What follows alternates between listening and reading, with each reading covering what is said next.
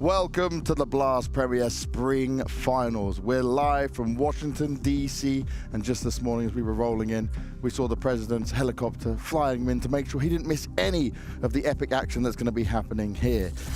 It's all about what's going to go down and who, over these next few days, is going to have a chance of making it to the World Final. That good spot left for a team to grab their way early on here for the end of the year. How are you feeling, Maniac? I feel great. I'm kind of jealous. Did you see the actual president's helicopter? Man. Where was I? Where was I this whole time? You know, was I just looking out the window? You're just paying too much attention on the games. I'm looking around, seeing all the views, seeing all the monuments. You should not be so disciplined. That's the storyline. Yeah, just watch out into the vast openness. It is beautiful around here, though. We're getting to have a little bit of a roll around and see everything that's going on. But the teams, maybe not so much, right? The teams are very focused on what is going to be happening here. And these are our 8 teams across the 2 groups that have made their way across it. I think the thing we need to start on here is the ones that come through the showdown that is such the most difficult fight we always talk about here, Maniac. Both Imperial and Cloud9 in very different trajectories. Yeah, you're absolutely correct. And for Imperial, that was relatively unexpected. Right? Yes. To find their way to Washington as well, considering teams like Pain and Furia were obviously in the contention, in the battle. So good for them. We know the team is a little bit in turmoil right now. We'll touch on it down the line. But yes, indeed, making your spot to the spring finals, that's no small feat. Not bad at all. And then obviously, when it comes to Cloud9, this is a team who struggled at the major, struggled recently. We're not seeing a big improvement from them, but they can still fight. It's so many questions around Cloud9. And the vibe we got in Dallas was worrisome, like actually worrisome. I've seen reactions, body languages, emotions and vibes. The Hobbit interview you had was very moving in a way, and we don't really know where to put them. I think there is a whole lot of questions regarding the player break and where Cloud9 is going to be and what that team is going to stick to. So maybe, just maybe, this event gives them a couple of answers. I love the fact you touched on it there, though, right? The emotionalness that was there. Normally, they're not too hype anyway, but you win a map, and there was no celebration. There was just a team that looked like it was the end of the road for them already. Yeah, I mean, listen, we're all humans, right? We all have our limits, and sometimes I feel like maybe some of the players are reaching that limit in terms of like frustration and disappointment and where the results are or aren't coming. If you think guys like Shiro, for example, who's been absolutely catapulted to the very top of Counter-Strike in the last 2 or 3 years now, you could see it's like it's getting to him. Like it's getting to him that they're not winning, and for the first time maybe in quite a while in Dallas, I actually saw him just completely crumble in the game. Like he actually fell through on that last map. He was visibly impacted. His game didn't have the same caliber to it. So worrisome signs for Cloud9. Big time. Now if we look onto the other side though of the other group, I will say on some other teams here that there are chances for them to redeem themselves still, especially coming off the back of an event like Dallas. And when we look at all of these teams, they're in different positions. I want to first start touching on Heroic. Again, they let us down the playoffs, mate. Again. I know. It happened again. And I really thought that with time, this sort of glass ceiling would kind of break and all of these results would kind of amount to something.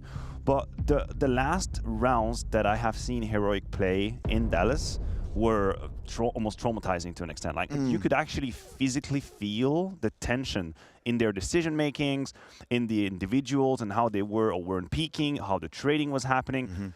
They truly completely crumbled in Dallas, and I do wonder how they roll in now in Washington. And then FaZe, a team where, okay, they're still not quite there. They're a team there that's saying we don't have the practice we need, the communication isn't there, but they can still fight. Oh, they absolutely can still fight. They've offered us the best map of the year in Counter-Strike. That game against Ant on Ancient was absolutely fantastic. And for my money, the winner of that map was going to be the winner of the event. That's how I see FaZe. That's how I saw this series, and turned out to be true. Ants actually did pull through on that Ancient game, went on to beat Mouse at the grand final. I think FaZe, albeit not at the very best of very top of their shape, rather, albeit having a couple of issues, are still an incredibly hard team to put down. Yeah. And I will always consider them for deep runs. I have them in the playoffs. In fact, I could imagine them in the grand final here in Washington. Ooh, well, talking about getting to the grand final in Washington, what these teams are fighting for and how they'll get there, that is the next thing. Let's have a look at this bad boy. Oh, now look at it. They see the trophy's back. I thought your nice little voice would come over, but it's actually us. It's just us. I do like to do some VO work. Yes, we have the trophy right here. That's a kind of nice looking little trophy. It's got a silverish vibe to it.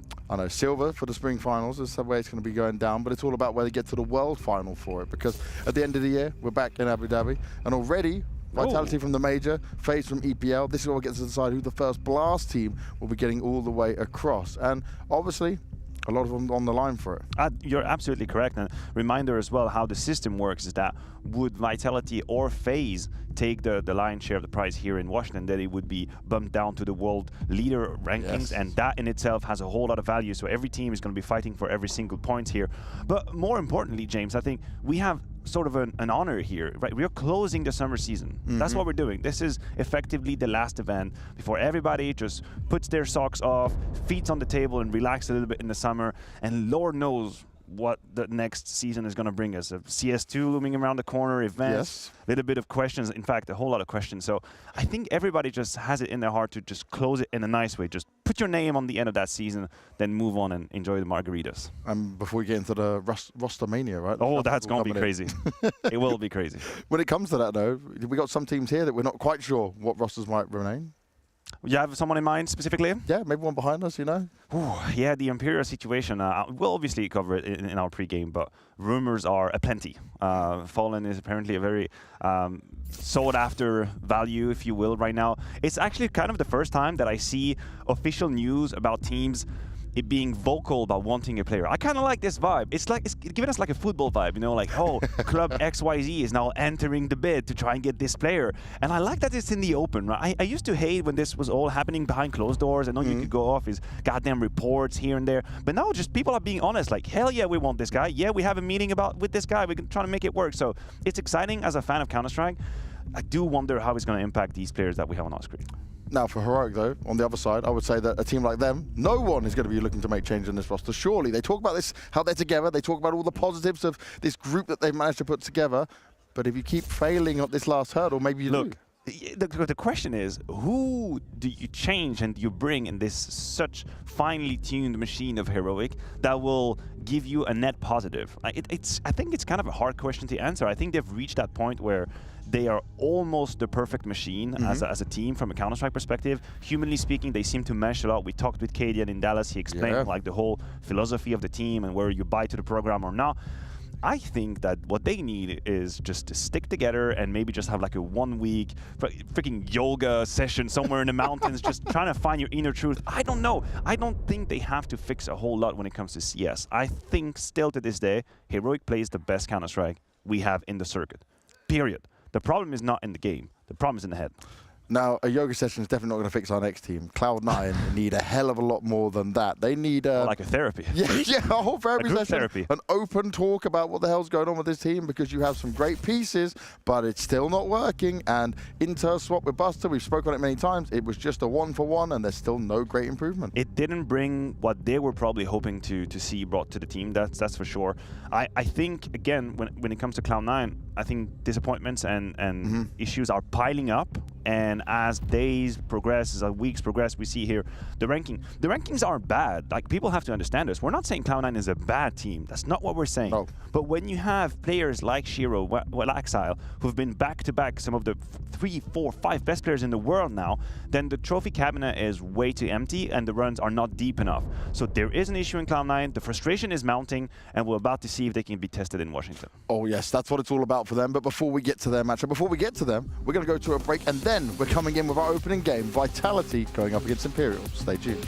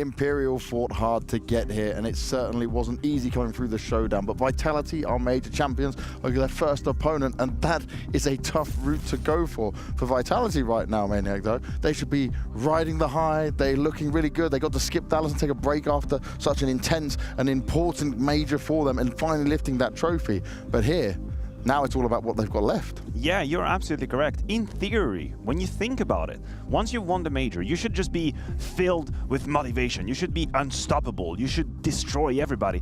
In reality, though, what we usually observe once a team reaches such a goal is that there is a little bit of depressurization, if you will. Yeah, it's like, oof. It's silly to think about, but just have a second.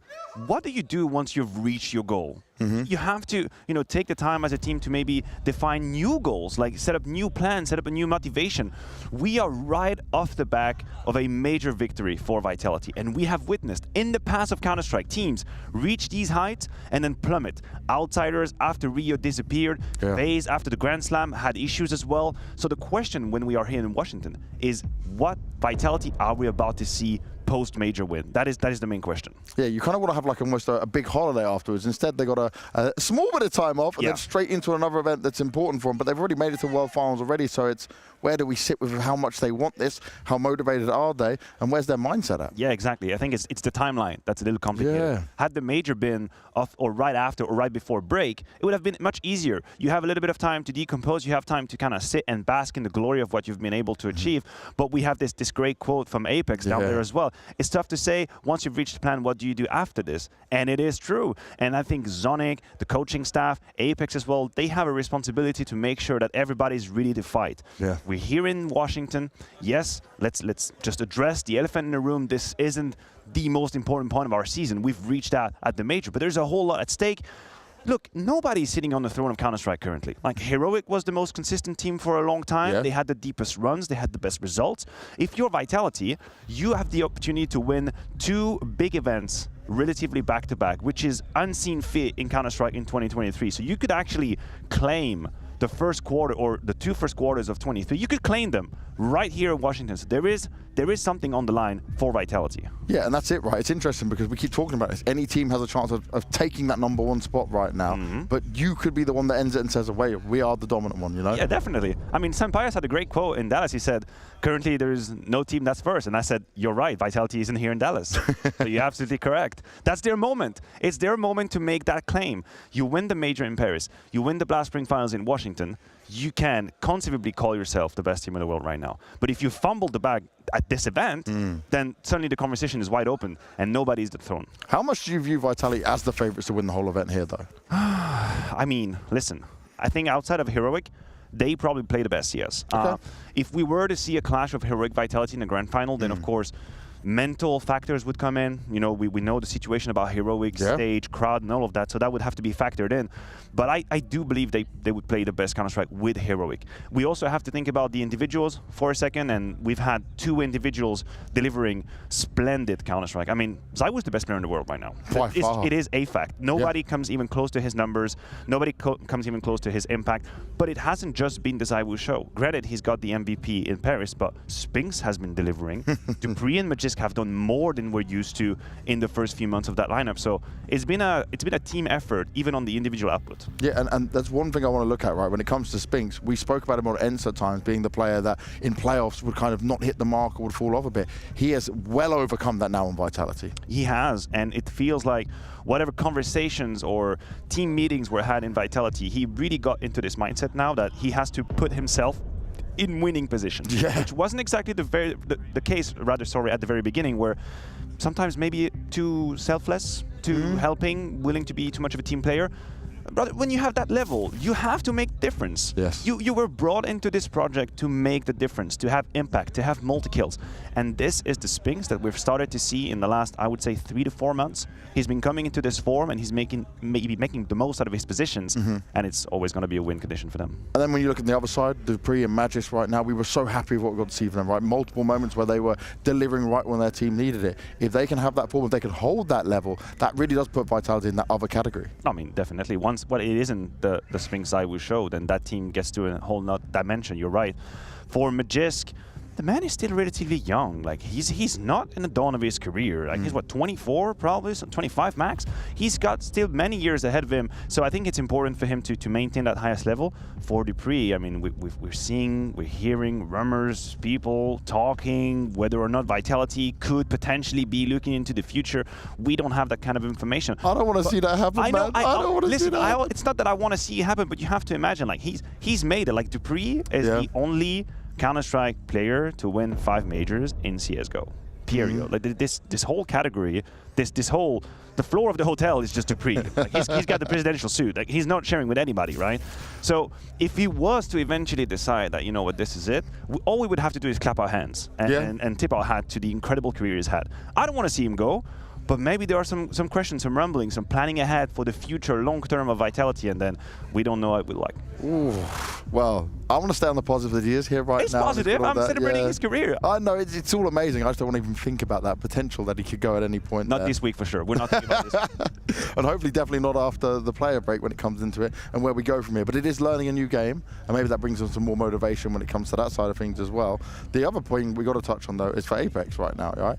Apex's way of calling and proving the haters wrong on everything that he's done is a unique story in its own, and then lifting this major trophy now, cool, he's done it. He's proven he can be a capable in-game leader. I agree with you, but I will say, considering the hows and the whys of the major in Paris, if I am Apex right now, I would still feel that I can show more, I can do more, I can move more. Because we know how it works in the community, and we objectively have to admit that the path to the trophy in Paris wasn't the hardest of path possible when you think about the landscape of Counter-Strike. So if you're Apex, sure, you've made something, you've accomplished something incredible. You've had 2 majors. He's won 2 majors with what, 7 or 8 years in between, which is completely stupid to think about. So the longevity is already something great. But he could do more. Like, imagine another major title. Imagine another big event title with teams like Heroic, like FaZe, like Cloud9 and G2 here in contention. You can still silence doubters and haters out there, but you have to do it on the server. And at the moment, they're in this great position where, okay, you come in as the favorites into every game, but you start off and you get to have a team like an Imperial, which you should be just rolling over here. And an Imperial that we need to start talking about in the sense that we don't know what's going on with this team anymore. Will Imperial even exist if Fallen does go? Yeah, it's a strange situation, right, on the Imperial camp. I never really know how to approach that situation from an outside perspective, right? Because when a team is faced with the obvious changes that are looming, like it is a fact that Fallen is looking around for other solutions and paths. It is a fact that people are interested in him. Yeah. He could write another great page of his career. So if you're Imperial, I think there's one of 2 ways you can take. You either say, well, you know what, let's go out with a bang. Let's make the most out of this whole thing. I appreciate you. I'm glad you're going to get to whatever team is going. So let's do this together. Let's have a great event. Let's send you off. The other way is, well, if this guy's going to leave me, I'm not going to flash for him. Like, screw you. Like, no, I need my numbers to be good. Bull said in an interview, Fallen might not be the only one looking for another team. So, hey, I'm also on the market. I would also like to look good. And this is where things get tricky, James, is when the team play kind of falters because people are putting the individualities before the team. And that can happen when a team is on the brink of changes. And that's interesting, right? I didn't look at it from that perspective. Because, yeah, you might say we should all respect Fallen, and yeah, we want to be... I'm sure they do. Yeah, but then if you're also the one going, well, wait a second, I'm going to be out of the team, or maybe this organization doesn't exist anymore. Exactly. And we know how cutthroat it can be in Counter-Strike, and unfortunately, sometimes people just do the good old tap check, rating check, and decide your value, right? Yeah. So if I'm playing with you in a team, I know you're living, and then I'm in this very situation where I have to jump an angle for you, a flash for you, give my life away from you, then I know it eventually will hurt me individually. So maybe I just do the good old trick, like 2 steps to the right, 1 step to the left. Like, oh, I'm picking with you. No, I'm not. And then I just get the trade. I know nobody really does this consciously. I understand that. Once you're in the server, you want to win. These are professional players. But there's a part of you that's thinking, what about me? Where do I go next? How do I look good? That is the danger with teams with changes coming. And in terms of looking at the other Imperial players, for me, the most interesting ones come into your Cellos and your Jotas. I mean, Jota has been a great pickup. I think he's delivered maybe even more than Cello to an extent. I feel like the credit and the expectations we had for Cello were so high prior to joining Imperial. Yeah, we had so many moments. Swinging. Exactly, he was swinging. His numbers were crazy. Like regionally, he wasn't making any prisoners. It's basically like 125 and upwards ratings. And then he had a couple of moments where he couldn't attend events. We were a little bit frustrated, left hungry rather. And now he's in Imperial, and he has a few games here and there. But actually, Joda has been convincing me more, and I've been really liking what I've seen from him. And then when it comes on to looking at where they could go, you know, what is even the options there for them? Listen, I think more changes from Furia than what we expect. Listen, I think that Brazil now is in this very healthy space, which I would call prior to the Big Bang, like prior to the big explosion, right? Because think about it, like there's so many different players and different lineups that have interesting elements in it. We just haven't, or they just haven't quite figured out how it's gonna be that we get there. Like Furia, I mean, no one needs to talk about Kisrado and Yuri. We've been doing it for years now. But Pain has now been putting players out there under the spotlight. You think about the likes of Skulls, Big Guzera having an incredible Paris stint as well. Imperial, Joda, Cello, very capable players. So it's like you kind of have the ingredients, but I feel like the recipe hasn't been figured out quite yet. And we might just be looking at an episode of MasterChef after this season, because people do be cooking differently. I do really want that for sure.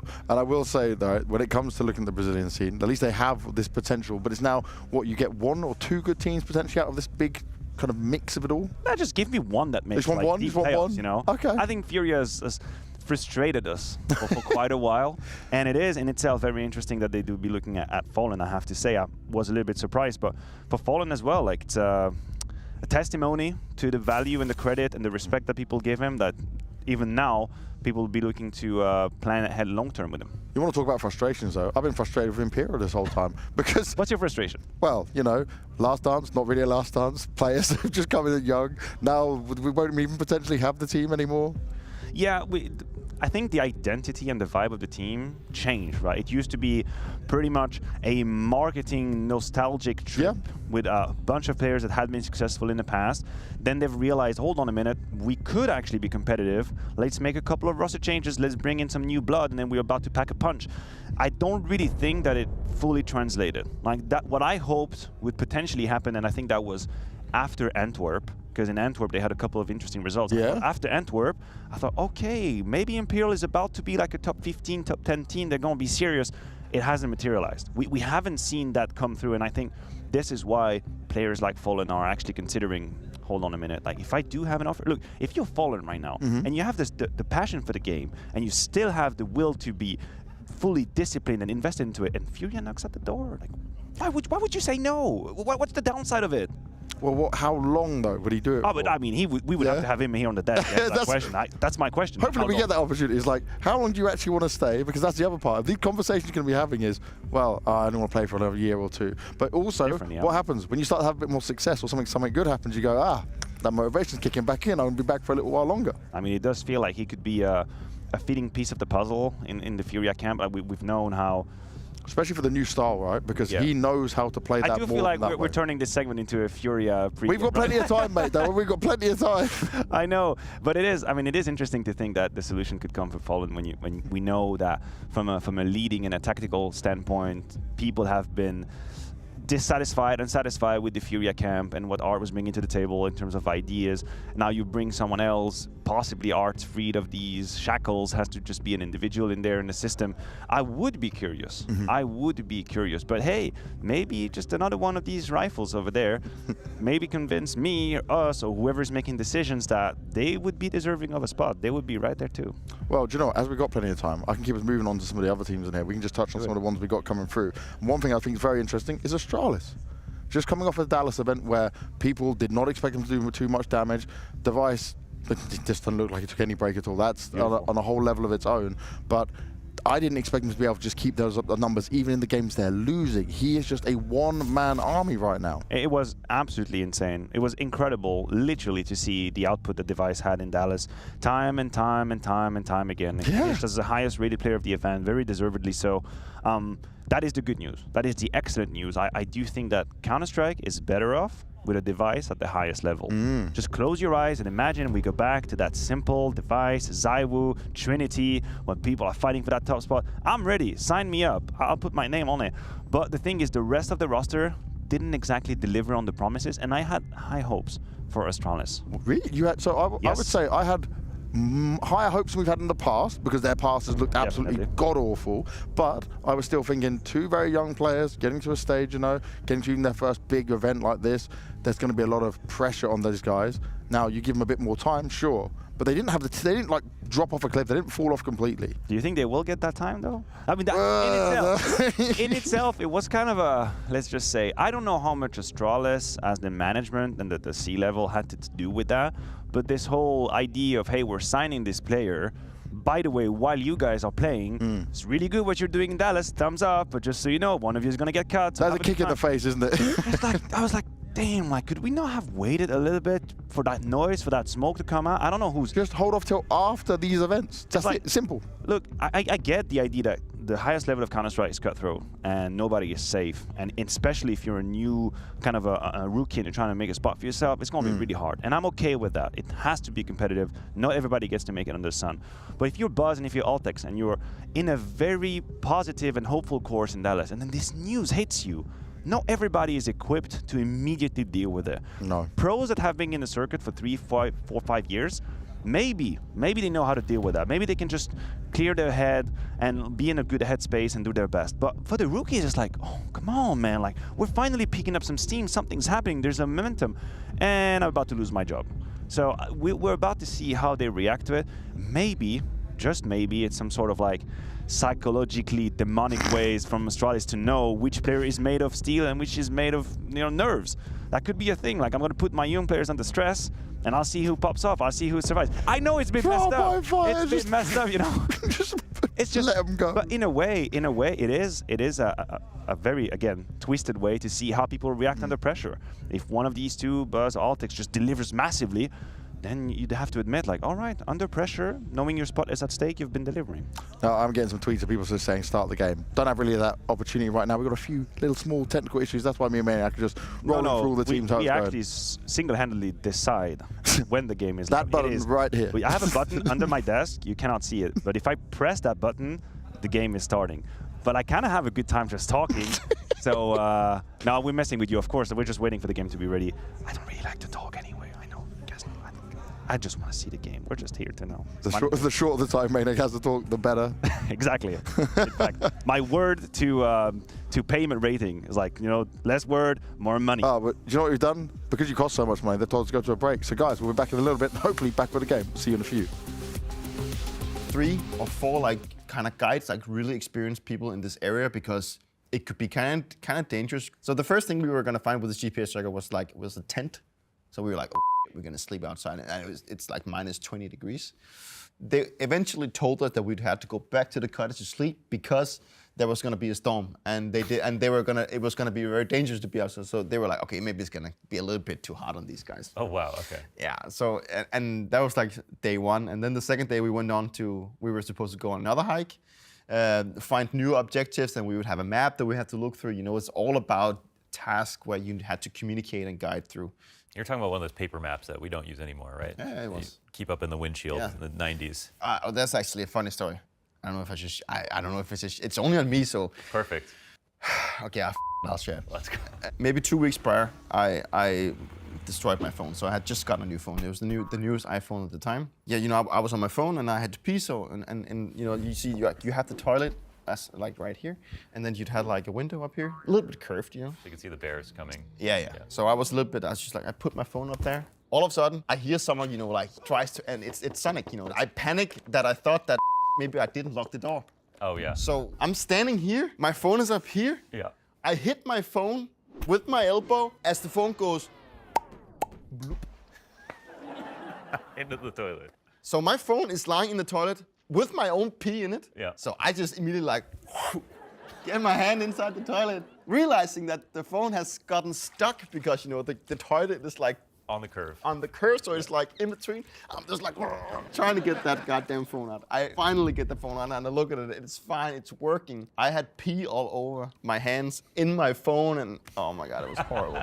Sonic kind of also panicked because he heard from outside the door a lot of things happened, and he was like, oh, what did I do? And he didn't know it was me in there. Yeah. And then he said, hello? And I was like, hi, it's just me, Danny. It's just me, Danny. He said, are you okay? Yeah, I just dropped my phone in the toilet. There's pee everywhere. Oh. Pants on your ankles, lying on the floor. Yeah, it was horrible. Phone stuck in the toilet. It was horrible. And when I went back to the room to tell the guys that what I did, that was a horrible thing. Wow. It's actually it's right here. This is the phone. The same phone. This is the phone. So Make sure never to touch that. But yeah, still remember it. Got that sent. Beautiful. Okay.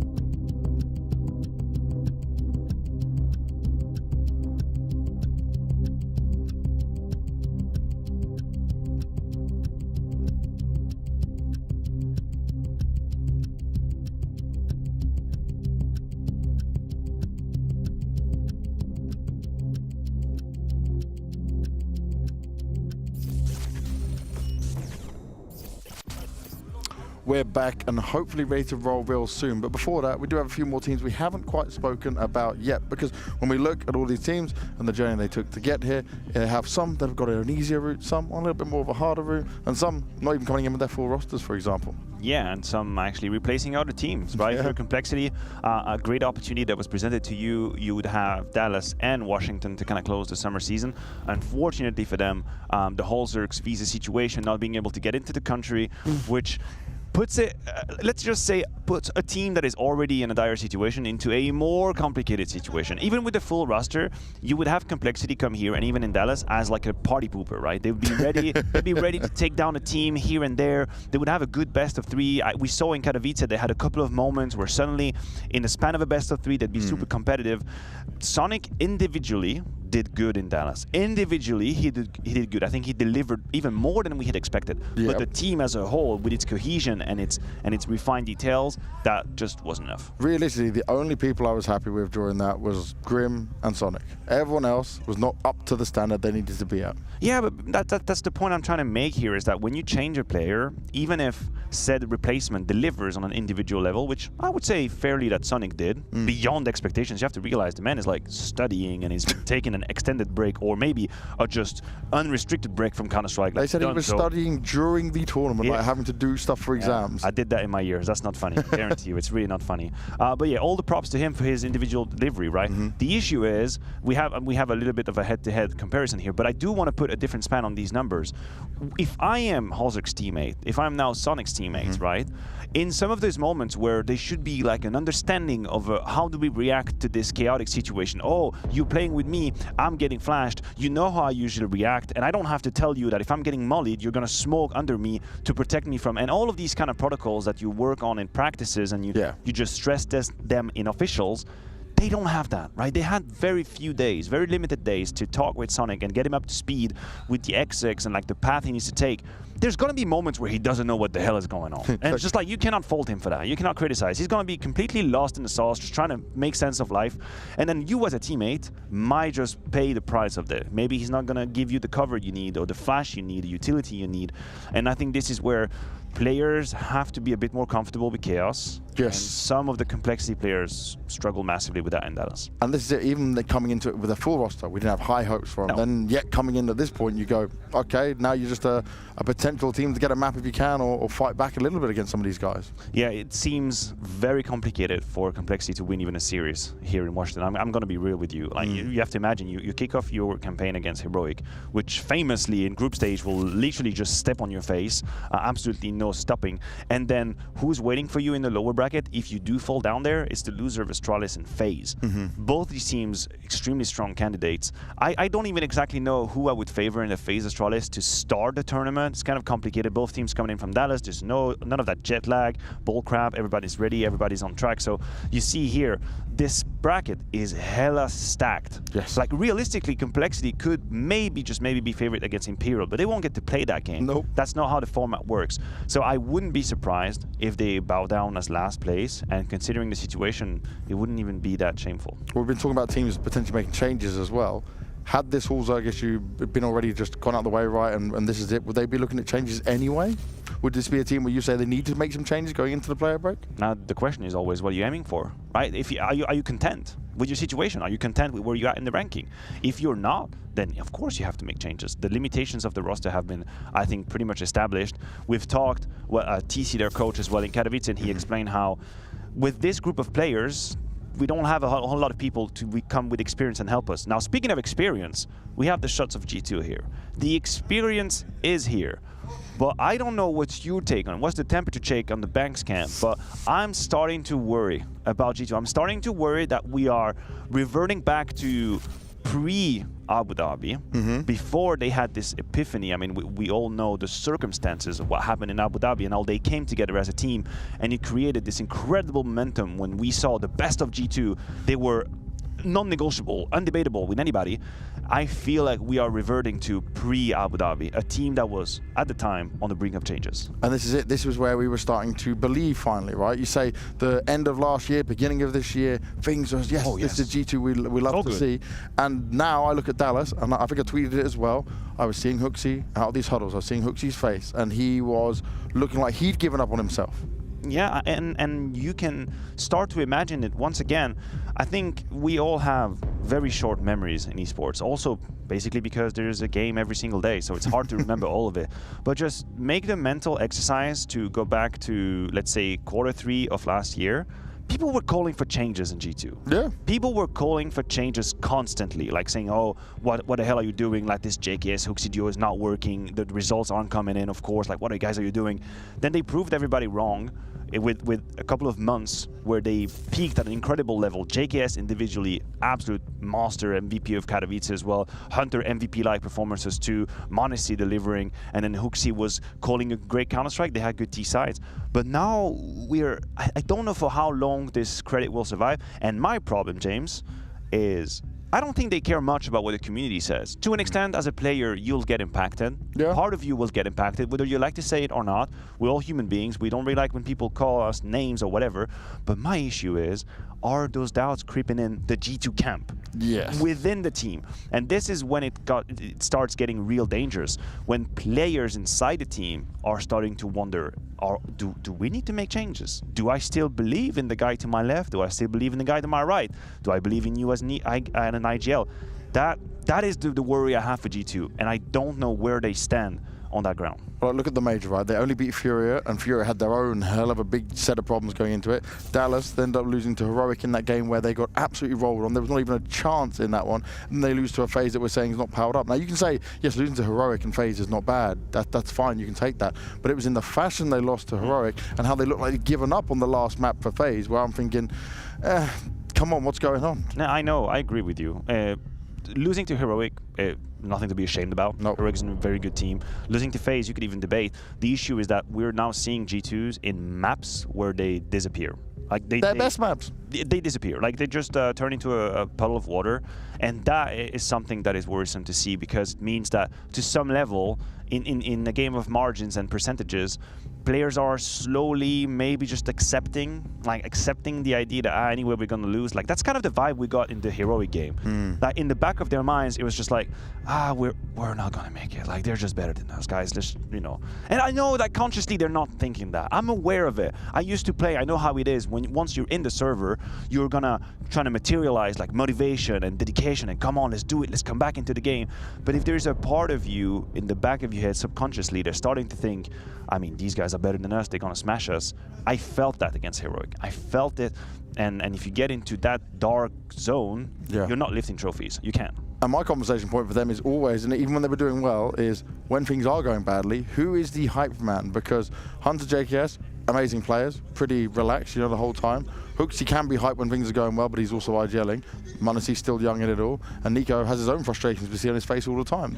Yeah, we've been Where's your pickup? We've been seeing that frustration from Nico a little bit more recently than in the past. Like, my take on Nico is that probably for the longest time, people were over-criticizing of him. I think he might have been painted as worse than he actually was as a teammate for a long time. That's how I feel Nico, that's from talking to him, from seeing him play as well.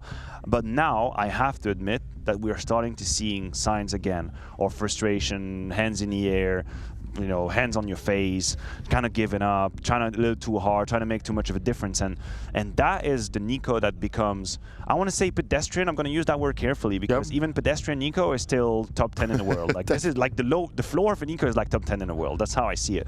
But you have to remember, like end of 22, he's like in the conversation for 1, 2, 3 for a while, and we are not there anymore. We are in the Nico that's forcing the issue just a little, and doesn't really handle it too well when it doesn't work, and then suddenly his input drops. So he's gonna need to find, I don't want to sound like a shaman, that's not what I'm doing here, but he's gonna need to find some sort of inner peace, a la Kung Fu Panda, and trying to calm down. And like, calm down, like you know your value, you know what you bring to the table, you know what you gotta do. Sure, but this is also related to trusting the process and trusting the team. That's where we circle back, James. Do you trust the process? Do you trust the team? Or do you have doubts and you overplay and you overcompensate? That's sometimes what we see. And they did also not have their mental coach with them for Dallas, which is like, he's been a big factor in bringing this team together. Do you know if he's here? I have not seen him yet either. We need to see Edward. Yeah, it's just somebody get him on the phone, guys. Can you please? Edward, whatever he's doing. Here? Is Edward here? Can someone tell me? Tweet at me to know if Edward is around here. This is a worrying sign for me, right? If it's that much of a big factor for the team and he wasn't there at Dallas and we saw this collapse, that's an issue for them to fight back. He was there for the major, sure. That didn't go well either. But we saw the positives he did in previous events, beginning of this year, for example. No, I agree with you. The problem that I have with G2 from a mental aspect is where we are in the calendar. Like, think about it. You've just had an event that was obviously disappointing for you. Probably a little bit mad and frustrated about it. Now you've one event prior to go to the summer break. I don't know how hard it is to just not say, screw this. And screw this last event. Like, it's the summer break coming over. We don't really know what's going to happen. As a player, that comes into your mind. If you were at the beginning of like a streak of 2-3 events with a major down the road and all, you have a whole lot of reasons to like let's come together. Exactly, come together. Yeah. Let's do this. Like we're gonna power through all of this. We're gonna be fine. When the calendar is different, it's gonna impact how you look at the team, how you look at your own efforts.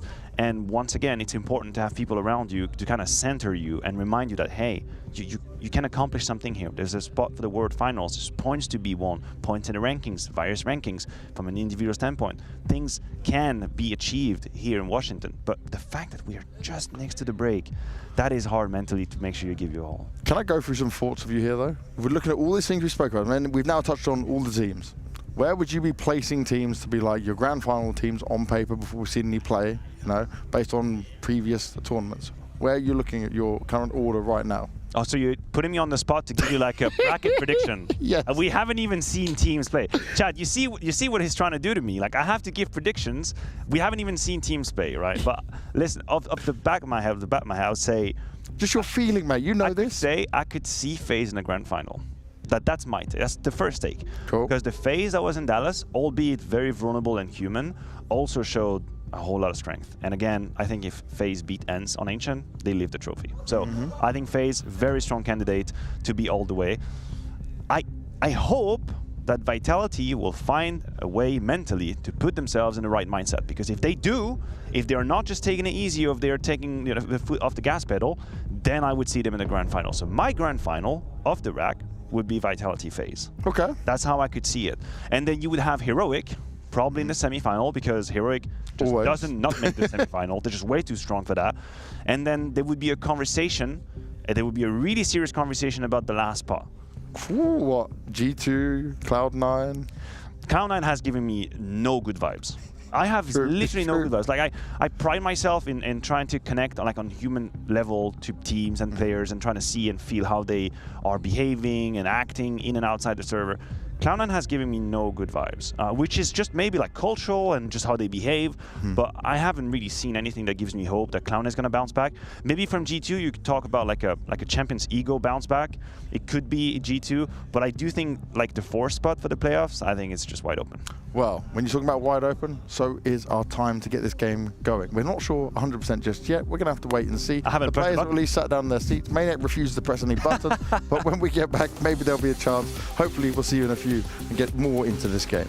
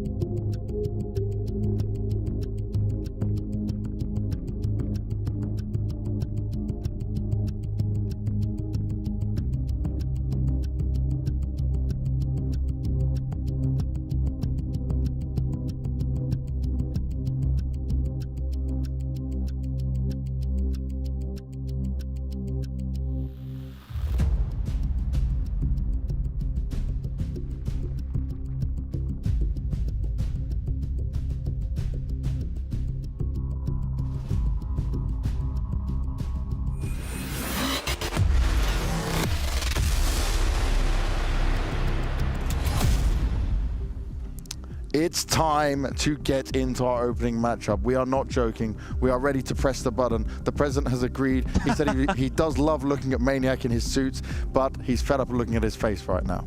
And so is probably a whole lot of people. Great, great.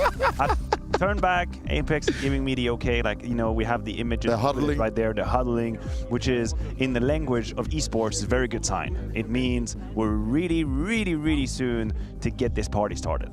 And when we talk about this party, though, now we can start getting inside of how this will be. Veto-wise, running straight across it. Anubis Ancient Bands coming out instantly. Any surprises? Probably not, mate.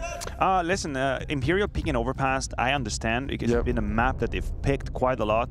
They've shown some proficiency. The issue they're going to have to deal with is that the CT side of Vitality is real good. Like, this is one of the first maps where it felt like Spinks truly found his calling in this Vitality camp, and he's had plenty of multi-kills in very aggressive positions. Then Vitality is going for Vertigo. I've had a whole lot of beliefs in their Vertigo T side, which I do believe they will start on. It's a map where Magisk has offered a whole lot of solutions on the B side when he's lurking that stair position.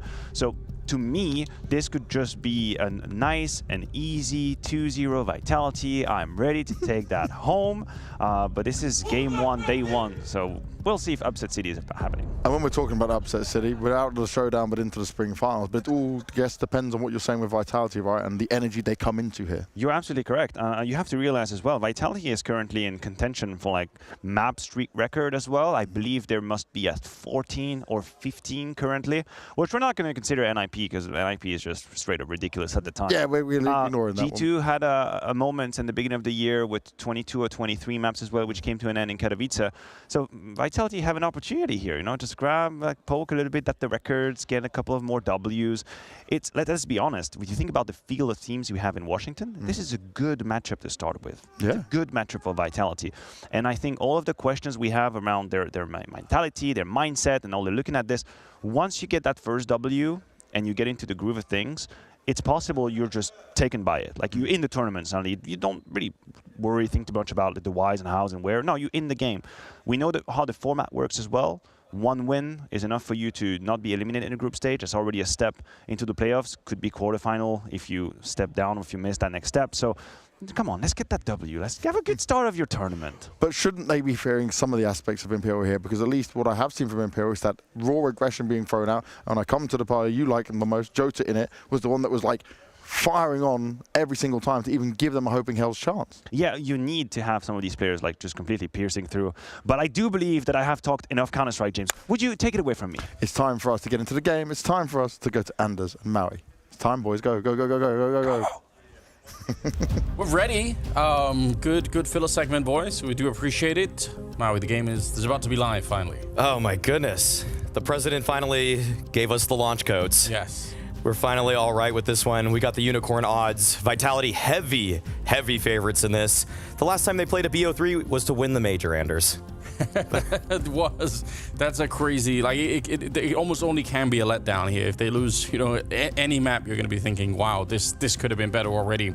Yeah, Vitality, they're going to be feeling so good. And Imperial, obviously, in a sort of a weird position in general with, with the rumors that are going on. Oh, yeah, definitely. The fact that we've already talked about this team likely on their final last dance. I don't know how many times we're going to say this, that they're Last Dance 1, Last Dance 2. It's like it's a trilogy, but finally, Imperial, I don't think there's any way that they can keep on dancing because people want Fallen. People want Fallen for their team. People even might want Bolts for their team. Cello, Jota. It feels like Imperial's going to get picked apart. And so not only are they fighting to win this one, but they're fighting for their contracts, those future contracts that are going to be coming about.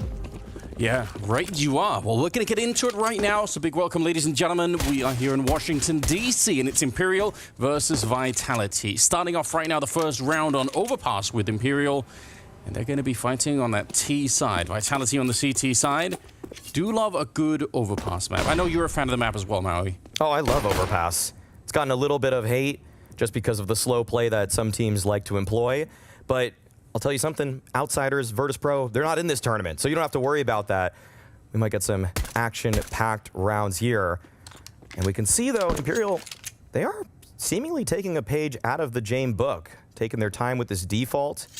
But the reason that I love Overpass, Anders, is just every time you see a default start, you know what's going through the IGL's head. Yes. Every single time they're doing a heavy A lean, connector lean, 2-1-2, doesn't matter. You know what that plan means, and you should know basically how to set your expectations for that round, which is why mid-rounding on this map, to me, is the most interesting in Counter-Strike. So many possibilities, so many options, but nice shot to kick things off from Cello. Yeah, the P250 coming into full effect. Spinks hits the deck right away, and a little bit exposed, and Cello will take him down.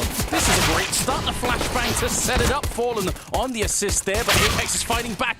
Another kill might have actually made the difference. Dupree's going to be going down last. It's Cello to pick it up, and it will be Imperial to start with a pistol round win. Imperial lulling Vitality to sleep there, and Cello hitting some blinders to wake him up. Took us a while to start this match, but Cello is raring and ready to go. I gotta see these ones back. This first one is a beauty. Oh man, just destroys Spinks. And then he's able to clean up there.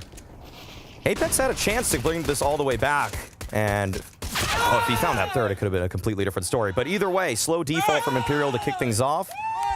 Cool plan that they're implementing early on, and we can see those defaults that we're talking about. 2-1-2 to kick this one off. Just kind of a simple spread from the Brazilian side. Also on that pistol round, right, Vitality actually tried to flash their way and go aggressive outside of the B-bomb side, and because I think Bolts was holding it, he sort of realized what was going on. I think that's also maybe why they slowed it down, is they actually realized there was some aggression coming from the CT side, so they maybe were also they were waiting to see what Vitality were actually doing, but they handled it so well. I mean, the fallback through the connector and everything, well done. We've got an MP9, a Scout, and a couple of Deagles, 3 of them in fact, across the map here for Vitality. So definitely still around where they could do some real damage. Getting that MP9 up close. Vinny's on the other side. Ooh, I think they both opened the door then. Yeah, both of them trying to get in, but Spinks nailing them right through that opening. And so Vitality 5 versus 4 advantage. This is getting a little bit hairy for Imperial because they're walking into a 3-man B lean from Vitality. And Dupree, oh, you've seen him work magic here before. Down to 37 seconds. It's Bolts to pick up the first one there, and Meg is not going to be able to hit the shot either, so some good returns coming in here on the Imperial side of things. Kind of getting a little bit of control back in the round. It was starting to look a bit sketchy. And good basic Counter-Strike. Smoking up these positions. You have the grenades. Why not try and use them? Why not make sure you're not going to get 1D'd or scouted away in the round? And already Vitality have made the call to just fall back and say we're not going to try and fight for this any longer. Although Yoda is actually out on the hunt. This could be interesting. You might actually get a kill here. Oh, he's lying in wait right behind the rock. Zywoo, he's going to tuck into the bathrooms. And Jota, yeah, he finds Apex, and Zywoo definitely wants to keep this scout into the next round, give his team a win condition. Will he even be able to, though? Just dancing. These players, they're still hunting, though, and Zywoo, there's no way he's going to keep that alive. 2-0 start for Imperial off of the back of elimination. And even though Vitality found that opening pick in water, they actually decided to retreat into the site, try to just consolidate, keep their numbers intact, try to play the trade game. But when Cello and Bolts are hitting blinders like that, it's tough. It's tough to even try to trade because that time to kill was instantaneous. Yeah, really, really good shots coming through. That's important. Don't want to let Vitality back into the game too early. And also, I mean, the fact that they take away all the rifles or all of the Deagles, it's a small little bonus, right? You're just making sure that the next round is going to be a little bit less lethal. You're not going to be running into Cyber with the Scout or anything like that. So pretty good position to be in right now. Imperial looking to get a third round here. This should be the easier of the rounds. You can see they're well aware that someone could be hiding back here. Magus looking for more than just a single headshot. Actually, he's done a great job. Fallen gets picked off. That's just a USP, but he's able to get the job done anyway. I think this is a good time to just talk about the fact that Vitality, I mean, it's a little bit of what Maniac said on the desk, so maybe potential championship hangover, not coming into this tournament fully prepared. I was able to actually talk to these guys in an interview before, just yesterday, in fact, and they said after the major, they took a bit of a break, a handful of days off, but then they did get back into scrimming in the last week. All right. So they were going to give themselves some time to celebrate and then come back with a little bit of renewed vigor. But kind of what's tough with this Vitality team is Where is the motivation coming from now? Where are you actually, when you were grinding so hard to win that Paris major, that was the pinnacle, the zenith of Vitality achievement as an organization to win your home country's major. What is a DC event to you? And that's where you might see Vitality not in that same major championship form. And who knows, Imperial, they've got a lot to play for as individuals right now. Yes, they do. Well, I mean, you have to think this is. I think it's an interesting question, but it's got to be playing for the era, of playing for the legacy, trying to say maybe we can start something here, because it's really been a minute since we've had a real era for anybody to pick up, right? It's become sort of a very, very difficult thing to do, to stay consistent for 3 or 4 or 5 months at this point in time. Doesn't really seem like anyone's able to pull that off at the moment. So I'm sure that's I think if they're smart, that's what they're thinking for. They're playing for the legacy, and just, you know, trying to see if they can cement themselves in the history books along, you know, side themselves, I guess, next to Astralis or some of those old lineups that really just dominated the game. No one's been dominating that way for a while. No. We had a G2 earlier this year that was on the second longest map win streak in CSGO history, and Vitality, like Maniac also brought up, have a chance to catch up to that. And we'll see if it's stopped by Imperial, though. 3-0 start for them. And Vitality have to fight back. You don't want to lose the first gun round on the most CT-sided map in the professional pool. That would not be the way you want to go, but it's going to be a little bit difficult, given that ZywOo, starting off 0-3, best player in the world, not even equipping his signature weapon in the AWP. And he's getting a bit frisky. Vinny's lying in wait right here at the connector. End of the tunnel, and it's going to be good enough. Great off angle from Vinny, and the 5v4 lies with Imperial.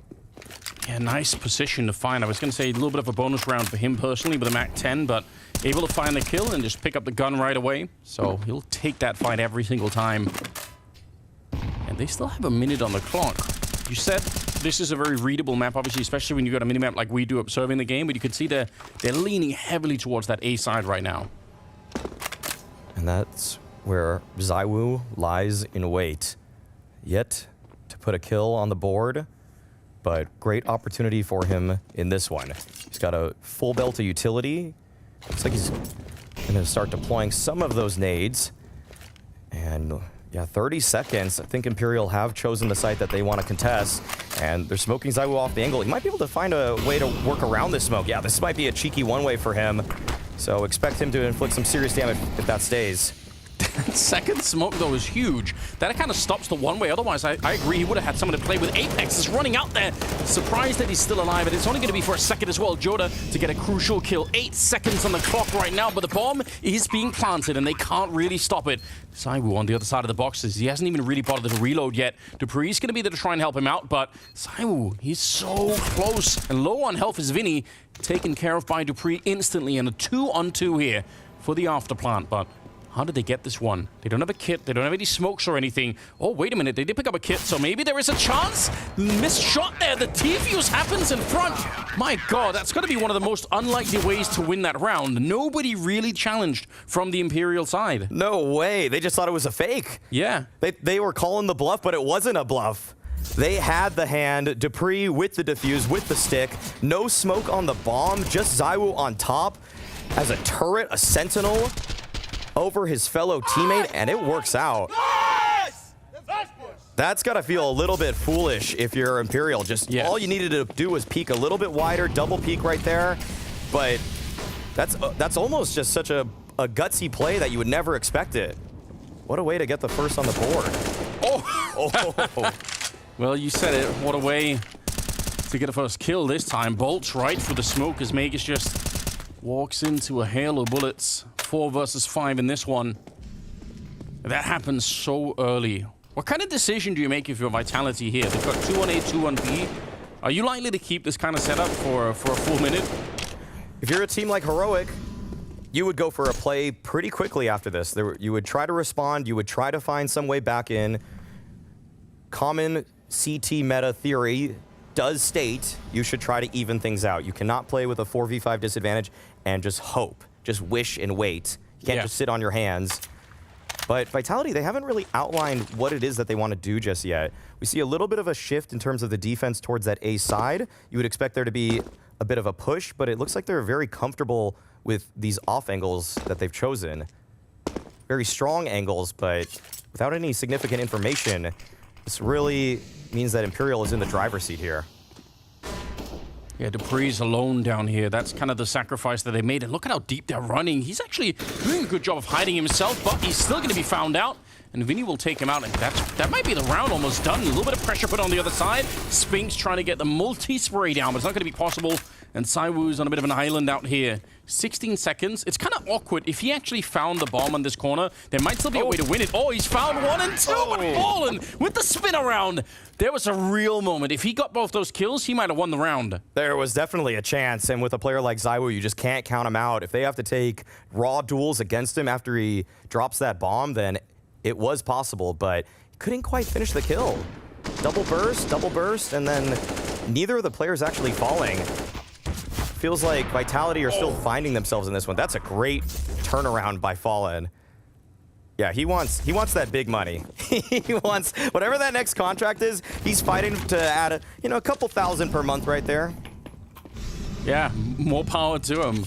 Fallen historically and throughout all its, as long as I've been watching Counter-Strike, all the way back in the 1.6 days, he's always been one of my favorite AWPers. And there's definitely been ups and downs in his career, but he's just so much fun to watch play. It's just always a good time.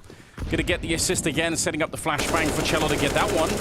And with no real money on the side of Vitality, this could be a bit of a brutal start here to their CT side.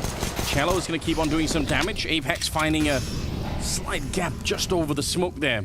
But this still should be a very winnable round for the Imperial side. In fact, they're going to spot up the boost right away. Oh, and Cello's just cleaning it up. That's an ace. He just won the round on his own. That's brilliant stuff from Cello. We're in America, and you know what they serve here, Anders? Cello shots. Good work. Good job.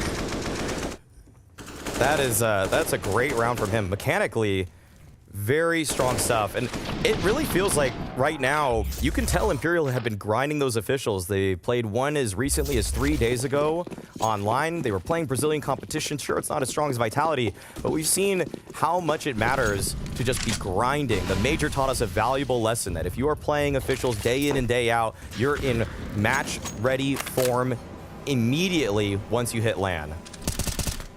Yeah, those slow starts have really come back to haunt a lot of different teams, and that's kind of what Vitality are experiencing at the moment here. 5-1. This is what sets you up to eventually lose a map, because you just can't claw it back at the end of it. Their economy is stretched so thin, they're barely able to pick it up. You mentioned earlier, we're not seeing ZywOo with his signature weapon, and that's going to continue to be true for a while here. That is really peculiar, actually. Okay, Spinks wants to beat the Molly. ZywOo doesn't need the op to find the first kill. This is the first time Vitality have found the first kill in a gun round. So we'll see if that actually solidifies their defense. Now there is a reason to just play back, turtle up. But actually, it feels like they want to go for a play. They're going to go for a smoke fade, it looks like, towards Monster. Or at least they were considering it. And yeah, with the man advantage, going for a risky play like that is ill-advised. Especially when you got ZywOo pushing up behind them on the other side, right?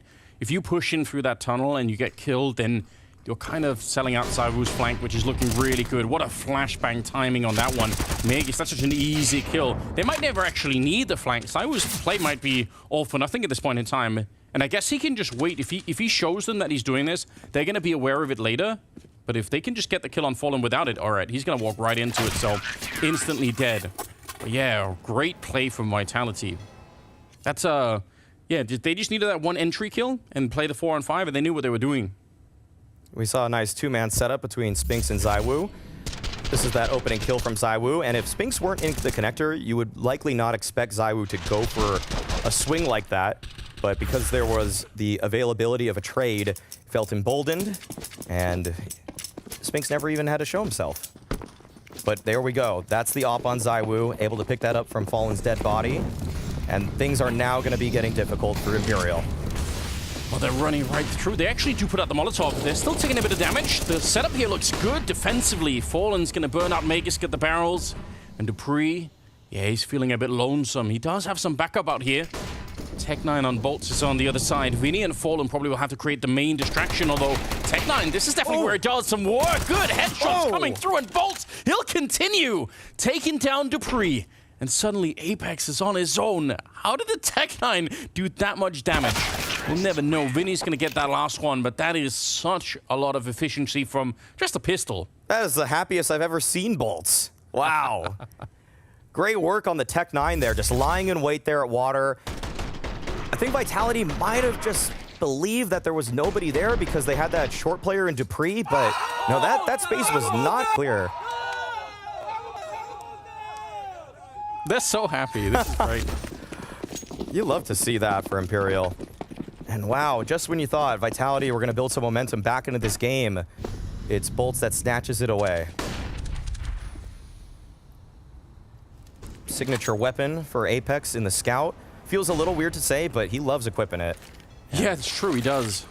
Oh, triple nade. Oh, very nice from Imperial. Boom. Well, assuming that not much is going to happen here on the Vitality side, I've got a bit of a question. It's been a discussion that that's been sort of bubbling up in my mind a bit. The kind of Counter-Strike that we saw that did really well, especially at the European RMR, with some of these teams like Monty and Into the Breach that came out and just played like really confident and really, say, like just duel-heavy Counter-Strike, like so confident in some of those younger players. That feels like the kind of Counter-Strike that the Brazilian Counter-Strike was, you know, if we wind time back to like 2016 or something like that. It feels like this era of Counter-Strike, the Brazilian scene should really embrace. So where is it at? It feels like they've spent so long trying to adjust to the European meta, and now that the meta switched the other way, they're almost stuck there.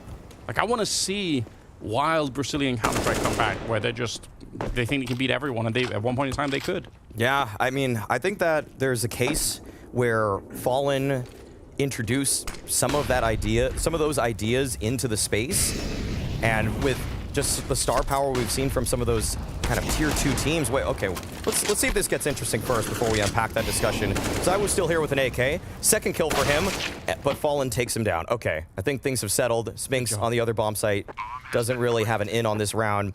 But yeah, the point you bring up there with Into the Breach, with Monty, the fact that they really just use these singular spear tip attacks and entrust people like Cypher and people like Boros to do a lot of the heavy lifting to find a way in every single round. It does put a lot of emphasis and a lot of weight on the shoulders of the individuals. And to me, someone like Fallen would want to try to have something that's a little bit more system focused, open the map up with a little bit more structure. And I don't think there's necessarily a bad case for that either, because on the other side of things, we have Gamer Legion and Apex that had deep runs at the major, and to me, they were a lot more structured. Yeah. It's almost just that we had two different styles that were fighting for supremacy at the major, and what actually came out on top was a Vitality that is incredibly well-rounded. I would consider them the most versatile team right now in Tier 1, and on top of that, they have the best player overall in the space. So you can make a lot of styles look pretty good if you have the best player in the server. Yeah, they did have the best of both worlds in that sense. I would just like to see, because there are so many talented players in the Brazilian scene right now. And I mean, you mentioned it already, how it's possible this Imperial team is going to get picked apart, but there must be a configuration, like a constellation of Brazilian players out there that you could put together to make like a real super team at the moment. Oh, I think everybody's opening their checkbooks right now and ready to throw down 5 or so zeros for Lukowski, who has been touted as the strongest entry fragger. He's basically... Yeah, on Fluxo. Yeah, he basically single-handedly got Fluxo to the major. He did. And so it was sick. If you have a player that can get you sticker money on his own, why not, right? You got Skulls over in Pain as well, who's, I think, another incredible prospect, right? Like, they're out there, that it has to be possible, right? Doesn't feel quite the same if you don't have that one really, really strong Brazilian team. So maybe that's something to look forward to for later on in the year. For now, Imperial are doing really good work. 7-2. They got the economy in that awkward position. They're going to be taking out Spinks at the start of this round. And Saiwu, he's finally got his trusty AWP. It looked like he tried to stab him with the M4 instead of shooting him. 4 versus 3 in this one, as Saiwu does announce the fact that he's got the AWP. Do you really want to challenge him, Jota? It doesn't seem like a good idea. You know how quick he can be. No, we see that Imperial, they're letting the round settle a bit, waiting for the mid-round from Fallen. Trying to see if they can circumnavigate this AWP of Zaiwu. Don't want to just give him a freebie. And yeah, Jota, he's going to exercise quite a bit of caution here. And Imperial, they're going to go for their standard map control procedures, but the flashback is there. But oh no, Zaiwu, uncharacteristic miss, and it actually looked like he didn't have body armor. Aim punch might have played a big factor in that one. And now things just get even easier for Imperial. They can let the doubt settle in for Vitality. Yep, and Magisk, just no great answers for him in that round. Definitely not. Well constructed, though, for Imperial. Good opening attack towards that fountain. And then Cello, I don't know, the second kill was a little bit crazy, just jumping through the smoke against Apex. But if he feels that strong individually, it's like what we're talking about with people like Cypher and Boros. Just sometimes you just let them off the leash. Yeah, and I think, again, for me, that's what I associate with Brazilian Counter-Strike. That's what I think about, like that off-the-leash kind of Counter-Strike that can really roll over whole teams. And it is so much fun. I really love watching it. So, not saying they have to give up all of the structure or anything like that. And I kind of agree with what you said. I don't think Fallen is the kind of influence. Like, he is going to want to keep some of the structure a little bit for sure, but you know, if you got the mechanics for it, why not try and see if you can, you know, start off with a bang? And they kind of are right now. 8-2 in favor of Imperial. And Vitality looking a little bit frustrated. They got the AWP finally, but didn't really net them what they wanted. Yeah, right now, for the side of Vitality, it just feels like if that first duel is not being taken by ZywOo, it's a losing duel. Yeah. He's the only person that seemingly can come up with an opening kill. And so that's just working into the favor of Imperial. It's not like they're even trying to avoid him necessarily, given that he usually plays the A-bomb site, but they're doing a good job on these openers. And on top of that, it's easy if you're a younger, a newer team with less veteran presence to give up the 5v4s, but Fallen has just done such a great job in the majority of these gun rounds. I think they've only lost one 5v4 so far. And Vitality, yeah, they only have 2 rounds, so that is great stuff to see potentially an upset in this first map. Yeah, it is. And like you said, very CT-sided map. So being up this much, they've laid it out all out. They just need to make sure they keep this up, right? Don't let Vitality back into the game at all in this first half. Because there's still something to salvage, right? If Vitality get up to 6 rounds somehow in this first half, there's still something to fight for. It's not going to be done yet. They tried to boost in Connector, and now they've tried to boost inside of the B-bomb side. They found absolutely nothing for it yet. They've got a couple of M4s to play around with here, but Imperial are really slowing this down to a crawl, and that's probably the right move, to be honest. There's just so much doubt for Vitality right now. They're flying in the dark. They basically just turtled up onto bomb sites or hoping for one of their setups to find an opening kill, and that's one way to do it. The map boost to support Dupree, and it'll actually be ZywOo that finds the first. Okay, gotta get a good flash right here, and there it is. Okay, Cello spots them both out, and that is gonna be an easy cleanup. Actually, Jota coming in from behind to get 2, and that is Vitality out of the round. Great setup from Imperial. They went for a little bit of a prod towards that B bomb site, losing bolts early on in this one, but as soon as they recognized that it wasn't a 5-man hit towards that A side, they were ready to spring. And the spray initially looked a little bit questionable, but you know what? It doesn't matter. They got the job done, and they got the flashbangs in. I mean, I don't have stats for it, but I feel like almost every single entry they've had so far, Fallen has been the flash assist on that one. You see it up on the little kill feed all the time. Just Fallen throwing the flashes left and right. It's pretty sick. Apex trying to save the AK down here at the B bomb site. Looks like he's going to be able to do that. But it doesn't change the fact that we're looking at a 9-2 scoreline in favor of Imperial. What were the odds at the beginning? Like 9.5 to 1 or something like that? It was Yep. really outrageous. So this is this is a little bit worrisome, surely. Oh my god. He threw the grenade and shot him before it even landed. Look at, yeah, double assist for Fallen on the flashes. Yeah. Again. Yeah, great stuff from Imperial. This is what you wanted to see for a team that many of us coming into this tournament thought was more or less dead, and it might be. They're still playing in a very composed style. There's some structure to it.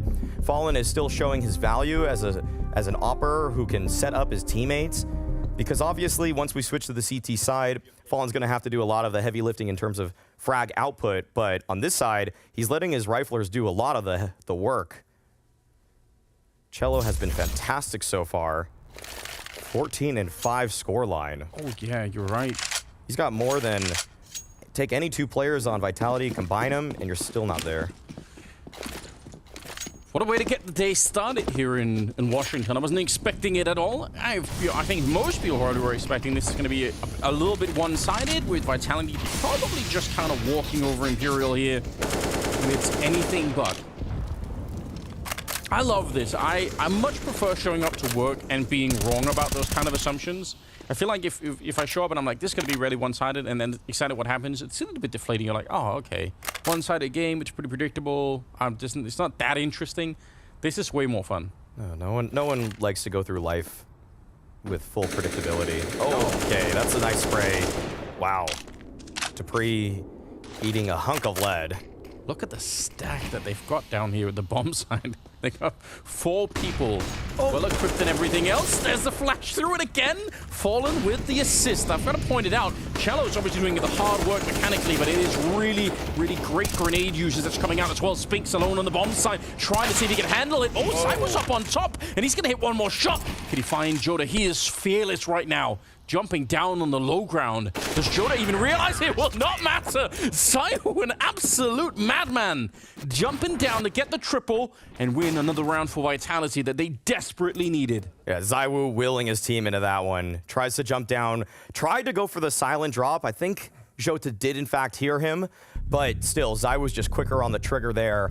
And despite the excellent flash setup to pop through, find the 5v4 advantage, it's the individuals from Vitality that were able to dance and skirt around that bomb site to make things so difficult and take so much longer. Even though Vitality ran out of utility more or less on that defense, it's the individuals just staying alive for so long that bought Zywoo the time he needed to finally strike from heaven. And that he did.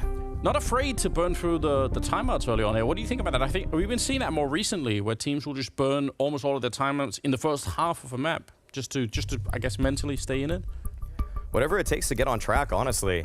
And if you're a team like Vitality that hasn't played an official for 2 or so weeks, then you're probably going to have to say a lot very quickly if you're Sonic. You're going to say, we got to screw our heads on tighter, can't be playing like it's practice, or that we haven't played CS in a while. No, they've been playing. They've been going through some scrims here and there, maybe not with the same vigor and effort that they were pre-major, but if Vitality play up to even 70% of what we were seeing in Paris, we felt like this was a done deal, that there was no shot for Imperial.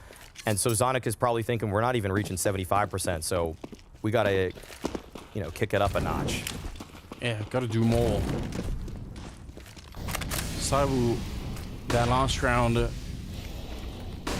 doesn't catch him sleeping at all ever. He's just so crisp right now. And now that he's finally got the AWP, maybe there will be a chance. I'm still going to say, I think 9-6, and I think Vitality have every chance in the world of getting back into this game. Imperial, they've been looking really good, but you got to think as well. They should be a huge underdog right here now, and it could crumble faster than you think, even with this kind of a lead. We'll see. Spinks trying to do it, but Fallen's going to be able to catch him, and that leaves Zywoo in a very weird position. Would you hunt him down? Oh, he's going to actually escape right now. Okay. No hunt being allowed for. Oh, okay. Vinny was able to find Apex towards the A site. This puts Zywoo in a very awkward position because he knows he's trapped right now, and Vinny's right on the other side of this map. Oh, jump spots there, and Jota peeking from the lower angle. Nothing Zywoo could do about that one, but the bomb is down. Okay, now things get really tricky. If Magist finds this kill, but no, Cello quick on the cleanup. These riflers are so sharp for Imperial right now. Not a lot Dupree can even do in this situation. As soon as Vinny finds him, I'm sure that Imperial will easily maneuver in this 3 versus 1. And yeah, it's a pretty quiet game from Dupree thus far. Nate will do some good damage, but not quite enough to find the kill. Yeah, it could have been. If it landed right on top of Cello, I think he could have killed him, but unfortunately not much he could do. They're going to re-smoke that sniper position, so he's just going to have to save the M4, I think. Maybe try and find the AWP out here if it's still available. Should be 10 rounds for Imperial. That shot from Jota was beautiful. You're right. That shows you a lot about kind of like the mental game of it. You're expecting to have a fight up close. Even though his crosshair was really nearby where Jota was, your brain just doesn't register it in time. No, your eyes are just so keyed into the angle that you think is going to be swung on next that, yeah, like you're saying, mechanically, that wasn't going to be a hard shot for Zywoo, but with the context and the misdirection that Vinny was throwing his way, that made it so much more awkward. It's almost like you have to adjust your eyes to the far distance, even though you're just staring at a screen. Yeah, it's weird. We've all been in this position, even playing the game just, you know, at an amateur level. You get the same feeling every once in a while. Dupree actually didn't get a chance to pick up the AWP because they surrounded him right away. They had him locked in. 10-3 the scoreline as we head into the last couple of rounds here in the opening half. This is where Imperial, though, feel really comfortable. Definitely feels like you're playing with house money in this half. Might see some riskier plays coming out from them. But I'll say this, when we were covering the Americas RMR, there was a game between Imperial and Team 1, and they 15-0'd the half. And we thought, surely they're going to break. Surely they're going to lose some of that composure, that they're going to start going and taking some individual liberties, but they never did the entire half. They have great procedures and great steps of staging when it comes to overpass, and they go through them so diligently every time they play it. That's why they picked this map, and that's why they felt confidence going against Vitality, even though they're the world #1. I mean, we've seen it. Some of the fights obviously won, like the one that Vinny just managed to pick up here, that's great, but a lot of them have really been, like you see it with the grenade setups, with the flashes coming in, like they really know what they're doing here. And it's been paying off. Get the opening. Ooh, almost a follow-up. Bolts probably could have had that one. Looked like a little bit of panic almost. Not sure why. Spinks able to get him in return, and now they're going to be approaching the A-bomb site. Cyril flashed out again, fallen on the double assist there, as Joda will get both the kills, and Spinks and Meg is just left trying to save the weapons that they have into the 15th round. What a brilliant conversion from Imperial once again. Just both of those players flash off the angle. Jota is the one that gets the kills. Him and Cello combined have 30 kills, and this half is not even over. That is ridiculous stuff.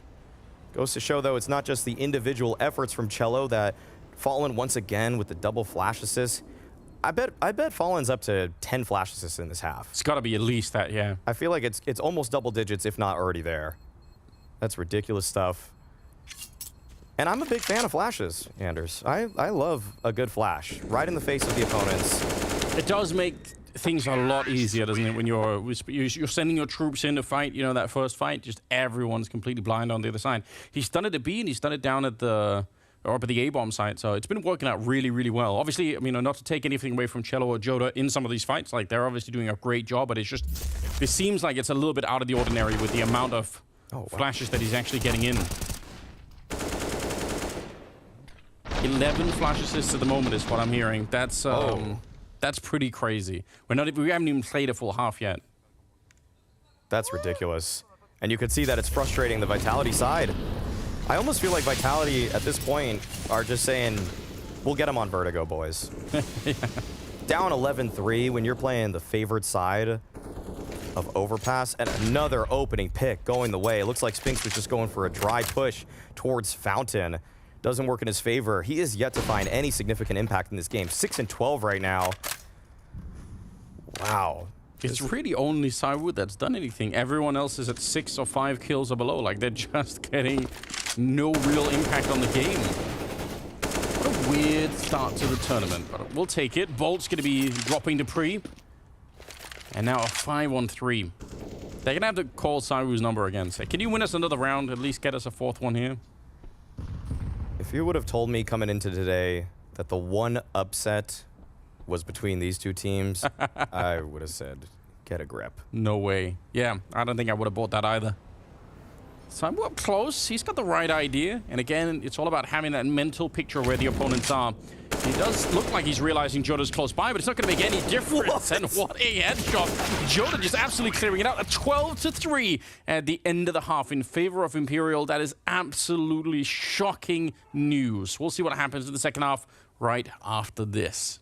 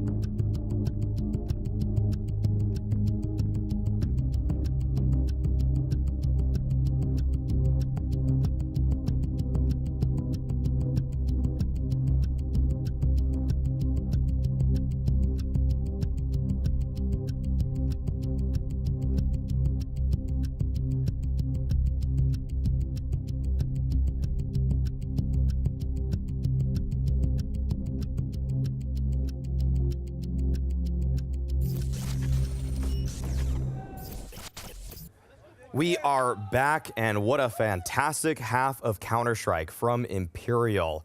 Fallen with double-digit flash assists, his riflers popping off, and that's just a dream scenario. If you're Cello, if you're Jota, if you're sent in first, and you know that your in-game leader is throwing flashes as good as that, you think you can beat anybody in the world, and they're doing just that against the #1 ranked Vitality.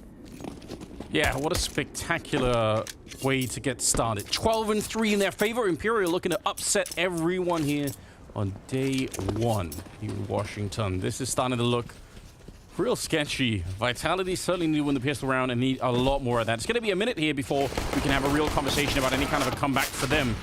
Jota getting a little bit pushed out here. He almost had the reload in time, but he will get traded. And now they're going to pick up that USP. Some shots ringing out from the A-bomb site.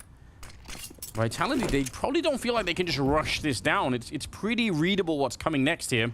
Vinish pushed up. He's got to be careful he doesn't get picked off from Spinks, who is, I think, the insurance policy at the moment. If he gets the fight on Vinny and kills him here, then they can do anything, but it will not matter. The dualies will prevail, and now they're locked in. They actually are stuck out on long. That was the contingency plan for Vitality.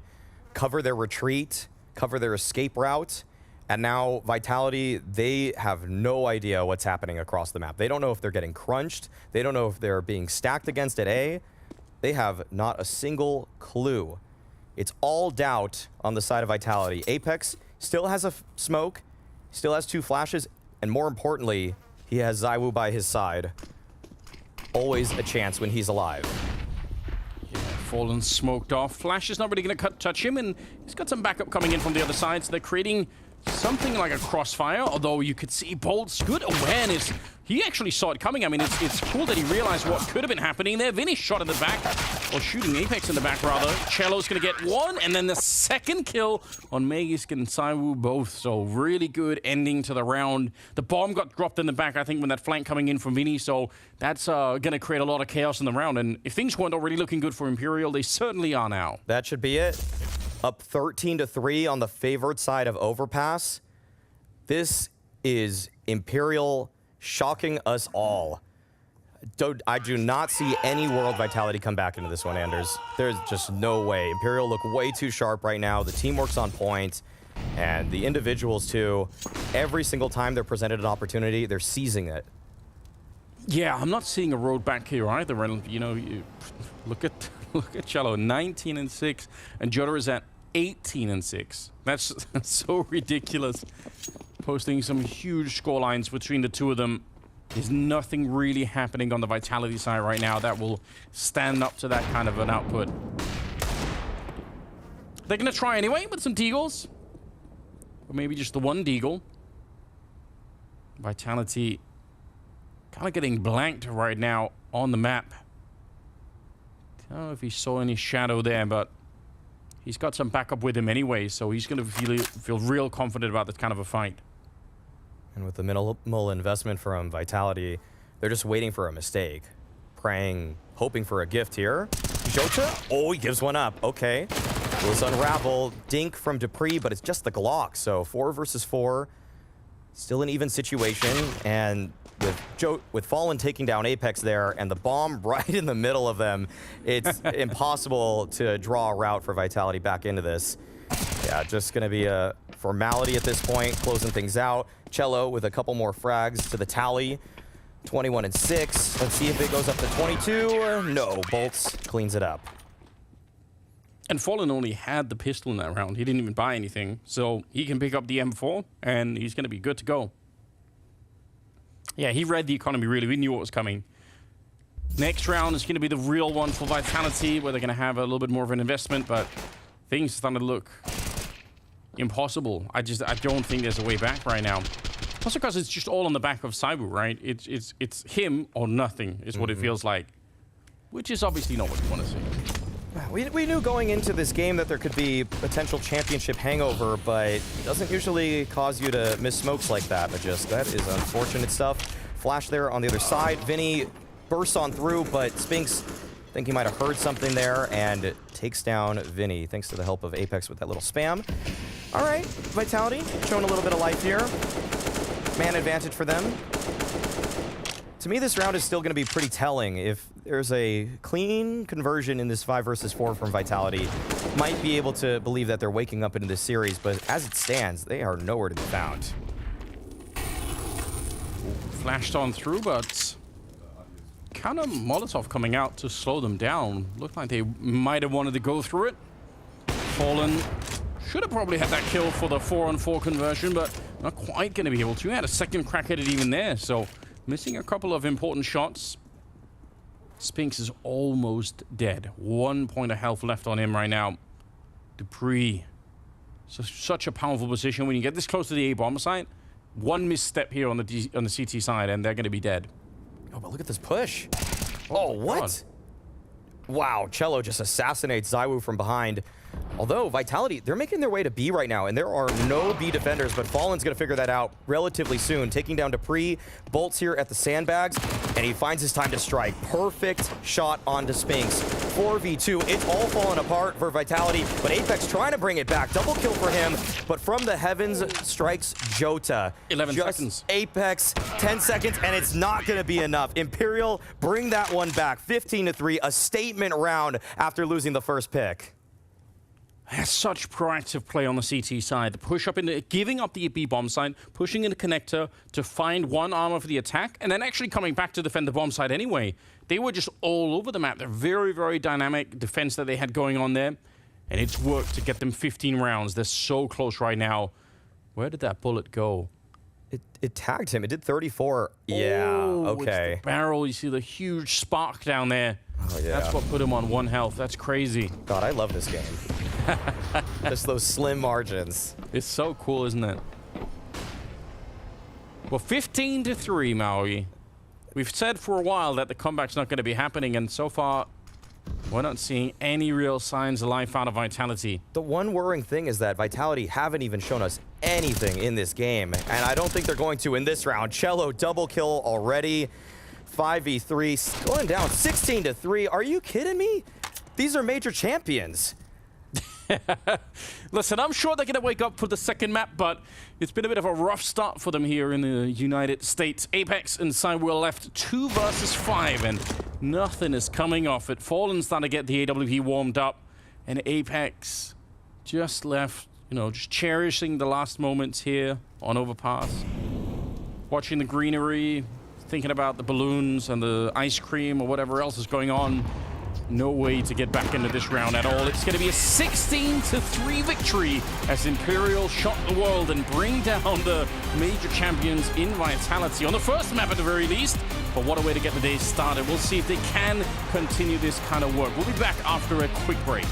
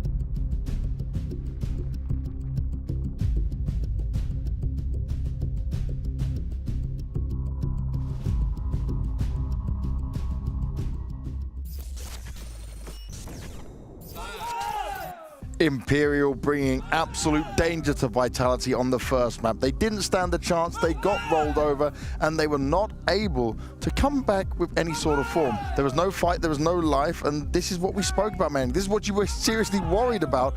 I didn't expect it to happen in this fashion, though. I thought there would be some moments where you say, okay, the individuals can step up. Oh, no, we'll have some impact and get around every now and again. But 3? Just 3? Imperial rolled them. They embarrassed them. Imperial embarrassed Vitality in this first map, and I could try as much as I can to try and figure out excuses. I'm not gonna do it. Screw that noise, I'm not gonna do it. Imperial made Vitality look like a bunch of clown on this first map. There were a couple of moments at the very beginning of it where you could argue maybe the balance was tipping one side of the other. But as soon as Imperial got into the driver's seat, it was over. The game was absolutely over. No opening kills being found from Vitality. No correct reads. Crosshair, spray control, absolutely awful. Cello, Joda, absolutely magistral. What the F was that game? We spoke about Jota and Cello, right? We spoke about the aggression they would fire out in this. Well, when I'm saying it, they didn't give a damn. From start to finish, they were all over the Vitality players, and they just had it on lockdown. Yeah, they were extremely good at shutting down the aggression that came early on from Vitality. We can have some of the highlights. I mean, hell, let's talk about Jota for a second. When Vitality tried to be aggressive, which is one of the win conditions we put forth, right? We said Spinks is going to be aggressive on the A side. Saiwu is going to try to find peak. I feel like Jota and Imperial, for that matter, shut it down completely. We had a couple of few exchanges early on in the half that went all the way of Imperial, bar 1 or 2 rounds. And then once Fallen had that lead, then you could see really the experience kicking in. You could see how he knew how to play with the time that was gifted to him, the map control that was gifted to him, and then just let him sweat, let him stew in their own doubt. Take your time, take your jolly old time, punish the aggression, and then finish off rounds. This was so easy for Imperial. It looked so easy. It did look easy, and that's why I'm really worried, because shouldn't this be a position where at least Vitality know that when you are going against a team that plays aggressive and that you should be beating, that you need to be able to hit back with some of that. You can't just sit back and wait for it to come to you. I actually don't really know if it's just mental, if they got caught off guard, maybe they thought it'd be easier than that. But a couple of individuals, and when I say a couple, I would just say 4 out of 5, basically, of Vitality just were not able to match individually. Like, we've had multitudes of duels going the Imperial way. We can bring on the Cello highlights now because he also just did them absolutely dirty. The amount of multi-kills he was finding. He ends up this with a, hold on for a second, 1.27 ADR in this first map. That's Cello. And the amount of time, look at how beautiful and how clean this is. Here again, the aggression on A long, I talked about it. It's Magist this time. Spinks being completely blind. We're talking about round 9, we're talking about round 10, then Apex crossing the smoke. Everything was going their way, and nobody on the side of Vitality, bar Saiwu to some extent, was able to put a stop to that in the first wave of the round. Cello was the king of the first 30 seconds. Anybody was challenging him, they were going down. Ridiculous KD, 25 kills, phenomenal from Cello, phenomenal. Absolutely phenomenal. And one thing is, right, okay, you said 4 out of 5. Zyro was certainly able to hit back occasionally. Decent. But I'm looking for Spinks to try and have some impact, especially where he's playing on the map. But that's what I told you. I told you Spinks would be aggressive on the CT side, and he would try to find that kills deep into the half of Imperial. He fell 6 times out of 8 opening duels. 6 losses, 6 defeats, 6 deaths out of 8 opening duels. So it happened, it did happen. He did look for kills the way we were prefacing it. He just couldn't find it. He could never find it. He was always punished, and he just could not warm back up into the game. Imperial just shut him out completely. Well, I think you've got round 8 for us to have a little look at, right? Yeah, let's look at some of the moments where that game was actually competitive. You can see the scoreline here, 5-2. It's still very much competitive. It's Imperial trying to kick up the pace with that B hit. Vitality is doing a decent job at stopping. You see the kind of 1-2 punch combination with Jisk and Dupree. Dupree is staying alive. But here is the issue. Vitality have lost construction part of Overpass. There's 3 players who could coincidentally go onto Bolts. What do? They go 1 by 1. Bolts, beautiful shot, and then now Dupree is caught off guard. Bolts with a single Tech 9 just turned this round on its head. Triple kill, whereas they could have together just pinched him, cleared the construction side, and then go back to the B side. That's what I mean by you get what you reap, or you reap what you sow, whichever way that is, right? Your Vitality, you have the ability to clear construction because you're in doubt if someone is here. Dupree doesn't connect with the door players. In fact, they go 1 by 1. Bulls has a 1 highlight with the Tech 9. From this moment on, it's the end of the game. Vitality is shut out. It's over. But in this situation, it could have been 5-3 eco round for them. Yeah. Didn't happen. And when we're looking at that round that you picked out there, right, the thing that really gets me with it is, yes, okay, he just has a Tech 9, but there's two, you can say, yeah, maybe he gets away with 2. But there's no way in a million years he should have the third. But they were so lost. Yeah, because they're not ready to go in together. So I don't know if we'd have been at a mic'd up moment or whatever, maybe we could tell you exactly what happened. But if you are Vitality, if you're Spinks and Zai were coming in from door and Dupree is short, you have to have a little bit of a back and forth, like a ping pong communication, like, hey, we're about to open the door. Like, be ready, we're coming in. I don't think anybody else could help them, but Dupree could have just swung with them, and then suddenly Bolts was dead. You cannot look at 90 degrees at the same time. But because they went 1 by 1, and he did also beautiful work with the Tech 9, we have to give it to him. But he punishes the mistake from Vitality. So so much for that map streak you were talking about? Well, that's, that song is pretty much over, you know, it's just pretty much it. Like, that's the end of the map streak, you know, it cannot be, and that is really unfortunate. Yeah, and that's not the way they wanted it to go at all. Map streak's not going to be the thing that matters for them. Now getting the game win or a map win here and bouncing back on Vertigo. Now, you can look at stats, you can look at numbers, we can look at everything and say, yes, this should be Vitality all the way. But I hope whatever team talk they've had outside was very thorough and very like, guys, let's wake the hell up and do what we're supposed to do here. I agree with you. I think our conversation right now has nothing to do with the map. That is my take. I do appreciate production giving us the map stats, but for my money, for what we have seen from map 1, I do not care where we go now. We could be going to any given map. If Vitality is not able to turn this kind of lethargic state they were in on the CT side, they will lose 2-0 on any map, because that's just the level of Counter-Strike that currently is. Joda, Cello, you saw how they were firing.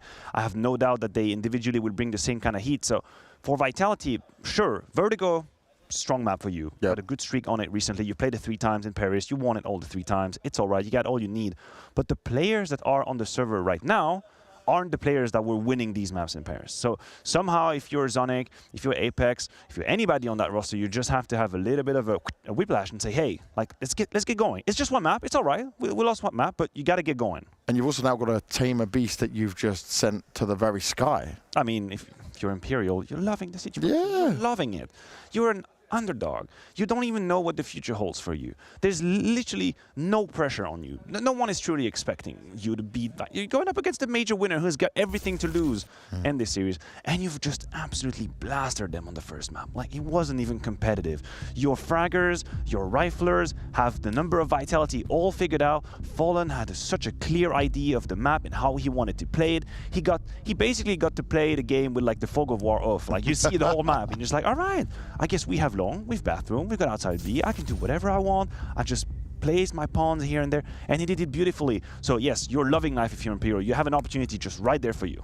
Well, that opportunity can be taken in this second map. They could be going all the way through, but Vitality need to bounce back mentally, is what Maniac's saying. We'll have to find out when we get back from this break. We'll be with Maui and Anders.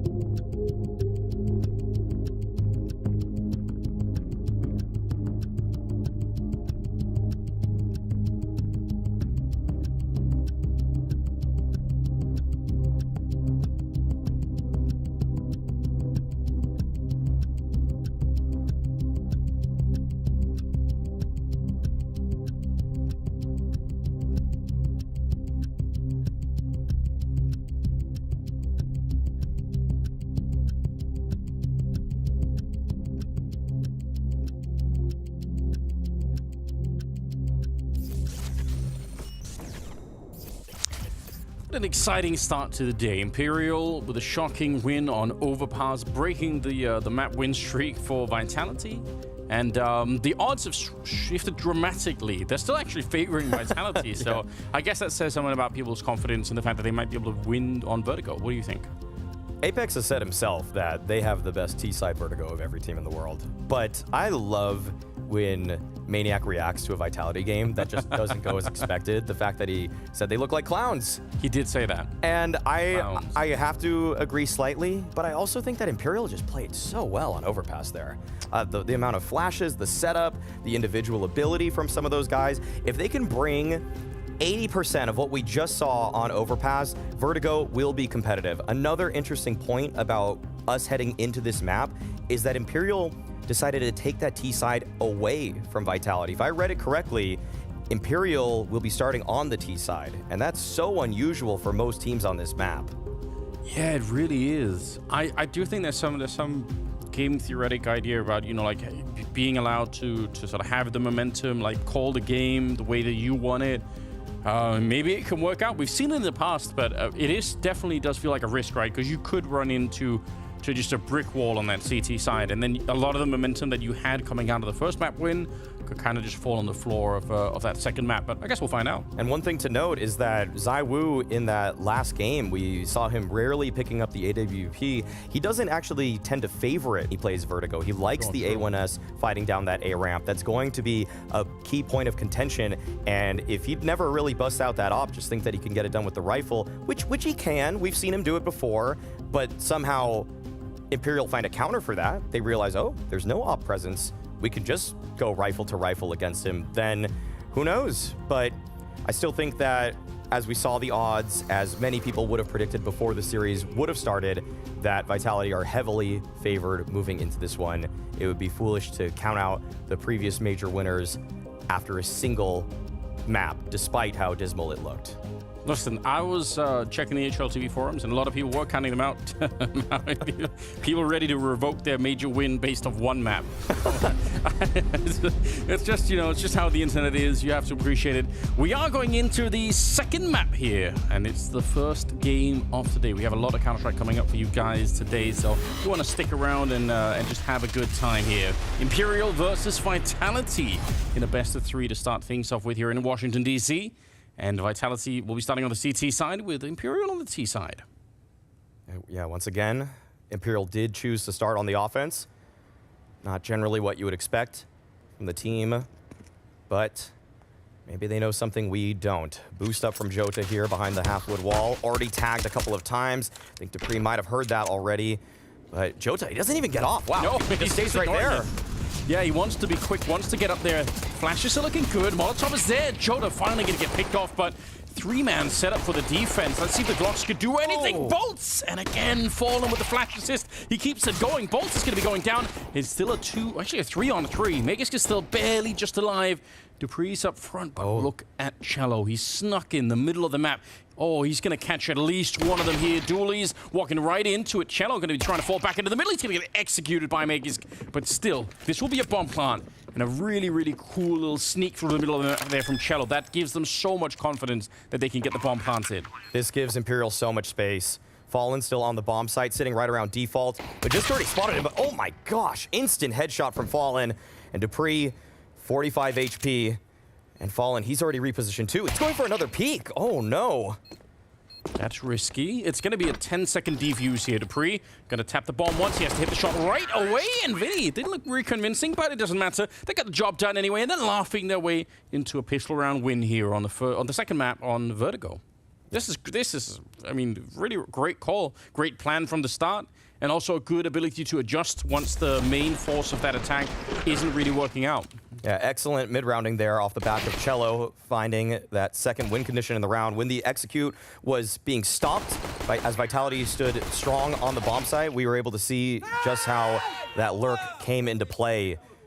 Finding that instant headshot onto ZywOo, that's massive for a guy that's generally regarded as the best pistol player in the world, and also, on top of that, the strongest dualies player, bar none. There's no contest when it comes to that conversation, and ZywOo wasn't even able to get involved because he was sideswiped due to Cello's flank. Okay, yeah, Vitality, they forced up into this one. And another one-way being deployed by Cello here. This is really come into the meta, and you see how confident Cello is as he just plays behind that smoke. Allows you to peek right on over.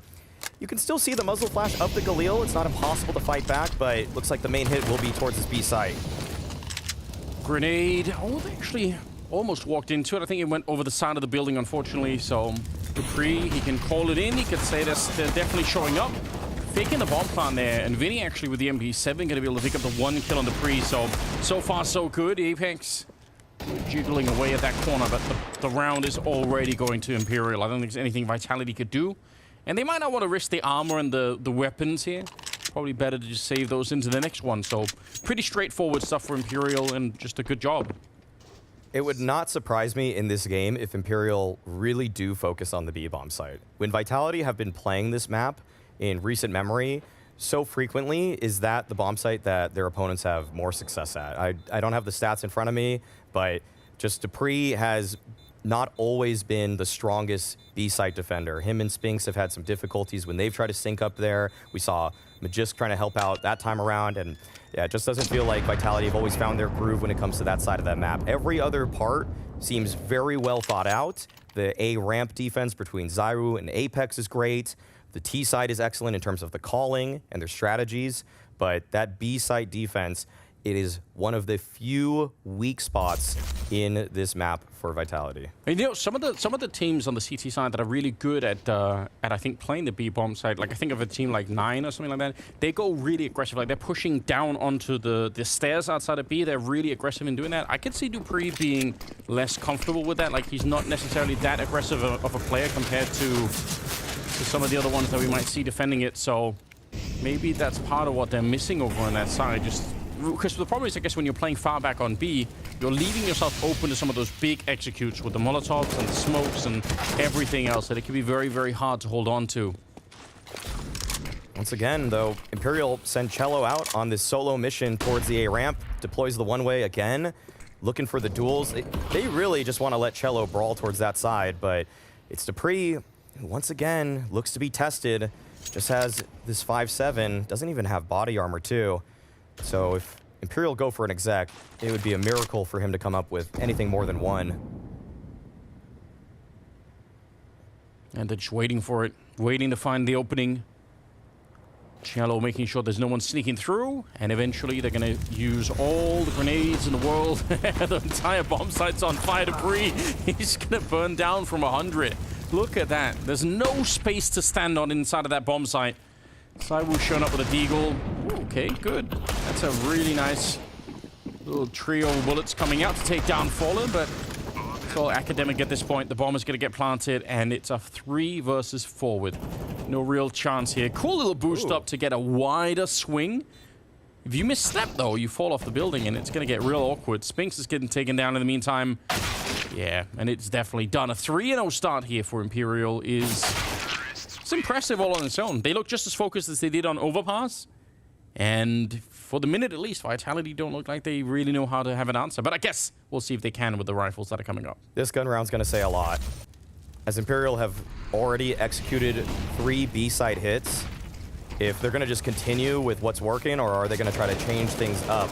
And how will Vitality respond if that's the case? But finally, we're going to see some guns on the side of Vitality. And this is the start that Imperial needed if they wanted to really pull this upset off. Definitely would have wanted to count them out on a map like Vertigo versus Vitality under normal circumstances, but today doesn't feel normal, Anders. It definitely doesn't. Oh, can you imagine what this would do to the group if Imperial actually take down Vitality? Oh, it's gonna have some strange repercussions for sure. Cello trying to get the spam through Apex. Oh, actually lands inside of the smoke, so he's gonna stick around for a little while longer. Cello, I don't think he saw anything through, but he's gonna certainly hear the spam that's coming out. We're not aware on the other side here, and especially with the jump up, he's going to be dead. Cywu, like you pointed out, not normally going for the AWP on this map, but the M4 doing all of the work here. And they did actually push out of the B-bomb site, so this is pretty cool. 5-on-3, and Imperial should not really be able to have an easy way to get back into this round. I doubt they even clear this thoroughly. Yeah, Spinks First kill on a Vinny. Oh, just jiggling with his nade out. Okay. I think dupreeh is going to be able to handle this situation, though, deploying the Molotov, inflicting 50 points of damage roughly to Fallen there. And we see that rotation already coming in. dupreeh hiding behind default. Fallen's going to go for a contact play onto dupreeh. And this has to hit. This has to hit if Imperial want a chance into this round. And dupreeh, he's just playing a beautiful waiting game. Great flash setup. And that's the defense you would expect from a world-class team. Yeah, that's what you like to see. There's no reason to go for that peek without the flashbang. You are exposing yourself to some of the potential disastrous, but Bolts, best he could do here is try and save the AK, maybe do a little bit more damage if they really come for him. But first round is on the board for Vitality. And especially they can keep all 4 people alive here. That's a pretty good way to get started. The low Bolt's going to take down one of them. Got to be careful you don't lose another one. dupreeh with the AWP, in fact, to take him down, so... Okay, 3 people alive. It's still all right. They'll take it. And this is where we see how ZywOo is so confident, even with just the A1S at ramp. Doesn't even need to fight with the op and can still deliver multi-frags. It's only 3-3 right now, but now things are going to get a little bit more difficult for Imperial. We see that there are some concessions being taken. Deagle onto Jota. No utility on Bolts. He just wants this frag so badly. Yeah, he's got no nades. Why not take a fight early on? 94 damage inflicted. Still senses that there is blood, and oh, double kill from Bolts. Looking for the third, but Magisk finally takes him down. But Jota's right there for the trade. That's the kind of confidence you really love to see, right? You're playing the best team in the world. You should, if you can step up like that, Bolts just in the middle opening it up, that's everything that you could have wanted. Some deep nades being thrown here to try and slow down the reinforcements to the bomb site. Apex is starting to get there and realizing, yeah, they're already showing up, so very hard for him to win. I didn't even realize Vinny's going to be able to take him down. I didn't think he had any idea. Oh, now it's on ZywOo. Ooh, he actually burns one alive. Jota, how does that happen? There's no pressure on him there. I have no idea. Another Molotov to be thrown on top. You have to get out of this one. You can't afford to die, but oh, I don't know how. It didn't spread at all to him. I thought that was going to be a perfect one. And now it's just a question of reactions here. Fallen on the other side. And ZywOo just walking into the smoke. He's looking for it. Vinny will take him down, but yeah, he's so confident in his own ability. He thought he could win that one. I thought he could too. That was an essential kill from Vinny. As the smoke's fading right there, ZywOo had an opportunity, a chance, but Vinny's eyes were so sharp. But look at this. Prefaced it earlier in this round that there was not much utility to work with on the side of Imperial, so they just go for the early skirmish towards middle. They guess that the op isn't just going to be posted right there, and Bolts, yeah, really shows what he's made of. It's been tough for this Imperial team to find consistent footing against Tier 1 competition, but if Bolts is going to play up to that standard, that level that we've seen him before on some of his other rosters, that old Immortals one, for example, then they could become a very scary force, especially with just how explosive some of those other riflers are on the team. 4-1 and a near opening there as Apex gets dropped down to just 2 points of health. It's not bad. Oh. Grenade on top of ZywOo as well, just slowly chipping away at them here. Lucky to be alive. Still a chance to flex the Deagle. I mean, that's all he's here for anyway. Just get that one Deagle shot off. I'm starting to love this call, though, from Imperial, knowing that the defense is not going to be as strong, not going to be as many rifles on the other side. Finally condition the defense, keep them honest with a hit. Can't just keep sending it B every single round, or Vitality will catch on. So their first true A attempt outright, and they've already taken ZywOo down to 18. Yeah, he's going to have to deploy that smoke. That'll give up his position. And, okay, there's some fight, though, for Vitality. Magisk here with the lone A1S. They don't have any more nades, so they have to actually go and hard clear this position. Oh, it's so awkward. Imagine turning your back to the sandbags there and knowing that something is up. Mage's going to get one more kill, but there's so many people on the bomb site. ZywOo, he gets the one kill that he was looking for, but they're still fighting back. Vinny and Bolts. And Apex looking for another huge off angle, but he's going to get sent flying off the side of the building. And the flank is coming in here, but it's too late. 7 seconds left, and the bomb is going to get planted.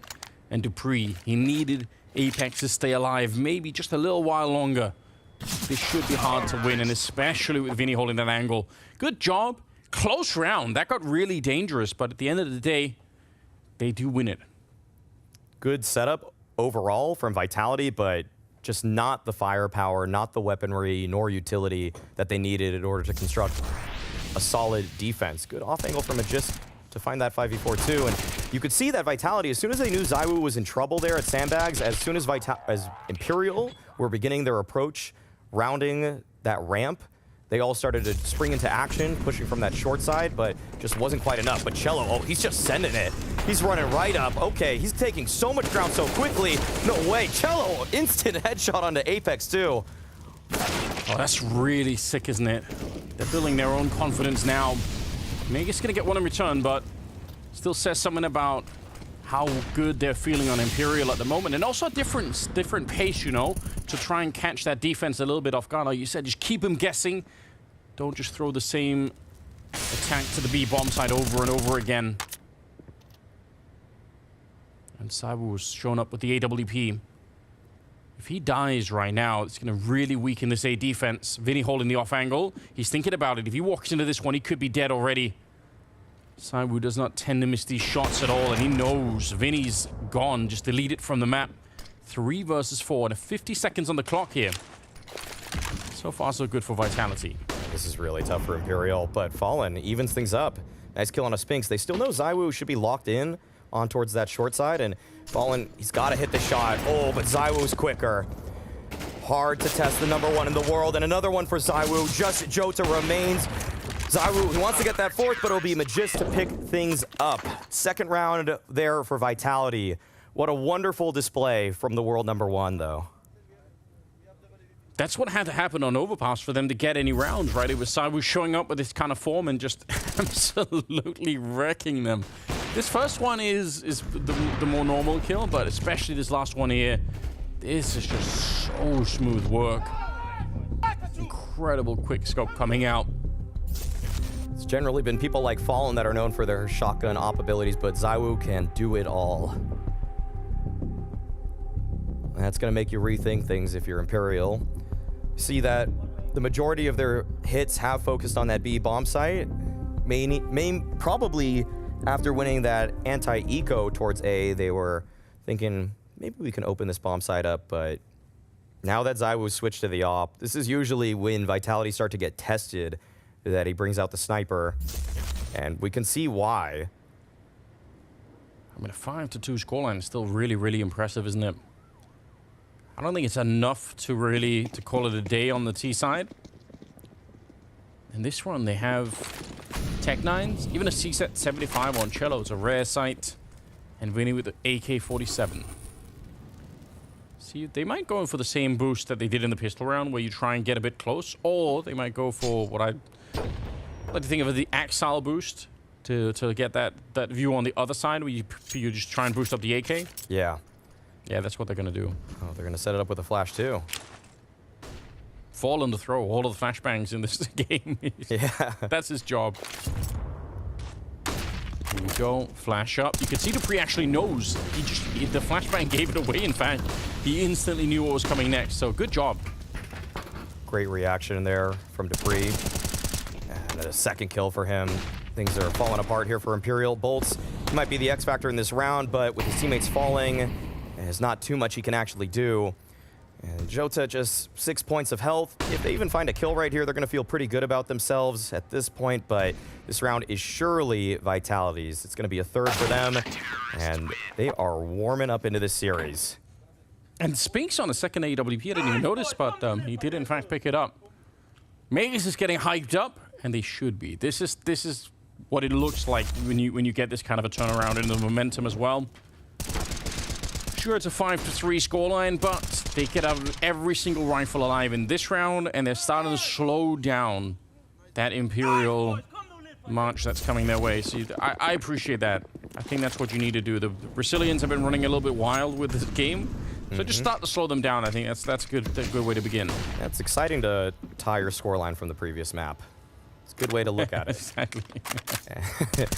No, but you know they're going to likely be building off of it in this one. Just the P250 for bolts, and this is kind of you almost feel like Imperial, they had to just keep the momentum up. If they ever let Vitality into this series, there was going to be no looking back, and team kill's not going to make things any easier for them. And that should really do it. Feels like Vitality are shooting fish in a barrel right now. Simple stuff, easy cleanup. You got to keep your foot on the gas if you're Imperial here. Like we were prefacing, both of these teams, as the map stats graphic showed, do the bulk of their work on the T side in terms of round wins. And so it is imperative for Imperial to find as much as they can. I think they had a dismal 18% on the CT side when I looked at that one earlier. Like they're having struggles when it comes to the defense. So also part of the reason why they chose to start here on the T side. Yeah, fair enough. Oh, Molotov, that's doesn't land deep enough. Thought that maybe he was going to put a little bit of pressure on Spinks. Well, that's really worth keeping in mind, right? It means Imperial definitely need a lot more so far. But some money's built up on the Vitality side. Good shot from Saiwu. No trouble there. Oh, close, and he does get hunted down. Okay, Joker will keep it going. Taking down Apex as well. 4 versus 3. Fallen's almost dead right here, but Megas trying to bring it back. He's going to find Jota, and that does tie up the situation. Megas continuing, taking down Vinny, and he's out swinging for more. Nearly could have had the spray down, but what a round from Megas. Good triple, leaving Bolts on his own. And yeah, you're never going to expect a double flank, though. There is another one coming. He's actually looking for it. Oh my God! Bolts, he did expect it. What? I can't believe it. That's incredible from Bolts. Felt like Majus did everything his team needed to. That was a 3v1 at one point for Vitality, but Bolts brings it all the way back. Oh my goodness. Yeah, he has been really playing like his life depends on this game. But the explosive firepower from Imperial, man, this has been so impressive. We're seeing all of these players have these pop-off moments, and yet another one. They're loving life right now. They're so excited. Huge round. I mean, look at the money right now. This round basically is worth 2. Yeah. And in the context of everything, right? Like this could be the kind of round that almost wins you the series because you're already at 6, right? If you get up to 8 on the T side of Vertigo, things are starting to look a lot more impressive. Spinks, though, gonna make absolutely sure that Bolts doesn't get any entry into the middle. And Apex and Saiwu still playing this position here. It's not a bad idea. Got the right read. Fallen's gonna go down. And yeah, they're getting locked out of this ramp play at the moment. Lucky to be alive behind that one, though. Cello's gonna get a kill. Still something to fight for. Oh yeah, that gives them a chance. Okay, Vinny trying to navigate around this smoke. Dupree right there on default. It does seem like Imperial, they're shifting their attack back over to this B bomb site. And Dupree, he's given up so much space. He's playing behind the generator at this point. So this should be an easy path for Vinny. And Dupree might have overlooked this. Okay, this has now become a very tricky situation for Vitality. Yeah, he's aware of the danger, but he can't really do anything to stop them with. So a bit awkward. Bomb's going to get planted at the very least. See how the retake protocol is going to be. Dupree gets picked off. He was playing so far back, and it's still not enough to keep him alive. Good flash, but no one is trying to push through that smoke at the moment. Apex going to come charging onto the site. He will take the fight against Vinny, and he might have realized Jota's back there. He's on his own as well. 1 versus 2, and he is zoned out by Saiwu on the other side. He knew there was a flank coming, so he had to respect the fact that he had to take a look at that stairs position.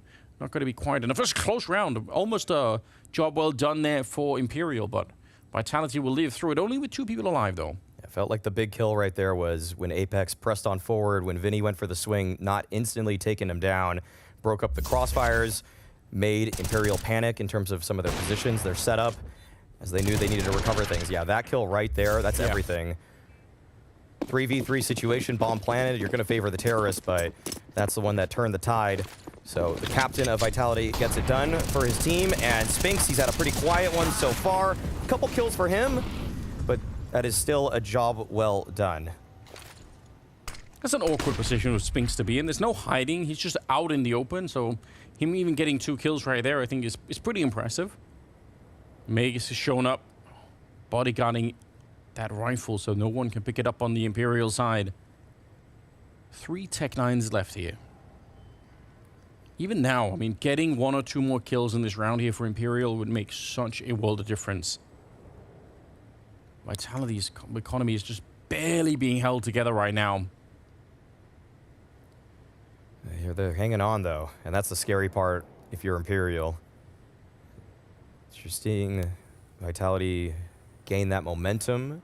Some of the individuals have come to play. We see that it's not just the ZywOo show, that Magisk is chiming in with 12 of his own. Had that exceptional 3K round on this A-side defense just a couple rounds prior. And, right, Imperial, no nades. They just got to brute force their way into this one, and it might just work. Okay, no way. Vinny, double kill for him. This round is immediately turned on its head. Magisk seems to have an idea that Vinny has gotten there, and that molly should be good enough to take Vinny down. Oh, no! Just licks him for 3 damage. And now Magisk presses on forward. It's actually a crossfire being set up right now for Imperial.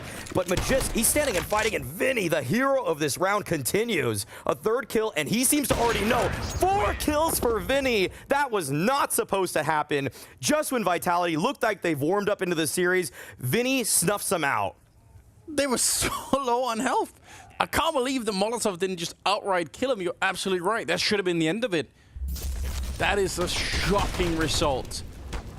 Just the aggression. They were not expecting it. A drive-by against ZywOo, and then this particular play here at the end. I mean, you could see Dupree. They knew he was out there, but it didn't really matter at all. Oh, they are loving life on the Imperial side. 7-5. Round number 13 is coming up, and the money's not there for Vitality to sustain the buy. I mean, they forced into this round. They bought everything they could. But what a result so far. This game is just impossible to predict. It feels like we're back at the major. Just anything can happen. Yeah. Oh, and Cello already with the read onto Apex there, who was trying to get cheeky with it, standing in the smoke. There's not much to work with for Vitality. They forced into this round. The only real weapon they have is Spinx's A1S, and they've got to make something work with it. I mean, this is just dire scenes for Vitality. Oh, if Imperial go into the second half with the lead, man, this group would just turn on its head. Felt like you were looking at this one, and it was G2, Cloud9, Vitality, and Imperial with the distant 4th place in this group. I was coming into this thinking that Imperial might not even win a map with the form that some of these other teams have shown, but they are here to play. What a pleasant surprise. What a way to get the day started. Grenade on the Spinx. Another one will almost take him down. Ooh, nice up and close, Magisk. Double headshot with the Deagle, looking for a 3rd, but he can't quite get it. And unfortunately, Joda's going to be back with a little bit of revenge. A double kill for him, leaving Dupree on his own. No chance, I think, to get back into this particular round.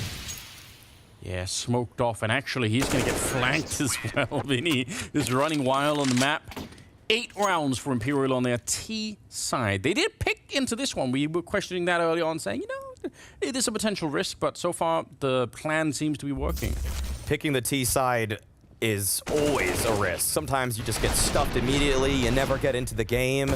Never really figure like you can find your footing anywhere across the map. But Imperial came into this with a clear game plan. I think it was the first 5 rounds that they were just hammering B over and over again. And they've kept the defense incredibly honest. This should lead to a 9th round as well. We see that it's just a Deagle for Magisk. That's the best gun that Vitality are working with. And already winning the half felt exceptional for Imperial, and they're likely to put themselves on 9. Cello here just brawling towards the ramp, but doesn't like the look of things. Recognizes that there's a lot of presence from the French-Danish combo side, and they're just going to clean things up. Vitality, yeah, they're just going to try to find anything, but, and if you're Imperial, you are feeling great right now. Things have gone swimmingly. They really have. That looked like for a minute there, Vitality were summoning the strength to really get back into. That's what I thought was going to happen. I thought this was going to be all right. They're going to run it back, and it's going to be like a 9-6 type half in favor of Vitality, but it's not what we're seeing at the moment here. Spinx going to get picked off. Nobody even dies on Imperial side as they pick up 9 rounds and lead us into the 15th. This is absolutely crazy. I can't believe it. It actually felt like at one point in this game, Vitality, they win a couple in a row, and then they're getting back into the flow of things. But that Vinny Tech 9 round just out of absolutely nowhere. That's the danger when you let an underdog into a series, that they start to believe in themselves, that they start to feel their own individual ability. And it's not like anybody is a slouch on the Imperial side. You don't look at that team and say they don't have enough firepower. Sometimes it's just, where is the will coming from to get yourselves into a game? Sometimes the tactics could be a little bit behind, but with how invigorated they looked on Overpass, they are sticking it to Vitality. They're making them work for this. And Vitality, they still have yet to really show up in this series. I mean, Magisk is there with 15. Zywoo's contributing with his normal numbers, but where are the other guys? Yeah, they're not there yet. Not even a little bit. Molotov up around the corner. Even if you don't burn someone out, just making sure that no one is holding this position. And then a boost up on top. dupreeh, if he goes wide on this one, is he going to be ready? This is such an awkward angle. Surely you don't have the muscle memory to take this fight immediately. It's just a little bit above if someone's standing on the other side. Oh my god. Okay. Oh my. If they threw those at the same time, he's dead. Yeah. That came out of nowhere. That feeling the pressure. He's alone over at this bomb site, just getting nuked before anyone even shows up. Wow, and Imperial, they've taken a combined 3 damage. Okay, but Spinks, he's up to his old tricks. This is what Spinks was brought onto this team for, to go for these solo pushes and try to find some way, some win condition for his team. But Imperial, they're already getting so close to this B bomb site. This flank has to deliver. Yeah, it really does. A little bit of a flash there. Unfortunately, works out against them, even if dupreeh did get technically flashed. And Spinks is there, you're right. He's been walking the whole way, and it has to work out for him. They need the round so badly in the lineup. It could not have been any better. Spinks with the triple, all of them headshots. And Cello's on his own here, trying to claw it back at a 1 versus 5. He does pick the first one up, but there's only 17 seconds. And the bomb is dropped as well. There's absolutely nothing you can do in this one. So Vitality, at the very least, going to get the 6th round here. It's not a lot to the first half, but it's better than nothing. They still have a chance on this one. 9-6 at the end of the half in favor of Imperial. It's a good job. We'll see if it's enough after the break.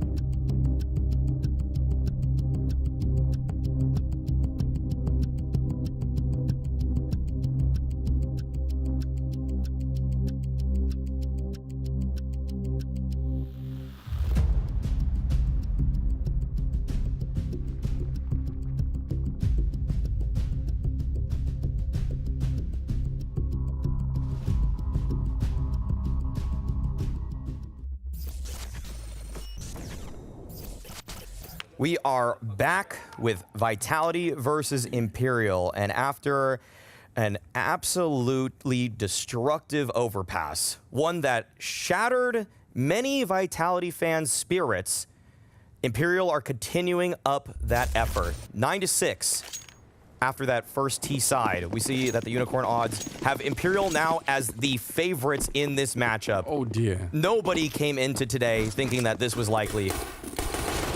And it might just happen. Yeah, this is outrageous. On the CT side now, Imperial, if they can win the pistol, they're going to be a lot closer to that 2-0, which I just can't even believe I'm saying that. Joda's going to get the first one. Spinks on the good return, though. He's pushed forward with the dualies, hasn't reloaded yet, and that's getting a little bit scary. All right, he's going to get a chance now. Fire on top, and he's dancing to try and avoid them, but Fallen is shown up with the P2000 to absolutely destroy Dupree and Magus. The Danes have been knocked out, and it's Spinks and Apex now 2 versus 4 here to try and bring it back. Imperial looking so good. Bolts here with the cartel dually is going to be picking up at least the 1 kill, and Spinks is on his own. No health, no teammates, and absolutely no chance here. A bomb plant would have actually been a bit of a miracle all on its own. Vinny's going to take him down to make sure that doesn't happen, and it's Imperial to win the pistol on the second half. You could just see on Apex's face as his 2 teammates were dying there, the will to live was leaving his body. He saw his chances in this series just dissipating. This is happening. This is really happening. Imperial have won the second half pistol. They're up 10-6. There was no bomb plant for Vitality. We see Zonic is getting animated. He says, we can't go down like this, boys. They're going to face, if they lose this, they're going to face the loser of G2 Cloud9. You can't count either of those teams out if Vitality are going to show up with this kind of form. Definitely not. Yeah, it throws the whole group into question, doesn't it? You see that sort of exasperated frustration from Dupree. You get this feeling like, I don't know what's happening. Like, I can't do anything. Like, it doesn't really matter what I'm doing. Like, we're not getting the kills. Nothing's working. That kind of frustration is dangerous to have in a team, right? Because it does impact everybody. It's contagious. It is. They bought 1 Galil. 1 ticket to the dance here. 10-6 is the scoreline. Yeah, they put it on Saiwu. That makes sense, but even Saiwu, he's been the one, and I guess maybe a little bit Spinks and Magus on this one, but throughout the series so far, a lot of the openings have been created by Saiwu. Yeah. It's going to be tough. If it were an AK, in some ways I would have believed just a little bit more, but with a Galil against a handful of players with head armor too, it just might be too much to ask. Zaiwu, he wants to challenge this smoke. This should favor Jota, as he was the one that threw it, but Zaiwu's trying to get the better of him. Okay, Zaiwu found an angle, but Cello right there, ready to strike. Yeah, that is going to dash the hopes, but no, okay, Vitality. They find a couple of kills back, and it's off the Magisk Glock, and Dupree picking that gun up. Oh no, okay, wait a second. Spinks barely evading these 2 players. He might find a way to get into this round, but this is so awkward. Vitality, they don't even expect this. Spinks was just there. How is this possible? That's what they're wondering. They're scratching their heads now. They're thinking to themselves, what just happened, Spinks? Did you close your eyes? Did everybody close their eyes? Yeah, you're so confused. You're like, bro, I thought that's what you were there for, but obviously it really can happen. To him, it must have been a bit of a magic show as well. He's like, how did they get that many people past? I didn't even understand. Frustrating, no doubt, because there was a chance maybe to get back into the round, but not this time. Vitality right now are typing no clip in console, thinking, what's going on here? How is that even possible? Okay. We see that Vitality are still going to have a pretty solid buy for themselves. They are not going to have all the utility they would have wanted. But with Zaiwu on the AK, this is where they have to bounce back. You can't go down 12-6 in the hole. And just, okay. And Zaiwu, both of them finding stereo frags. Bolts standing tall on this site, though. 2 kills for him. He wants to keep the dream alive in this round. Apex the next to contest, but Zaiwu, he's just wreaking havoc towards that A-bomb site. Yeah, he really is, and eventually Apex going to find the kill on Bolts as well. He was trying to see if he could smoke himself off and buy a little bit of time. It's on Fallen, though. He's creeping back into it. Saiwu's there, but Fallen's going to get the better of him, just crouching right under that shot. And this is doable for Fallen. 1 versus 3. He's already picked up the first one. Apex is a little bit low on health. Not a high % chance, but he does have a Molotov of his own. Here's the bomb on the other side. Doesn't want to throw it just yet. There we go, but it's probably a little bit late. Oh, an Apex. Crisp shot to bring it home. Yeah, still going to be fist bumps here coming out from the Imperial camp, but step in the right direction anyway for Vitality. Even if it's a little bit late in the game, they can bring it back. They can still win this map, obviously. They obviously can. Apex said himself that they have the best T-side vertigo in the world. If Imperial are able to find 9, you need to back those words up, Apex. And finding the final kill there does just that. Giving Fallen that 1v2, that would have been disastrous for the hopes and spirits of Vitality. And Vinny, a little bit of a boost right here. This is a great off angle. Could catch anybody coming up those stairs. They're not going to be pre-aimed to this spot. And they're going to disassemble it. Yeah, that Molotov, as it's being pulled, they thought better of that situation, but there it is, reassembled. It almost looked like if they would have... Yeah, there we go. Catching Apex off guard. He's just not ready. Huge play coming out. You don't have a lot to work with here. Spinks is sneaking into the middle. CSET 75 is not going to get the job done. Good check, but there is another one in play. It's on Joder, and he's taken down Dupree. These rounds have a lot of action. Multiple sides of the map being pressured simultaneously.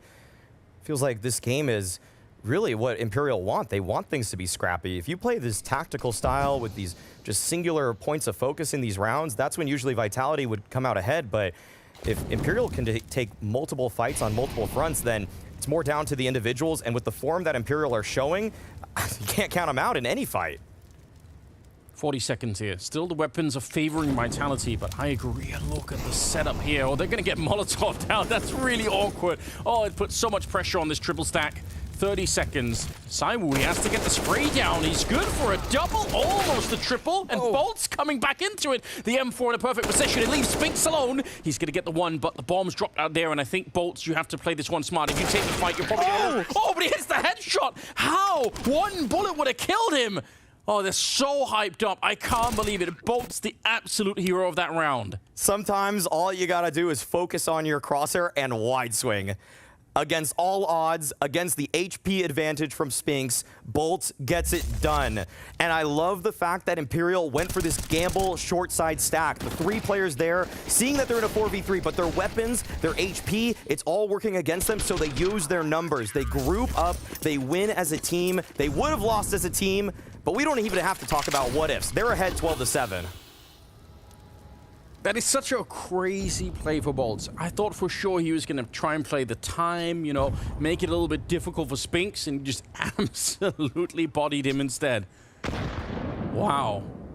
And I feel like we're seeing this desperation in these Vitality buys. Another hero weapon for Zaiwu. They're not trusting themselves to get back into this game, just going with the full buy, full utility. They feel like they are cornered right now, that they need something back. And there we go. Shot from Cello to take down Dupree. That's going to thin the numbers out. But Zaiwu, he still got that AK. You still have to believe that Vitality have a chance in this round. But Zaiwu, he's not popping off the page. He's not showing us that superstar, supernova performance. He's looking great, but he's not looking like he's going to take this game over. He has to do that here if Vitality want to get back into it.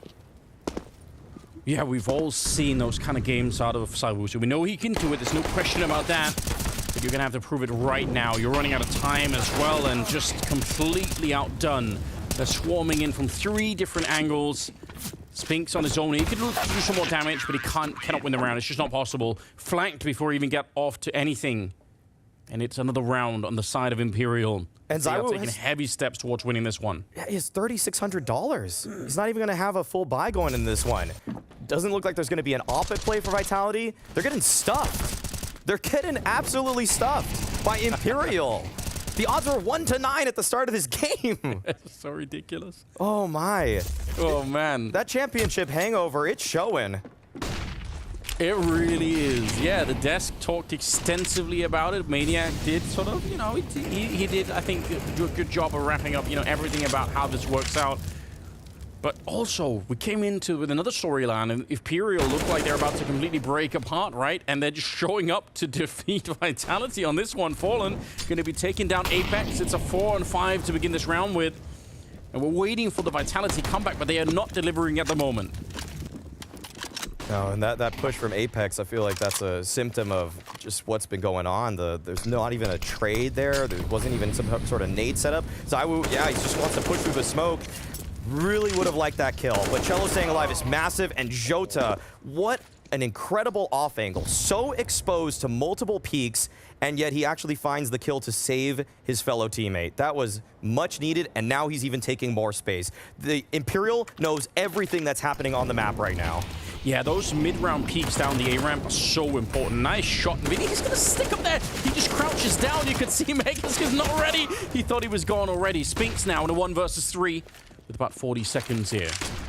It'd be a heroic play if he could win this one round. I mean, that might be the sort of thing that could spark a little bit of a mental comeback for Vitality. You need somebody to pave the way. And he's going straight for the bomb plant. So far, so good. But they're on the other side. They don't have a lot of grenades, but it doesn't matter. They're already finding him. And Cello just edging out that kill. 14 on the side of Imperial. Man, this is not the kind of day I was expecting. I'm not going to lie. This is a slaughter. This is just disgusting. I heard Maniac in the post-game segment on Overpass saying that they were made to look like clowns. I've never heard such strong language out of Maniac ever before, but he did say that about Vitality, you know. Wild. I mean, Vitality, they're still trying to get out of their clown car, and Imperial, they're just shooting that car up. They don't even get a foot out the door in this one. Typically, the feature of the clown car is you can get there's a lot of clowns in there, right? Like more than you expect, but yeah, they only have the 5. They're stuck with the 5 right now, so should have brought more players in.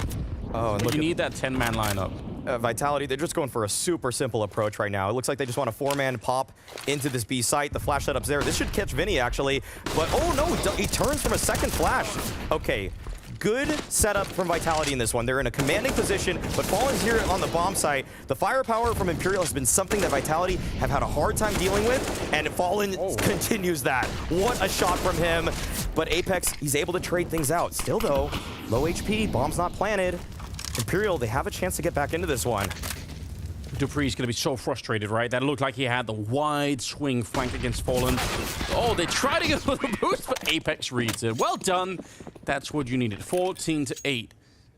I don't want to say they pulled a break on this match, but at least they've slowed it down a little bit, you know, just a tiny bit. Such a long road to get back in. Truth is, Imperial are 2 rounds away from getting the 2-0 victory against the major champions in Vitality.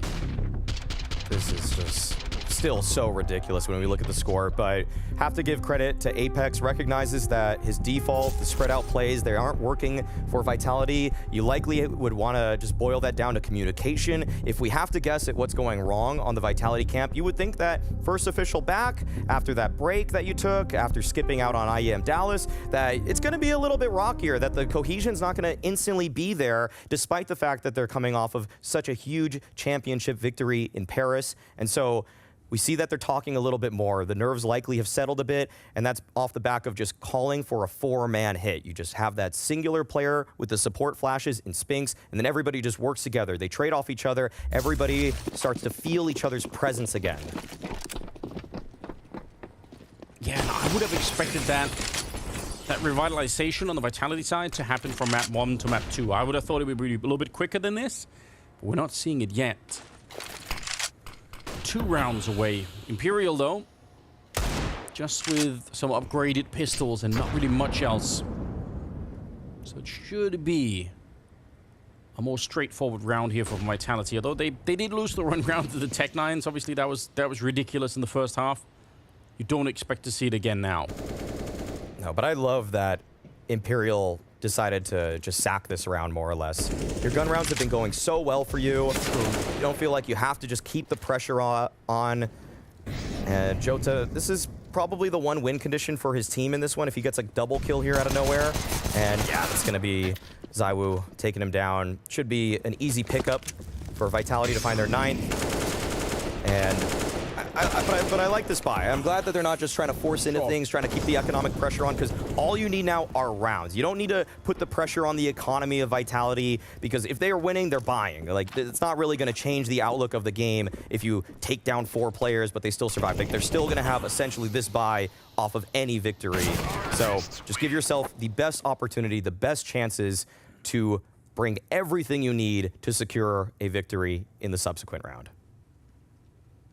Yeah, that should do it, right? Just a couple of good rifle buys here. And they can look back with pride on this particular matchup. 14-9. All right, some encouraging words coming out from Sonic. I mean, you've got to still believe that there is a way back here. Oh, what? Oh, Spinks taking a massive risk. He's still won the fight. I can't explain it. I have no idea how that's done. He should have been dead every single time. That's gotta be Bolts just thinking, don't worry, the flames will save me. It's all, no one's pushing. It's fine. That's just so odd. But Spinks, okay. Gotta commend him for it. When Spinks and Vitality were having their downturn period after their ESL Pro League victory last year, it felt like getting Spinks reactivated was one of the key components that was missing in terms of replicating that sort of championship performance. And a lot of it came down to just making sure that Spinks felt like a star again. And I'm gonna tell you, with that kind of play, he feels like a star. Feels like he can take anybody down. He's doing pretty good right now. 18 kills to his name. You like to see that. Vinny, just a nice smoke on the other side there that absolutely worked against him. Joda's gonna get one for the smoke, but shouldn't really make a big difference here. There is a flank coming in, but that's already being watched for. Spinks is gonna know, and I think Imperial have already realized, just like you said earlier with the buy this round, save the rifles. They just need 2 more rounds, so trying to go for a 4-1-3 retake, it doesn't really make a lot of sense. I'll tell you, in a lot of series where the first team wins in commanding fashion, and then the team that lost that first map makes this little mini comeback, I would say, this is probably just going to be cosmetic. But no, not this one. Vitality have a shot to bring this one back. It feels like they found the momentum and the level of play that they need in order to bring this one back, and then likely wins Inferno as well. This series is not over by any means, despite the fact that Imperial can taste the finish line. They're right there. They are almost putting their hand over that line. Vitality are slowly pulling at their leg. They're bringing them back. They're saying, do not look yet. Do not look at that win yet. And we get, all right, let's bring it. We got the hero music coming in. Yeah, this is so insane. He should be so dead. I can't believe it.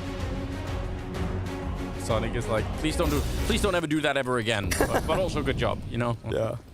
It's one of those ones where you, as a coach, just have to be results oriented in the moment. Good job. Yeah. We're not gonna teach anybody to do that though. You are insane, but at the same time, it's working out in our favor, so you know, whatever. 2 MP9s to match the saved rifles. They did actually lose quite a few rifles, Vitality trying to hunt down at the end there. I don't necessarily blame them. I think it's still probably a good idea to try and do that. Fallen, look at this.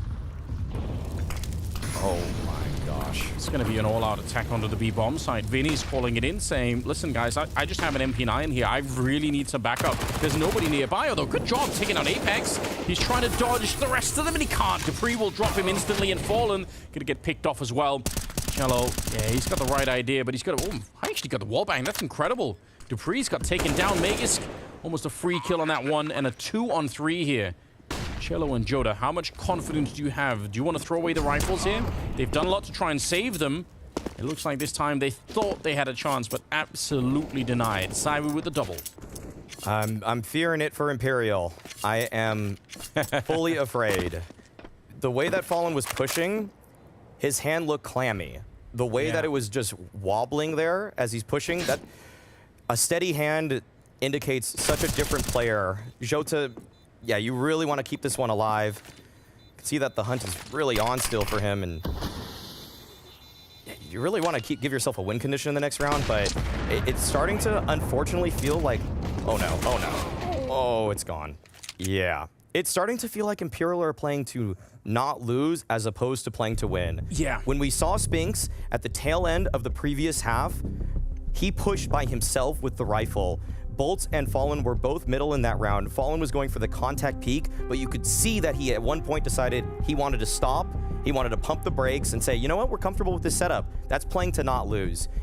pushing like Spinks did, that's playing to win. Yeah. That is the difference right there. That's what makes Vitality a championship team, and Imperial a team where we thought this was going to be one of the wildest upsets ever, but they're starting to stumble.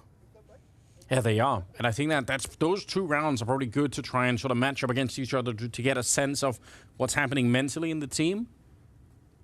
Because it is a difference, you're right.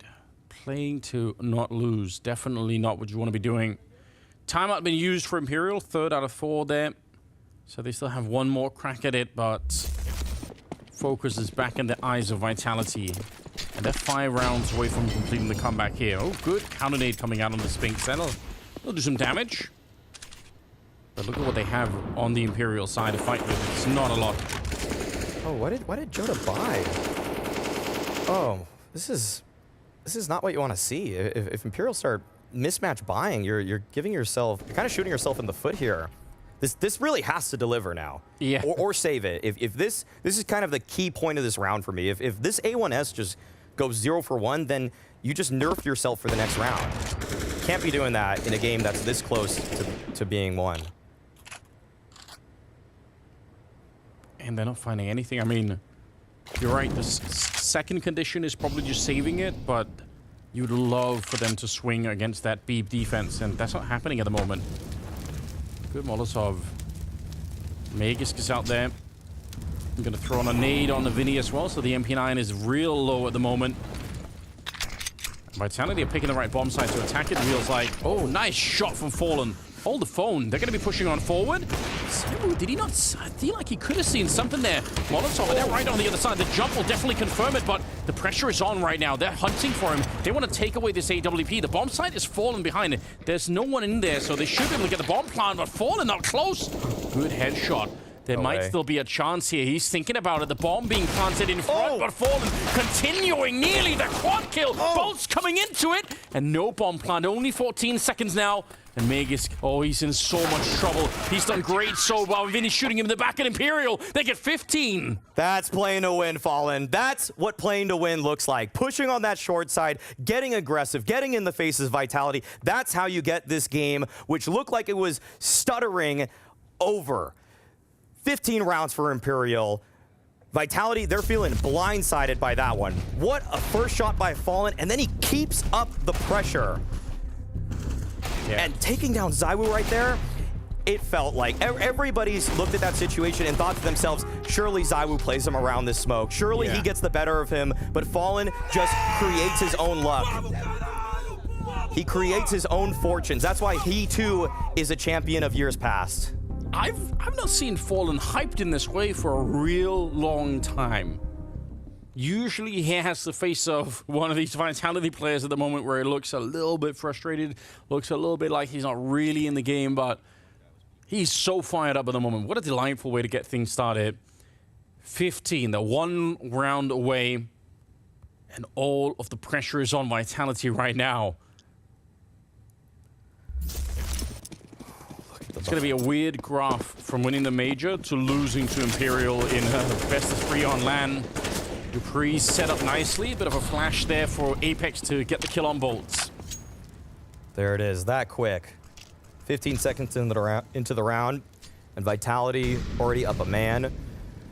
But with how ferocious Imperial have been playing, can't count them out. And you can see that Vitality, they slow things up. They want to see if Imperial make a mistake, go through their normal A-ramp control procedures, and deliberately and diligently deal with this side of the map. Flash is there for Dupree, Molly as well at the end of the short side, and oh, he's speeding up. He's going pretty quickly. He's putting a lot of pressure on at the moment.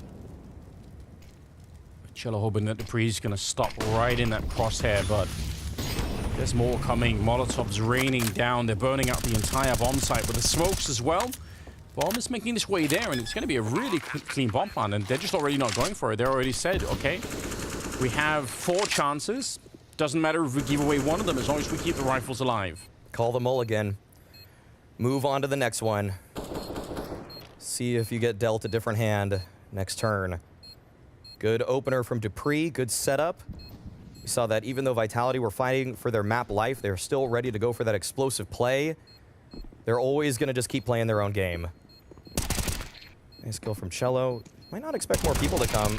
Okay, this is getting a little weird, but I think it's more or less not going to have greater implications. But okay, if they take this many guns away... Now it does. Yeah, now there's just not a lot to work with on the Imperial side.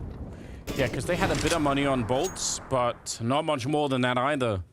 That actually is a really good hunt. It doesn't really matter that they lose some rifles there. Good job on Vitality. 1 down, 3 to go. If you're on the Vitality side, you're just thinking about the overtime right now. That's all you're thinking about. Just 1 round at a time. Trust every opening play that your leader calls. And you see that Cello and Jota just on these CZs. Ooh. That's tough, but Fallen's got the op. So he does. Ooh, And it will get called out. That's unusual. The flashbang there was good. And a 4-on-5 to ensue. Oh, and he's going. Oh, he's still going for it. Bolts with 1. Apex able to find the return, but look at the space that they've claimed. Cello at the bottom of the steps. Dupree, oh, he might get caught with his pants down, but no, spins around just in time to keep himself alive. 3 versus 3, but Fallen has taken his stead. What is this? So much positioning for Imperial. Well, you said it, Maru. You said you don't want to see them play not to lose. You wanted the aggression, and Fallen... This is why he is a legendary player.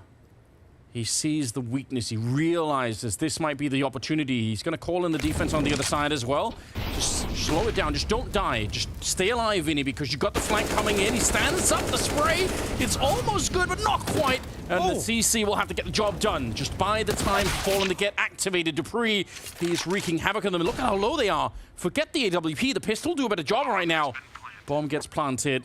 And looks like Magus has the right idea, but he pushes up Fallen just before the smoke pops, and now he just needs the right Molotov. Oh, the jump up, he saw it, misses the shot, pistols out, they know it, and Dupree finishes it with a quad kill at the end. 6 health left, and just barely keeps Vitality in this series. Oh, so close. Fallen could taste it. All of that damage inflicted. This game is really coming down to the wire. Oh, wow. Love that Fallen went for that play. Love that he went for the jump. But Magisk was there for the punish. You could see how close Zonic is focusing on his player screens. This game is really delivering. It is absolutely 15-13. Imperial, they are still putting together a buy, just barely. Fallen with a glass cannon AWP. I mean, this would be the way to win it. He's been playing lights out with this AWP in a couple of these rounds. Quick push towards the middle. Gonna be heard. Bolt surely calling it in, but Spinks is already in position. I think Bolt's kind of new, but still didn't read how deep they had got, and Dupree has now been activated. He's really come alive in the last 4 or 5 rounds and taken down Vinny. That's a save. Imperial, they're gonna have to fight on round number 30 to avoid overtime here. And I feel like that dread is sinking in for a lot of Brazilian fans right now. They wanted this done in regulation. If you let Vitality wake up in this series, and they have, then it's going to be tough to put them down after that. Cello, you got to keep this M4, buddy.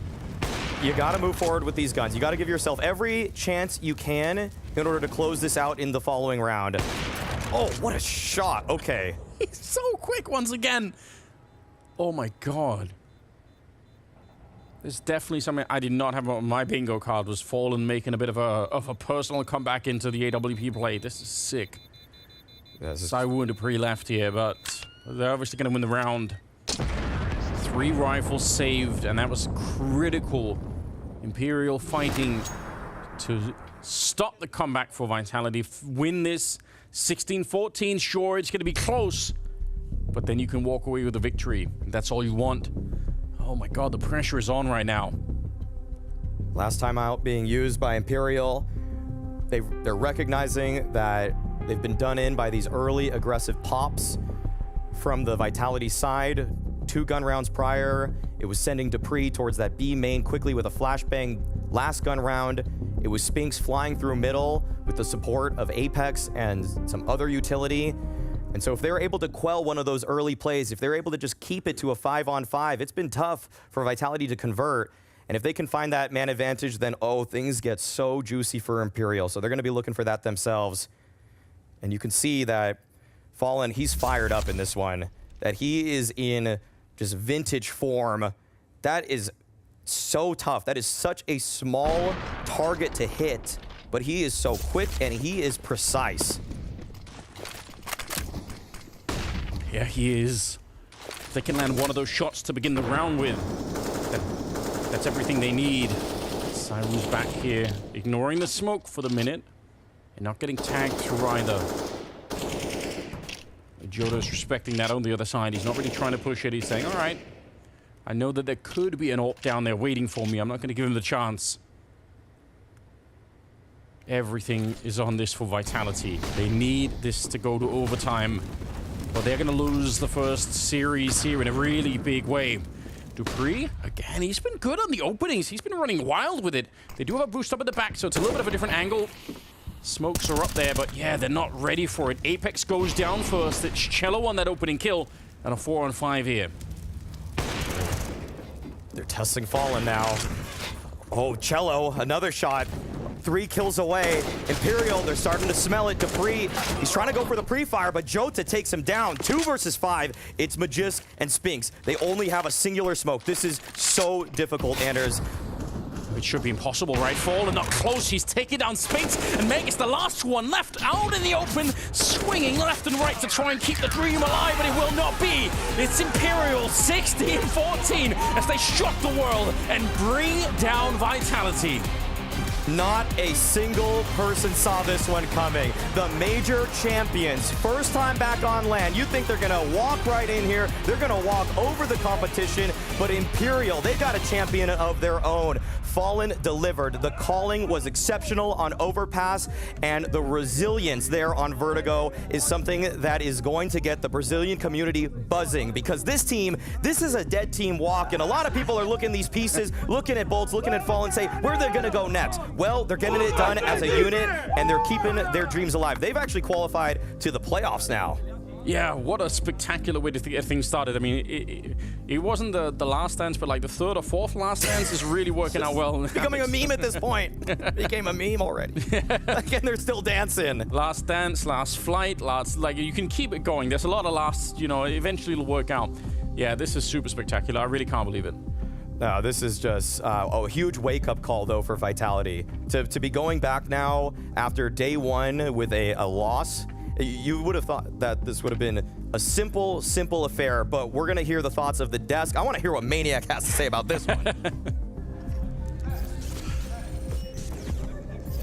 Well, he's surely got a lot of words when it comes to this one, because it was dominance from Imperial on the first map. It was a good start here on Vertigo, and closing it out even when the comeback started to almost look like it was alive for Vitality. That is impressive, to say the least, but it's very, I guess, sad when you come to what you're thinking Vitality should be able to offer. But where do you want me to go? Do you want me to go to happy way Imperial or the sad way Vitality? I think we should celebrate Imperial right now. Yeah, we should celebrate Imperial. They played great in terms of on these force buys, the utility, the setups they had there, and they played with confidence. They were really good at capitalizing on any kind of mistake Vitality made in, say, the first 3 quarters of the game. Like, Vitality took about 2 years and 5 months to get activated in this game, and once they finally did, and this is where we really have to tip the hat to Imperial, is that they were able to close this round 15 and 16 towards the very end. They didn't let the nerves get to them. It looked like the comeback was a thing. It looked like Vitality started to get some steam on their T side. They were going through the motions, but this very round, that A defense from Imperial putting an end to the comeback. And Imperial wanting to start on the T side as well here, right? And showing us why they were so... We spoke about Cello before, we spoke about Jota. They are so just execution style when they run up there. Well, listen, first of all, Imperial had grand old stars in both halves. So that's something that we have to address. 5-1 on the T side for them, and then a 5-1 once again on the CT side. So I truly think they put them in the right position. And again, I think they were really, really good at exploiting some of the mistakes. We actually have one of the hero of the game joining us. Hello, Mr. Fallen. Hello, hello. How you doing? There you go. Oh, great. Oh, I don't even... I'm hoping that the people can hear... Oh, there we go. Think they can hear yes. You me? Hello. Yes, nice. now we can hear you. That's perfect. Well, what an impressive start. Congratulations on that. Big win, big win. You know, Counter-Strike nowadays, it's so tough. Everyone can beat each other, honestly. When I was playing the best team in the world back in the days, you'd go for tournaments. You already knew you'd go through group stage.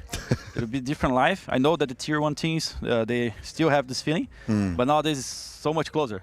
Like we played our best map on Overpass and showed why we played this map well.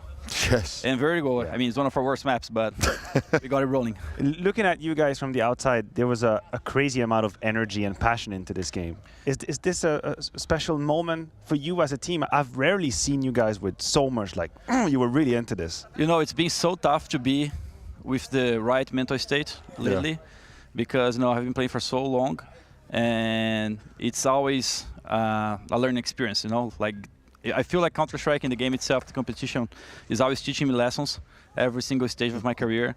And lately it has been, how can I get back to my mental fortitude that I had in the past? Right. You know? So with this thing, you know, I have not been on my prime best mentality during all the time.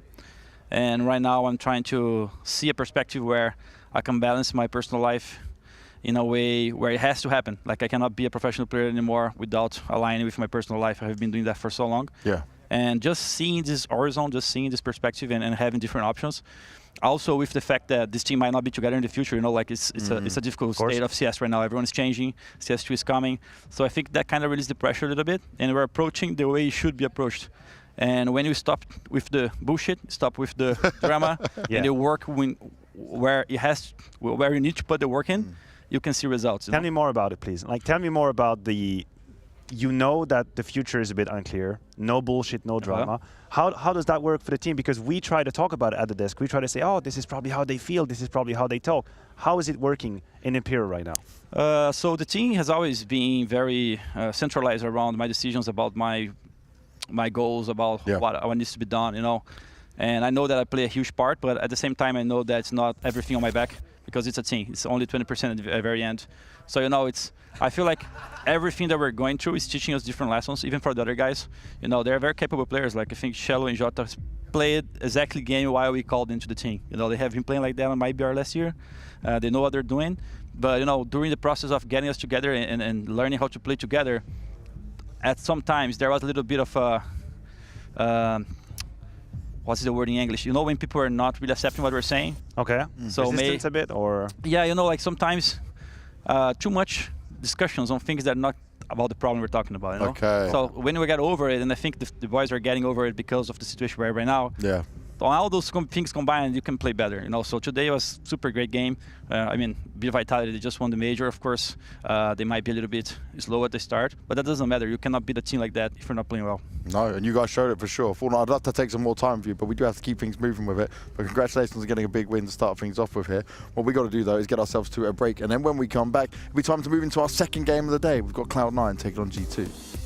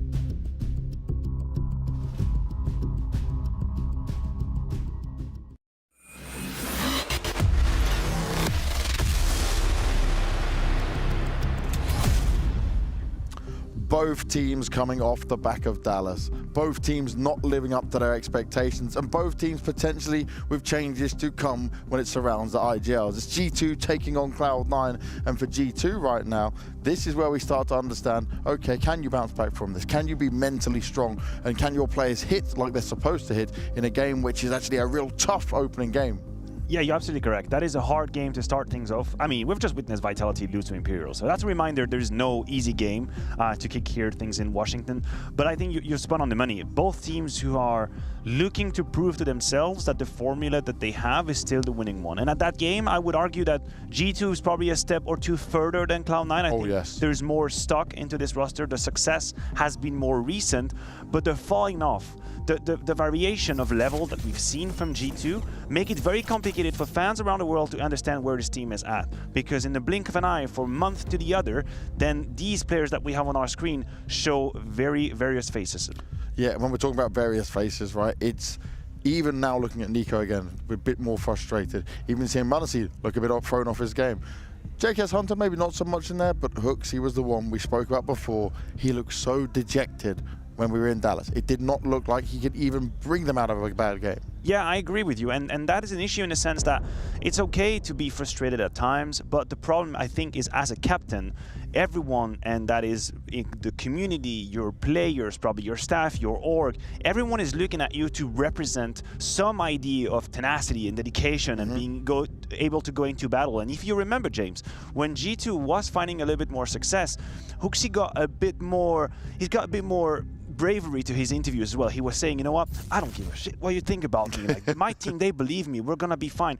Yeah. And I like that about him. He had a bit of a screw this, I know what I'm doing kind of vibe. And this vibe has kind of worn off now. It's more, when you go out there and you just tweet whatever man or whatever dude after you lost, it's like, dude, I understand what you mean, but you have to imagine the message you're putting out there. And this has us thrown off for a loop. Like, what the hell is going on?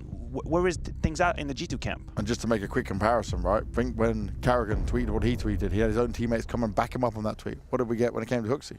I know. That is the issue. That currently, and just maybe we're fabulating, maybe we're making stories up. But from the outside, when you observe them, it feels like the links and the relations between the players are getting a little problematic. Not in terms of fights or anything, no, but in terms of like frustration and like giving up just a little bit and being fed up with what's going on. These are worrying signs. Yeah, and this is where the ranking. That's the drop off. Right now, this is the drop off. Obviously, since we look towards going into IEM Rio and continues to go further down, Paris Major was obviously absolutely devastating for these guys. And at 56, you can say it's respectable at IEM Dallas, but you expect them to do better. And if we have a look at the results for both teams from IEM Dallas, it kind of just paints a picture. Neither of them are in a position where you can go, yes, this is what we're expecting from world-class caliber teams. Both these teams are absolutely looking for a W. Like, literally, they need a W. They need to have some sort of positive signs. We have the results from G2 in Dallas, and you will see, I know the categories of team from the bottom up to the half up is very different. I'm aware of that, but it also showcases the both phase that G2 can have in the same tournament, which is against Nouns and OG, specifically against OG. It looked like G2 were untouchable. Like, the game against OG was ridiculous. Duels left, right, center, multi-kills, you can even keep up with her. But then the rest of the game, the rest of the tournament went to hell. Now, C9, on the other hand, also very slow against FaZe. The last map, I know it was a tiresome day. It's 2 back-to-back best of 3s. You can criticize the format. You might have a say in this too. But some of the emotions that we've seen from them in that game got me real uneasy, real uncomfortable. When they won the map against FaZe, the thing that got me was that there was still no happiness. They got up from their seats and they were like, okay, we got that one. And that was a big issue for me. Now, you can come in revitalized to another event. You can come in maybe more adjusted for sure. But Hobbit said himself to me, he was saying, I don't feel like I'm in my best game. I don't know how to get out of it right now. Yeah, you're absolutely right. The interview with Hobbit was, honestly, it was genuinely, I wouldn't say uncomfortable, but it hurt me a little. It hurt me a little. It was sad, but at the same time, I appreciate the fact that we get some of these reactions. We have the Veto coming over quickly, G2 going to Inferno, which has been a very strong hold for them. The Vertigo pick from Cloud9 was always going to be allowed since G2 has to remove Overpass. I like this. And the newbies on the third, that in itself is going to be quite interesting. I honestly want to know what kind of Cloud9 we're about to see. Like, are we going to see a Cloud9 Cloud9 that's ready to fight, or is it just a case of, oh, a map, like the map goes to G2, first map goes to G2, then we're out, like peace, white flag. That's the thing that worries me a little. Well, I want to see if Shiro's going to have them same frustrations. He's another player, right? I've never seen him look that frustrated, constantly slapping the top of his head, completely out of it. And also thrown off his game. Yeah. Let's be honest, like it's one thing when a player shows signs of frustration. I don't think it's amazing. I don't think it's great. It can happen. But the thing is with Shiro, he used to be consistently providing kills, no matter the game, no matter the event, no matter the emotion that he was feeling. He was the guy, and he still is the guy, for my money, that you can look to and you know he's going to do great. But he had that map against FaZe where he entered into the upside down. Yeah. Where, like, the world wasn't making sense anymore. Anything he was doing wasn't working. He was missing his shots. He was missing his timings. He was getting frustrated. This was the first time in a very long time that I had seen Shiro being really vulnerable. And that in itself worries me. Like, what have they done to my boy? Like, you cannot do that to Shiro. Like, he's way too much quality. And I think even for a player like that, it's starting to get to him that the results and the success isn't coming as it should be coming. And also, I want to look at it just in the head-to-head between him and m0NESY. m0NESY is a player who has still been able to shine. Now, he hasn't dropped off as far. So I think for m0NESY, that the next step is going to be able to pull G2 out of a hole. Also, that is carry the him problem. out of it. Carrying, Yeah. and I want to be precise, I'm talking about carrying them out of a bad situation. Because I have seen m0NESY carry G2 from the get-go. I've seen m0NESY have good starts of games, and the man just takes off. Absolute prodigy, untouchable in games. He's had some ridiculous ratings. You go back to the Challenger stage in Paris, what, like 2.39 rating he had in the game, which was completely mental. So we've seen him do it. We know he can do it. What I'm yet to see from m0NESY is, or rather I would see it more consistently, is G2 being down 2-8, 2-9, 2-10, and then he being the one that starts like grabbing back, like catching back the momentum from the opponents, stepping up from a bad scoreline, 3-10, and then he goes up again. That to me is the next step, but we have to be realistic as well. Like, these are still the first steps of m0NESY. He hasn't been a professional player for so many years. So there's a path of development for m0NESY, and I think this would be the next step for him, being able to carry him out of bad situation. And that's it, because we put m0NESY on a very high pedestal. Sure. Right? We say all this ability of what he can do, but you're very right. He dominates in games they're winning for sure, and he does the dirty that needed to be done. But to get that kind of moment for him when they're down and out and see him be the one that takes over the game, that would be impressive. Yes, and it currently seems to me that only really Hunter and or JKS can do that. And I'm again specifically talking about games where nothing goes G2's way, when they're falling off in the scoreline, they're falling off financially, and then things get really dire. I feel like JKS and Hunter are the players I'm looking toward to. Nico, not that he doesn't have the quality, I think Nico has an extraordinary quality as a player, but he's shown that the frustration can get to him recently, and when things go bad, then he gets a little precipitated, a bit agitated, maybe takes a little too much duels, and we know how he likes to be aggressive. So Nico is struggling in these moments. So who do we turn to? It has to be JKS, it has to be Hunter, but I would like to see Nico and m0NESY keeping up with the providing of the kills even in hard times, because that is how they get to championship level. Well, let's see if they can, because championship level is what we expect from both of these teams, but which one grabs it, we'll be finding out in just a few moments when we go in now with Maui and Anders. Oh, yes, we're ready with another game. This one, very, very interesting. G2 here, the Unicorns slightly favored, maybe a little bit more than slightly, but still, I mean, I think this is a bit of a coin toss for me. I'm not really sure what's going to happen. Both teams certainly have their weaknesses. I did pick G2 for this one. What about you? I actually picked Cloud9. I thought there was going to be one upset today, so we might have already hit our quota with Imperial over Vitality there. But I think that this is very possible. I think the Veto here is where things get very tricky for G2, because we've seen their woes on a map like Vertigo and how they fell apart at the major on it. It's going to be up to Cloud9 to win map number 1 and use that confidence, use that momentum to build to a 2-0. I think it's very possible, but G2, we've seen what they're capable of. We've seen how strong some of these individuals are, and Maniac wants to see if m0NESY can pull them out of a hole on his own. He might have to, because everybody else on this map, they have their difficulties. Yeah, you're not wrong about that. We'll see how this plays out. Cloud9 starting on the T side, G2 on the CT side, and they're moving right into Hunter. Oh, they do check the corner, but he comes out swinging. Good headshot. Could have nearly been the second there. You see how you're sort of pretending to check the corner, but not really checking it. Like, you don't really believe someone's there, and it kind of backfires on you. 4-on-4, though. Hunter down to half health, but that could have been, or busted down to half health. That could have been a lot worse. That was almost a cartoony Looney Tunes double take. Is that it? Blended in the wall, and That's pretty fortunate for Hunter, or else him and his team could be down 4 versus 5. But Nafany approaching JKS's dualies. We'll see what he's able to do. Right around the corner, and no, Axile quick to snuff him out. 4v3 now, and Cloud9, they want to speed up. Flash right there, double flash from Nafany. Monacy's got to get things done, but he is flashed off the angle. Space is being taken, and Cloud9, they have scaled all over this bomb site. What a shot coming up there from Axile. Second kill definitely made the difference. Hooksy and Nico on an almost impossible retake here. I don't see how you're going to be able to do this, especially because you're actually retaking into an offensive T side. Shiro will get a couple of kills at the end. Cloud9 will pick up the pistol. Well done. Maniac and James Banks brought up an important angle when going into this match, that the frustrations and the mental game has been a problem for both of these rosters in recent memory. The Shiro capitulation at the RMR, the way that we've seen Hooksy look despondent in interviews lately with G2. Right. It feels like getting off on the right foot is so essential to both of these teams. Look at Shiro, he's laughing. I haven't seen this guy laugh in maybe 3 months. Yeah, it's been rough for both these teams at different times. I think that's also what just makes it so unpredictable. Like, it makes me think I just don't really know for sure. But I mean, you're right. Maybe the map will make a big difference. Starting off on what has to be considered a huge home map for Cloud9, maybe that'll push them over the edge here. It's one of the maps that they came up on when they were Gambit in the online era. This and Overpass, that was their bread and that was their butter. And obviously, given G2's perma veto of Overpass, they're only able to put 1 into play here. But we'll see if G2 are, after that tech pause, gonna find anything to strike on back. Obviously, it's been incredibly memorable and seared into many's memories that G2 fell apart versus Fnatic on this map, where they lost despite being up due to a series of ramp hits consecutively. And we've got a ramp hit coming out right here. Nafany up quick.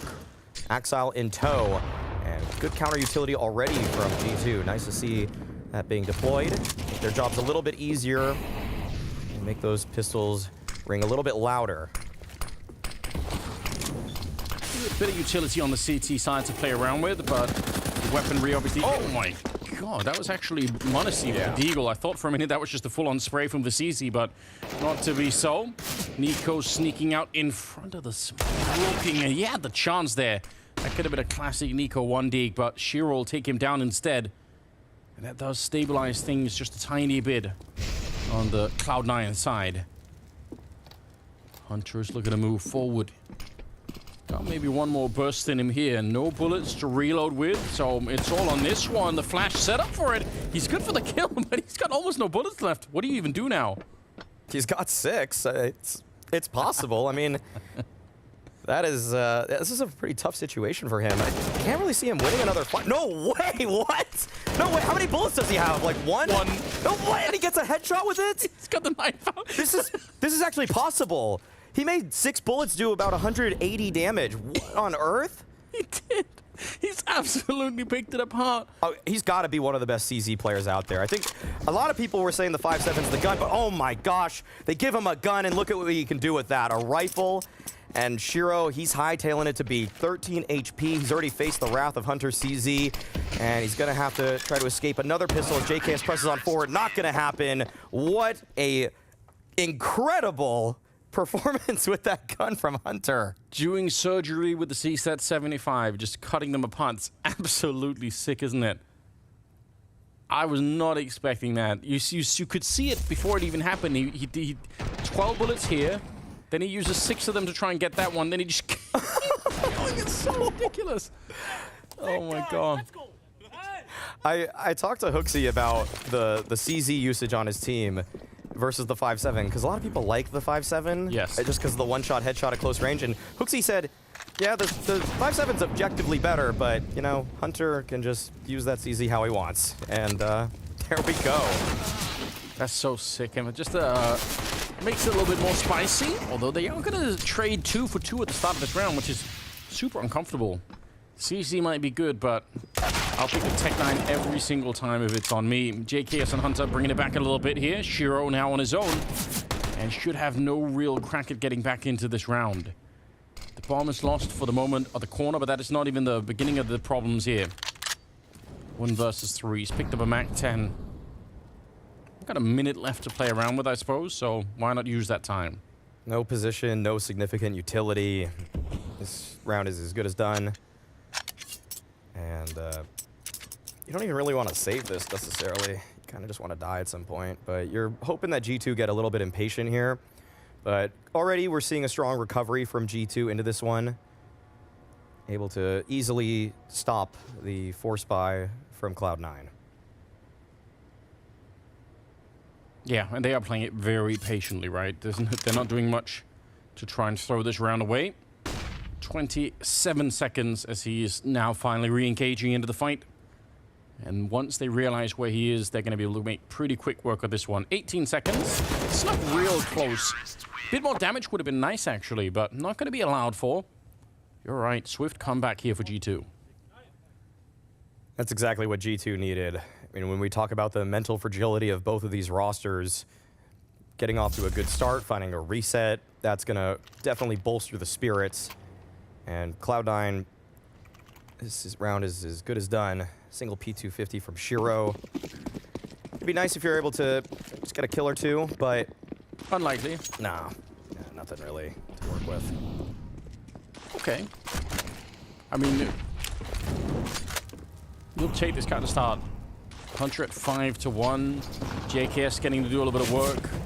I think both teams mentally probably are in a position where any kind of a good start is going to be so welcomed.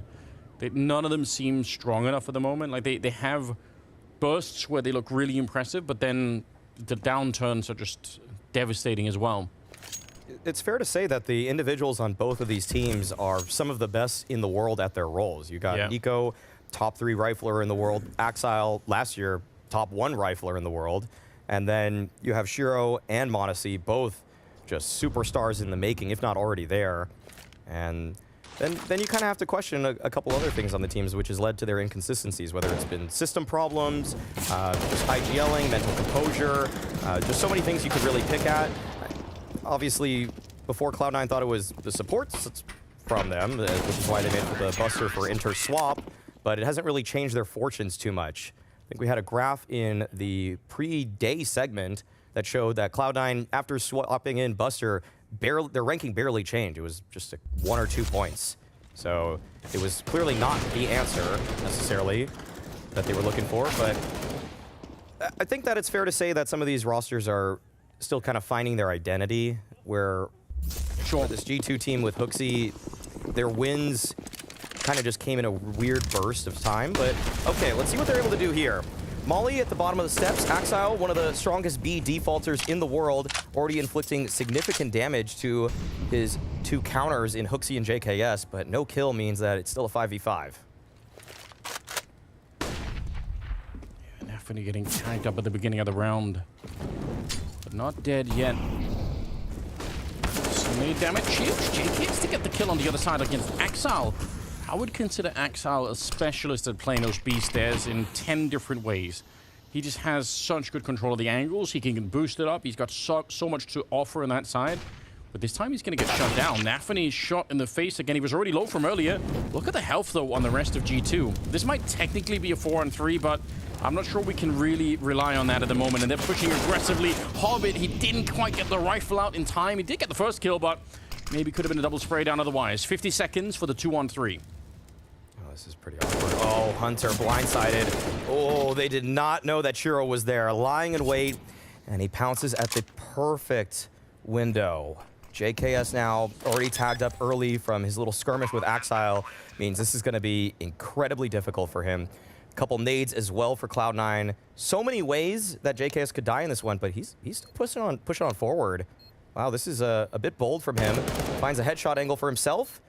Goes for the swing, and at some point, you have to call this one off. You don't have a kit. You don't have a smoke. And yeah, that's going to be it. Okay. The very best that he probably could have done is to keep them on the site for the explosion, but that was quite far away, so I'm not even sure that was who he was playing for there. Unfortunate, but yeah, they still have money to buy, I guess, on the G2 side, so that's kind of the upside. And he was only giving up a Galil, I guess that's the other thing. This is a crisp shot to begin with. Yeah, You're right. This position for Shiro, they were not expecting it. They weren't ready. That felt like the one key in the round for Cloud9, but they're so willing to just press on forward without utility, and there we go. Yeah, we've been talking about him. The B default specialist, Axile, finds a kill to his name. 5v4. And this is where Cloud9 sometimes just wear you down. The war of attrition starts. You want to deploy your utilities so you can block off some angles. Cloud9 know exactly what to do to counter and stop you from gaining further information, and that's when they slowly just sink their teeth into the map. Speaking of utility, there's not that much left on the G2 side either, so awkward position to be in. You're a man down, you don't have any real nades. And setting up flash Molotov combo there. Buster with the opening, and Hunter is so blind. That's really efficient use of the flashes in the middle. Nico and Modesty, especially Modesty with that AWP, you really want to keep that alive at all costs here. Nico's in the center of the map, but I think that's more of a gamble that they're not going to be expecting him there. Obviously, the round is going to be Cloud9's here as they tie up the scoreline and make it 3-3. Oh, Nafty's dug in, though, at this connector spot. Oh, that's... Wow, that's... Could have been something.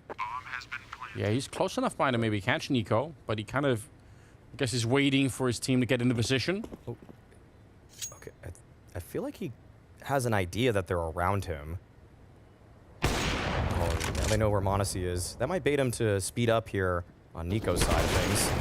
Oh no, Monacy misses the shot. Monacy and Nico both fall. So nothing to take forward into that 7th round for G2. Every player fully bought out in the previous round.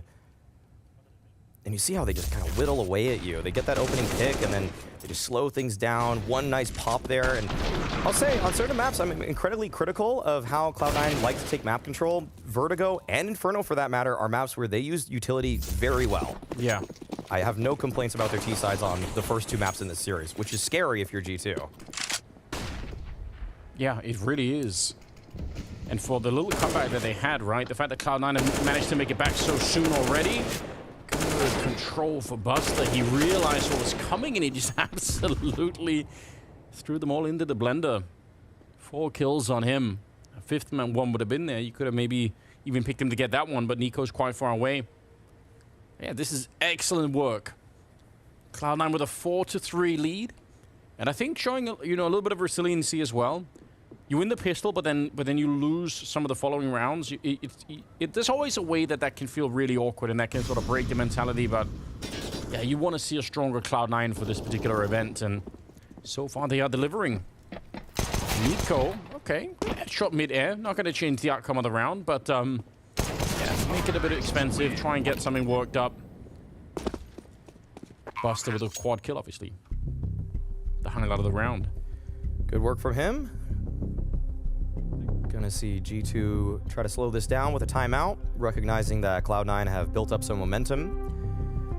But sometimes it's just as easy as trying to put an op on Axile. If you can just send Monacy towards B, if he gets a good spawn in the next round, just say, take down this rifler that is just making our lives on the B side a living hell. That could be one of those simple solutions. But if you just challenge Axile with rifles versus rifles, it's seriously like flipping a coin, if not worse. Yeah, it's a weighted coin against you. Yeah. It's not great. Oh, and they have no op for G2. Oh, gosh.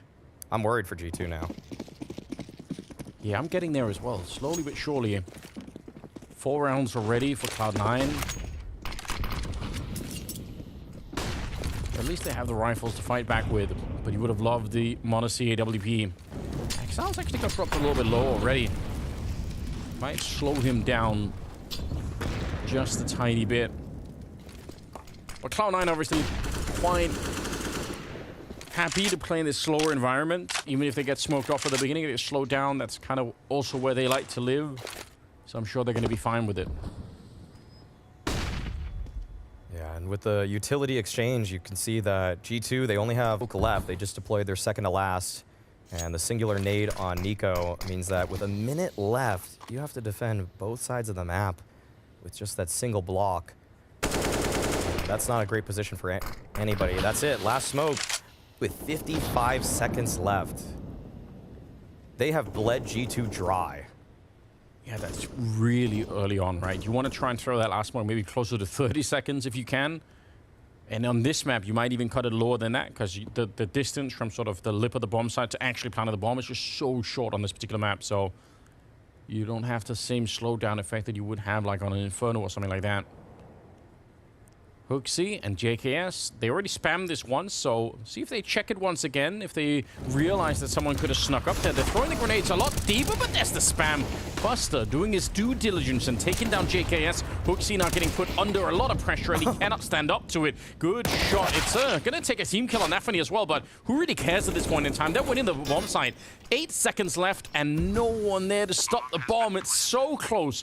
A shot for the smoke might have actually done it, but they're not going to be able to. Buster will take down Hunter, and it's a 5-3 lead for Cloud9. This is why Cloud9 are just world class at this map. They just bled them completely dry. They instilled so much fear in G2 in the prior rounds because they were finding kills in their default that G2 felt forced to throw all of their utility within the first minute of this round. They were so terrified of taking an early fight, losing an opening duel, and at that point, Nafany, Cloud9, they recognized that all of those nades were thrown, and at that point, all you need to do is really throw an exec. It's up to that individual player on the bomb site to multi-frag, and without nades to support him, it's just not going to happen more times than not.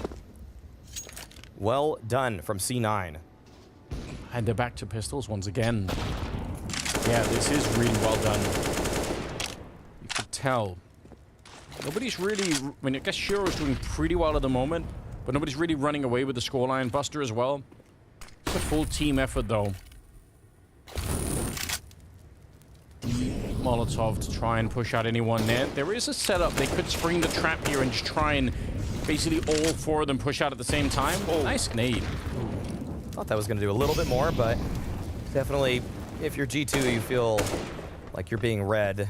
They had this 4-man lean towards A. That was definitely their win condition in this one. Only question is anybody really watching the short side? Someone's got to take care of that. Okay, there is the player towards lower in Buster, and it looks like he will be called into action. Oh, can't lose the timing there. Oh, no. There's pressure now on that short side. Wow. Okay, they're taking damage, serious damage, but Axile is there to clean up. But they have overlooked Hunter. Oh, but it doesn't matter. Axile, too quick on the trigger. He just saved them. They actually lost the first fight to the USP of Monacy. It was so surprising that that actually won out that first battle. But Axile has brought it back. Quad kill on him. Buster's going to get the last one against HooXi. And that's Cloud9 now, catching fire, winning 5 in a row. And putting G2 to shame for a minute here. And this is their T side as well. This is starting to look a little bit worrisome. There's a lot of bullets on the first one, but they doubled up for him here. I don't think he realized what was going on. Great work. And some frustrated looks on the side of G2. Not necessarily a bad idea, just not the firepower that G2 needed there. They actually caught Cloud9 off a couple of times, but Shiro playing really fast. Oh, he actually tagged Monacy right there through the corner, it looks like. No, actually, that was somebody else. But still, bullet whizzing right by the head of that G2 player. Now Nafany, he's up to his old trick. Sitting in the smoke, waiting for the smoke fade. Monacy's got to be so quick. There he is. Spots the foot, and that's all he needs. 5v4 advantage for G2. They desperately needed that.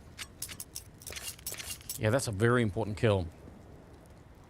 But you're right, Nafany, I mean, we talked about Axile being kind of a, you know, a legend outside of the B-bombs, but Nafany playing on that ramp on both sides of the map is also something to really look forward to. We'll do it on the CT side as well, playing close to the bottom of the ramp as well. It's something that he's really good at. Yeah, he's one of the pioneers of that spot, the utility that is exchanged there. The meta's moved a little bit away from his style, but still he has a lot of stuff that's evergreen.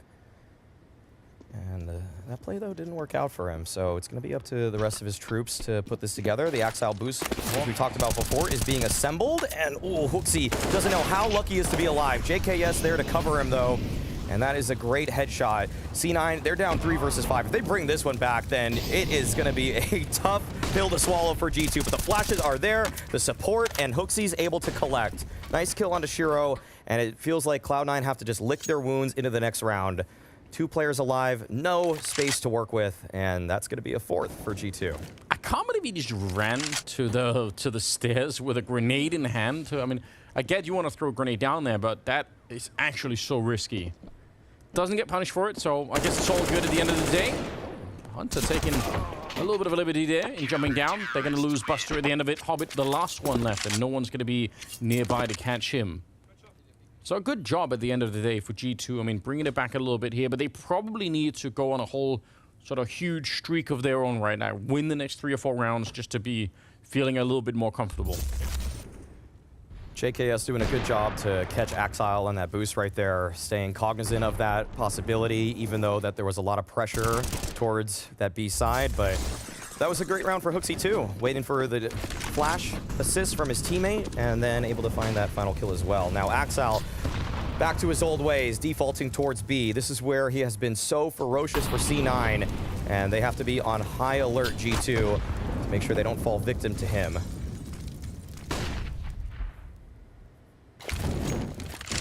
Shiro getting tagged up a tiny bit at the start of the round, or maybe more than that, down to 41. With the AWP, has less of an impact. You can still do a bit of work, but another nade lands on him, and now he's down to 13. That's a little bit troublesome. Nico finding the first one, and Anthony right on the other side. Again, this way he does a lot of his greatest work, and almost spammed down. Nico pulls out the pistol. He was so sure that someone was still back there. Yeah, double opening. I'd love to know if he saw anything. Probably blood at one point with a bullet. Been, yeah. Maybe he heard a tag, but maybe he just knows Nafany better than anybody else does. That's a really good find. Because Shiro's already so low on health, I mean, what do you even do right now? If you're given a gift here by G2, if someone was to push down, maybe run forward with a nade in hand, then, you know, you're back in the round. And this is a classic. Classic Axile boost. This is probably his favorite boost on any map. He does this so often. And JKS wants to test him. Okay, there we go. Axile right on cue, is able to find a kill from it. And yeah, he gets off, dismounts, looking for more. And if they carve this up, 13 seconds left. There's no way. G2, you can't fall here. No, Axile. Oh no, he's on a warpath right now. They're pressing on forward to the bomb site. Buster's gonna be able to get that bomb down, but Nico, thankfully, is able to take him down, and that's gonna be round over. Shiro with 13 HP wanted nothing to do with it. Great shot from him, but a 5th for G2. That's one of those disciplined questions, right? They knew where he was, and you could see from JK's point of view how you're thinking, I know where he is. All I have to do is throw like 1 or 2 bullets that way, and I'm gonna be able to catch him. Wow, there's certainly no blood showing, but yeah, probably the tag, like you said. That was really close. Closer than they might have seen to Axile being able to win that round for his team. And it was just maybe a little bit of hubris on the side of G2, thinking, you know what? We can take the fight. It's a 5-on-3. We're not gonna get in any trouble, but they almost did. Cloud9 using a timeout here, the first one. And why not? Talk things over. The first half's already, it's rolling out pretty well. They're not in a bad position, but you obviously don't want to let G2 into the game too much. No, and I think that when you're looking at what's going wrong with Cloud9, it's a couple of gun rounds in a row. Nafany's been getting caught in smokes, and they've been losing some of those opening duels. I think Hobbit has been having a hard time over there as well. And so they just gotta be a little bit more careful, because it does seem like when Cloud9 just end up towards B, they're doing a great job at putting a lot of pressure on G2. Just don't give up an opening pick on the other side of the map. Shiro trying to find something through the tarp right there. Nico's playing a very dangerous game. We can see the sliver right there, that little hole that Shiro is keeping his eye on. But Nico is not punished for it, and the defense is able to hold Cloud9 at bay. The boost up. Hobbit going to be able to take down HooXi. That's a brilliant start. Frustrating for HooXi, no doubt. Still a minute on the clock, so plenty of time to mess around with here. Is there going to be a response for G2, though? I mean, you mentioned this on Overpass, how a lot of the time if you're playing down a man on the CT side, you almost feel some kind of pressure to do more, to try and find a way to get the advantage back in your side. On this map, it can be very tricky, though. Montese's in a good position in terms of just maintaining information for his team. You'll see a lot of teams go for these reaggresses towards A. Feels like a great battleground, and yeah, G2, they've acquired that information. They know that there's no A presence, and so they can consolidate their forces towards that B side of the map. But it looks like Cloud9 want to do a little bit of a remix. They're not just going for the full-on B exec. They want to strike from 2 angles this time. Oh, but Nico holding the line against Hobbit. This is becoming manageable for G2 all of a sudden. Not much time for Cloud9. Actually, almost no time at all. One more death in their side, and they're going to be really screwed. Nico gets one, Buster in the return, but the rest of the push here trying to get through a win. That's it. Buster alone in the middle, and the bomb is on the ground on the other side of the wall. So even if it's a 1 versus 2, he can't do much of anything. Going to pick up the AWP and make a run for it, but that's going to tie it up. 6-6, and G2 just making a bit of a comeback on their own here. And this is really, really important for them. Obviously, this map, if they could upset Cloud9 on this one, that would be really shocking. With how things were going for Cloud9, it felt like they were going to take this one convincingly, but G2 have made a strong case for themselves. Good response from G2. The clear towards the A ramp, moving the defense over towards the B side. Even though Cloud9 were going to be going for a split from mid and from the B steps, G2 had those options covered. Round number 13. Not a lot of money left on either side, so whoever wins this one could really go on a bit of a run themselves to maybe close out the half with its Monacy. And AWP rings true, and also Hunter through the smoke taking down Axile, so things are really working out. Nico just continuing, and Cloud9. Some of the early round stuff here has been really working out for them in the previous rounds. They've really managed their positions really well. Now it's kind of backfiring on them a little bit. Buster and Hobbit trying to fight their way back into this one. There should be almost no chance for Cloud9 to bring this one back from the 2v5, but now they've made things a bit interesting. One-way smoke being deployed there, but Hobbit far away from it, so not really going to affect him. In fact, it might give him an advantage. It does. Yeah, Hooksy not recognizing that possibility. This was a 2 versus 5. Yeah. This is so worrying for G2 now. JKS and Nico, they're playing fairly close together, but it's still not any... They're not sure of where Cloud9 want to strike. I can't even imagine, especially because you're going to be saving the next one, right? You're going to get wiped out on this one if you actually lose it. So being up 2 versus 5 and now back into a 2-on-2. Yeah, this is unforgivable. 20 seconds on the clock. So they deploy one Molotov to put a little bit of pressure. And again, just looking to edge his way in. Hobbit, he's got the right idea, and Nico gets caught out. Now it's just JKS. 1 versus 2. He's going to get the first one here. Hobbit looking to see if he can save his team on the other side. 8-7 seconds, and Hobbit, he'll find the shot, and he'll save Cloud9. That is a massive round. That is unacceptable for G2. You could see the eye roll from JKS right when that ends. He knows he's not even supposed to be in that position. Yeah. But the players towards A, after they found those opening kills, they got a little bit eager. Their eyes got wide. They thought they could maintain that position. And Cloud9 were still weaving around those smokes. They were still trying to find a way back into the round. The fight wasn't up just yet, but G2 relaxed their guard. And that's when Cloud9 were able to find a way back in. This is a huge momentum killer for G2. Thought you were going to be building yourselves back into this half, and Cloud9 keep up the pressure. 7-6 off the back of a wonderful round from Hobbit.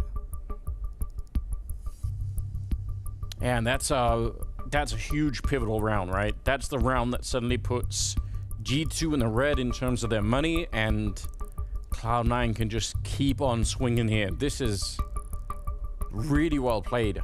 Hobbit seeing the opening with the AWP over and over again. Huge round. And they'll take that one.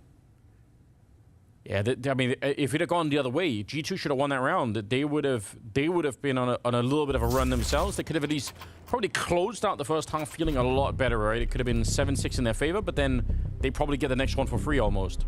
Oh yeah, and look at the buy now. Oh no. G2 looked like they were going to win the half. At least find 8 or so rounds, but Cloud9 going for a timeout back to another. Oh, that was off the technical one. Yeah, behind the tech one, you're right. Yeah, off the tech pause there. So, yeah, they'll iron out their plan, make sure everybody stays locked in and focused. But after what we just saw in that 2v5, I think they're ready to play. I think they are incredibly keen on getting this round underway, especially with G2's bye. Not much to work with, and just got to give credit to Cloud9 and Nafany. They're doing a great job of bleeding all of the utility from G2. When the rounds are really slowing down, it feels like more often than not, C9 are in some way advantaged. Yeah, that's something, and it's been a problem a couple of times, right? Like if you're trying to go for the retakes, you don't have any grenades left, or just trying to slow them down in the last 20 seconds of a round, you can't really do that because you were out of grenades 40 or 50 seconds. Oh, wow.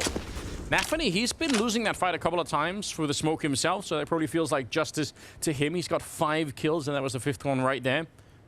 Hooksy and Nico both down at the start of the round here. This should be a pretty simple conversion for Cloud9. They already have players in position to connect on that B bomb site, and there's no significant defense there. So this will be an 8 for Cloud9. Yep, Hobbit's going to figure that all out now, and... they forced up into this round. Yeah, that's... Oof, it's really worrying for G2. You don't like to see this. No, no. And this in some way is why people were pretty frustrated with that Vertigo being the way that they go out at the major. We want to bring up that storyline again, just the way that it ended on that 3rd map, that Nico had a pretty tough time to close it out, because a lot of Vertigo in A ramp is kind of tricks and just knowledge around smokes and kind of taking a little bit of a gamble. You'll go for a burst through a smoke, you'll hope for the best. Sometimes they just shoot you in the back of the head because they weave themselves around that smoke. And this time, yeah, Nico couldn't even really play the round. He just got spammed immediately because Nafany, he's very procedural with his movements. He takes a lot of risks, but he does so in a calculated fashion. He knows that his team needs to gain some space towards that side, and so he'll look foolish sometimes, but it's usually part of the plan, and that's an excellent opener from Shiro. Nico, first dead twice in a row off the back of a spam, and this time an off kill that he had no chance at beating. Same route that he took earlier, Shiro, to try and get that kill, and he almost did the first time around, but this time it was dead on perfect. 8-6. And Cloud9 looking to make it 9 on their side at the end of the half here, which is looking pretty doable at the moment. G2's economy has been just never really in a good position, even when they were winning some of those rounds back-to-back. They weren't ever filthy rich. They could never sustain a huge amount of round losses here. And Cloud9 have really taken advantage of that fact. Buster at 16-6 right now. Everyone's a little bit further behind, but he's really had himself a beautiful game. Yeah, Buster has been collecting. Basically, every time G2 have been advantaged or they want to go for a push, Buster's been lying in wait. And I would say that the move to pick him up for inters was very underwhelming. That nobody was really convinced by it. Nobody really thought that it was the answer. But we'll see. Okay. Yeah, maybe it just hadn't had enough time. I don't know, but you're right. It wasn't the game changer that a lot of people were maybe hoping for. Nafany's going to be taking down Monacy, and Hooksy and JKS with not much to do in the round here. Good little flank coming through, but it's probably too late. Hooksy fighting for his life out here, and it's just too much to handle. 9-6 at the end of it, and Cloud9 with a really good lead going into the second half, which will be coming up right after this.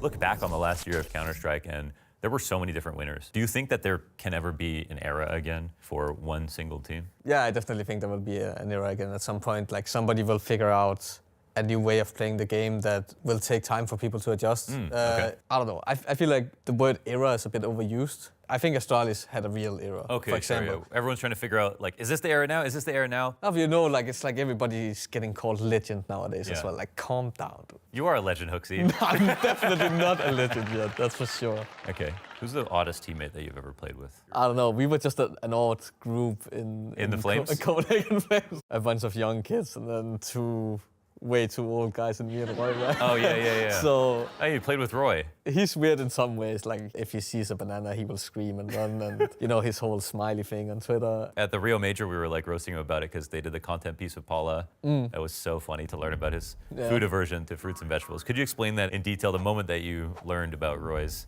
I think I had foods? the most typical reaction that anybody would have. It's not that he doesn't like fruit, he literally is almost afraid of it. Like when somebody's sitting next to him and eating a banana, he's like moving away or asking you to put it away or something. This is a weird thing, but... So do you have to worry about when you bring out fruits if you're with him at practice? No, it's not like that. When you figure it out, you start bullying him instead with it. You're not worrying at all. Like you just you need to bring bullying move back. closer. Yeah. And then the natural reaction would be, What about apples? What about strawberry? You can just keep going through the list.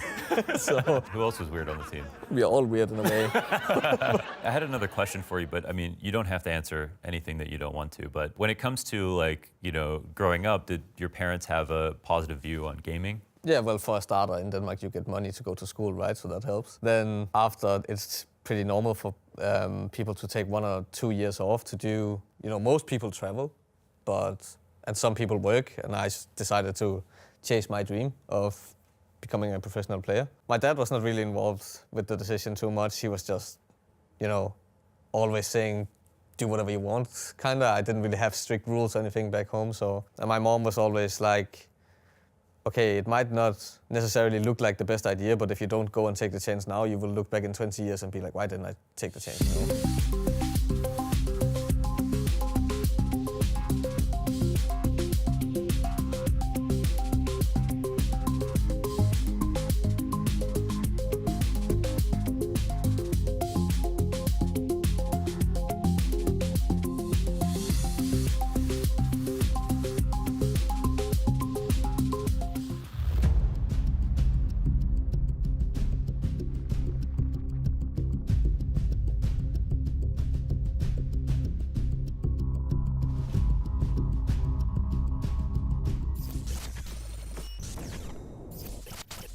Well, here we go. We are back once again, second half. Still the first map in this series between G2 and Cloud9. And we were talking about this in the break a little bit, Maui. It sort of feels like G2 are melting a little bit under the pressure at the moment, which is not what you want to see. It's still early on.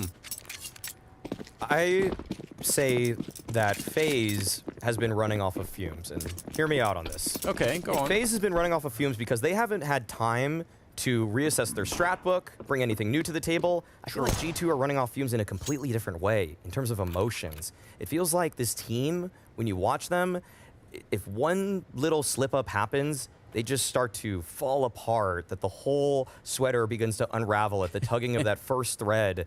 And in some ways, that's how that first half went. You lose that 2v5, you show no more fight in the remainder of the half, and Cloud9 feel like they're in complete control. But Nico wants to tell another story. But Buster, who has had a fantastic game, is able to even things up. What a shot from Nico. One click, one bullet to get rid of the first player, but yeah, he's going to keep on going. Looked like he maybe was going to get challenged by Axal there.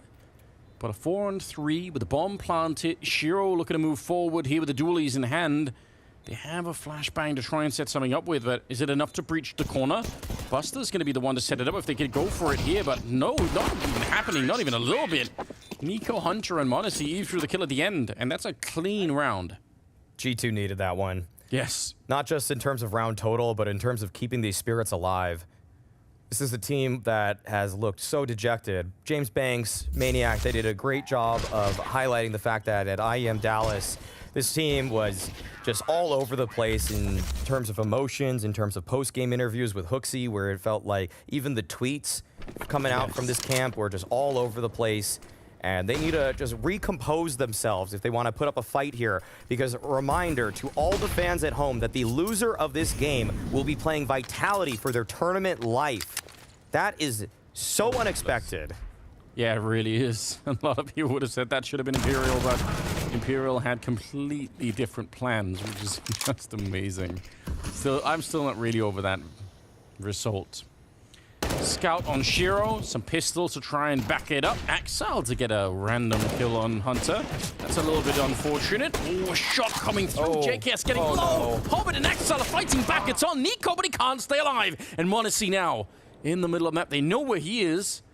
They might not expect this wraparound, but they knew that he was here at some point. 1 versus 3 for him and about a minute left. Yeah, but the bomb's on B. And with just a singular flash, this is going to be so hard. It's got to be all headshots. Okay, there's one. We're going to believe it, too, because this crossfire is deadly. Hobbit and Buster playing off of each other, and oh my gosh, Modesty, what is that? Now Hobbit, he's quaking, 6 HP left, and Modesty brings it all the way back. 3 headshots for him, blinding speed from the flash. That is actually so sick. He made that look so easy. It's almost a shame that he didn't have to fight harder for it, because it makes it look like he's just showing up to get kills left and right. That's a really hard round to win. The bomb is lost on the other side. They kind of know that he's coming from that direction, and they still were not able to do anything to stop him. These last 2 shots are just so crazy. The last one on Hobbit is just filth. If you have the wrong res, if you have the wrong crosshair, you don't even see that guy peeking you. Yeah. And well, listen, this is what Maniac said, right? He wanted to see m0NESY be a player that could step it up and maybe dig them out of a hole. hooXi gonna get a couple of kills here. Hunter with the triple spray down. But yeah, this is the kind of stuff you want to see out of m0NESY, right? We already know that he has the quality to be a real superstar. But it's true, though. You can't just be the superstar when things are going well, right? You also have to be that when things aren't looking that great and the team is in trouble. Yeah, front running is it's something that people criticize stars for, just the stat padding on top of a victory, but yeah, digging them out, that's what Maniac wanted. Great run boost, good setup here for JKS. Not able to take down Axile just yet. It's actually a kill on the other side of the map going the way of Nico, but it's a 1-for-1, and Hunter, he's so quick. He's already here, and Axile somehow able to recover, but there are too many bodies. G2, they were fast, and they were ferocious with that attack. They learned the 9 run boost. That's pretty cool, right? Something that 9 brought into it, because obviously people normally you assemble that run boost differently, but doing it off the rail like that and just jumping straight on, you waste no time in doing it. That's pretty sick. I actually love that. Yeah, it's so quick, and with the supportive flash, it just takes so much space away. It gives you an advantage in terms of timing, in terms of the utility on your side. Nice to see that G2 were able to incorporate that in their playbook. I don't remember them running that, say, a few months ago. No, me neither. And I've been wondering, because I think 9 kind of proved how effective it could be, so I was just wondering, when is someone else going to do that? Like, why is no one else trying to pick that up? And I guess, finally, it is happening a little bit. Good round, even if there was a bit of fight back, but it just wasn't enough. 10-9, and that's a massive round. If G2 want a chance at clawing the round back, this was one of the big rounds that could really swing it in their favor. On the flip side, things are looking a bit dire for Cloud9. I mean, this has been quite a streak of rounds here to kick off this half for G2. And usually it's when Cloud9 switch to the CT side that they just dig in, that they're so difficult to unseat. But for G2 to already find a lead on this offense, it's going to make you really scratch your head if you're Groove.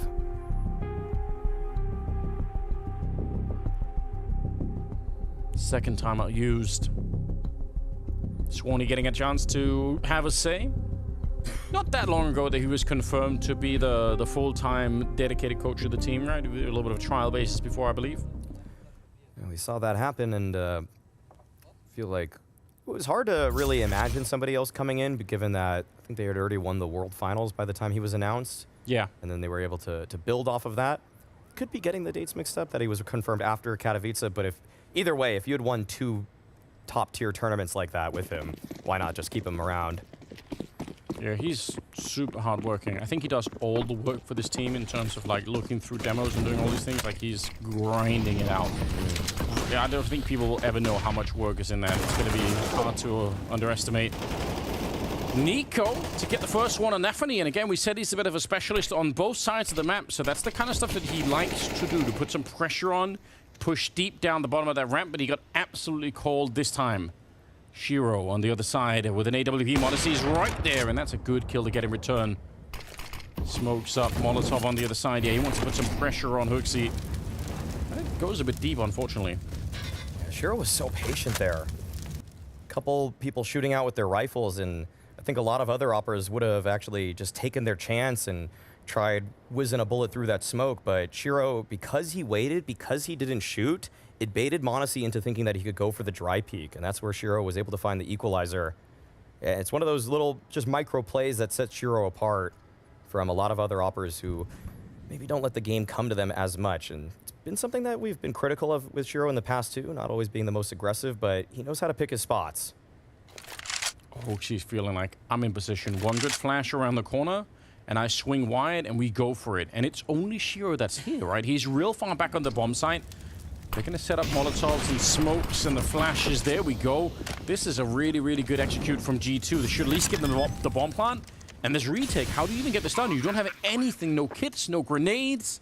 And these 2 rifles are worth so much to Cloud9, so in spite of the fact that it's a 4-on-4, it's really not, though. G2 had every advantage in this one. It was up to Shiro to try and get maybe more than just 1 kill, maybe even 2 on that approach. The only way is if he would have hit that flick shot as they were scaling, but G2 just doing a great job of making sure they don't peek before the flash rings out. Buster, yeah, he'll try to find something with that deagle, but quickly punished by Nico, and that is it. 11th round for G2. Just good procedures. Very, very thorough there with their entire approach. This is where Cloud9 have to fight back, though. 5 in a row for G2. They've won every single round in this second half, and usually this is just where G2... I wouldn't say they actually are better on the T side, but Cloud9 are certainly great when it comes to CT on this map. Yeah, I don't disagree. They really should be. We're not seeing it just yet. And now we're in that uncomfortable space where they're running out of rounds to prove it as well. It's only a 2-round gap. But as always in a game of Counter-Strike, it's the money that concerns me. For Cloud9, they've got their backs to the wall. They were able to save some rifles, 3 of them in the last round, so that's good. That's something to look forward to. And oh my god, Exile. I don't know what even happened. How did Hunter get into that position with a grenade in hand and not even realize there was someone on top of him? Nico's going to get one in return, though. Again, defeating Nafany at the ramp. Yeah, I mean, we see the B site specialists strike once again in Exile, but thankfully for Nico and company, they're able to even things out. And Shiro, he's got a lot of utility. Might want to deploy that later, but he still wants to keep this op out and wants to see if he can find something. G2, it's tough when you're playing this. Sometimes you want to skip a step. You go for that 1 extra peek that without that flash, without that molly to support you, and that's where Shiro is deciding to fight, hoping that that short side play is where they cut that step. But it's G2 up ramp side, heavy on this side, in fact. All 4 players here. I like that. Look at that forward underhand smoke from Hobbit, trying to create a bit of a pocket to play inside of. Gonna get wide, swung, but that's the bomb on the ground. Good return from JKS. Still a 3-on-3, and Shiro announcing himself on that side with the AWP. They know that he's out here now. Can they get rid of him? Monacy with a shot onto Buster, and now with still 27 seconds, they're going to double swing him. No chance he could have stayed alive there. Even if he got the 1 shot there, it shouldn't have made a difference. 20 seconds. Exile to try and save it. Oh, JKS getting edged out. What's going on? The bomb dropped a little bit further on, and now it's a 1 versus 1. Nico to pick it up. Is he going to have time to fake it? He did once. Goes for the peek, and he'll win it. Oh, my God. It should never got into a 1-on-1, but that's a huge round once again. Oh, so poetic, though, that it comes down to 2 of the best riflers in the world, and Nico is able to come up big there. Great attempt from Exile and company to keep that one in line, but just whittling away at the defense is G2. The slow approach up the ramp, able to get kill after kill, trade after trade, and that feels like a bit of a missed opportunity for C9. G2 have so much momentum in this half, 6 in a row. That's off the back of Cloud9 finding the opening pick in the previous.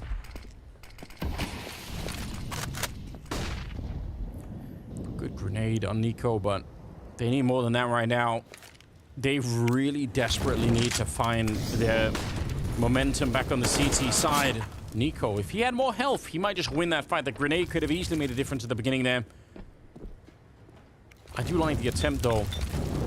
And it feels like whenever they get the control on the ramp right now, G2, they kind of just want to finish at the A-bomb side. They're not throwing a lot of tricks in here, but now they're getting challenged. Wide swing behind the flashbang. Hobbit, I can't believe he's still here. This is so risky. He just jumped out. They're not ready for it. Hobbit with a massive attack onto them, but they're coming back into it. Hooksy with the double. Hunter picks up 1, and suddenly it's a 2-on-3. What just happened? It just unfolded in a matter of seconds there. G2 just holding for those pushes, those plays, and now they're scaling. Oh yeah, you're right. It's a fake. Shiro, he's bid on it, but he is alerting Buster that it's just the single player making noise. And so Buster, he's holding strong towards that A side, has to find the timing here. And there it is. Oh, the lineup. Perfect from Buster. He's having a massive game, and that might secure the first round for C9 in this half. Hooksy, yeah, he was trying to sell that fake. He even bought the rotation too, but Buster with the FAMAS at that keeps things in line for C9. Yeah, I was about to say, the fact that he's holding it with the FAMAS is just so uncomfortable, but It worked out. It couldn't have been better. Timing is everything. 10 seconds here for HooXi. He has to get a kill, try and plant on the other side of the boxes, or just look for the kills. Not going to happen. Shiro will take him down. That should have been their round. I gotta see how this all happened again at ramp. There's just so many kills. HooXi spins around after Axile was pushing towards B. That almost just feels like the most fortunate timing for HooXi ever to swing out perfectly into that angle. Yeah. A little bit of luck going the way of G2, but maybe even more for Buster. Okay. One of those rounds, though, that you just kind of say, all right, it was a hard-fought one at that. Ooh, quick play, though, towards B. Buster, he's already past his smoke. This is going to trip up these G2 players. 2 kills already for Cloud9. They might have actually found an in on this half. Things are getting a little bit scary for G2. Money's not great, but m0NESY, he wants to keep things in play. Oh, HooXi as well. Yeah, hold the phone and he crouches in. He sees the shadow on the ground, turns around to pick up the AWP. And he's going to move forward to create a little bit of space here. He's controlling a lot of it, but he's scoped up. Oh my God, what? How did he get that? He couldn't see it. I'm going to need the replay. There's no way. If he stayed scoped, he could not have seen that. Axile now in a 1 versus 3. If we get the replay and he's still scoped and he just flicks him to kill him, that's not reasonable at all. I'm almost sure he was. I don't think he had time to unscope, rescope, or anything. That's pure filth from the side of m0NESY. There's nothing for Axile to even do now. He's so far away from anything. Pushes towards A. It's right into the waiting arms of m0NESY, and HooXi's already cutting off the angle on that B side. This round was single-handedly saved from m0NESY. Maniac wanted to see him dig G2 out of holes, out of just deficits, and that is a prime example of him being able to stand up. m0NESY, it's not necessarily popping off the page in terms of scoreline, but some of the rounds he's had in this one, he's ascended. Yeah, he really has. That's absolutely grotesque, isn't it? I just can't even believe it. I'm dreading the replay already. I can't believe it. Good triple on him. He might be at 15, which is a little bit lower than, Axile is at 20, but some of the impact kills here for m0NESY have been huge. Another triple for him, and 13-10 in favor of G2. Well, here we go. Just hold on to your hats. He's gonna get the first one here. That's good. This one, he has the shadow advantage, so he knows. Oh, oh my God. Oh, the way he flicks it, too. It's almost like he created a right angle with it. You are supposed to be dead. Everything, yeah, I can understand that. That is a headset off kind of moment. It definitely is. Yeah, when you're Hobbit too, you don't expect a player to be there just not looking at you. So your mechanics could have easily gotten you the headshot, but you're so used to engaging someone there that's looking at you, so you think you just need to take that first shot that you possibly can. If he lined up the headshot, he obviously has m0NESY, but a body shot first, that gave m0NESY the time. Those are the differences at play here when you're watching the highest level of CS. If that doesn't get a team fired up, I mean, G2, we talked about how they looked a little bit deflated in the first half, right? Here it is in slow motion. He hit him 3 times. Yeah. Like, Hobbit hit him 3 times. And just, that's it. If you just get a headshot, that's it. Yeah, he let him. He said, like, you know what? You can get 3 swings against me, but I'll take the 4th. m0NESY back at it again, opening up on Nafany through the smoke, and Nico nearly finding that one on Shiro. You could tell the aggression. He's taken so much map control. This time it doesn't work out, but it's relentless pressure on this bomb site. They just don't feel safe at all. And it's going to be 14 rounds. I don't think Cloud9 have the money to risk these rifles. m0NESY is... It doesn't even matter that it's just the 1 kill. It's the fact that he's putting so much pressure on this defense. This felt like a must-win round for Cloud9. This is really... Your chances of winning Vertigo are slipping before your very eyes. Yeah. Winning the half, 9-6, you felt like you were in prime position to take this, to move into Inferno with a map advantage, but G2 have just kept the pressure on. They've won now, maybe 8 of 9 in this half. And that is just so unexpected. For a team that was sent home at the major on Vertigo to a Fnatic team that also didn't even qualify to the playoffs, this is a huge bounce back for G2 in terms of what they're showing on this map. Against one of the world's best at it, too. Yeah, that really is the context worth keeping in mind, is that this is such a home map for Cloud9 that everyone watching this has got to be a little bit shocked at what's happening. Could see Axar kind of fluffing the last kill there, some frustration also. He's been the rock of the team right now. He's been playing really, really well. Him and Buster both at 21 kills. But it might not be enough. 14 to 10. G2 need 2 more rounds. There's no money left on C9, so this one would have to be more than one miracle, probably. A string of miracles. I don't know if we have a word for that, but... just, you know, God's blessings. Yeah, they need that. Yeah. Divine intervention is what they need. And, yeah, well, they got one of them, but they need more. Up close and personal with the Mac 10. That probably should have been a kill right there, but Buster is also answering back, so weirdly, it's a 4-on-3. Still a very good chance here to bring the round home, as all of the weapons and all of the utility is going to be favoring the G2 side. And m0NESY is ready if they try and lurch their way around here. Ooh. He's just ignoring the spam. He's like, I don't care. It's a lot of damage that's inflicted, but it's really hard to justify this if you're C9. You don't have a kit, bombs a third of the way ticked, and you're getting it out of there. You're done, Hobbit. That's actually the AK lost. So. Oh yeah, you're right. Yeah, just not a lot to take into the next round. I think he's gonna want to try to grab that AK. Yes. The bomb is going to inflict some damage, but you can see m0NESY's just hanging out, and wow, that's really strong. That's a strong play for m0NESY, knowing that he wants that so badly.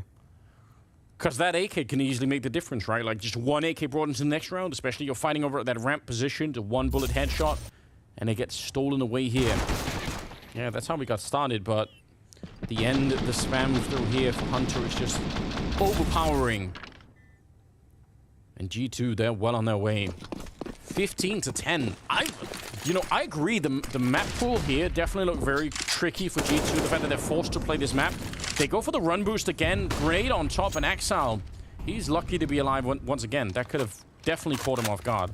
Yeah, but that's still so much damage inflicted onto a B anchor. It's going to be so hard to actually hold on. And Nico taking space towards ramp. A little bit of a logjam there towards sandbags. That was a little weird between Shiro and Buster, or Hobbit, but okay. Shiro reclaiming that space.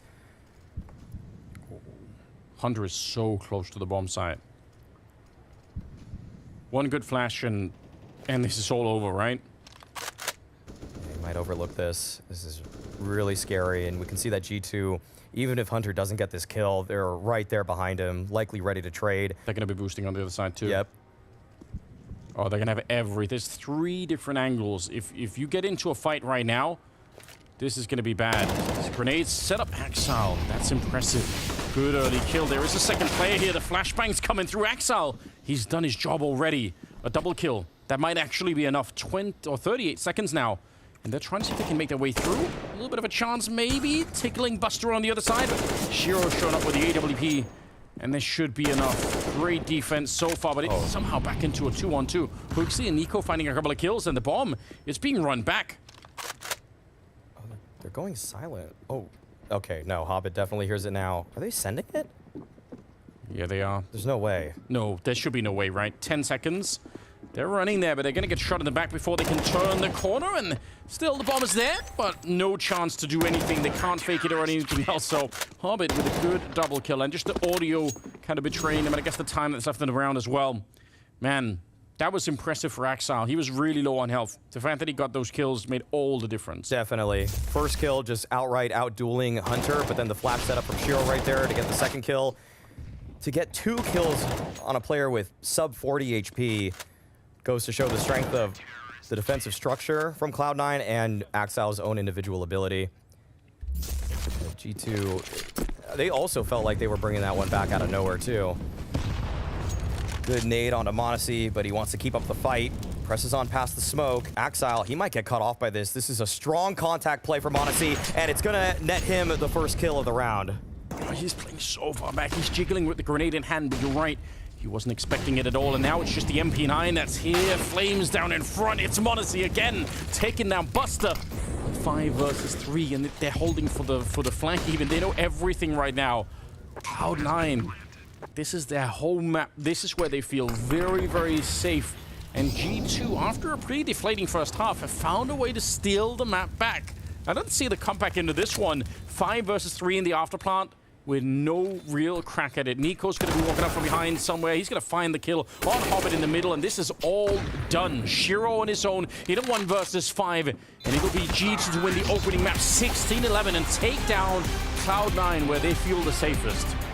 What a comeback there from G2, showing that mental composure that we've been wanting and actually defeating Cloud9 on their home map. I am thoroughly impressed. I'm just thoroughly impressed by G2. It felt like they were down and out in that one. Yeah, what a way to get started. That's going to be exciting news. All right, well, that's map 1 done. Map 2 is going to be coming right up. Stay tuned.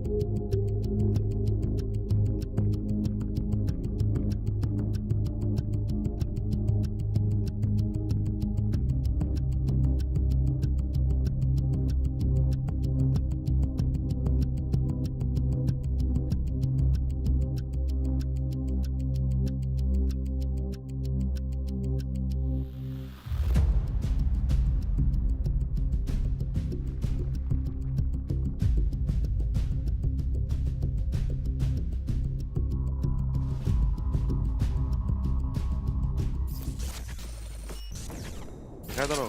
He's down, he's down, he's down, he's down, he's down. I'm blind. He's down. Both dead. Nice. Guys, I'm going short, One dead here. One left B.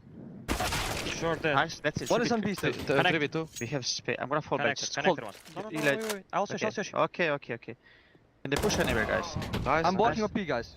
6 save, boys. 6 kills, Ilya. Whatever you did, I don't know, but yeah. Okay. Good job, nice. Nice. Sick kills indeed. Whatever I love you that. did. So whatever you did, I don't know, but it worked. You know, we'll take that. And the first half in this game was all about Cloud9, and then we started to really say, okay, are we now going to be worried for what's going to be on offer here? But G2, they dug their way out of it. Yeah, it looked like Cloud9 was fully in control at the first half, right? If you forego the force buy that they lose to G2 and then the 3-1 lead, or rather against lead they had, then there's a sea of T rounds. We have right here round history showcasing Cloud9's sort of ability to dictate the pace on the T side of Vertigo. We know it's a map that they love and like. They play a lot whenever they can. We have to give props to Buster. It's not usually your usual suspect when it comes to fragging, but he was lights out at the very beginning. He was very good at punishing the flanks from G2 that were a little bit impatient. He had that 4K very early on against USPs, and I mean, it's not just about stats padding. It's about just being mentally in your game and kickstarting your day, right? So Buster did his very best. The first half was very decent from Cloud9, and then it went to hell. It did go to hell, but we should look at some of this and see who's got some magic moments for us here. Danny, you got something special? Something special, I'm not too sure about that, but G2, they did lose this 5v2 situation that we just have to talk about, and it's really the result of some individual mistakes. I want to break that down and just really illustrate why they lost this 5v2. So first thing we're going to see here, 5v2, Nico finds his kill, makes it into a situation where Hobbit, he finds his kill onto Hunter. Now this is the first mistake here, because if you look at Hunter's point of view, he actually peeks very deep into this angle towards short. Now what this does, ultimately, is it puts m0NESY in basically a very difficult situation down here, because now he has to worry about players coming up from ramp and up this yellow position. This puts him in a spot where he has to kind of juggle between the two angles, and as a result, he can't really get either of these two kills. Buster finds him. What that does is it forces G2 all the way back towards the A site. Now take a look at this next step. This is the next mistake. HooXi, he tosses this smoke here, the one way towards Crane. Now typically whenever you throw this smoke, you expect some sort of advantage, because for HooXi, he's expecting a T to walk up this ramp side. But in reality, Hobbit has actually circumvented this smoke by being on top of this platform here, so he actually can't be spotted. As a result, it allows him to catch HooXi completely off guard, who's expecting him to come up towards that ramp. Next part here, what we'll see is that as it transitions towards short, 2v2 situation, person to pay attention to here is Nico. Now, he gets Molotov'd off his spot a little bit, but he tries to take too much space here. He tries to peek into everywhere in the site, and he's exposing himself to too many angles, and he gets double peeked right here. And the issue here is that he didn't actually need to do this, because with Nico's position right here, he's got JKS on this right side here that could have spotted the very left, so he didn't actually need to expose himself to that side. That allows Cloud9 to take him down, and then once in this 2v1 situation, as soon as JKS is known, Hobbit, he basically plays this 1v1 to perfection, reads that JKS is coming out with that flash, and then finds that kill. So this 2v5 here from Cloud9, it was just a mountain of mistakes from G2 that ultimately allowed them to win the round. So we'll have to see if G2, as long as they continue to clean up these mistakes, they should be sure to go into a second map as well.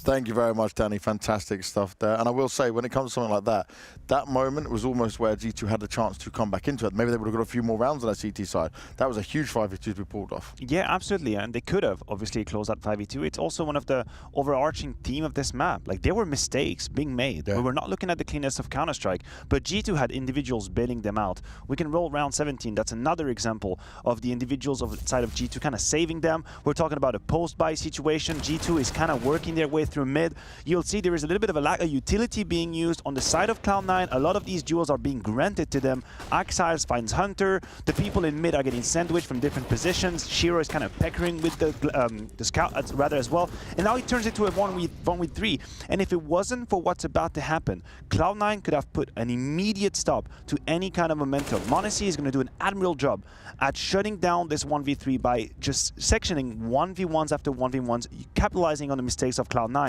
Here, completely alone, Buster, no way for Hobby to trade, which has got only 6 HP, and he gets found in that mini angle, rather, by m0NESY. And this right here is exactly what I was looking for. It is exactly what I mentioned. m0NESY, not at the top of the scoreboard, G2 in a complicated situation, boom, steps up massively, 1v3. The mic'd up moment we just had at the very beginning of this segment, another example. G2 fumbling the bag a little bit at the beginning, m0NESY finds 2 opening kills on the A side. He had moments where he himself found a way for G2 to come back into this game. And that's exactly what they needed, and this is what we want to see from him, but it's about if he can continue that going forward. Munzie here was dominant from start to finish, but your usual suspects did come up alongside him, right? Nico was there, Hunter at the same time, but if he can have this kind of impact, that's what's going to be key for him. And it's the moment in the game. Look at the scoreline when this happens. Obviously, this is the 1v3 we just witnessed. And then again, it's 11-9 as well, with the AWP doing a pristine job punishing. That's the round that I was mentioning as well. Here, when he finds these 2 opening kills, these are key moments in the game, right? We're not talking about a 14-2 scoreline when it's just happening easy. Oh, there you go. I'm back to you guys. We're talking about a moment where it's really tense, and this is what I value from m0NESY. Other candidates were here. Nico found a way to have impact on the T side. Hunter had his moments as well, but I really want to highlight m0NESY because we put the screws on him and he answered the call. Now we're going on to Inferno, though, and it's G2's pick, and it's been the tried and tested one, but we have seen these losses start to come in. We have seen abnormal levels of play coming out from it, especially when you look at that T side. Yes, I agree with you, James, but I do believe in this very specific matchup that whoever was going to win map 1 was also going to win map 2. Okay. Because we're talking about just kind of wounded, fragile animals, like mentally speaking, not knowing how the teams are going to shape up here in Washington. We're going to an Inferno now with G2 that we're able to turn the tides of Vertigo, have some sign of life. You can see from the camera shots, like HookC being activated, like, come on, having these moments, which means a whole lot to me. So now we're moving on to Inferno with this team they've picked up on map 1, and also mentioning the fact quickly that Nafany has been pretty much a non-factor on Vertigo. Once again, it's been very complicated individually. We're talking about 7 opening kills being granted to G2 just by himself. I think it's going to be too much for Cloud9. I think now they've missed the mark. They've missed the chance to make it a 3-mapper series. And then what do we even think about that then? Because like normally we expect this to be more competitive. Even on Vertigo we expected more from Cloud9. Yeah, we did. The issue is that they were not able to capitalize on the mistakes that I just mentioned, right? When you find yourself in a 3v1 forced by a situation to m0NESY, you close it. When you find yourself in a 4 versus 3 at round 23, you close it. If you're not able to close these rounds, then suddenly Counter-Strike becomes a game that's much more complicated. So now you ask me, do Cloud9 have the shoulders, the resilience, the composure to deal with that loss on Vertigo? And my answer is no, they haven't. Currently, they haven't shown us that they have the backbone to deal with these moments. G2 just had a resurgence of force. I think they're taking it 2-0. Well, let's see if they do take it 2-0. It's going to take a lot more than Buster if Cloud9 want to try and take this victory. And they want to try and take us to a 3rd and final map of Anubis. It certainly isn't going to be easy. G2 are looking much more comfortable, but we'll have to see what happens on the Flames of Inferno after this break.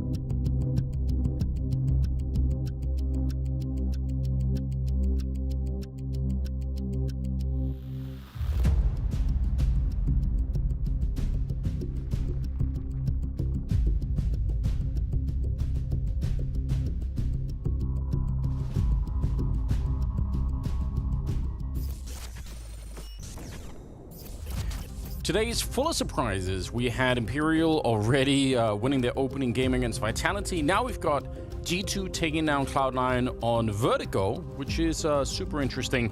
The Unicorn odds, they were already favoring G2, but now they switched even more on their side, which makes a lot of sense. What are we to make of all this? What kind of day are we looking at here?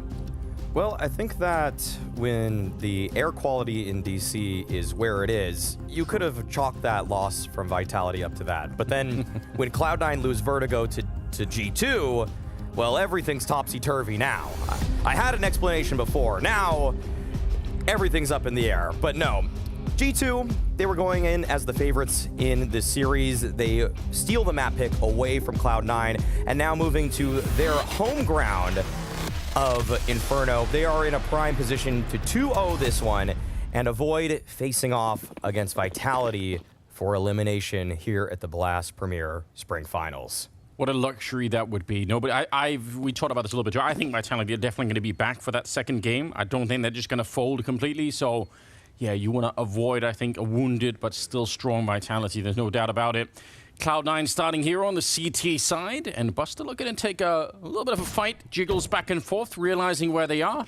And actually, look at this. They're just going to speed it up. They wanted to catch him at the corner, and they nearly did. They're jumping past here. Let's see if they can actually get around to find a kill. Trying to see if they can do anything behind the flash, but it's a little bit too late. And now the USBs, they have a chance to answer back. Shiro gets one. Buster's going to get traded right away. And Shiro's still here. They're hunting him down. Relentless Glocks coming towards the A-bomb site. And they wipe out the defense. Nafany and Hobbit now on the retake. Oh, Nafany. He's actually evaded Nico, who finds himself in library. It's going to be tough for him to get involved. And Nafany, I think he has an idea that there's someone here. But can't just hang out forever. And, oh, the Gush is already there. That's going to be a freebie for Nico. 1 versus 3 for Hobbit, and he's already hightailing it out of there. This was a really strong start for G2, just pouncing on that A side. As soon as they spotted Buster, they just wanted to speed up long side, short side, and unfortunately for Cloud9, the setup was strong, but Axile wasn't able to find a kill in that pit. Sneaky play for Hobbit. Keep on fighting. Oh, it's nearly, I mean, that's still a fair bit more money that he's going to be playing around with, so if they wanted to do something special, maybe he could now. But yeah, it's obviously too late to win the round. Oh. Wow, those are great shots from Monacy. Yeah. Good to see him keep up that form. That's nice. That's cute, actually. I don't think we've had that. We've had lots of different weird fist bumps and high fives. That's going to get memed. I'm not going to say how it's going to get memed, but that's going to get memed on Twitter. It does have that quality, doesn't it? I'm sure it is. I'm sure it's good. Okay. And the last thing you want to do if you're Cloud9 is give G2 a bit of a head start on the T side of Inferno. I think it was during the Challenger stage that G2 were posting up an 80+% win percentage in terms of rounds on the T side of this map. And they're already knocking at the door of Nafany. Right there behind First Oranges, Nico, he is so ready for this fight. Oh, okay, actually, Nafany finds the timing to swing out on him, but there are trades galore, and it is actually G2 that come out on top, positionally. Yeah, that was probably uglier than it needed to be, but at the end of the day, as long as you get the bomb plant down here, you know they're not going to have a kit or anything, so you probably will just be fine. And Cloud9 will pretty quickly make the call, which is not surprising. We are on Inferno after all. Both bomb sites are pretty hard to retake, so you could be seeing a lot of this when it comes to the CT side. It's just kind of walking away from the fight. But yeah, the untraditional high five, I like it. It's kind of like saying, you know what, the ship might be sinking, but we're going down together. As friends, you know, we're in it till the end. There was more room on the wood plank that Jack could have got on at the end of Titanic. Yeah, he didn't actually have to die. I think we've done the math. I think people have debunked. Was it Rose that just decided, nah, you're not coming. It's a cool movie twist, though, right? Like, all the ending is like some sort of like love story, but then she's just a full-on psycho. It's a betrayal story, actually. It's one of revenge. Yeah, just let him drown. Yeah. Who needs him? Well, third round is coming up. You know, Hugo Byron says that his great-great-grandfather was the captain of the Titanic. I don't know if there's any veracity to that claim, but... No way. I'm not going to fact check that. I just want it to be true, just because... I know. I can think of like 10 different ways we can meme on that, you know? Yeah. That's just too funny. I'm going to accept that as true. It's too good to check up on, you know? Sometimes you just have to let those things be. G2-2-0. Yeah, the people on Blast.tv are voting. They feel somewhat confident. There's a little bit of a pushback there. Just a reminder for everybody that might be watching on another platform that Blast TV, no ads, and that timeline to find the highlights right there makes it very easy to skip on back and check up on what you may have missed when you walked over to the kitchen to get yourself a sandwich. Plus, the chat's a lot more manageable. I see the regular people in there that are typing, so it's pretty good. You know, it's like a little community that's been built. It's kind of cool. Yeah, I've humanized the people in Blast TV a little bit more, but the people in Twitch chat are just rabid animals. Yeah. Oh, here we go. Oh wait, Buster with a shot onto Nico. That's awkward. Especially because the bomb is sort of second in line out there, so you definitely don't want to be losing that. Hunter's brought it back slightly, and that's the A-bomb side, you know, all the defense wiped out. So that's a moment, maybe, where it could have got awkward. Yeah. They're still giving away an AK, but they're going to be fine. Yeah, if Shiro were able to find that kill on Hooksy, make this a brief 3v5, might have began to believe, but this will be G2 up 3-0. Chance to send Cloud9 into the lower bracket of Group A, where Vitality is awaiting them. Surprisingly so. Yeah, if you guys missed the first game, I implore you to check it out. Yeah, you should. That was just... It was like a renaissance of Brazilian Counter-Strike. Which is long overdue. Like, it really is. Truly. Truly. They've been sleeping on us for a bit. We needed them waking back up again. Especially now that we got more events happening in Brazil every once in a while. I feel like it's what you need. 3-0, like you said. And G2 will take it. We'll see what Cloud9 can come up with in their first real rifle round. This is where we're going to get like a real sense of where this game is going, I feel like. Yeah, and this is where really, G2 have shown how strong they are on T side because of their map control procedures and their willingness to simply execute if they go 1-for-1 in early default map control. If they are able to just get into a 4v4, sometimes they just straight up pop into the first bomb site that they see, and that has worked out for them due to just great nade procedures, but they're going for a very quick play early on. Shiro tested towards his long side, and Hooksy catching him outright. Nico with the great support. Flash Buster is here to try to recover. Him and Axile are going to have to do a lot because Axile right here in the balcony, taken down by JKS, means this round is likely G2's. How does JKS win that fight? He looked like he was way too quick around the corner. Also, there was no head armor on Shiro, which is why the Mach 10 just blew him up as quick as it did. That was the sacrifice that he took for buying the AWP, and normally, that's fine. That's not a big problem, really, when you're on the CT side, but this is one of those times where you wish you had an extra second to maybe get another shot off. A lot of Molotov damage onto Hunter and Nico, but they're still alive. Nafany looking to the corner position. He was not wrong, but JKS is immortal in this round. He just can't be taken down, and Hopper will have to make a run for it with the AWP. That's a 4-0 lead now for G2, and 4 of the rifles lost for Cloud9. Yeah, G2 just, in terms of their T side on this map, they are really scary to play against. Just going for that quick buy or quick play off of more or less a freebie bonus round. And Hooksy taking out Shiro on an opener. I mean, that's just, the plan's just going accordingly for them. You go so far as to say that the blueprint is working out. Very needed trade from JKS. If Axile were also just stuck in there, it becomes very awkward for G2. But he's pretty strong on those apartment lurks. I did look so awkward with the way that he took that first fight, JKS. I really thought he was going to get knocked out on that one, but surprisingly not the case. Okay. So far, so good. G2. Probably quite happy to have taken that first map away, but now we've gone from happiness into just pure joy, as Pronax would have said. Elation. Ecstasy. They're feeling like they're on top of the world right now. Everything is going so smooth for G2. And with a minute 20 left, they've already burned most of the utility from Cloud9, who are only working with a 2 flashes, 2 smokes. And this looks familiar. Okay. Sending Hooksy down again. This is Shiro's worst nightmare all of a sudden. Okay. Hooksy realizes he can't approach any further without likely sacrificing his life, and Shiro's reclaiming this space. Hooksy's right around the corner, but he's by his lonesome. If Shiro just peeks on up, then he would likely find a kill, and it would be a much-needed one. Not much left to work with for Cloud9 in this round. Here we go, boost on top. Is there a chance? That MP9 is the one that's going to save them at the moment. The spray is good, and Hobbit's actually able to get it. This is really awkward. 35 seconds. They're going to be swinging around the other side. Shiro's a little bit far away with the AWP right now. He's all the way in CT spawn. So inside of the bomb site, it will be down to the Deagle and the M4, but this could be done.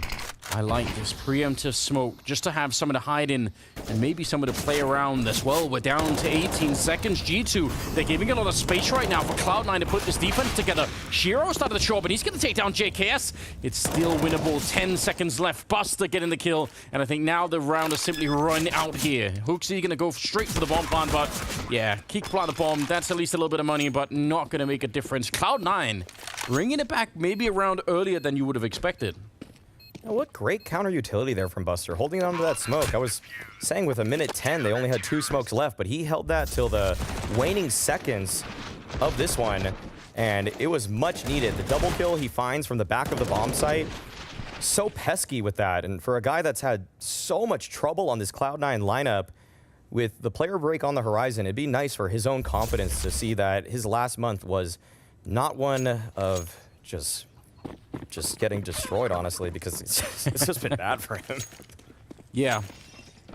Yeah, it really has. Yeah, the fact that the player break is coming up, I mean, for some of these guys, it feels like it's been sorely needed. They've needed to disconnect, but obviously you're right. You don't want to go into it thinking, man, that was not the end that I was looking for. Exile's down at the start of the round. It's Monacy picking up the kill, and a good trade there for Hooksy. Ready to take down Hobbit. So just a one-man defense on the side. Buster up in the graveyard, but even if he got the kill, he's surely going to get traded immediately. And you just mentioned it a couple of rounds ago, the willingness to follow through on some of those openings for G2. I mean, this is pretty straightforward, right? Let's take a fight at the corner of Arch. Okay, we get a couple of kills there. We're not going to, you know, throw any weird tricks. We're not going to fall back and try and pretend to go banana or anything. They're just going for it. Yeah, G2 just do such a great job that if they do find that opener, they have seemingly a multitude of flashes where they just throw one, they just fully send it into the bomb site, and it puts so much pressure on those remaining defenders to find some multi-frag. And because of just how compact Inferno actually is, you really can just spring into action so quickly as an offense. If you're right here, say top car, it just takes one flash and you're just flying all over that bomb site. So I think Hooksy's really recognized that. A lot of teams are starting to recognize that. Now, on the T side, you don't need to overthink it. Slowly bleeding the clock out may be good, burns utility, but you can also just speed up and keep things easy. God, what a bunny jump into the middle. You don't get to see that nearly enough. That tiny, little bit of a speed boost you can get. Reminds me of vintage JW. Yeah, you need more of that. For one patch, they should bring back the kind of 1.6 bunny jumping just as... That would ruin the game so quickly. Yeah. I just can't even imagine. It would actually get so out of hand so quickly. But at Cloud9, despite getting that one round, it's back to winning ways for G2. This time around, slowed down a little bit more. This smoke makes things a bit awkward for Nico to press on forward. But as it dissipates, he'll spring into action. It is a 3-man setup out here, and I'm sure they might be waiting for some utility being thrown from the T side before they try and go for a bit of a retake, potentially. Normally, you'd like to hear a Molotov, a flashbang, or something to sort of tell you when to actually throw the nades. See Shiro's down in the corner. There's the flash coming out. Nafany's good for the kill. That's the bomb on the ground. It's very awkward. They're going to be recovering it, but Nico's not even thinking about that. He's pushing forward into the flames. I can't explain it, but it's a 5-on-3. Oh, hold on. Hold on. Still 2 people inside of the site. This should be a good defense for Cloud9, but Hunter, wide swing, it's on Hobbit to keep it alive, and JKS, he'll jump on top of the box and bring down Hobbit. He's been such a good game on this map so far, JKS. Some huge fights being won, and if you're Cloud9, you've got to feel like this should have already been our round, so maybe you want to risk it. Maybe you want to go for the retake here in a 2-on-2. Oh, m0NESY's already here at construction. If he finds his first kill on a Buster, it's probably round over. Oh, turns away right then and there. Molly's soaring past JKS. They are not going to expect this position. Bomb is halfway ticked. They got to get a move on if they really want to go for this, but it's hard to even justify it at this point. There's probably 15 seconds left. No chance now for Buster as Axile falls.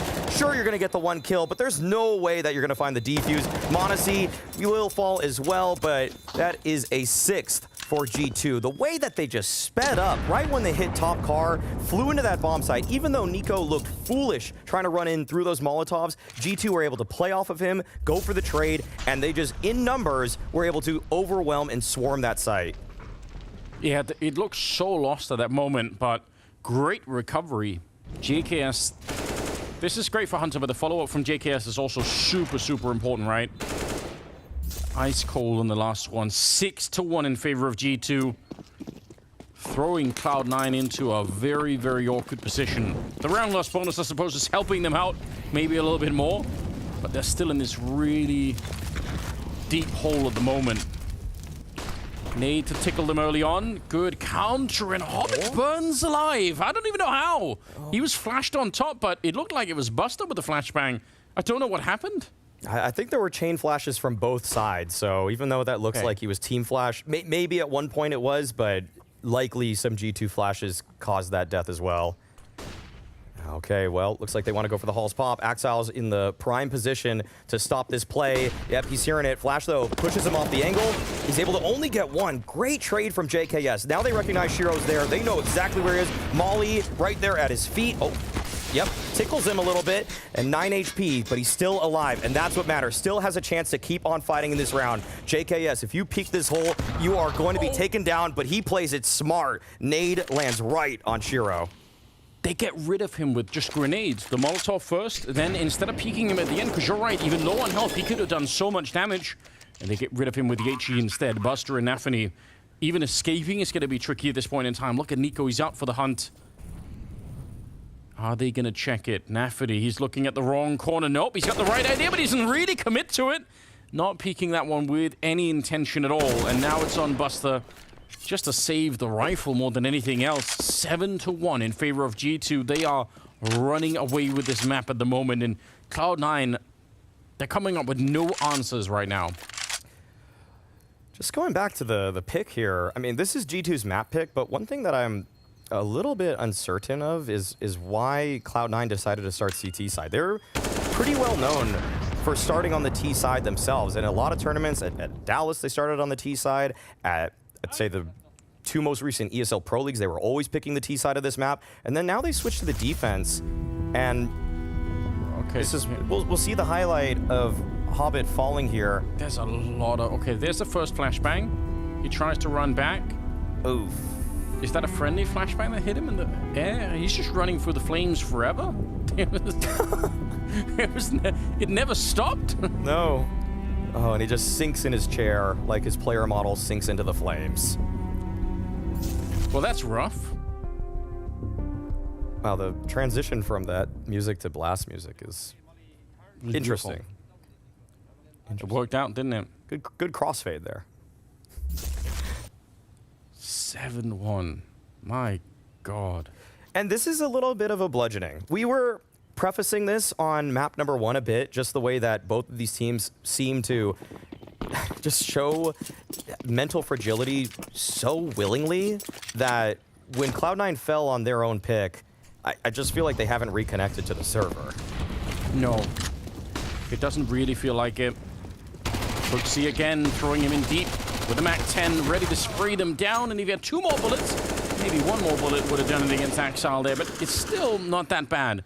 They must have known there's 2 people on the bomb site because there was a flash coming through the smoke, so you can probably guess that, you know, someone had to throw the flashbang for Axile to push on through. So I think they have a good read on what's on the other side, but also they're avoiding the AWP at the moment, and that's probably good news on its own. Good Molotov on top, and that clears out the bomb site.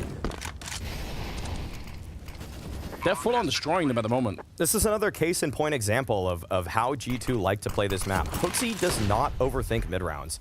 Oh, we went 1 for 1 at the top of Banana, but we have that space. Let's just exec into the bomb site. Yeah. Not overcomplicating things, truly testing the defenses. Because I think what HooXi did when he more or less pioneered this style is he put himself in the shoes of every bomb site anchor. What's the worst feeling when you're trying to defend a bomb site on this map? Losing your teammate. When you lose crossfire capability, when you lose that extra man to just help you out in terms of firepower, defending that site before the defense shuffles on back over is so tough. It puts so much pressure on you. And even if you had that extra guy on the site lying in wait, a good flash, a good Molotov, a good smoke to take that player off of his angle or to just disrupt him is good enough to actually turn the odds in your favor. And it's frustrating as well, right? Because if you are that, so if you suddenly are defending the B bomb site on your own, the one thing you also maybe don't want to do is you don't want to overcommit to a rotation. Like you don't want to call in all of the backup if they're not actually coming, right? Like sometimes you just want to throw a smoke, slow it down, and kind of wait it out and see. And if you then get a feeling that more are coming, maybe you draw in some more defense. But at this stage, you could even be falling into a trap here if you're Cloud9 of actually over rotating and just saying we just have to go because they're so quick. We have to get there immediately. They even lost the AWP at the end of the round there. Nico was able to find it. Yeah. 8-1. Really convincing stuff. This is looking like the G2 we were watching in the challenger stage of the most recent major, the way they were able to just completely dismantle every single team they played against on this map. It really wasn't even a contest when they were on this map, but you would have thought that Cloud9 would find some way to put up a better fight. Yeah, they should be able to. There's been a couple of rounds that have looked winnable, but in the grand scheme of things here, it's been G2 just walking away with a victory. JKS on 9-3. And these have been really impactful kills for JKS. They've been openings. They've been some fights where he's been really badly disadvantaged and still able to come out on top. So you just have to love everything about it. This is sneaky from Nico. Already in the cubby, but Nafany is aware. Okay. And they double up. Okay, there's a response from m0NESY there. They should know that there's only one guy here in Hobbit, but it's hard to speed up with a smoke and Molly in your face, but HooXi's got the utility set. Molly on top of second oranges, and that is the angle Hobbit needed to hold. m0NESY to fall, and yeah, they have some space, but with no utility, this is going to be a very difficult post plant. Yeah, it's not necessarily going to be easy for Cloud9 either, even if they have a bit more grenades to work with here. Hunter and HooXi, just one misstep, and this could be taken away. Double swing against Buster, and he wasn't ready for it. Hunter to take him down. And Shiro and Axal, they've got to be quaking in their boots right now. One more kill that goes the wrong way, and this could be all done with. Hunter, yeah, his position's revealed, but HooXi up close. They see the shadow on the ground, and the spray is good, and Shiro out, and they hoping to get wiped out. They lose the 2-on-3, and G2, they are just merciless on this map. Just how HooXi drew it up. 2v3 with him and Hunter. This is just a stomp. I mean, G2 are so confident right now. Even when they're down 3 versus 5, to be able to bring this back, they feel untouchable right now. HooXi with the double kill to close it as well. Busting out some crazy mechanics right there. Instant headshots for anybody rounding the corner. There's nothing that Cloud9 can do. There's everything that they can do right, but then they just can't close the round. It's almost like, how much work do you have to do for yourself on this map now to feel safe? How many players' advantage do you have to find? Yeah, I mean, when you get the double opening and it's still not enough, you've got to start thinking it's not our day. It's not working out. Nico flashed for a minute, but not enough for the kill for Nafany. And the rest of them are on pistols. Good attempt. I mean, I don't mind it, trying to flash our way into the apartments there, but they were a little bit further back and he just didn't feel safe taking the fight. Shot rings out. HooXi again with the MAC-10. He's really had a great time with this submachine gun, just running, roaming the map and looking for kills. He's going to get one more. Hunter will take the last on the bomb site. And Hobbit sneaking around in the middle, waiting to get discovered by somebody. 10-1, Maui. This is outrageous. Yeah, I'm ready to wrap this one up. Looks like We'll see if Hobbit's able to make a name for himself here. Nah, just the one. And this has been a masterclass. It's so obvious how G2 want to operate on this map, and there's seemingly so little you can do about it. If you lose an opening pick to this team, even if you go 1-for-1 against G2, they know exactly what they want to do in order to convert all of the time. They're so ready to just jump on any opportunity, any information. It's almost like you have to play dead silent and give up no picks, and then you're just probably turtling up, and that's not going to be advantageous either. So it is tough to play against what G2 are throwing out. It really is, and it doesn't make things any better that just winning so many of the opening fights as well. This time it's Nafany to hit the ground early. Nico ready for it. Shiro, that's fine. You get 1 kill in return, and he's actually rotating already. He's like, I'm expecting a quick rotation to the A-bomb site. Let's just put all 3 players here. And this is probably what you have to do, right? This is not even a bad move, because they have been bullied pretty relentlessly. Don't tell me this is going to be the one round where they actually switch it around and go back to B. Okay. Well, they still have 2 players in apartments, and it looks like... Look at Hooksy. Yeah, Hooksy should figure this out. Oh, man, this is bad news for Cloud9. If they don't get a move on... They're counter-rotating. Oh, but they still want to pop out of apps. Hooksy didn't actually completely clear the site. He backed on up, and now he's calling m0NESY to rotate on back. This is... Oh, this might actually fall apart for G2. This might be a lifeline for C9. It definitely could be. Ooh. They still have time to go back again, though. There's 35 seconds. You can still make your way back to A. No, they've made up their mind. Okay. Well, let's see. Cloud9 have had this kind of position before and still managed to lose it, so I'm not going to count out G2 just yet, but they are execing into a pretty well-defended bomb site here. Axel on the one side. Oh, Molotov. Oh, wait. Oh, he didn't actually throw it.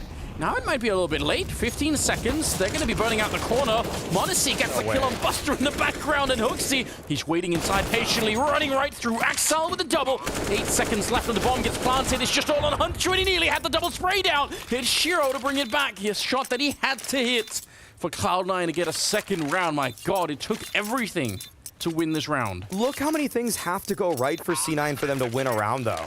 That's just so labored, and they only find their second. G2 almost pulled that off. The clean entry from m0NESY here to make it a 5 versus 4, but also when the numbers sort of evened out, or actually started to favor C9, he had to find yet another.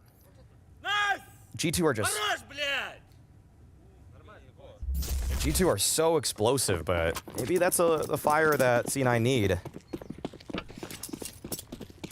It's really late. The hour is getting late here for Cloud9. It's a 10-2 scoreline, and it's slipping out of the hands at the moment. Buster, that should have been a kill, that needed to be a kill. He had it going on. m0NESY caught out in a weird position. Nico's gonna fall next. Oh. And they find m0NESY with a late grenade. Oh, but this A bomb site doesn't have any defenders on it. Shiro has to rotate on it. That is some good utility. Yeah, that's going to definitely slow G2 down a bit. And Shiro seems to have his eye right on this angle.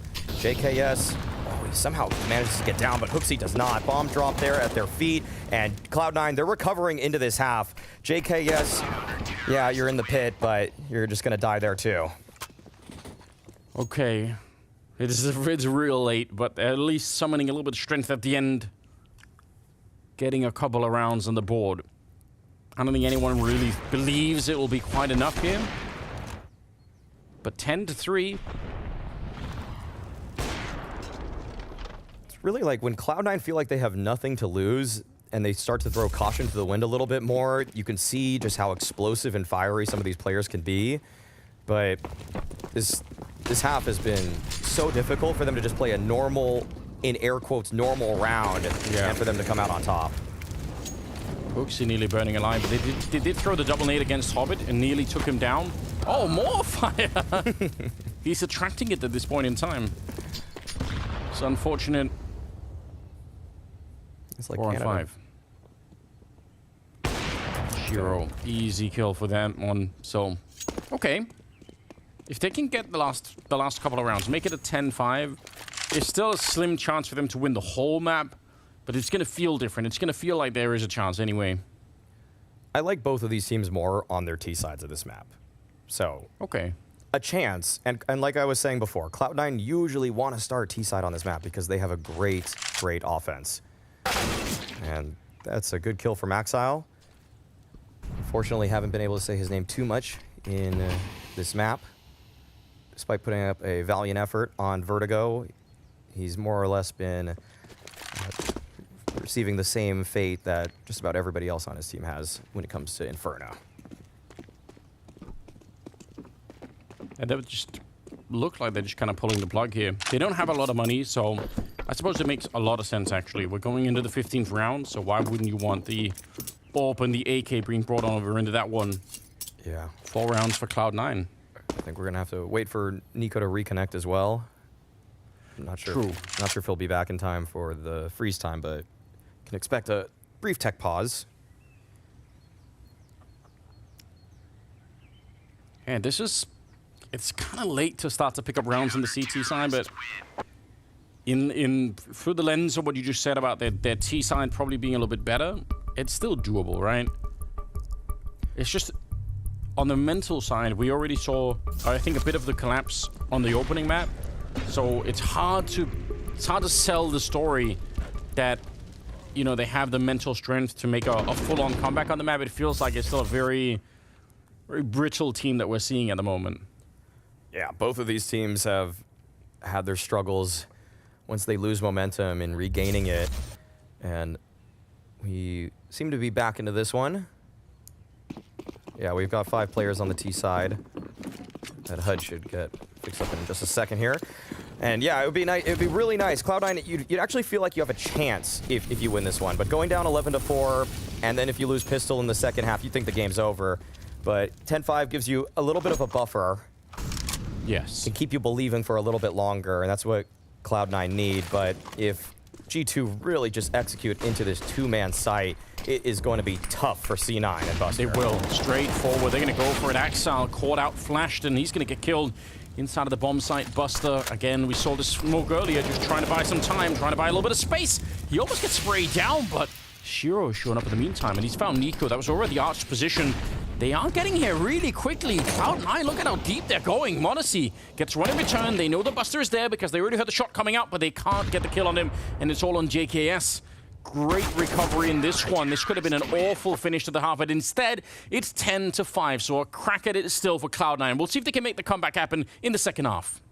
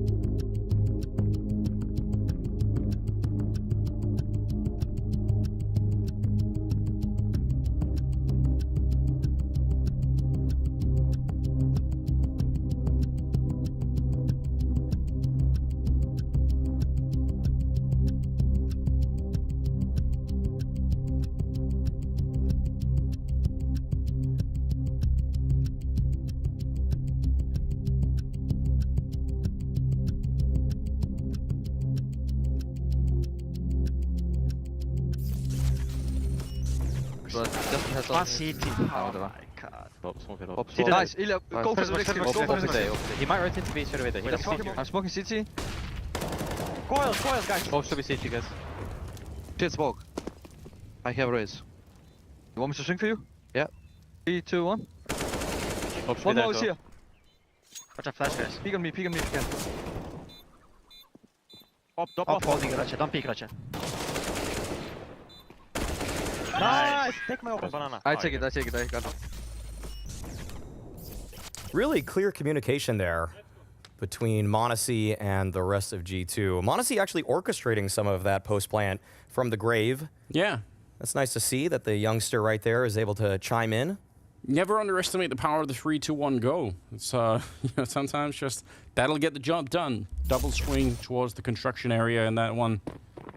Here we are, 10-5 in the second half. Second map, G2 are up 10-5 at the moment. This is looking real good for them right now. It is their map pick, and now they're on the CT side. If they win the pistol round here, it could get interesting. But likewise, if they lose it, Cloud9 are actually going to be on a bit of a win streak, and maybe they can bring it back. We don't want to discount them yet.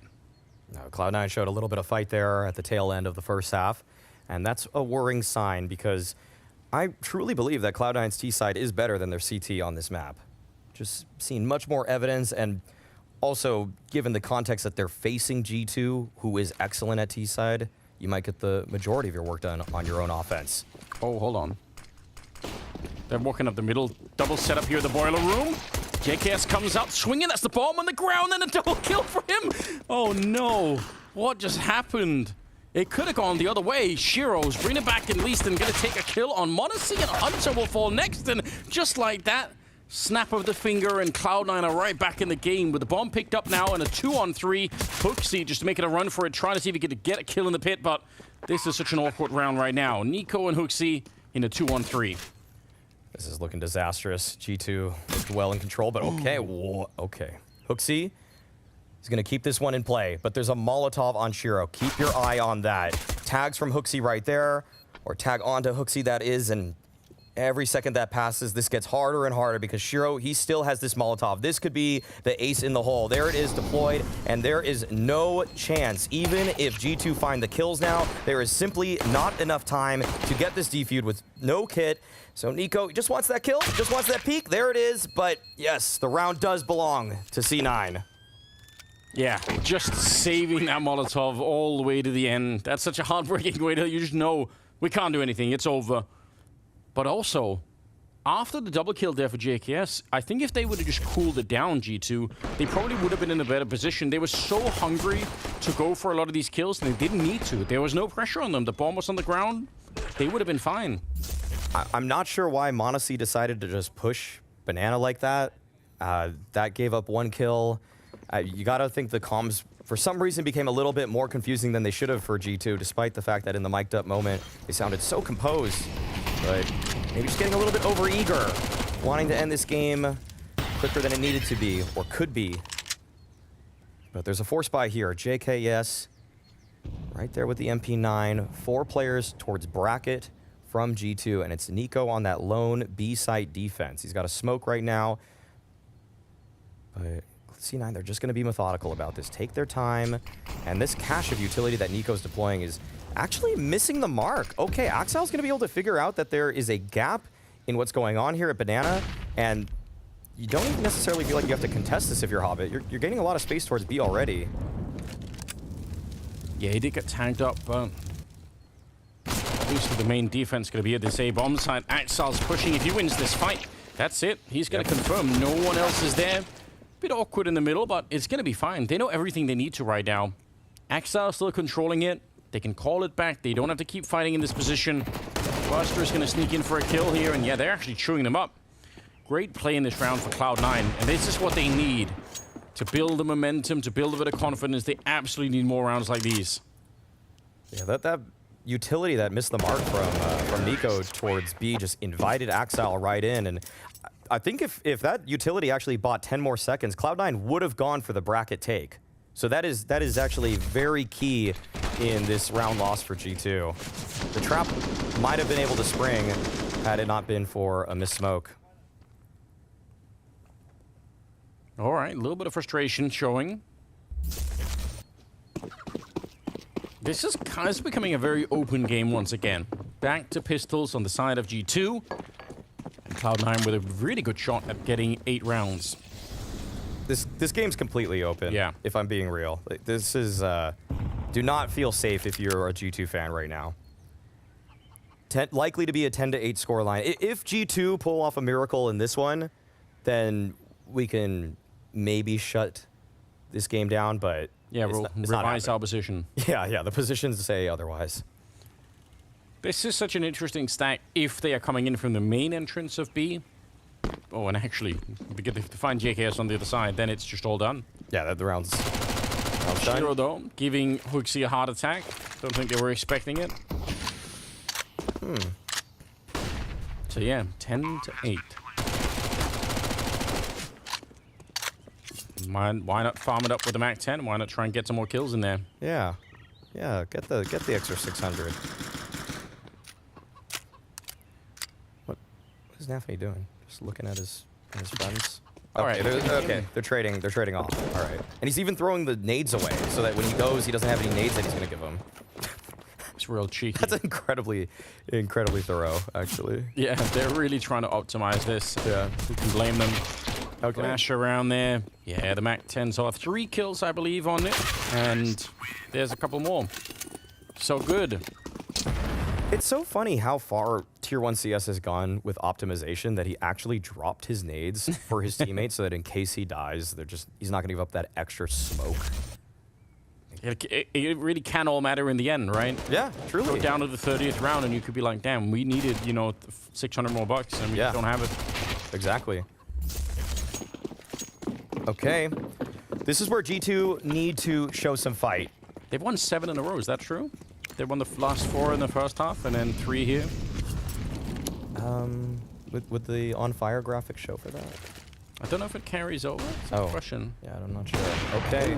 Well, there it is. Okay, m0NESY going for the apartment peak right there, but Axel finds Nico on the other side of the map. And yeah, you can see that both of these teams have a fairly similar philosophy when it comes to 4v4s like this, and that is a huge gap in the smoke. There's no chance, Hooksy. Do not fight that angle. And we can see Hunter, yeah, he knows that these players, they've gotten in, they've snuck in, and Hooksy, he is a sitting duck, completely flash.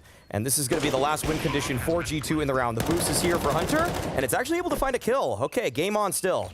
Might have been able to find a kill even earlier, but the smoke was up. Shiro, point-blank range with the AWP. He's going to get the kill. And m0NESY crashing, and he has to do the same thing, but he can't. Axel instead will get the headshot, and Cloud9 closing the gap. 10-9 scoreline is what we're looking at now. And G2 slow to get started on the second half. And that's cracking it wide open. Cloud9 are right back in this, looking to see if they can get it. Am I right in remembering Anubis is the third map? Yeah. Ooh, that's real spicy. That's really hard to read. Yes. Haven't really seen too much Anubis from Cloud9 lately. I know G2 just want to get over with here, but I mean, we kept saying it. The T sides are where these two guys are stronger. Some frustration there for G2, but still in the lead. No reason to mope just yet. Gotta stay focused till the end of this map. Stay locked in, stay engaged. Yeah, it's not done yet. You can't really give it up. Although they don't have a lot to fight with. M4 on JKS, a scout on m0NESY, and a deagle here on Nico. A bit of a trademark weapon for him in many ways. Nafany getting tagged up. Do it a couple of more times. Get a couple of more tags in with that scout, and things get really interesting. Oh, this is odd. Okay, Cloud9, they take that top banana position, and despite the fact that m0NESY spotted them mostly moving towards that side of the map, C9, they want to re-clear out some of this space. Make sure that they're not running into a full-on stack. JKS peeking right over the top of this smoke, almost finding the angle there, but Hobbit towards B. That's going to open things up. Now, decision-making becomes a lot easier for C9, knowing you're not going to run into a 5-man stack no matter what you choose. Bomb is still in the middle. They can do whatever they want. They've got 45 seconds. They're not under any pressure right now. I like this from Cloud9, just leaving all possibilities open. JKS is going to be found, and yeah, they're going to be so good. Hunter here with a deagle. Couldn't find the headshot. Got a couple of chances maybe. Buster with a good triple in this one. And that'll tie up the game. 10-10 in G2. Buster's having a bit of a resurgence in this series. He's actually looked pretty sharp. Yes. Carrying over from map number 1, where he was sitting at a 1.25 rating on Vertigo. Yeah, he has actually stepped up for C9, and this move has been just pretty much lateral for the entirety of his time on Cloud9. But if he can actually deliver in the way that maybe all of 5 people on the planet thought that he would have when he joined this Cloud9 roster, then we're cooking with gas all of a sudden for a team that has more or less been disappointing ever since their 2022 IEM Dallas victory. Yeah, it's been a minute. One point it felt like the sort of perpetual number 2 in the world. Like, it felt like they were just hovering that point. They all the time were so close to getting there, but it's like the rest of the scene almost passed them by. It's like everyone else kept improving and they kind of kept staying where they were, and then obviously making the roster change at the end of it to figure out what's going on. Yeah, having talked to players about the meta shift, it's kind of like, well, we can open that one up on the next eco, actually, of why C9 got passed up. But got a fast play coming in, so we gotta focus in on the action because Hunter immediately tested double spray down. That's exactly what G2 needed. Okay, they're fighting back. They're not letting this one slip so easily, but Buster continues his good streak of form, and that's actually carved out a path for the side of Cloud9. If they get past Monacy, that's gonna be it. Oh my goodness. Just blindsided from Axile, and Hunter, still the man that got the opening 2, can only do so much. That's a round you need to win. You get the double opening on that side. And yeah, it's true, there was a way to get into the bomb site, but who cares? Let them get onto the site, just hold that 5-on-3 advantage and go for the retake. Axile's gonna be ready, triple kill for him to get him back into the round. Man, that's where you get a sense of the nerves, I think, and the pressure that's on G2 all of a sudden. Because normally they would be able to win that round. That's inexcusable. The peak from Monacy towards short side there. Yeah. Monacy doesn't make too many mistakes like that, but positionally there, that was too ambitious.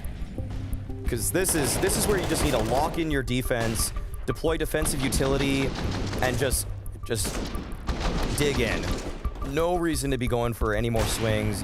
If it's untradeable, you don't go for it at that point.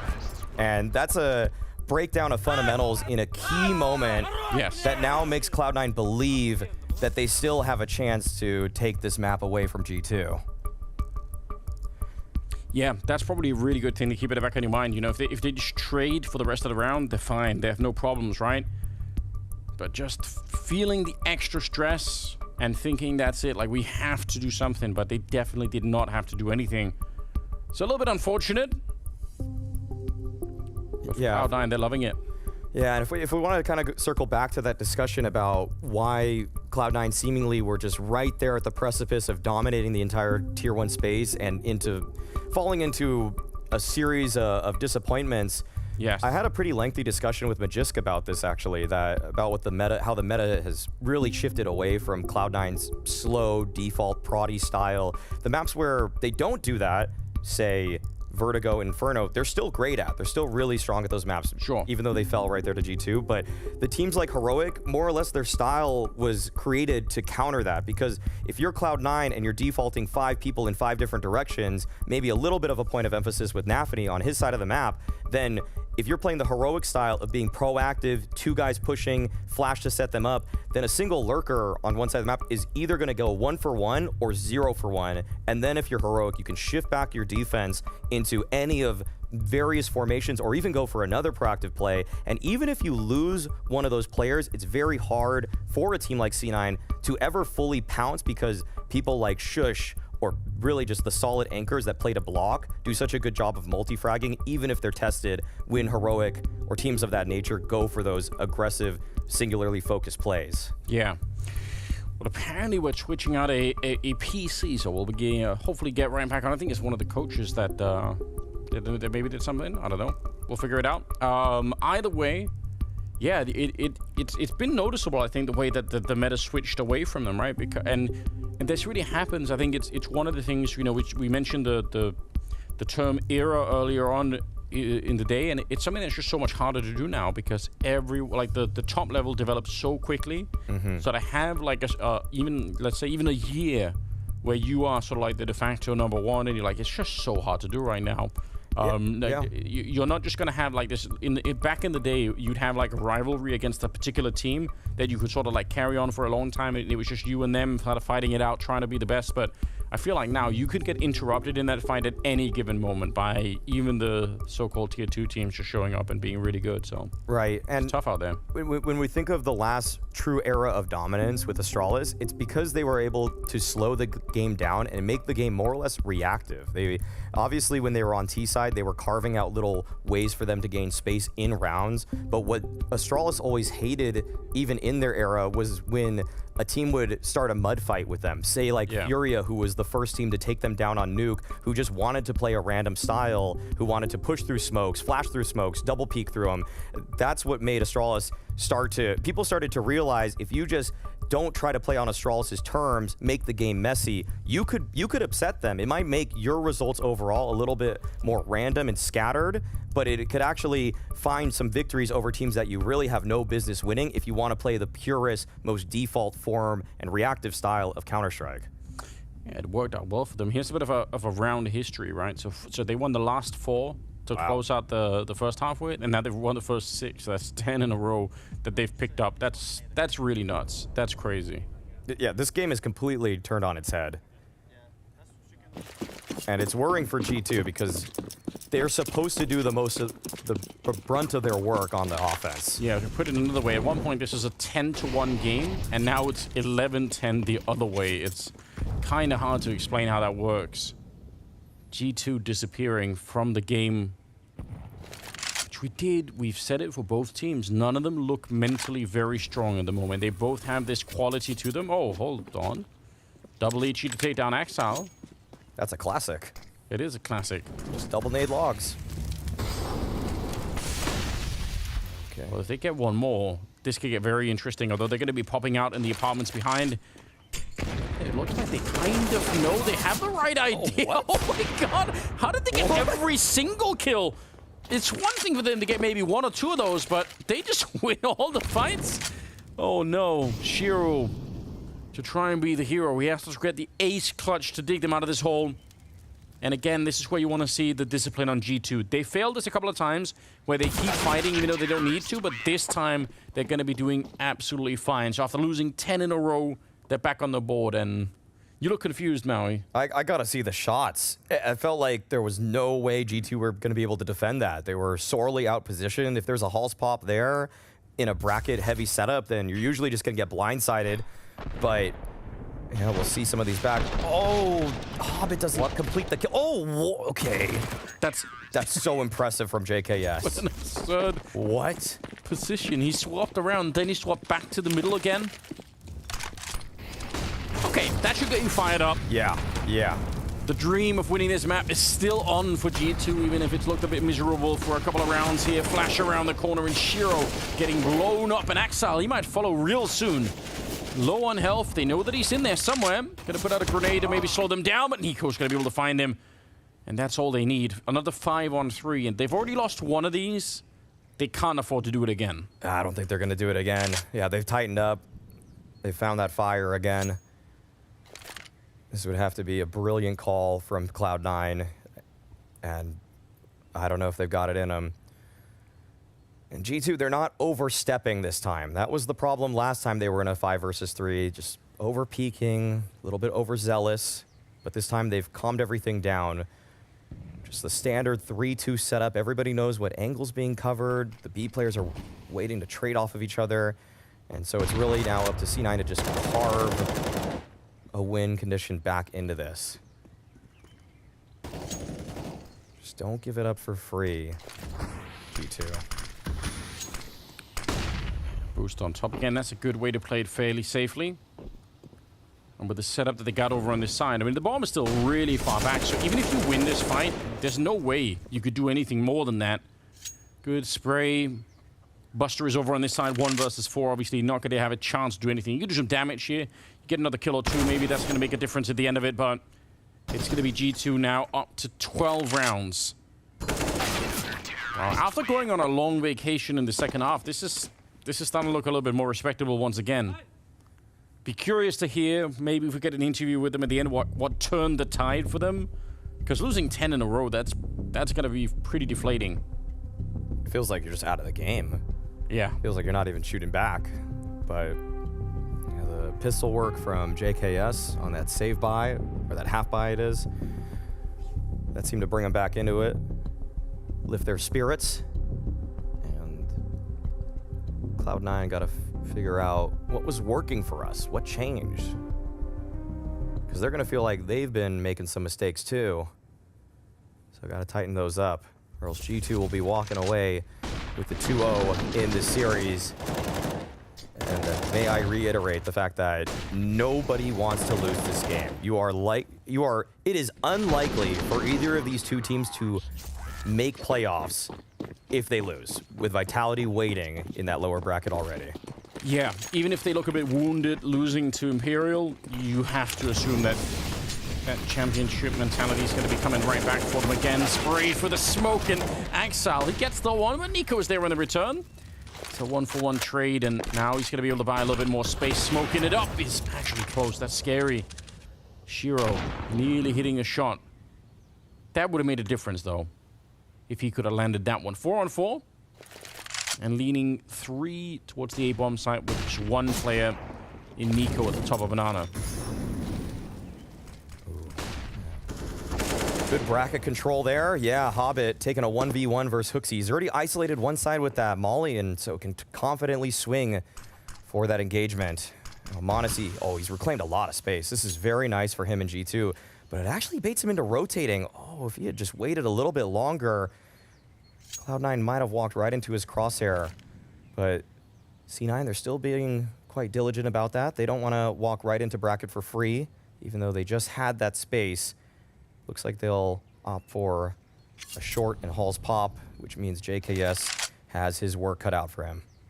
More than that, he has to be a one-man army on this one.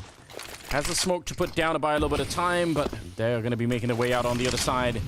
Smoke goes down, and that's the first warning. He realizes something is up. Renee doesn't really touch anyone. 20 seconds left, and they're looking for him at the bomb side. He's got some backup coming in pretty quickly. 1 kill might actually make a difference. Oh, they nearly line up, but now Nico's shown up. The spray, it's immaculate. 10 seconds left here, and it's all on Nafany to try and hold on. And I don't think there's a way out now. He's boxed in, and they're running on top of him. He can fake it, but he can't win the round. Monacy will hunt him down. The backup was there, and JKS, he did everything he could. The smoke down, hiding from the flames at the back of the bomb site, and that was just enough time. That is brilliant stuff from G2 to keep that one alive. The fact that JKS was able to delay for so long, the fact that Nico goes for the flank right there, both Herculean efforts from those players. And yeah, we can see Monacy soaring on in to finish things off. Nice! Technical! They're feeling hyped again. And you know what's even better? They've taken away the money on Cloud9. Finally, a 3-round win streak here for G2 to try and put an end to this on Inferno, which it looked like and felt like they should have been able to do quite a while ago. Axal snuck on through, and oh dear, could he find one more? Nico, all the focus in the world right now. You have to stay alive or you're going to give up the round. Exile, how has he done it? Sneaking through the smoke and assassinating 2 players. That is unbelievable. There's no way. This was supposed to be a moment of reprieve for G2. But now, Monacy, he wants to even things up. He wants to take some space back. He knows that him and his team need to take a risk. So he's pushing forward with Hunter. Spots the head. That's all he needs. And he wants to go for the swing. That's the jugular right there. 3v3 now. And JKS, he just put up a monster defense in the round prior. He's going to have to do it again. But this time it's just pistols. It should be easier, in fact. 1 kill already. A second. Can he find the third? It looks like he's already done enough. And there it is. All 3 for Justin Savage. He's actually played a sick game, hasn't he, on this side of the map? And m0NESY as well. I mean, taking a risk, that's what you have to do. But if you fail any one of those shots out there on Banana, the round is definitely over. Exile putting his heart and soul into this round. This is really, really impressive. I mean, as someone who's a playmaker at Exile, I mean, that's what you want to see. And winning the second fight, not easy at all.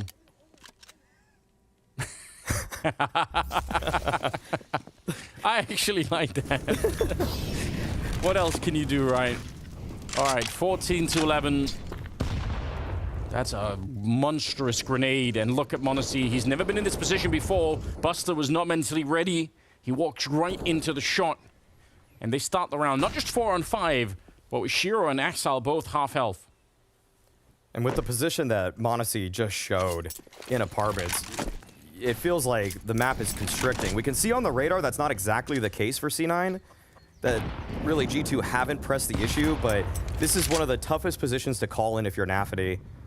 You feel like the entire other side of the map is just blind, and yeah, look at that. They're forcing the issue towards Banana. Nico right into Exile. This is just brutal for Nafity and Shiro. What is this? Just trying to juggle nades, just trying to figure out who's even going to throw the grenades. This is a desperate time to execute. Yeah, with Nafany on 29 and 56 on Shiro. One mistake and you're not even going to get a chance here. Good Molotovs raining down HooXi. Catching fire in the back line, but he's still going to be good for the one kill there. Trades. Oh, that's good. Hobbit able to pick up the shot through the smoke on Hunter. Reads the fact that it's a boost going on. And if you're G2, you're going to feel like maybe we have a really good crack at it here. Again, retain this bomb site is not easy. G2 won a couple of these rounds, both 2v2s and also 2v3s defending this afterplant. So we'll see if Cloud9 are going to be able to do the same. They're shuffling the molly around. If that actually unseats one of these Ts, this is very possible. Let's see where it goes. Okay, this should be a kill for m0NESY. He's going to hit the shot. There it is. All right, just Hobbit now, 1v2. He's got a great angle, but what crosshair disruption. m0NESY just soaring across his screen. That's so hard for Hobbit to track, and they're able to get it done. That is incredible movement from m0NESY. It's actually one of the plays that in almost every other scenario would have been completely brain dead, because you would have just said you can't win any fight jumping out like that. But you're right. You can see in the back of the ball, he has no idea what to do.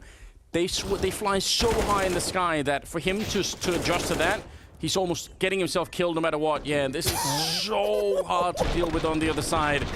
When he even lands the shot. Yeah, Hobbit not happy with that one.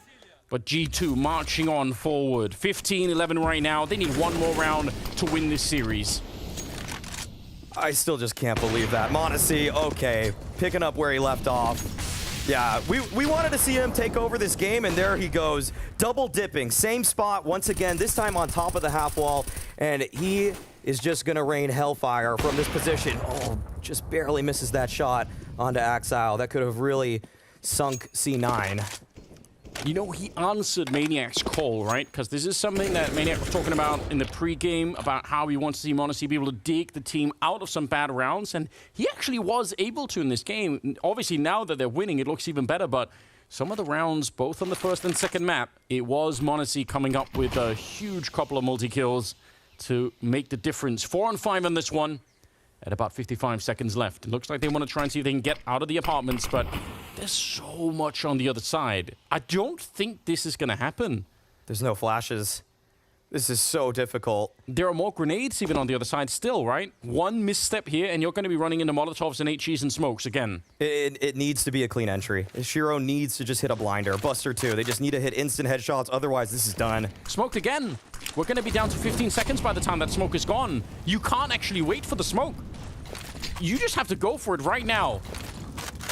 And they're slow. They're so slowed down. At least they managed to relocate one of the players and apps there. HooXi's thinking about it. The timing is good, and he does hit a dink on the Hobbit, but maybe... Oh, Hunter's there with the spray. 10 seconds. Buster's going to be going down. It's a 16-11 as G2 surprise a couple of people at least and take down Cloud9 in a 2-0 fashion. A slow death on round number 27 for Cloud9. The utility was in favor of G2. The positions were in favor of G2, but one guy that stood up taller than most was m0NESY. What excellent performance from the Flash in this one. And we're gonna see both these teams congratulate each other on a game that was well played. I think Cloud9 are definitely looking back at Vertigo and wondering how they let that one slip away. There were some crucial rounds that they absolutely could have won and just kind of gave up. So yeah, that's gonna be a point of focus of the conversation for sure. Devastating news. That means they're gonna be playing against Vitality in what has to be a really, really tough game. We do have the desk ready to break it all down for us. Cloud9 struggling to get things done there, and I would say that for the least when we look at what G2 had to offer, m0NESY, the guy you were focused on here, Maniac, completely doing all the big damage there. A great delivery from m0NESY. You're absolutely correct, James. And G2 that shown grit, that shown composure in this game as well. You can realize that when you are on Inferno and you're up 10-1, and then Cloud9 is able to catch back up to you and being at 11-11 scoreline, I thought, oh my god, G2 is about to just let it go. I thought this was going to be a crumble, but no, m0NESY stood strong, a couple of nice clutches as well, putting the work as well, making the difference. And in fact, we have the hero coming over. Come on to my left side. I'll give you this. Whoop. You're on that side. Boop. I'll give it there, yeah. You know, cables and all of that, we don't want to be messed out. There you go. Not a bad game, man. Hello. Not a bad game at all. How you doing after that one? Doing great. I think we had a good atmosphere and a good mood in the team, so which is key to your success in that. And you had some good moments in there as well, especially when it was looking like we go all the way back to Vertigo. Things were looking like it might have gone a bit bad after the first half. Yeah. That nice little 1v3 you pulled off as well. Yeah. I mean, that 1v3 was just fine. I don't know. Just fine? Just normal? I don't know. Just nothing really special. Just pick them. And the last kill was, I think you saw it, like I killed him through the gap. Maybe, yeah. I think it was Shiro, right? Like, yeah, I think it was Shiro on Catwalk, and maybe he didn't know about this gap, but I think he knows. Now he knows. He just didn't expect. I think he didn't expect him. Yeah, that was definitely a round winning. You talk about the nice atmosphere in the team. We could notice that as well. Very important for you guys. Yeah. Was it, or how was the atmosphere once Cloud9 caught up to you on Inferno? Once you get to 11-11, you guys had a good start, and they catch back up to you. How was the feeling in the team at the time? I think we just, I think we had like 11-1. I think we were leading 11-1, and after we just lost some, or 10-5, I'm not sure. And we were just losing some like stupid rounds with the, I don't know, you know, this like key momentum like in the game where you like, they do things, but you know what they're gonna do. You expect them to do it, and you lose. And I think it affected us a bit. So I think it was fine. We just finished with the good mood. Is the most so how important did you stay in the good mood? I don't know. How did you not go into, you know, frustration and all? Because I liked your reaction. I just wonder like how that happened. I mean, nobody cares. It's also like the last tournament, so you just want to give everything, you know, like, and just to bring the trophy as well. So I don't want to be like just sit and like be tilted or something, be sad because we're losing. Like we were leading with the good score, with the big score, and after just like losing some stupid rounds, I don't want to be tilted, you know, like just want to finish the game with a good mood as well. So. Did you have a specific talk, though, between Dallas and now? Because we saw you guys, especially Hooksy as well, looking more frustrated at things, not looking happy as a team. So was that a specific focus coming into this event? As I said, like, it's also the last tournament, so I think it affected on our team a lot. Not like... what am I saying now? So like, it's just like the last tournament, you want to give everything, you know, you want to give your best, you want to just play, you know, like you want to enjoy. It was also on IM Dallas, yeah, on IM Dallas we fucked up a bit, but yeah, it's the last tournament. So before vacation, I want to say. Before vacation. Yeah. Not the last tournament ever. No, there's many more tournaments for you. You're too young. That does feel good. Hey, listen, m0NESY, you're going to go up against Imperial. They surprised everybody, beating down Vitality 2-0. How do you feel about that game? Oh, I don't know. I think the last game we played against Imperial, it was in Blast. Oh, no, it was in PGL Antwerpen. I remember. Okay, yeah. Okay, yeah, it was really long time ago. It was 1 year almost, and we're gonna, we'll have a matchup against Fallen as well. This is God Fallen. So let's see. I don't know. Honestly, I didn't look at the game, to be honest. I just saw like they were like leading against Vitality with the big score. Maybe it was on an overpass 9-3, and I think they surprised everyone. I think. Maybe Cello is in a good form, so... You're confident? Confident for that game? Of course I'm confident, yeah. I'm confident for every game. But we also passed the playoffs, so it's also good. That's the main thing. I mean, the main thing to win the tournament, but... yeah, we'll see. Got the eyes on the prize, I do like that for sure. Yes. Now, we were touching on one thing on the desk as well when it comes to just your ability to be able to bail the team out of situations. So if the team right now is in a game and you guys are behind, you want to fight back up into it, we're looking at you to kind of be more of like a star player mode if you can get into that. Do you see yourself as that? Do you see yourself being able to be the one that can pick up the pieces, take it, like when we look at like the Simples or the Zyrus, right, who can just take a game and turn it around for their team? Yeah, I think I can definitely do it, but I just lacking a bit of experience, and I think I'll be in the future. Yeah. Nice. That's what we like. Like that? I like it. Very good confidence. All right, we're going to have a look at the brackets. We'll see where we are across this day. m0NESY, thank you very much for your time. You can go, man. You can just take your leave. Go enjoy the rest of your day. Get yourself ready for the Imperial game. GG's.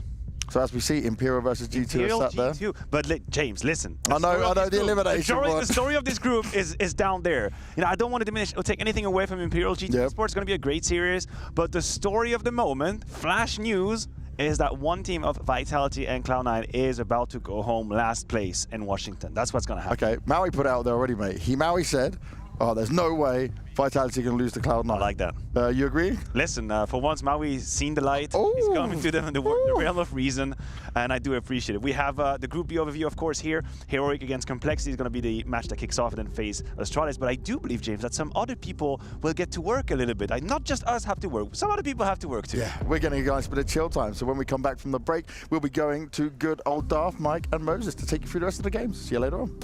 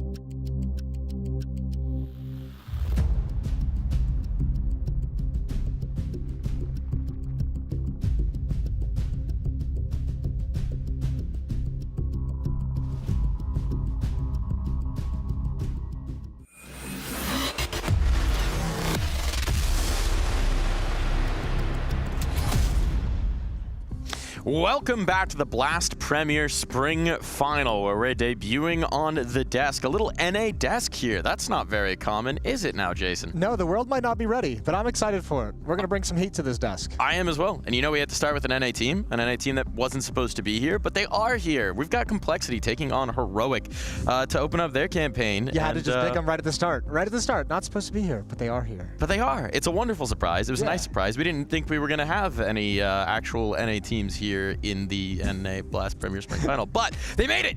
They procrastinated. They had to have someone else drop out, but they made it happen. And now Complexity gets a chance to do what no one expects. Yeah, footage of them being here as well, getting out of the van. Yeah, I mean, look, this is going to be such a tough task. We just saw them previously in Dallas, and obviously we know the stand-in situation. I mean, this has always been a team that's like on that cusp, right, of like a couple of nice upsets here to make you believe, but never pushing all the way through. And now you obviously have Sonic coming in to stand in for them for a pair of events, and losing someone like Halzerk, I think, is probably the bigger conversation. It's a huge issue, and if you're looking at this and going, this is an extra salt, yes, no, Sonic is standing in. Halzerk unfortunately hasn't been able to sort out his visa for US entry. Turns out those are hard to get sometimes. Apparently, that's word on the street. Never had that problem personally. I don't know why, but it is an interesting comparison because Sonic hasn't been competing in a long time. He played a little bit with a South African team called Nixa last year. It's been a while since then. Before that, it was 2021, I want to say, was his last official, so it's been a hot minute, but he actually played honestly shockingly well in Dallas. Yeah, I think, well, I mean, the bar was going to be low, right? I think the expectations of him were so low that like so many of his performances could just be solid, and we'd still be like, oh, he's playing great. He's good for him. I mean, he even mentioned, I mean, he's also juggling schoolwork as well, chasing after a degree, playing, you know, not even being caught up to date on current maps. So it's been a little bit of like a refresher period for him. But yeah, you're exactly right. He played admirably well, and at the very least, he wasn't a complete liability. And like, I think in this situation, when you're replacing someone like Halzerk, that's really all you can ask for. It was actually funny. I ran into TC after they were knocked out in Dallas, and they had played a cash cup with Halzerk playing from Norway, and I asked why Sonic didn't, and he had an assignment to do. He was upstairs doing his assignment, finishing doing his homework. So it's actually wild considering that he's just picked back up the op. I mean, obviously he played with the core of this team a long time ago. They played together for a long time. The chemistry there between JT and Sonic, it's real, but it's been a minute. Yeah, it's definitely been a minute. Inferno is going to be the pick, and I think that was always going to have to be the way Heroic banning either Inferno or Anubis. It was always going to be the other one. Nuke picked up as well.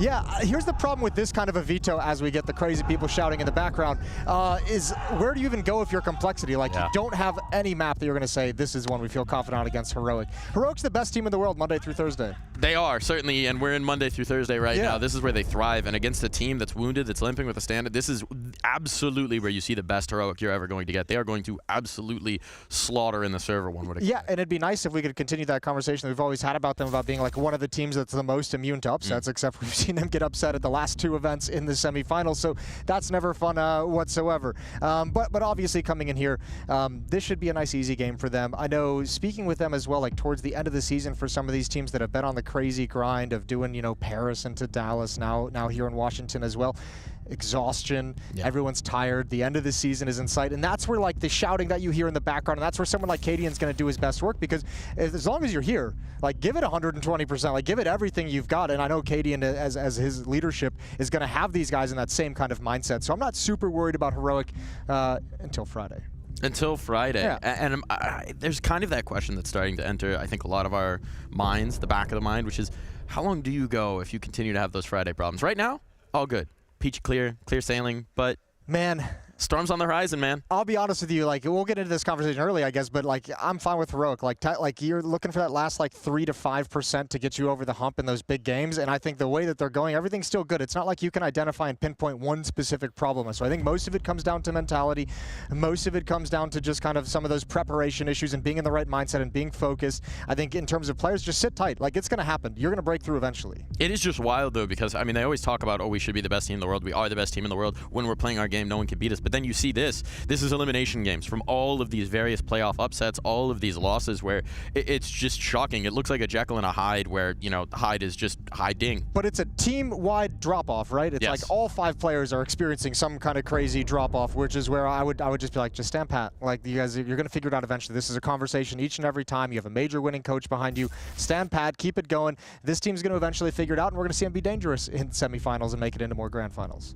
Eventually, hopefully, if they jump at the hurdle enough times, they will clear it, is the thought. If you bang your head against a wall, it's eventually going to break down.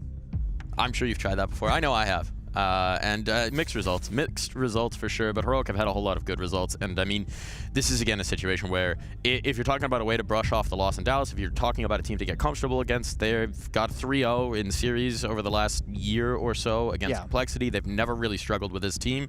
And two guys who never really struggle with any game, well, of course, we've got Scrawny and Launders standing by to take you guys away with their sweet, sweet voices. Wow, I thank you, Mike, but you don't know my struggle. You don't know our struggle, Mike, okay? What's your struggle, Connor?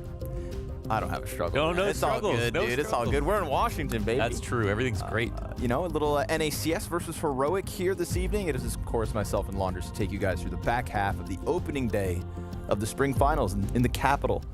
We went to the White House to kick off this trip. Nobody was home. They didn't answer the door. They kind of just shoot us away, Mo. I think that's what Heroic are going to do to Complexity tonight. Yeah, dude, Complexity haven't won a big game in so long. Like, they just have nothing good to look back on in recent memory.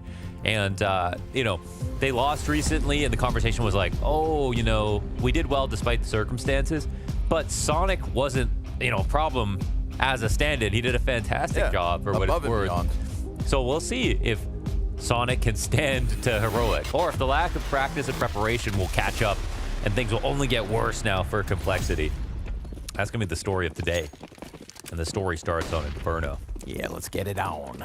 Fang quickly taking pace towards top mid, and just as swiftly getting shut down by Stound. Sonic, welcome back. A little more South African CS, please. Grim, double kill, just denies Shush and Jabby any further control of the A site. Of course, that's going to bring the last two remaining members of Heroic over, but Grim has grabbed Bomb, which was spotted, and sprinted all the way back. But he's going B. Nicely called here from JT and Floppy, making sure to keep this side of the map a possibility. The fact that the site has been evacuated just lines this up wonderfully. The only thing is Heroic come up banana with a couple more headshots, and maybe this is still theirs for the taking. But it's a good rotate from Grim. He got a critical 2K and an immediate rotate, right? Didn't stick around, didn't get caught. Let's see what Heroic can do in an attempt to take it back. Double new box, one towards Dark. Ooh, TSS, swift first one. JT to the sideline. Now we're even. You know, now it's feeling doable. Now it's getting real. And Floppy on the backside of the site, pressured by both. Glock shots with the fountain in the middle. Time ticking quick. Back behind center pillar. He holds. Woo! Floppy ice cold to give Complexity first pistol. So clutch. Even when things don't look that beautiful, he still locks it up. Multiple dabs, fist bumps, all around here for Complexity as they pick out the pistol round.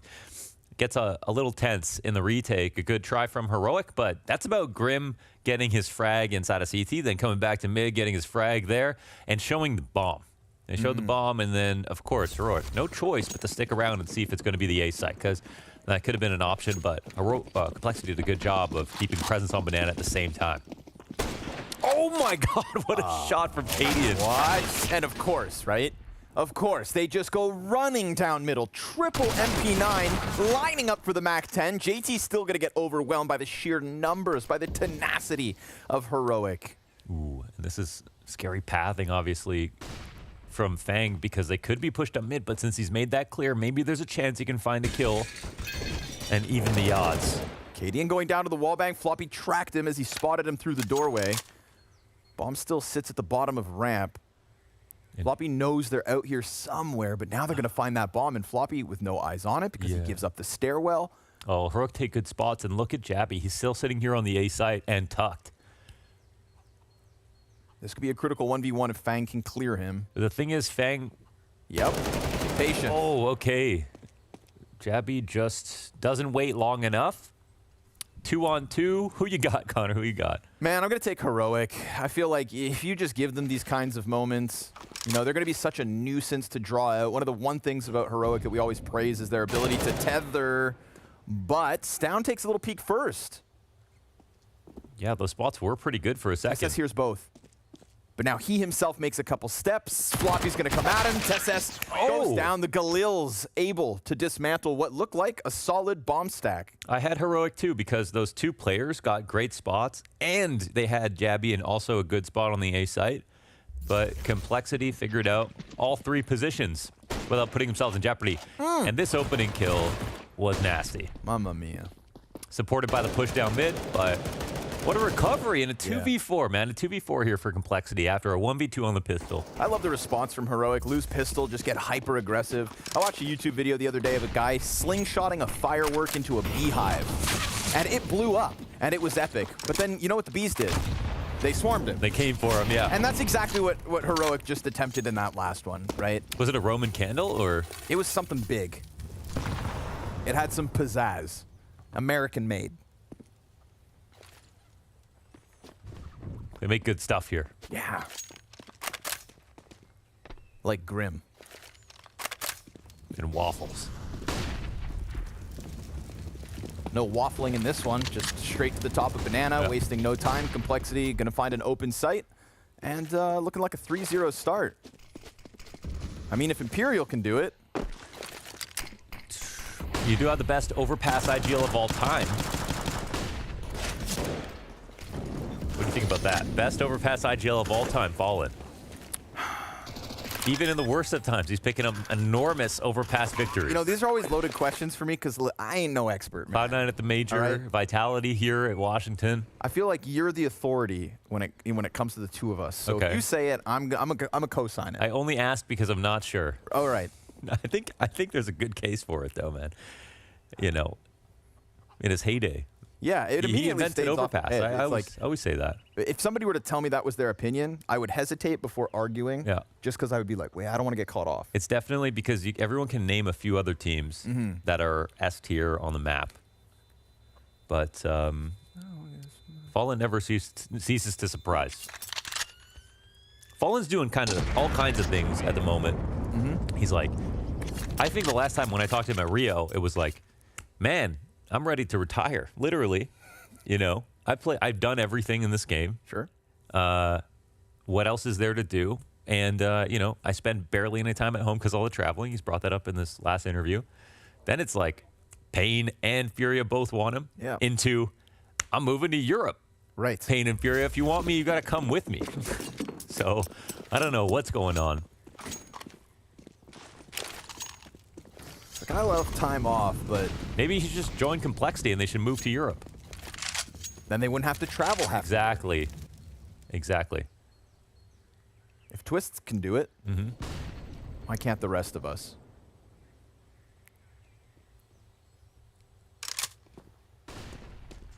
You want it? Go get it. Fang again towards top mid. Understaffed for the time being as again Heroic try to put up a defense with the lesser weapons. It's the beauty of the save in the last. We got 2 more smokes still towards B site. Clock could end up being crucial in this one.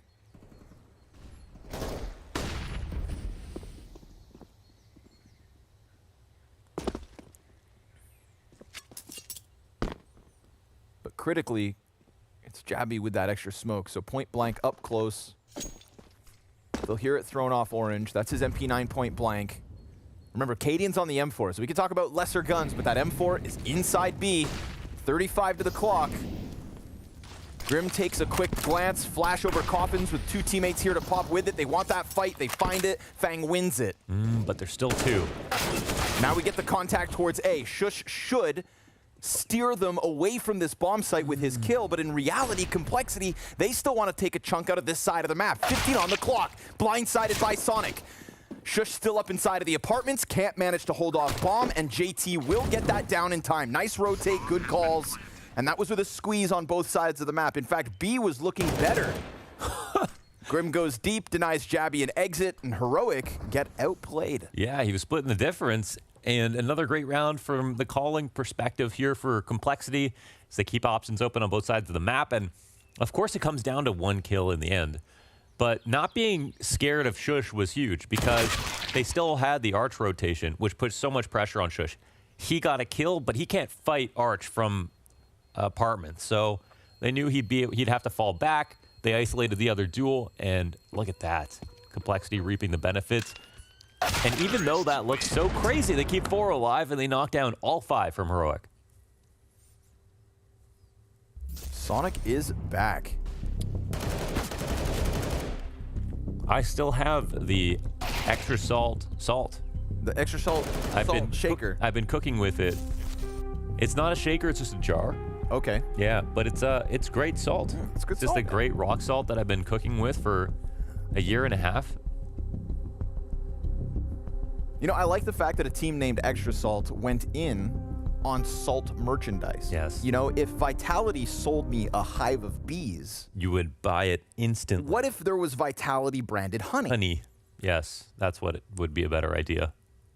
Probably than a selling the hive hive of bees, yes. But you guys, you know, Liquid could bottle water. Yeah, Liquid water. People who didn't know esports would think, that's silly. Yeah. Of course, all water is liquid. It would be a giant inside joke for us. But $1.80, that's a deal. Yeah. All right, real guns, folks. This is the heroic you signed up for. Cadian's op misses out the gate. But that does have, of course, Complexity reeling back away from top banana, and immediately as well, Heroic gonna shuffle over towards A. So one shot, instant move. See if that cannon can get into position.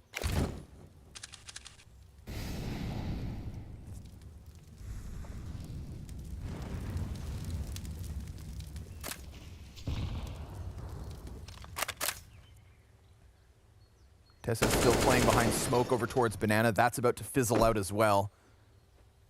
So a little posturing going on, but early eyes on A. Clearly, Complexity just going to wait this out, make sure to go take it. We're not skipping steps thus far, and it feels like Heroic aren't playing that like hyper-aggressive, super in-your-face CS just yet. Not on their first rifle round, having already fallen victim to the MP9 push down middle. Don't worry, it's not far off. It's never too far off. But right now, 5v4. Smoke goes down ahead of the banana play. TSS takes JT out of it. And this is looking far more comfortable for Heroic. Utility weapons makes a world of difference. 30 seconds with more util to go down. Feels like Complexity have to cut their losses or gamble hit A, but they're out. And we've got Heroic on the board, 5 rounds deep. So the big difference here is they lose one on both sides of the map, where in all these previous situations, they at least got to kill somewhere else. And now it's finally the keys they figured out to taking down Complexity. But I still like the posturing from Complexity. I still like the idea to try to work on both A and B. I think definitely the way to punish Heroic is to make a lot of call-outs, because they are often grouped up and they're often taking one part of the map with heavy control and then moving quickly to another. And when we watched the Major and then losing to Gamer Legion on Inferno, that was Gamer Legion being very fast about constantly calling them out all the time. And I honestly think that's the only reason Heroic are even losing these days, is just people are getting more comfortable with the idea that, yeah, they move really fast, but they do leave massive gaps, even if it's only for glimpses of time. So, Complexity, keep it up. Everything's looking good so far.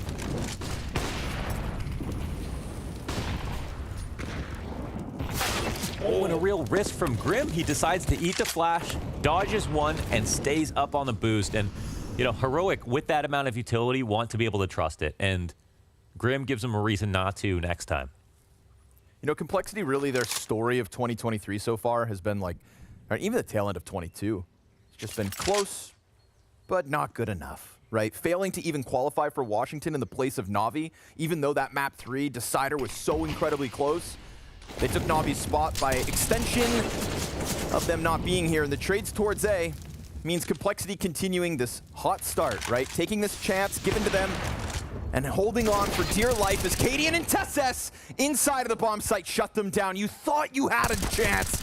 You thought you had an entry, and Cadian throws himself into the kitchen to crank up the heat. That's the thing. Now they had this is the exact round that we're talking about here, because Heroic had all 4 remaining players on A site up until those last few moments. You couldn't predict another 2 in A after you just took bracket control. You would think like next rotator would be as far as CT Son, maybe in library, sitting behind a Moto smoke eventually, but not this setup, sitting in cold with an AWP right beside him. So this is what wins Heroic rounds, but as we just saw, if Complexity decided to go B at that exact same pace, they would have had a wide open bomb site. It's kind of like playing a game of whack-a-mole, but the moles have guns. Yeah, the moles they have guns, they're playing on 2x speed, and they're Danish. Yikes.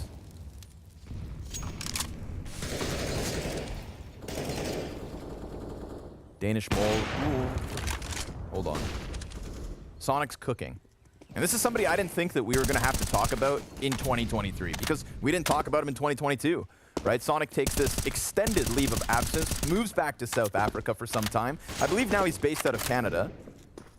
Welcome. Toronto, if I'm not mistaken. Welcome, welcome. And, you know, Maui Snake was telling us that he did some digging prior to Dallas when Sonic was called up. Sonic played a few Face It games, got owned by Cooper, Freakazoid, and Truck Lover. No shame in that. So we were thinking, okay, best of luck going up against the best in the world, and then he's dropping 30 bombs the moment he gets into the real officials. So it's been quite amazing to watch Sonic hit this groove. We'll see what he can do versus Cadian throughout this series. JT at the front of the hit. 2 defenders in position, but a well-timed flash ×2. Still, they don't get that first kill. Jabby will bring one down with him. We've got 25 to the clock. TeSS with the chance through smoke. Oh, not so quite low. there. Floppy just gets that bomb down. And so Complexity with a real chance to take a 5-2 lead. CT is not far away. Huge health advantage. We're talking about no incendiaries, and they're worried about quad. So this slows them down a little bit, but there's still enough time and way too little health here for Complexity to be comfortable. Very viable. Ooh, but Sonic strikes down Stout. Now, that much harder. Sliding out into Grim is one thing. Second kill, third for TeSS. Fang right back from the pit. Line up on the headshots. 1 and 2 done. Toasted. And Cadian can sit back with his op, but it's Complexity to win another. Nicely done from Fang. Let's talk about another man from Toronto. Okay, there's a bit of chemistry here. You've got the connection between South Africa, between JT and Sonic, but now you've got the Canada-Toronto connection between Fang and Sonic. They've got 2 6-men. They've got 2 Africans. This is looking good for Complexity from a chemistry perspective. All right. You're a scientist. I'm an anthropologist. Ah, okay. Yeah, me too. We both dropped out. Yes. That's true.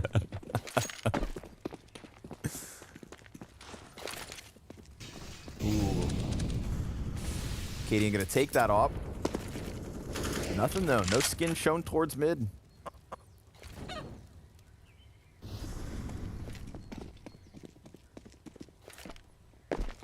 Investing everything they can to try and stop what is a clean streak from Complexity off the start of this T side. 3 at the top of Banana here for the defense.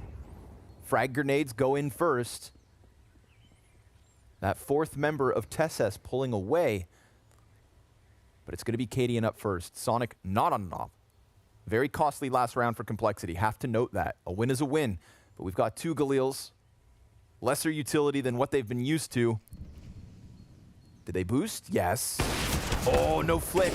Half damage to Cadian, but they get caught. And now do they expect the next? They shouldn't. Still Sonic able to recover with the 2nd frag. They get those 2 out of the corner, knowing that that op was the 3rd in position. So the fact that they just stepped on a landmine, essentially. Here's a hard decision to make, though, right? They ran into a 3B setup, but they got 2 and left the opper. So now they know it's 1-2 to sites, but neither site is particularly easy to hit. The utility's going to come down a bit, but we do have 2 smokes left over for Complexity, so they decide to congregate towards this side of the map, but Heroic at the same time are clearing out A. Oh my god, they're going fast. Oh yeah, they're very quick on this pace on the flank. Grenades in front of them, nobody looking. Started to walk the perfect timing. Cadian's going to indicate they are on that front site. Sonic, hands busy. There's the flank from Banana. 2 kills straight out of Heroic. And Sonic, already 2 kills deep in this round, has 3 more to drop. And as the smoke fades, now all of them looking at him. So he shimmies out. Cadian cuts him down. Nice call on the flank. Yeah. Great timing out of Heroic. And that is just where they shine. Yeah, they don't use a smoke for coffins in that position, and that could have made it a little bit harder for Cadian to confidently come and say, like, retake very quickly. Now the front side smoke maybe gets him a plant and sets him up for a later good position, but they don't have an ability to take to kind of trick Cadian. I think that costs Complexity here. So a good retake and a very fast call that was respected by Cadian's teammates on the other side of the map to take over mid quickly. But Cadian in the spot, he's kind of saying they're all in the front side of the map. And up until that point, he knew no one had crossed the quad or emo. So he got massive information just by staying alive. Oh, that's a lot of massive information as well. 67 damage on the nade. Stown finding Floppy, more bodies in smoke. Not an ideal fight. Good chase from Fang. Lesser weapon betrays him, and that's the bomb. JT can quickly swoop it up. Here's that Heroic Jabby gonna be flank. comfortable, 5v3. And another flank. Jabby to the pistol. Oh, now Sonic only had 9 health, but still. Suddenly back in the game are Heroic after this one. Another good round. But it kind of feels like both teams playing pretty well, which is great. Now, Heroic, when it comes to tournament starts, they never start slowly. They kind of just... Heroic's story right now was like deep tournament run into sudden death all of a sudden at a very important juncture. A semifinal, a final. And honestly, it's usually finals. You know, we're talking about the team that 3-0's Challengers, that's 3-0's Legend Stage every single time. A team that has no problems until playoffs and usually doesn't have problems in quarters. You know, they took down FaZe in quarters at Paris. They have a really good track record at beating teams lower ranked than them. They're the most reliable team in the group stages, in the early playoff stages at beating lower ranked teams. Yeah, these I don't think anybody else kind of has that aura right now. The semifinal failures are really just the newest problem they're facing. Second place. Now you've lost the Gamer Legion, then you lose to Mouse. And that's while dropping big names right before those games. So it's kind of hard to get a read on Heroic. What is going on with them? And they're not going to have that championship hangover, you know, as was talked about in the first game with Vitality, because they haven't won this year. They haven't won this year, period. The last thing they won was the Glass Ball Finals. So hunting for something in 2023. I talked to Stown and Shush and asked them, are you proud of what you've done so far this year? Being able to say to yourselves that you are the best, maybe one of the best teams of the year. The first or second, just to be clear. No, maybe that's third now, because Vitality, obviously, with their 2 victories. But between them and G2 at the beginning of the year, they're one of the scariest teams. Coming into the major, I think they were bookmaker favorites to actually win. So that's the stature they've created for themselves. And I think the response was expected. It was, you know, we are proud of ourselves, actually, because I think we do feel very good in almost every single matchup. But we never got that win, even though we got to the grand finals multiple times. Yep. It's impressive tournament results consistently without accolades. Without accolades. Slim trophy cabinets. It's getting harder every year to have dominant periods. You know, with their shortcoming in Rio and then winning the Blast Ball Finals, the one event right after, I thought maybe that was going to happen again throughout this year. You know, a couple close second places. It's like, well, to me, Heroic's trophy lift in 2023 has felt like the most inevitable thing in a year of uncertainty. And yet here we are, last event of the season. Tied up with Complexity on map 1, off of the back of 2 underwhelming semi-final exits. But still, not losing character. Jabby, fast flying down Banana once more. This is just going to corral Heroic's victims further forward, so it seems. Ooh, is this the right call, though, to go B? Ooh, they're going to try. SS is there. They're going fast. Jabby comes back. They know that Banana was lost. I guess the question will be, did the CTs get back into the site in time, or do they think that they can smoke off Banana and get past them? Because that is the truth. A boost with just enough of Grim spotted, but you can't deny the bomb plant. Floppy puts it close orange. We're equaled out 3 versus 3. Stray shots through smoke. Now CT post plant for Fang. He doesn't have to worry about that smoke. He's got a teammate in construction to hold it for him. His job, hit these shots. And as they cross over, he can only get the one, but instant trade back from Floppy. Cadian's presence, probably known to be backed by Banana. And so he's going to walk this one away. The call to B works out. Wow, it works out really well. I mean, the boost was also good there from Heroic, but they don't plant grill, which is huge. Planting first oranges when they came from CT is obviously very wise, even though they had the smoke just in case to make sure they don't get spammed through it. And, well, look at that. Another post-plant victory here for Complexity. But, oof. Ooh, 5 deaths. Could be meaningful, but at the same time, still rather be the defenders, or sorry, I was looking at their jerseys. Still rather be the blue guys position. The blue guys. I'd rather be the coppers. A couple of good entries out of there from Sonic and Grim. And I can only assume Sonic's going to start having some struggles, having had very little warning to get ready. You know, it was like basically get dressed and get in the server. And he showed up, I think, to expectations no one could have for him. He's got that dog in him. Yeah. He was ready.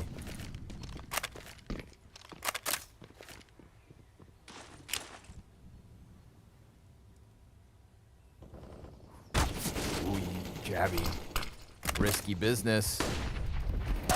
Oh, through smoke. Come on. Jabby's looking to at least bring this back. Flashbang's fantastic. He knows he's swarmed, though. And now he gets blinded. Everybody's white. Pops up with pistol. Nothing more than the one, but look at the damage here. I mean, Heroic, they are going to keep this up. Trades back and forth. Bomb planter hands back on a weapon. That's a full magged M4. JT peeks, gets his next. Oh, JT in the clutch. It's a wonderful thing. 3 kills deep already.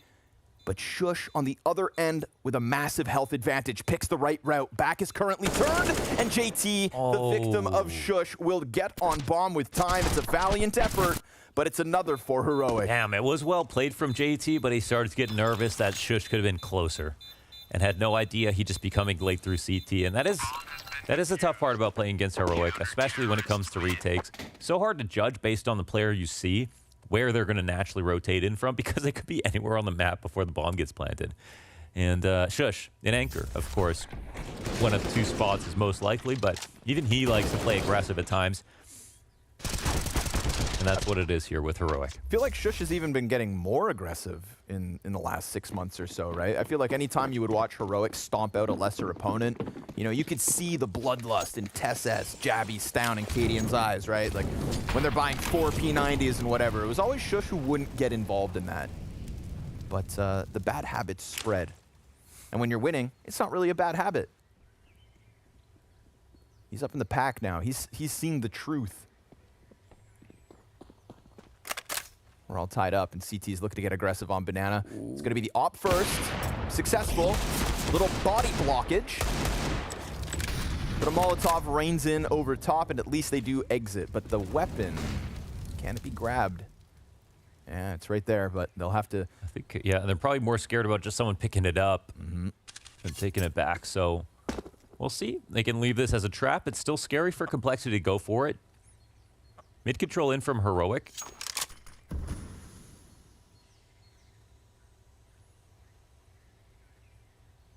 Complexity, push, pause.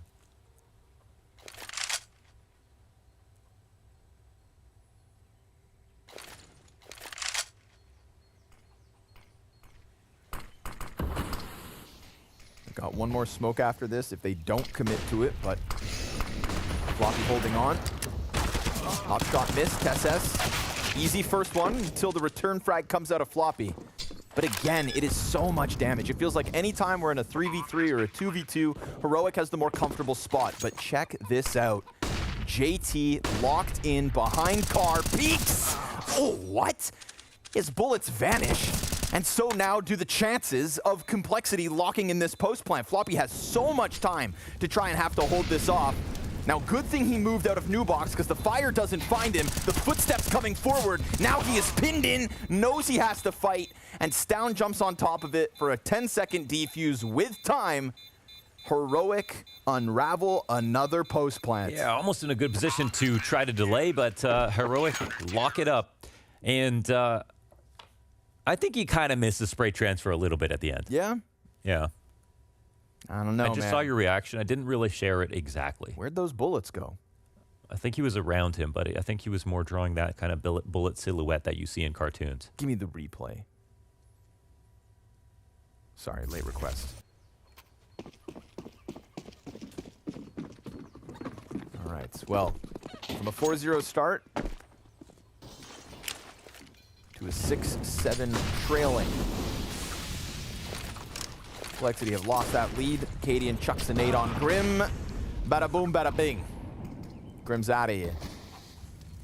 And that's Banana control easily taken over by Heroic. There was no additional body over towards Grim. JT now tasked with just keeping eyes on the potential banana flank, because we know multiple rounds, Jabby's gone prying on the tail end of Complexity's commitment up mid, but it is Shush from a new position. Nice reposition. That slide across the bars. Takes down a couple. Sucks the life right out of Complexity. Leaves Heroic comfortably 5v2.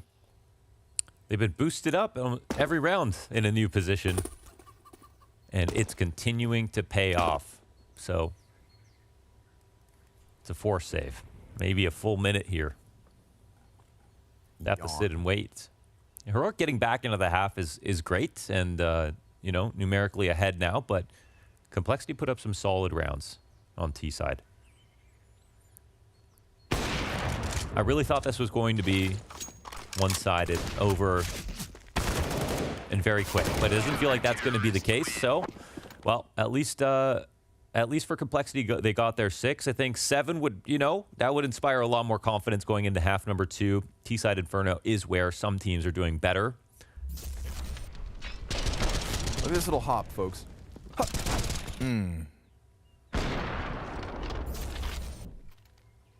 Smooth guy, that Shush.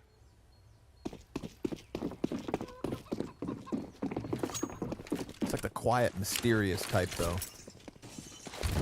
Gotta be careful with guys like that.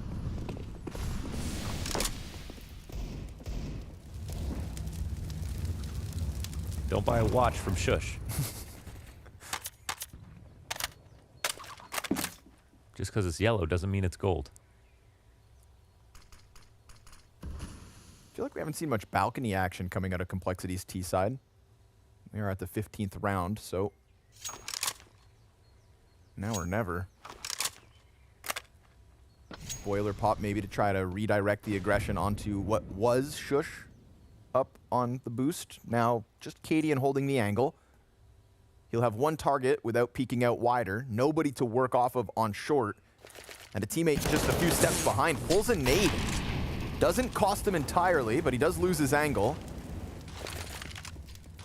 The rumblings of the banana flank going on with TSS moving around, and Cadian gets back onto that same line, strikes down Grim.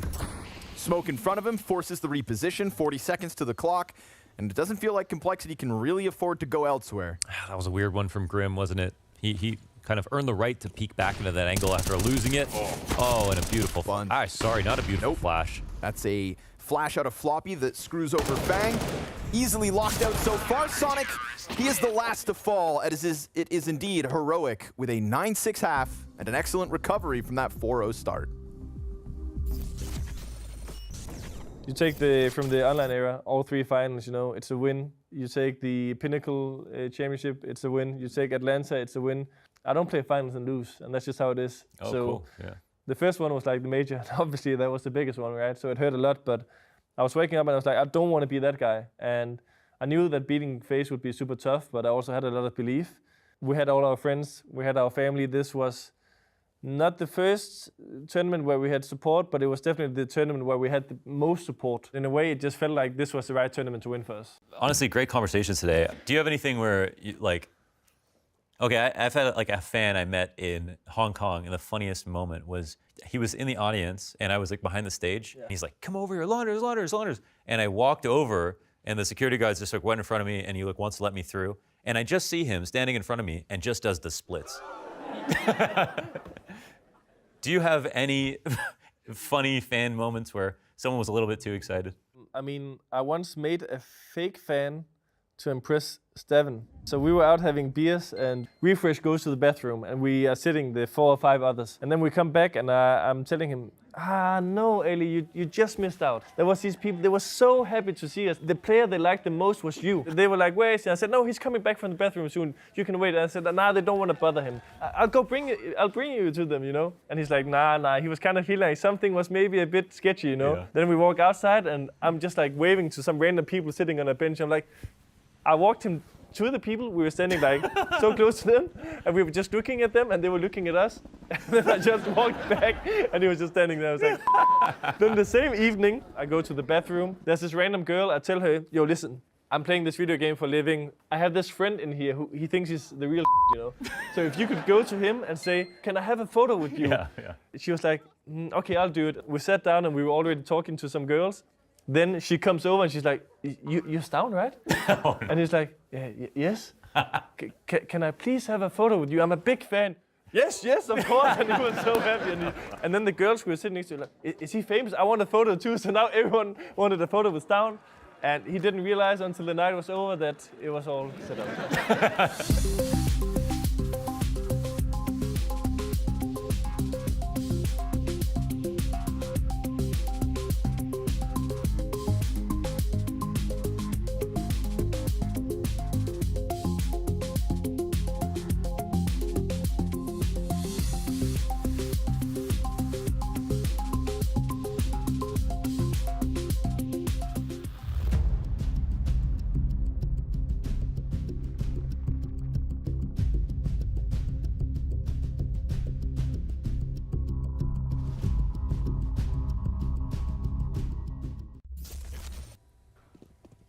Nothing peak. Nice.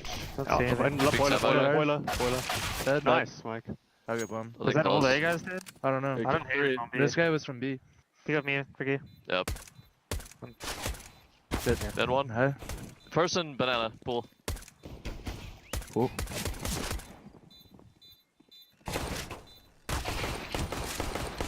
Yup. Nice! Good job. It's that pool, man. Do these, man. I can hit fist bumps. Fist bumps? You want slaps? I want slaps, dude. You want some slaps? Give the man the slaps. Okay. I love, in the wise words of Fang. Yep. Gets a 1 in the 1v2 That's and calls great. it. I think I've said stuff like that too. And I'm also from Toronto. Yeah, it's a mannerism. Yeah. Of the T-dot. Yep. Yep. It's like Storage Wars. You ever watch that? Yep. Good show. Good show. Yeah, good show from Heroic. 3-round lead. After Complexity led 4-0. Reset the economy. But again, we know Heroic aren't going to come in and trip over their own feet at the start of events. The last time they started an event poorly was at the very beginning of 2023 when they lost to EG at the start of the Blast season. Since then, smooth sailing.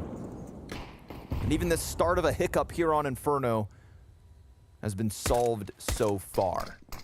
T-side kicks it off 5v4. Pistol round win here would give Heroic an excellent bit of runway to close out map 1 quick. Grim to the other side of Arch. Done and dusted. It's the flop dog from inside of the pit. But just when he looks away, he was watching hay bales, waiting for the short play. He was looking for Cadian's head. Finally decides to try and hold off on Moto. Takes one to the forehead. It's a big one from Cadian. Nicely done from Cadian. Closed out by Shush. He knows it's clean. He knows it's nasty. Yeah, it's nice to call the strap when you have the P250 and you get 2 opening kills and you get a 3rd in the round. Well, you know it was just all about you from beginning to end. You know, it turns out he is the main character. He is the main character, yeah. Maui can't be right about everything today. Well, you know, Maui's having a good day, so I'll kick him while he's down. Or while he's up, I'll take him down a peg. Notch? Yeah. You know, Maui's been right about a lot this year, including the air quality affecting Zywoo's performance. But he also told me that Patsy was going to be the entry fragger of 2023. Yeah, no. Yeah, he's just, you know Nostradamus? Famous for making correct predictions, right? Sure. But the joke is that he made thousands of predictions. Okay, you know? okay. Sure. So, essentially, Maui is just a fortune teller. Yeah. I'm glad that Maui gives us his takes. He's got opinions. He likes to share them. I appreciate that. But on days that he's too correct, let's bring him down. Let's bring him down together. Yeah.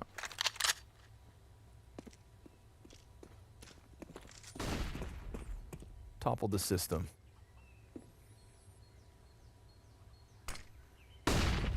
Flashbang top mid with the Mac 10 entry. TessS sees nothing, but Complexity's got pistols in the pocket. It's losing Arch, though, that's going to make this weird. You can already see the players in sight start to get uncomfortable. Little Pit held on to by Floppy. Fang's just waiting for the jump over the box. I mean, that's what they needed. 5-7 kill at this distance. Nice clean one from Floppy. He's going to get stomped on by Jabby. Fang waiting for nothing but that climb up.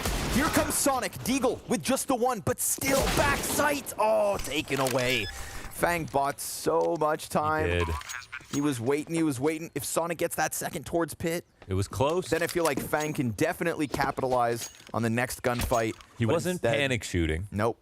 It is heroic. It was calm. It was a good first headshot. That's all you can ask for. That was a 5-7 kill from about 200 in-game meters away. Yeah, you know your in-game distances? I don't know. It's units in Counter-Strike, and units are very, very small. How far is a yard? Like a box in Counter-Strike is about 64 units tall. Okay. That you can jump on. And then 66 if you use the crouch jump. Okay. So how many units do you think it is from Pit to Arch? Terrorists win. Let us know in the comments below. Thank you. It's like guessing jelly beans, basically. Right. I'm going to go for 1,800. Okay. 1801. Price is Right rules. Okay. That does sound right. Mine or yours? Yours. You know, your... I was going to say field park, but that's not the right... You're in the right neighborhood. I'm in the right acre. Unlike Complexity, this neighborhood belongs to Heroic. They're wasting no time getting through short. Eyes set on A. Nice flash. Bomb dropped. But Stound's going to shut down those pistols. Those pesky pistol arrows with the peek through smoke. Thought they had some cheeking timing. Grim? Nothing. Nada. Zilch. It is Stound to shine in the anti-eco. It is Heroic to extend this lead. And does Heroic close the game? That's the question. T-side is... We see what G2 have shown the world what you can do on T-side, basically on this map. They've been picking T-sides lately. Yeah, they just... It's where they get all their rounds, honestly. Just so good on the T-sides. And everybody can do that right now on Inferno, so it might only get worse here for Complexity. But we're looking for a final stand, and of course, Sonic is coming in to replace the op of Halzerk, and he's doing it here. Inferno, CT side. Looking for the impact. The longer he takes here, the more likely that peak comes up from back apps. Oh, and he loses his support player instantly. Floppy didn't even have a chance to shoot back. Jabby takes his head off. Oh, that's not a good angle. Sonic's barrel, yeah, way too exposed. So, nope. Not this time, folks. Grim tries to go for one, looking to just at least take a player back, keep some semblance of life alive in this round. Not happening. The Moto play from Fang, though, again, buys his time accordingly, but Heroic, look at this. They're so deep up banana, looking for the exits that Fang is still Moto on A. Now, I'm not saying he's going to win this round, but if he gets one of these 2 kills, it's doable. And by dropping Tesses now, everybody else is going to have to scramble back to this side of the map. Jabby, he doesn't have a line of sight.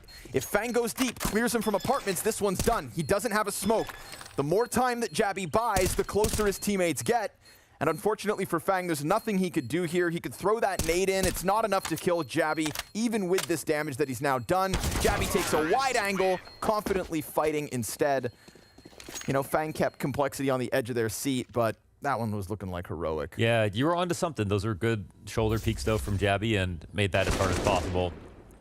Fang really wanted that kill. Anything a little bit too wide, if his crosshair placement's good, and there's a chance they get that defuse in, but no, instead what happens is Heroic winning the A site. They get... Stound even gets his kill while falling back, just trying to deny the push onto Banana.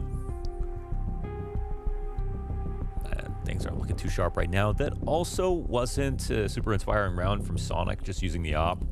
A couple of those angle clears. And that the problem is that, yeah, even when he does have a good game, there is just a certain amount of...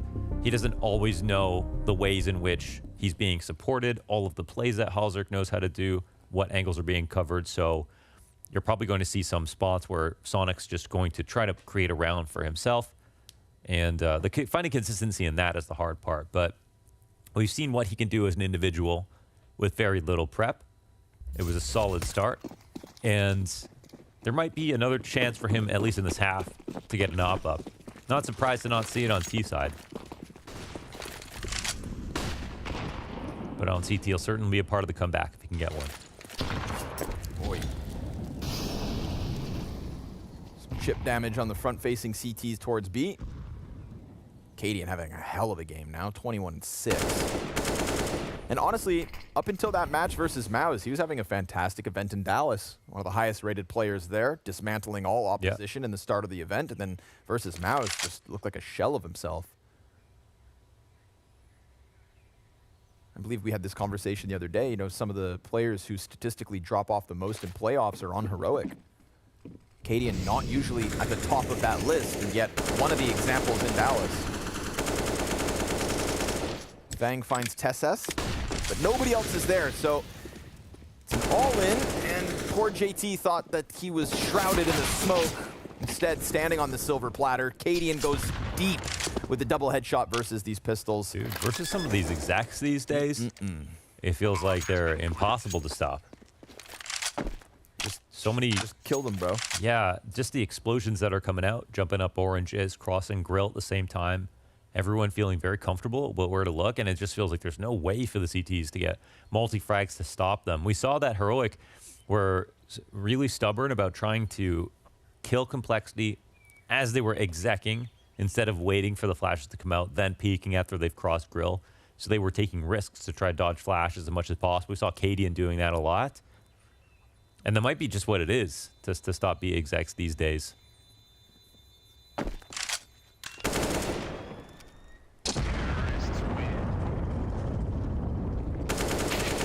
Ooh, Sonic, no save. So any silver lining taken away from that one, and Heroic just on the highway to victory lane. Like Dale Earnhardt and Talladega.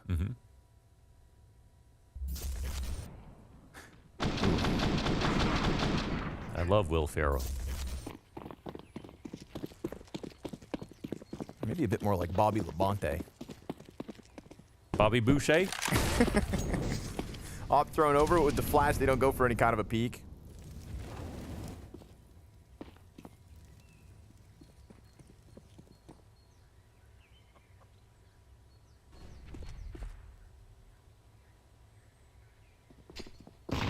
There's that op on Sonic we wanted to see. First time got nothing. Maybe only the second attempt he will get on map 1 of this best of 3. Heroic around the corner on Nuke. And down. Gonna catch JT first. Double entry up Banana. The kid just can't be stopped. No. Smoke plumes in front of him. Fang tries to do the dance of death. Both blindly spraying through, and it's a disengage here from Heroic. Meanwhile, Sonic's op gets drawn over towards that side of the map, at least for a moment. He doubles back once he gets through Arch. Looking like poor Floppy's about to get a face full of Heroic coming up this short side.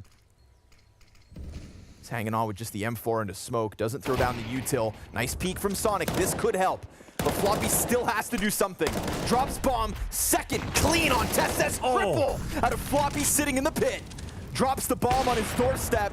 And a one-man hold from inside pit set up by Floppy keeps Complexity alive on this CT side. Get moving, Floppy. That was beautiful.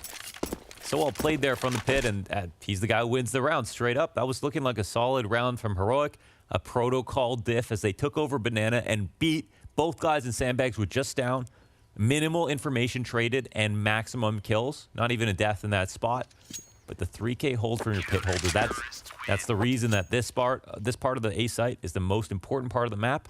It benefits you the most with the most good angles to take fights from, but you are usually just one guy. But Floppy, he's him. He's the guy. Himmy Neutron.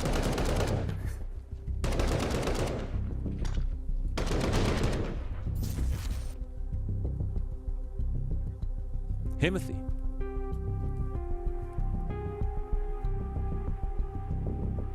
Forced Heroic to take a timeout.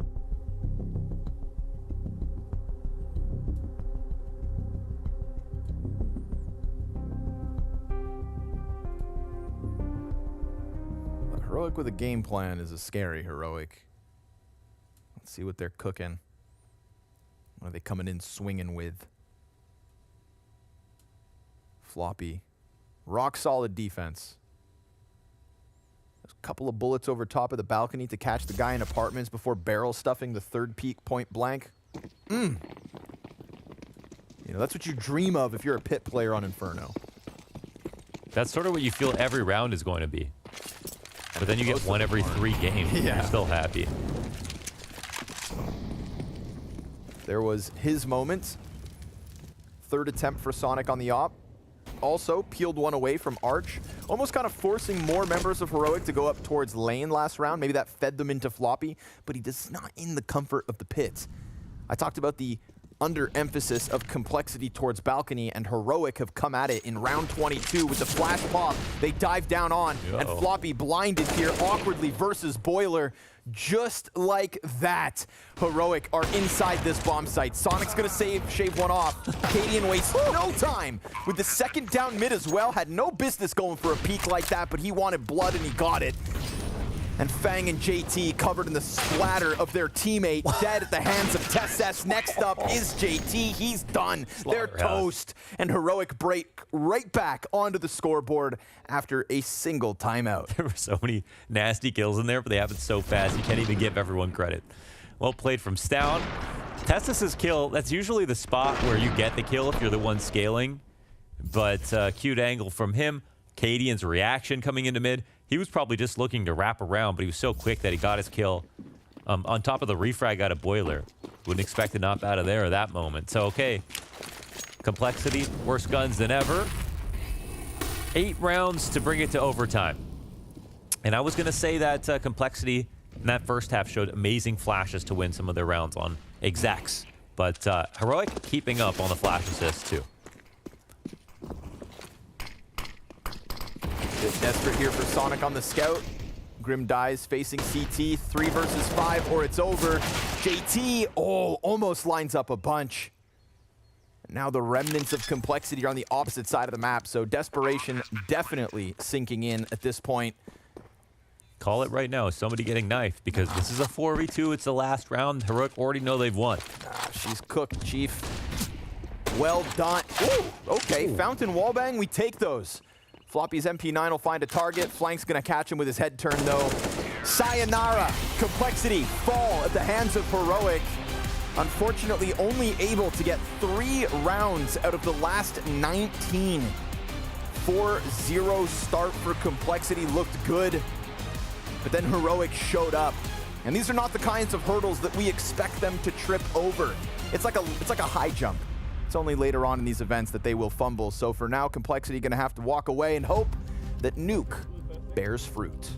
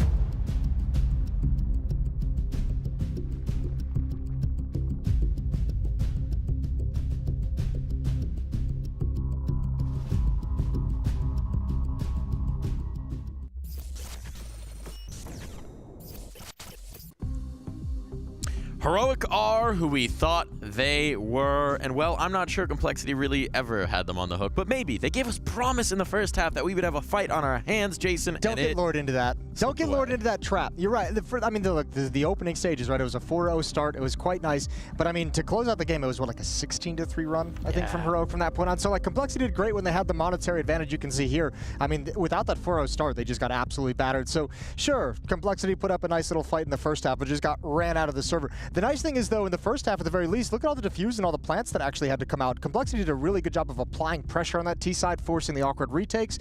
But you switch over on the halves, and Heroic's just way too strong. Way too strong. They were indeed. I mean, honestly, even in that first half, I think, you know, one kill goes the other way. We could have had an even more closely competitive affair. Yeah. I just don't think it would have made a difference after the half switch, whether they had gotten 9-6 themselves. That kind of turns into the problem of when like Heroic gets on the T side, and like one of their great strengths is having so many, like so deep, like players delivering on that roster. They were like 3 people deep. Cadian 25 kills, Stound 23 kills, Yabby 21 kills. You have so much production from so many different parts of the map that even if you shut down one of them, the other guy's going to deliver. So that was like the main issue for Complexity. I'm not going to dump on them too hard. Stand it again. We've kind of talked about that, but this was a stomping. It really was. It was a little bit of a battering, but there were some bright moments. There were some at least highlights to take away. And we've got Mahone standing by in the Mahone zone to give us one of those little bits of sweetness.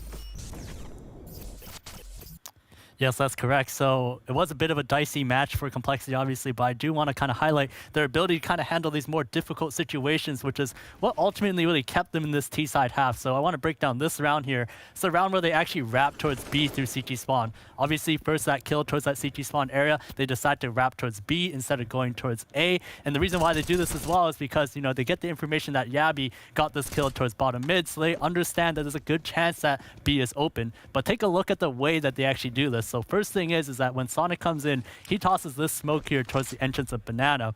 This cuts off the CTs from being able to retake the site and contest the cross. With that smoke, it allows them to cross in towards the site. But what I really want to pay attention to here is actually Fang. He actually makes a pretty crucial decision here because instead of going with the pack towards the site, he actually falls back. He falls back and he maintains map control towards CT. He does this by simply throwing a smoke here. And what that does by throwing the smoke here is it eliminates any possibility of CTs coming in from the other side. And if they do decide to push through the smoke, Fang is going to have a great advantage.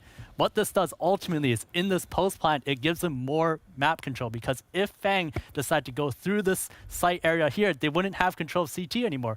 What that does ultimately is it allows Sonic to now wrap all the way around towards CT with the control that Fang maintained with that smoke so that they're put in a situation where they can actually counter this retake from Heroic because they're all coming in from Banana. This allows them to set up a perfect crossfire with Floppy here towards Triple, Fang here towards CT, and then Sonic coming in here towards the other side of Construction, and that makes it such a difficult retake for Heroic to come into. That to break this crossfire, they don't have the utility for it, and that's what allows Complexity to win this round. So a bit of a dicey situation where they get into that bomb site, and they're not quite in a situation where they can hold it, but Fang makes a crucial job here, or does a crucial thing by holding that smoke there towards CT and allowing more map control for them to establish the crossfire.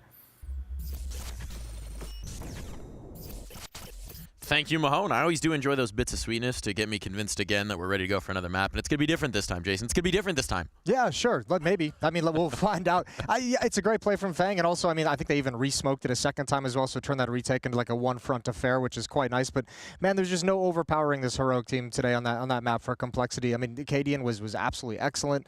And, yeah, I mean, it's exactly, you kind of even made the joke. They are who we thought they were. Look at this. Yeah. Look at the scoreboard. 25 on Cadian, 23 on Stound, 21 on Yabby. That level of production, you have nobody from Complexity popping off. It's always going to be hard. I mean, this is one of the best. This is what, the second best team in the world right now, Heroic. Like they just don't get beat in these kinds of situations. If you came into this tournament and you said Heroic will absolutely stomp an NA team with a stand-in in their opening game, everyone would say, of course they will. Yeah. What are you even talking about? No one's going to fight back on that one. And I mean, this was the guy who was just leading from the front as well with the op on the CT side. So dynamic. He played really good at the B bomb side and maintaining positioning to allow for retakes to come in. Really started flexing on the T side and just kind of, you know, feeling the vibe and getting into chaos and taking peeks and finding information. He was once again just a beast, and that kind of an op influence is part of what Complexity misses without having Halzerk here, is not having that impactful, that super impactful op on the map that opponents have to worry about. Yeah, someone that you're at least concerned about in terms of the setup. You also start to see that bloodlust come in towards the end, where it's like, maybe that second peek in towards mid and that clip wasn't necessary. Up 14 to 7, I'm peeking. I'm going for everything. Though. I mean, you love to see it, right? And for Heroic, a team that maybe struggles to at times find that like next level in the big games, having those kind of moments, having that kind of leadership, you know, it's always going to be inspiring to the young guys. And it's also, it's not missing necessarily from Cadian. Cadian still, we've seen him have some off games, and we've seen him like kind of drop off his team wide, but Cadian always seems to like be someone who's more than willing to make a plays. That's why kind of the focus is always on who else on the Heroic side is going to be able to step up and is going to get a little bit crazy. But certainly here, remember, it's a Wednesday. We know this team is really good. Now looking forward, we've got Nuke coming up. Sure. It's a map that both these teams play a fair amount of. Where do you think we might go with it? Yeah, I think, well, I mean, look, I'm not going anywhere away from Heroic, let's just say that. But oddly enough, Heroic's only played it like twice in the last 3 months. They played it at IM Rio right before the major, and they played it in Paris where they beat FaZe on it in the playoffs as well. So only those 2 maps on it. I think Complexity's actually played way more maps on it, but I think you got to feel like Heroic is going to be supremely confident. There's a reason why they probably haven't played it. Very proficient, very strong on the map. Yeah, I'm very curious to see what they're going to be doing outside for the Complexity side. I think FaZe controls that a lot, but they like to shift the op into support. Obviously, the communications maybe not going to be at the same level with a stand in here in Sonic, even if there's past history. So my eyes are on Outer Yard. I think that's the vulnerability for the Complexity defense. I think that's what we got to look at. Especially when you consider, again, just like Halzerk not being here. You don't have that, like, I mean, look, Sonic's been good. He's been admirable in his kind of stand-in with the AWP. So we saw that at the previous event as well. So maybe he can have some impact there. But without Halzerk, you may be feeling like the options are limited. If you get in some trouble, you want to put an Opera out there, you want to change the lookup, Sonic's going to have a big job and a big role to fill if that situation actually comes to fruition. I think, too, like, you can count on Floppy over in Ramp Room on this map. He is like a powerful piece of the puzzle. You have kind of relegated over towards Ramp Room. I think the upper bomb site is where you kind of really want to turn your eyes and see how strong it's going to be. Grim and JT up there as well. Like, that's a pairing that you want to see deliver. And I mean, we know if you start losing that upper bomb site with consistency, the whole map opens up for Heroic. It certainly does. Well, we'll see if Complexity can show enough in this one to get my little NA heart hoping again, or if this will be business as usual for Heroic, as Jason would suggest. Jason. It'll be your casters, Scrawny and Lauders, to bring you back from this break.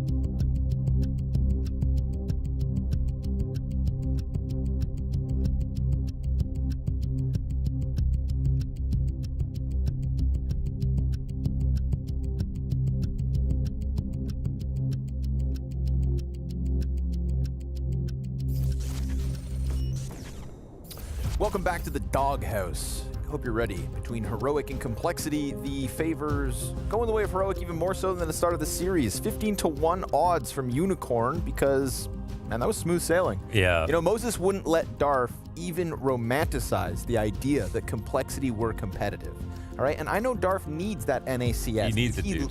He just thrives on the NACS. Darf is infamous for having majority NA players on his fantasy drafts. Every single time. Every single time, so my proposition is that he comes on your show, HLTV Fantasyland on YouTube, streaming everywhere, and brings in the best possible NA-based roster for each week. Right, okay. I want him back on every week. But Launders, that's an oxymoron. You said best and NA. True. Ooh. True. Well, Now bad. We'll see. We'll count the Darf's points, okay? We'll go from there. Let's get it on. Heroic, Complexity, Nuke. And Heroic, no strangers to a little nuke play. So let's see what Complexity can hold off. The fact that they have CT side may help, but look at this. It's the flying Cadian around the side of Mini, popped by Grim as he fell. Felt like Grim got 2 shots off. One of them connects to the head, that's great. Sonic catches another kill out with dual Berettas, but Hell Control offered over. A peek from above. Floppy holds them back. Now, Floppy had to go 1 versus 3 in that pistol last map. And maybe now he will be called into action yet again because I anticipate Stown catching one of them off guard. Oh no, Fang gonna clear the corners. And it's going to be Shush to clutch instead. Now, already cleared out by the CT. He's going to waste no time getting behind him on Decon. They're all looking the wrong direction. He takes the long-range tap, gets the diffuser off, draws them all the way around. And now they're going to get back on that 10-second stick. He comes at it from the other side. Bang! Oh, he got him! He got him! And Sonic jumps on it with just a bit of time. It's going to come down close. But, ladies and gentlemen, it's Heroics. Talk about movement right there. That's beautiful from Shush. He had a strafe into the vent. If he even bumped his head and for 1 second couldn't get in there, that round was over. It also created faster routing to the control doors and the beautiful last shot. Dude, Shush on skates. No. And that's a headshot while flying. Wow. Man, when he prioritized the guy in the back, I was like, you could have peeked out, killed the diffuser for free, but don't question Shush.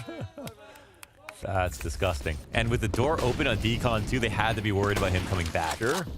You know it's a good clutch when it gets the golf clap out of Tesses. Very nicely done. Man, that's such a gut punch for Complexity right away.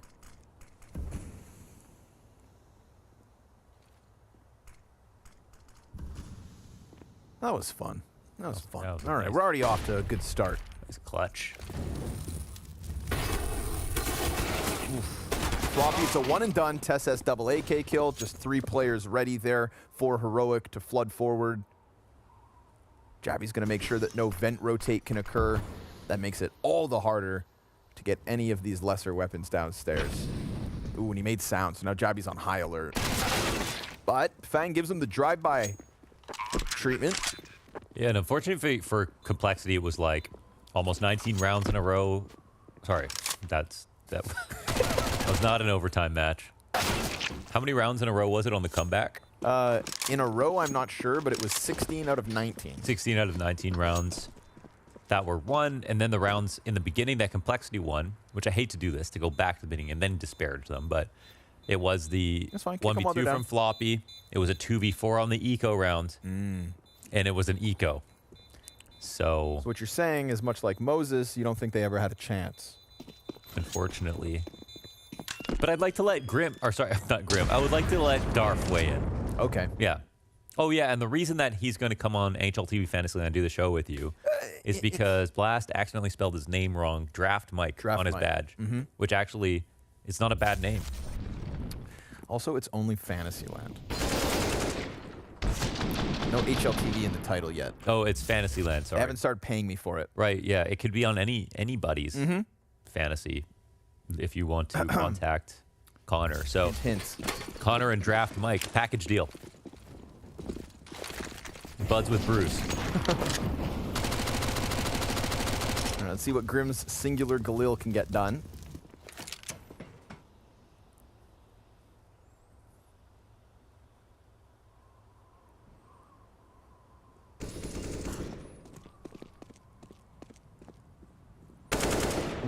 quick one. Sonic splattered. Of course, in this group as well, alongside Heroic Complexity, we've got FaZe and Astralis. Device stocks looking like they are back to an all-time high. That'll be a team that made all their games in Dallas competitive and will be looking to further that success here in Washington. Their NA run looking good so far, getting Altec some real LAN experience. Improvements out of Buzz, who has been a notable shortcoming when it going from online to LAN. But these are also inexperienced and young players. Time to watch them grow. Complexity playing the loser of that matchup, which goes down later tonight. Oh, sorry, assuming they lose this. Yeah. Still 14 rounds away. Oh, I didn't see it, but I heard it. You know that feeling. When the AK rings out a single shot from across the map. Down goes the CT. Very quiet round, very slow and methodical, clearing out the A site. Who do you think is going to win Astralis FaZe? I have FaZe in that match. Is it a done deal? No, I mean, I think FaZe has given us, for better or for worse, some of the most exciting Counter-Strike of the last 2 months, right? Especially the whole Paris major run, and then versus ENCE and Dallas, best map of the year. Yeah, their matches in terms of entertainment versus B&E, exhilarating. Yeah, B&E versus Na'Vi versus Heroic. Those are 3 great matches in Paris. Then versus G2 and versus ENCE, Dallas. True. 5 good best of 3s in the last month and a half. So thank you, FaZe. And winning most of them. Winning most of them. Again, close, right? So even I expect Device to have 30 kills, as he has averaged across Dallas. I talked to Carrot, he said, like, you know, losing Paris wasn't as bad as losing the singular best of 3 to B&E, because by the time they had lost in Paris, it was already after huge comebacks and giving it everything, and then beating Na'Vi, getting, you know, the chance to play against Heroic after such a tough Legend stage and everything like that. So, you know, they feel like they put everything out there at the very least. Yeah, they gave it a real shot. Yeah. All the way from the last chance qualifier. Right. In Rio, they just did nothing. Ooh. Sonic, though, finds a gap on that smoke. Plucks down off the play. Instant answer. Heroic going towards ramp, and while the CT was blind, nobody tried to jump on it. A triple kill from a single mag of Floppy's A1S. On the A4, the A1S, whatever. Floppy's got you covered.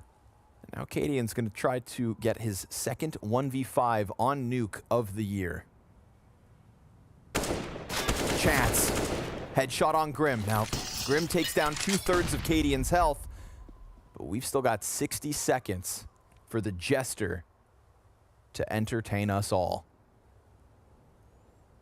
Creeping through the corridors, CT's still not quite grouped up, so it's going to be sectioned off 1v1 after 1v1. JT's not activating the ramp flank. Sonic still sits up on A site. Cadian has now used that little grace period of time before he has to get active, and Fang's going to shut him down. But there's nervousness around the map when Cadian's in a clutch. He somehow figures it out, ways to make it close no matter what. What a round out of Floppy. Like, love that hold, first of all, and the last kill being on the last bullet, showing that it doesn't matter what M4 he's got equipped. He's always got a perfect inventory of the resources he has left.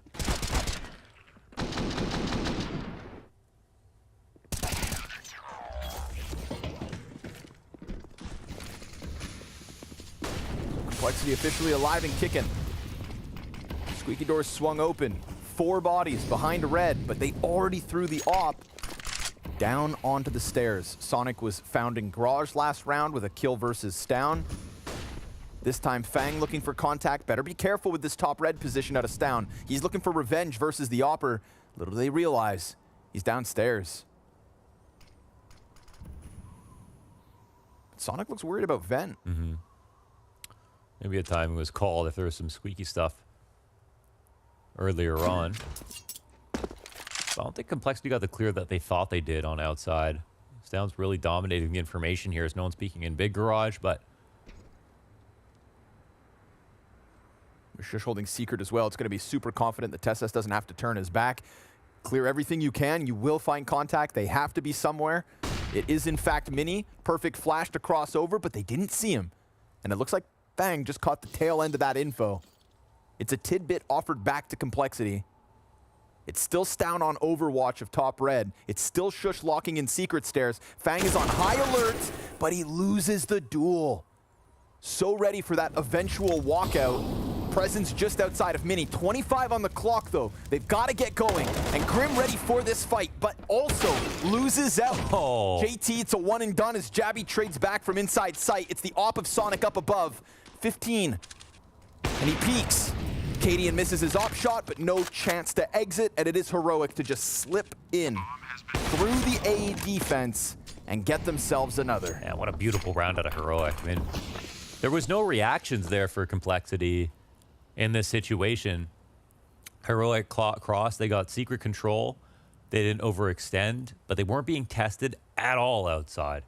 And like you mentioned, Fang saw them from Mini, but because they didn't see him back, it didn't really affect them. They were looking for anybody, you know, to give them some data.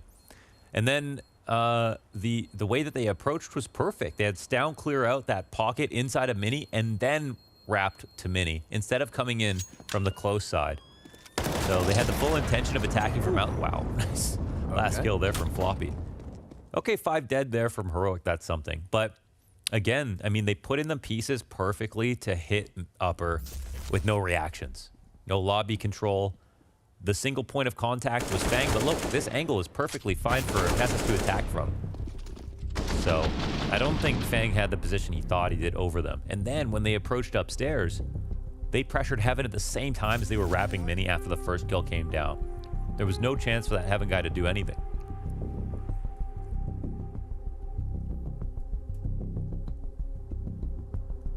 That's a sweet round from Heroic that's worth going back to look at to, you know, try and figure out what a perfect upper exec looks like in a default when nobody gives you anything back. No clues.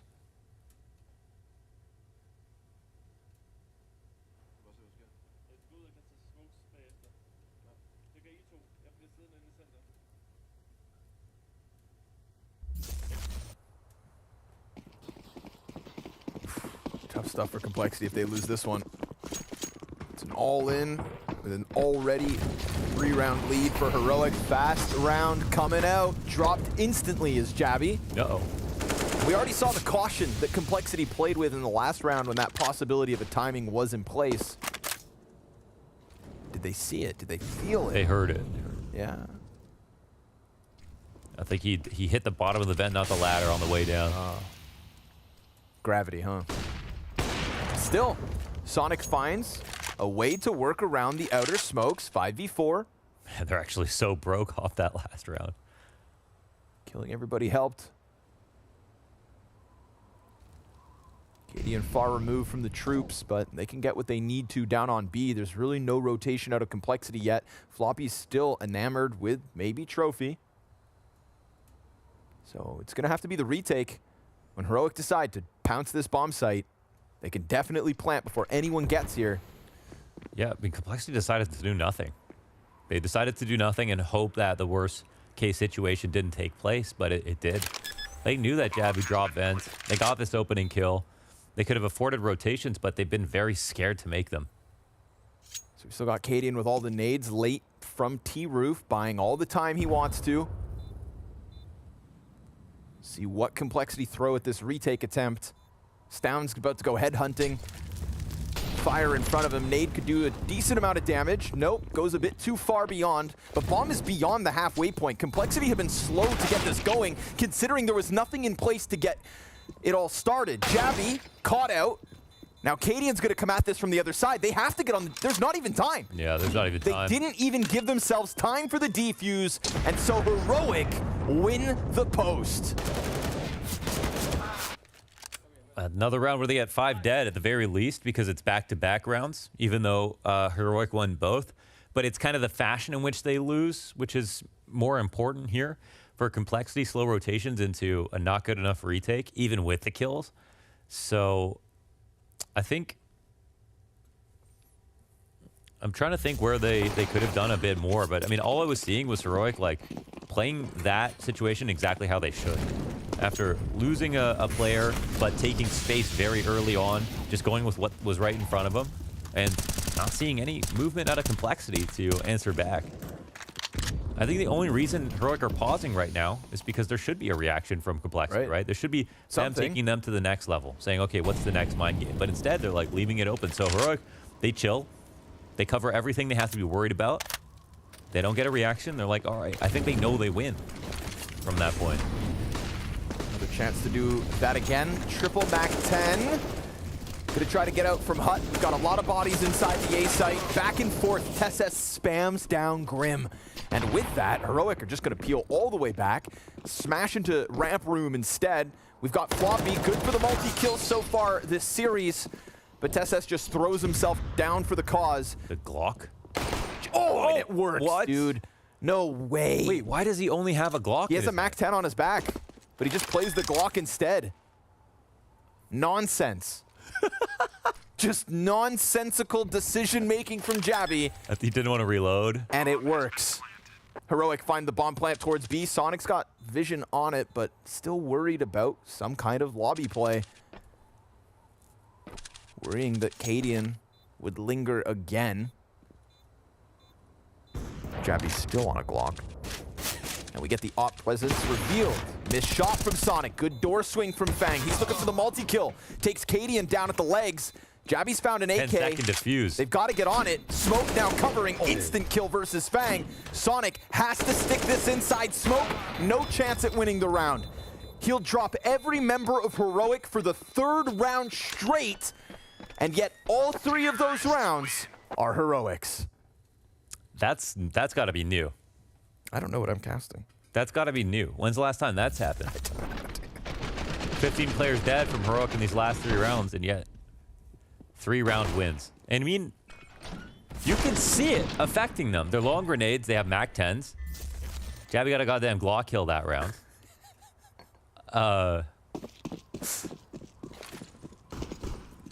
But with the bomb plants, at least, I mean, Shush has an MP5. There's always some big concession. It's like, what's worse, that or a Glock? Wait, you don't like the MP5 to that degree? I don't. I'm an MP7 player. I'm like simple. I'm literally simple. I'm like simple. You use the gun just to say I'm like simple. Yeah, of course. I respect that. Oh, here he is. MP9, MP5 in first. And no lower rotations again. Complexity, no info outside. No one respecting the cross. Rotations very late here, very late. Sonic's going to try to smoke off the Problem control is, window. Even if he gets here, if he can't go farther in, he just has no right to get into the site. So now you're just in a retake position. MP5 just be hopping under the top of that floorboard. Shush gets close. AK coverage from the doorway. MP5 at this range, go ahead. Unleash. Takes Grim's face off. A repeat from Sonic punishes him. And this time, for the first time in 4 rounds, Heroic will have at least 1 player standing. And it's 3 alive. So now this can really start to run away. Man, some weird situations, but yeah, now the problem's becoming even more apparent with these rotations. And that can be really hard, of course, with your normal opper not playing on the map with you. But there should be some sort of lead-in. Like Floppy getting into control side to stop Heroic from getting in lower, and then Sonic coming in behind him into the ramp. It shouldn't necessarily be the opper getting into the site. That's not actually what you want. So I think Sonic getting there in time, maybe it's not even his fault. But the fact that he's just a band-aid. He just gets in, throws a smoke in control, and just hopes that they mess up their nades. That's not good enough. Complexity need to be there first. And they need to put a rifler into clock, to Xantares, have control side, have something else going for them. Because this is becoming too obvious for Heroic, and they're able to basically just repeat what they're doing in these last rounds, except just improve and even speed up now because they're less scared about Complexity figuring it out. But, I mean, it's not like Heroic were even tactful about the way they got downstairs. They ran across outside.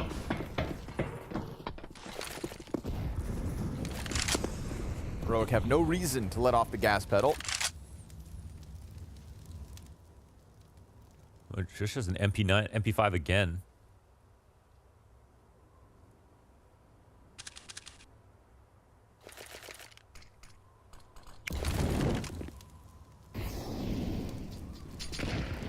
Nades come through, Floppy point blank. Get through the util and taking the further fight, so Jappy preoccupied. Take what you can get. It's a 5v4 for Complexity at least. They're going to try to jump the gun. Cadian missing the first shot, tags slightly. That's a retrieval. Oh, this again. Sonic now swinging with an AK, decides to take it up into heaven to defend a site, just in case they bounce, which they do, and that leads them perfectly into the Desert Eagle of Fang. He gets himself the double. Stown can try to grab the bomb, but there's going to be eyes up straight above. It's kind of dangerous. I mean, they can't necessarily, you know, guarantee that fight. So the smoke comes down. He's got a second smoke to his name. Wow, he has found a way to grab back bomb. And there's still nobody on B. He can plant back site for free. Plus, he picked up the smoke off the dead body, so this is going to be a very safe process. It's just the MP9. Oh! It's the what? Very safe process that you just got the MP9. It's going to be super easy to get this point. Okay. I don't think so, buddy. That shot is and sick. then Floppy Boy. No, I don't think so, buddy. I don't think so, buddy. 3 MP9 bullets. Sick burst. Brah. And started off with this one. Okay, Complexity. Listen, take what you can get. He could have planted. He could have planted safe backside. That's why you can't plant in the middle of the smoke. Yeah. You got to be, 15 degrees off the axis. He was a little bit safer from maybe the control door opening. That's it. But. And so Heroic back to the economic problems. Not that it has limited their success. So again, they come out with 2 kills pretty quick. Cadian chucks the bomb down, but we've got JT not far away. Don't fumble this. Bomb plant on Astralis. Goes for the wall bang. Not like the style, but it's off the mark. So it actually just leads Heroic to a more comfortable post plant. Oh Tessa's going to take a position behind the open door. That's so tricky and weird. Bro's playing Siege. And of course, Cadian's going to serve up the distraction. He closes it, and the Tech-9 shines! 2 kills, 2 headshots, and Fang forced to the clutch. Now already the player in dark knows about this position. He's going to clean this up, and Heroic, with no weapons essentially, does it again. Dude, that was the ultimate punish right there. Complexity would have got back into this half with this 1 round. 3 rounds in a row, they got all the kills and still lost into, a slightly worse round where they lose with 3 alive from Heroic. But the eco back, and then this, a broke Heroic. But it didn't matter. And I guess that flash blinded 1 T and 1 CT. So, unfortunately. 6-round deficit on the favored CT side. Cadian, oof, yes, please. Well. Keeps his head on a swivel. Drop kicks Fang, snaps it to JT. Blink and you miss it. Minute 35, and this round was already done. Now, they're identifying all kinds of problems right now, like right here. Nobody's watching top silo. We've had Complexity not only have very slow rotations downstairs, but in these early rounds, you've seen Stown get on top red, have total vision outside. Nobody fights him top red. Nobody plays back big garage. Nobody's watching silo, so now they're just dropping fast. The entire yard is earned by Heroic. There's no reason for them to be worried about Complexity. Complexity have to be a lot more fearful here. Or, sorry, fearsome, I should say. They should be taking it to the front of Big Red. They should be playing rifle setups outside. They should be playing inside of Secret. Sometimes we watch games where I'm like, they need to cover Secret more to cover rotations. In this situation, they have no presence at all across yard. So it feels like there's 4 players on the map at the moment. That doesn't feel good. There was a couple rounds where Sonic was able to get an op kill opening 5v4 off like the side of a smoke, but then he started to play in Secret. They dealt with that. Then he's been going down towards ramp. No longer an issue outside. You're dead on, though.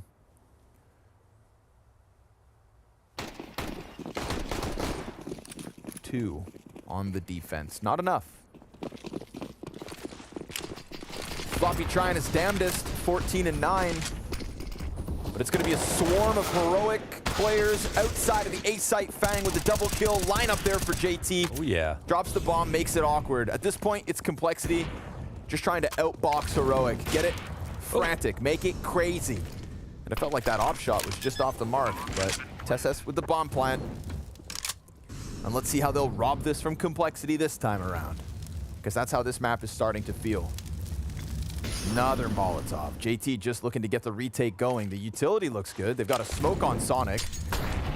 But he's outside of main, so he could smoke off Squeaky. CEST didn't quite catch them come out. Their head's just beyond him. And now Sonic puts out the fire. JT's gonna stick this. There's no way.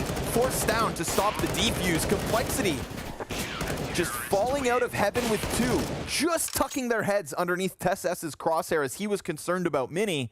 And the timing works out for Cole. Yeah, that was pretty wicked. I mean, that was even with Grim dying without a kill. And they still got 2 kills on the upper hold from the second guy on the site. Then JT getting a 3rd from the smoke spam as the rotator outside of Mini. So it was a dire situation. I like the call from Heroic. They put so much pressure outside in these last few rounds into Complexity finally trying to return that pressure with their outside setup. Seems like a great idea, but Heroic just go one step farther. It's like, okay, well, we haven't hit upper quickly in a while. Let's bust Squeaky. And I think things are just getting very loose from Heroic. I mean, we're just not in a position right now where we're seeing Heroic pull out their gold standard stuff. They're just going really simple and quickly because I think they you can't say they're disrespecting Complexity because they've earned a position to do this. They've made this half look so easy up until this point. So at least Complexity can pick one up. They showed that they're thinking at least about patterns in that last round, but of course it's the incorrect read on how they win, but it still feels good to win despite the opening plan be the wrong one. So can we get the last couple of rounds here at the end of the first half?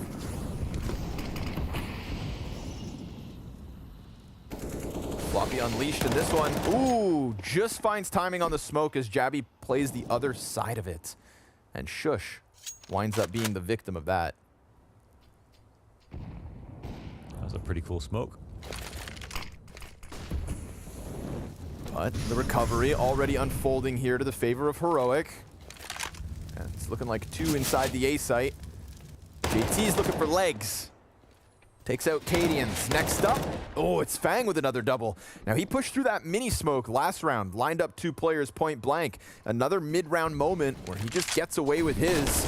A peek, though, from hell. Gives Jabby a chance. He's got more than 50 seconds to piece this one together. By playing the outside of heaven, expects that somebody could come clear it from outside main. Not the case. Still hoping somebody comes and takes the fight. But they're just fixated on heaven. That's cool. I mean, the Holy Bros both sides of the lurk. Of course, they're exposed to Mini, so after a certain amount of time, they'll get scared. But he comes in for the end of it. Fang over top. I don't think he's leaving heaven, though, with where the bomb is at the moment, so let's see. JT just went and checked lobby, comes back. Oh, gives Jabby 1. It's health advantage, Fang. Peeks to the right side. Little bit of obscene. You know Jabby was ready for that next fight. He cleared everything below him, but yo, nice round from Fang. Another 3K. This one's another upper hold that's solid from him. And it's actually been Grim who's been the weak one up here, and Fang has been making up for it. So solid CT half from him so far. And this one-way position from Floppy. It was also very hard to trade. You see Jabby on the other side of the smoke. If he ran through, Floppy still has a good fight on his way out. He doesn't run away with his back turn. He makes sure to watch that smoke. So, good tactic. And ooh, an out duel here from Sonic. Yeah, 5v4. But now the op is in the hands of Stown. We talked about how Complexity weren't scary enough outside. But if there's ever been an opening kill for Complexity outdoors, it has been from Sonic. And here is one yet again. Utility is the response. They're going to smoke cross. How many numbers cross beyond? That's the question, but there's a gap. Not ideal. Jabby finds Sonic. That's the opper down. Both of them now dead for each team. Jabby's going to chase. JT thought he could get away, but just that last second peek is now Floppy is all that's downstairs. We've got Grim tucked inside of the A site. Heroic have come back up. Fang's gonna push out, but there's a player right above him. Jabby is unraveling everything here. Grim, his chance, as he's ready for the heaven play, just about looked away, and that's when Jabby shuts it down. He has done everything in this one to give Heroic a 10th. 4 kills from Jabby. Floppy, their last chance. Has the kit. So time's not an issue. It's about timing. Right above, finds Jabby. No ace in this case. Down inside of the hut. Has the cross held, but he's on the AWP. Oh, and Floppy's just going to walk right into it. So there indeed is the 10th, queued up by Jabby. Yeah, no 1v2, but beautiful 4K from Jabby. Normally the aggressive T-side lurker, he's sort of with the pack in a lot of situations here on these rounds. Coming in as a last player once in a while, but showing off his same skill set in all of these different situations, you know. No one right beside him in these spots. And we see switching up there, playing in a position that Stown has been within this half. But jackknife frags every step of the way. But now it's gloves off. Round 15, do whatever the hell you want. Get the job done. MP9 presses outside, goes down. Floppy didn't get the contact he wanted in Trophy. It's Complexity just trying to do something. And there it is. The best Desert Eagle in North America.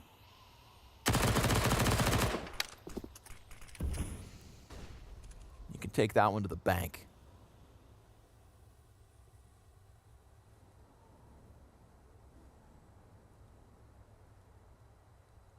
Heroic don't want any funny business, though. They'll hold off.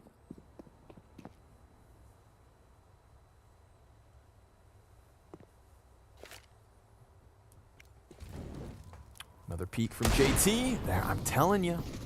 It's the gold standard, baby. But now he's going to get gunned down as his teammates die inside. Well, he hears Shush. Oh, can't nail that one. Floppy's still alive and fighting.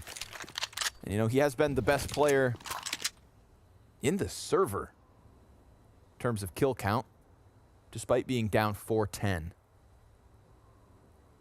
But he's heard this one, 10-4.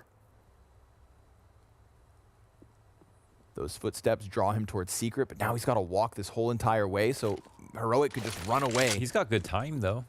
He's got pretty good time. Unless they just run. But he does find it. Oh, and Shush turns around, ices it out. It's 11-4 at the end of the half, but that's the T side from Heroic.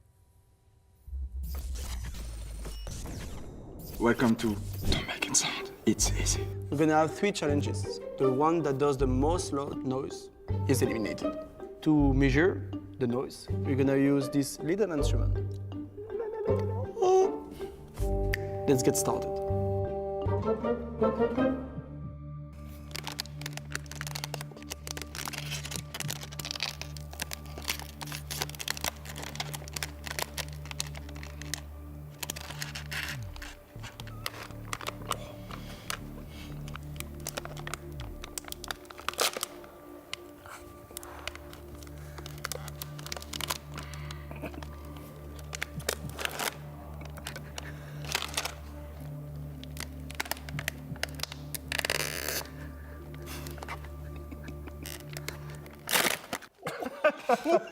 You well, 90. Drop the mic. 90?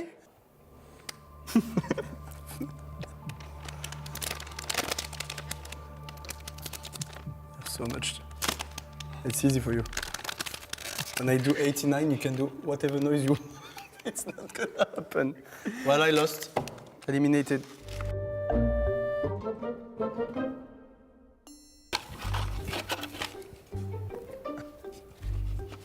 And the word is... Carambit. Oh my god.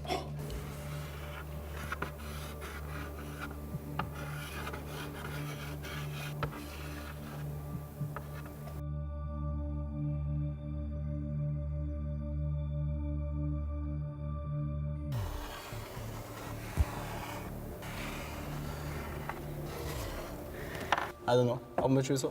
I saw 62.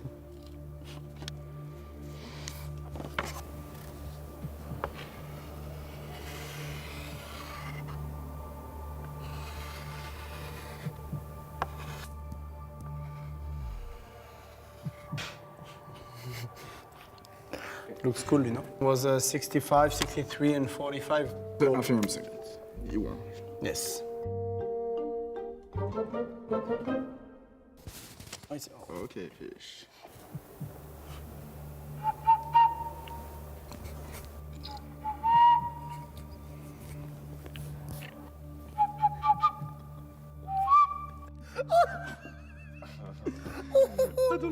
Makes sense. 84, I saw.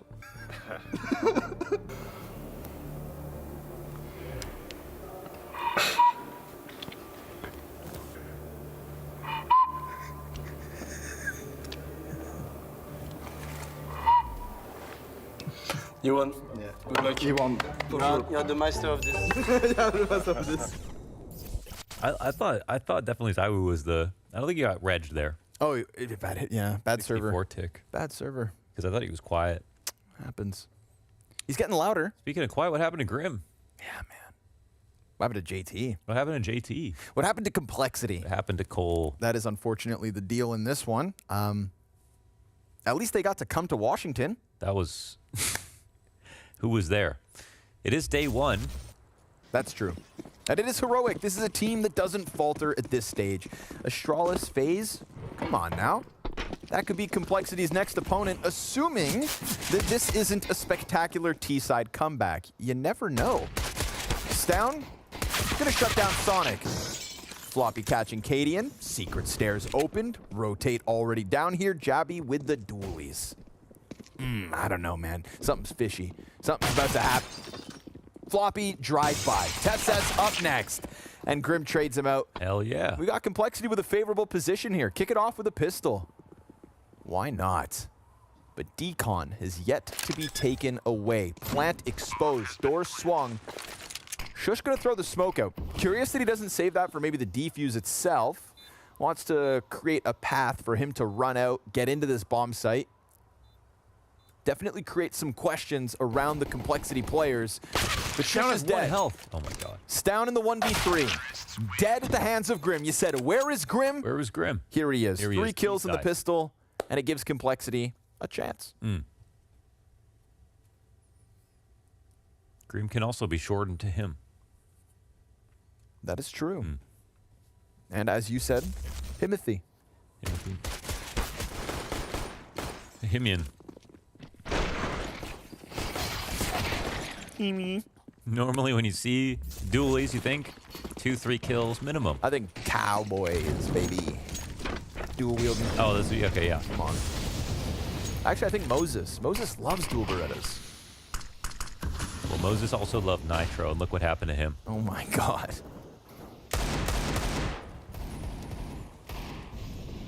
But Moses also loves Grim. Oh! Sonic. Okay, that's 2 rounds back-to-back that Stown has just slapped Sonic. Getting his revenge for those couple of op kills Sonic picked up on Stown outdoors in the first half. Stown, unlike Complexity, is not going to be scared to peek things outside, so Complexity slowly lose outside control into recede from it. Stown still watching everything. No one on the cross. Upstairs, pretty well fortified. Scary position now for the T's. 3 pistols on site. There's no more cross smokes here. They've got 1 for main. Shush throws his out, but the T's are already ahead of it, so he's going to go down with nothing. That's nice. Oh, excuse me. I misread the walls. Only 1 player on the bomb site. The others must have been back towards hell. So, in fact, it just becomes this failed flank. No, JT keeps eyes on it.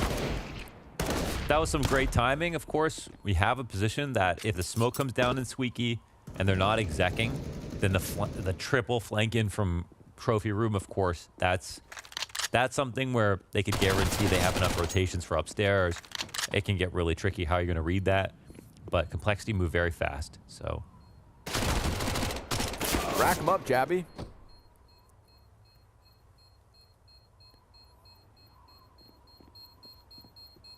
Cadian could catch both, but nope. He's going to hang on. And that will be Complexity converting. Launders, they're winning rounds. So far, so good. Yeah, give him that. We'll give him that. You ever notice that Floppy only uses like 1/8 of his mouse pad? If we could get the back shot, as in the zoomed out one, because obviously we don't have a camera behind him. You guys will see what I mean. Next time you see... I want to see what Floppy's sense is. Yeah, actually. next time you see his full mouse pad. Look, he's just working in like the bottom 1/8 of the mouse pad. No ego on this guy, you know? He's got enough. But here comes the buy. Shush has been having a fun day. MP5s, Mag 7s. He's practicing for the new CS2 inventory system. Yeah, you are basically going to have to. Oh, nothing for TeSS nor Cadian. They go for the double CT aggression out ramp. That was with an M4. The other M4 is here in the hands of Jabby. He will get his. Floppy sensitivity is 1.2 at 800. Sort of just above average, I would say. It's making good use of that mouse pad, though.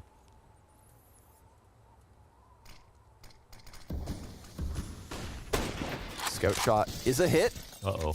That damage is big. Down the ramp. It's another kill. It's an assist and a frag out of Stown. That Scout has stopped them in their tracks. Smoke spam from Fang. He'll return the favor back. But Stown felt comfortable after doing that damage because they still have another 2 players here waiting. But Shush is still playing with the Mag 7, right? So that means USP peek out of ramp unless he changes weapons first. Oh, he swaps out. They're both in front of the door. Back turn, drops bomb.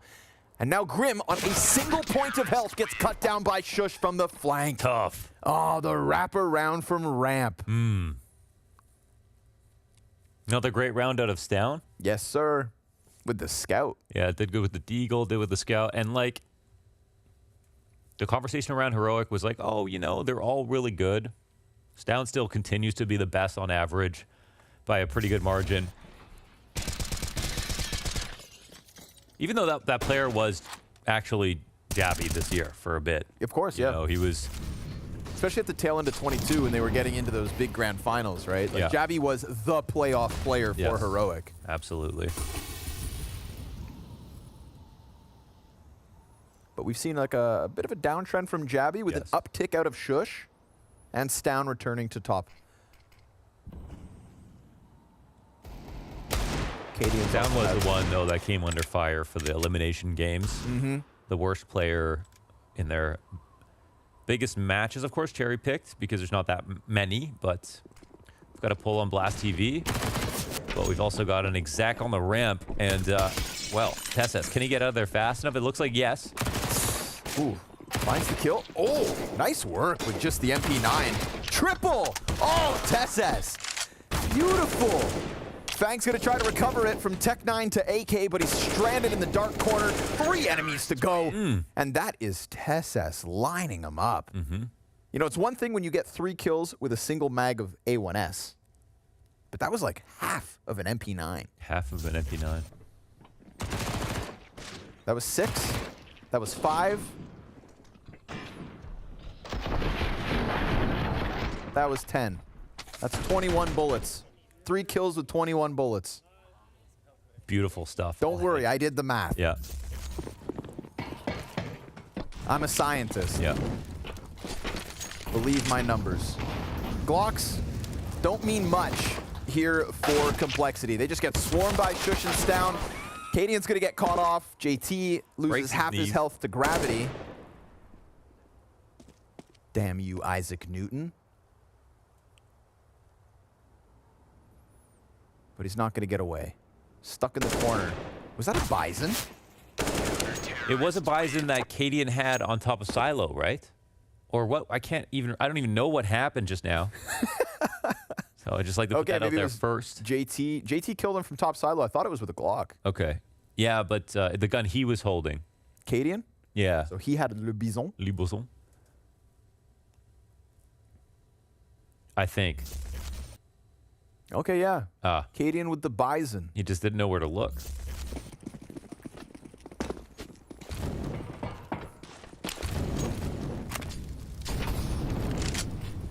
All right. Heroic having fun, clearly. Comfortable, not feeling like their victory is under threat this evening.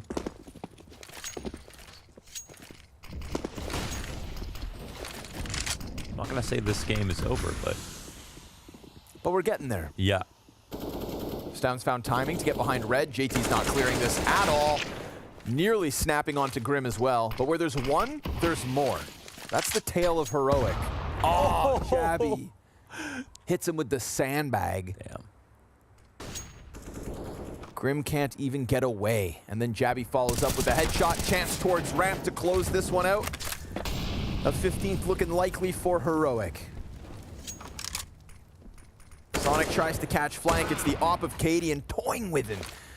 Striking down the bomb carrier, and the little that was left of Floppy gets cleaned up. This is a Heroic that is not going to fall tonight. It must be boring, though, having the strong group stage start into the strong playoffs into just simply losing the one important game every single time. So unfortunately for Heroic, that's just what it's going to be. Win early, dominate up until the point that it's something really important, and then have a chance to fight your demons again. Sure. Take down teams you know you can beat, but do it under pressure with a tournament win on the line. It just feels like we're going to cross that barrier at one point, but... Will it be this time? Will it be this time? Quick smash coming out of Complexity. I like it. Change up the pace. Little to lose at this point. 9 match points for Heroic. And Sonic has fallen with the bomb on his back. Jabby catching the flank out from lobby. TeSS has already picked up the third. We've got 2 players low HP, 1 more dead. And this one has simply crumbled in front of Complexity. They tried. And in that first half on Inferno, they had their bomb plants, they had the post plants, they had their chances here and there. But here on Nuke, it has just felt like a Heroic victory from start to finish. It's a good sign of things to come for Heroic, another event where they'll start with success. But we don't care about the early games when it comes to Heroic. Can they beat the winner of FaZe versus Astralis? Can they take the playoff runs? Can they lift a trophy in Washington? This is the bigger picture that we have come to expect when we discuss Heroic. And unfortunately for Complexity, it is now elimination on the line every step of the way on home soil.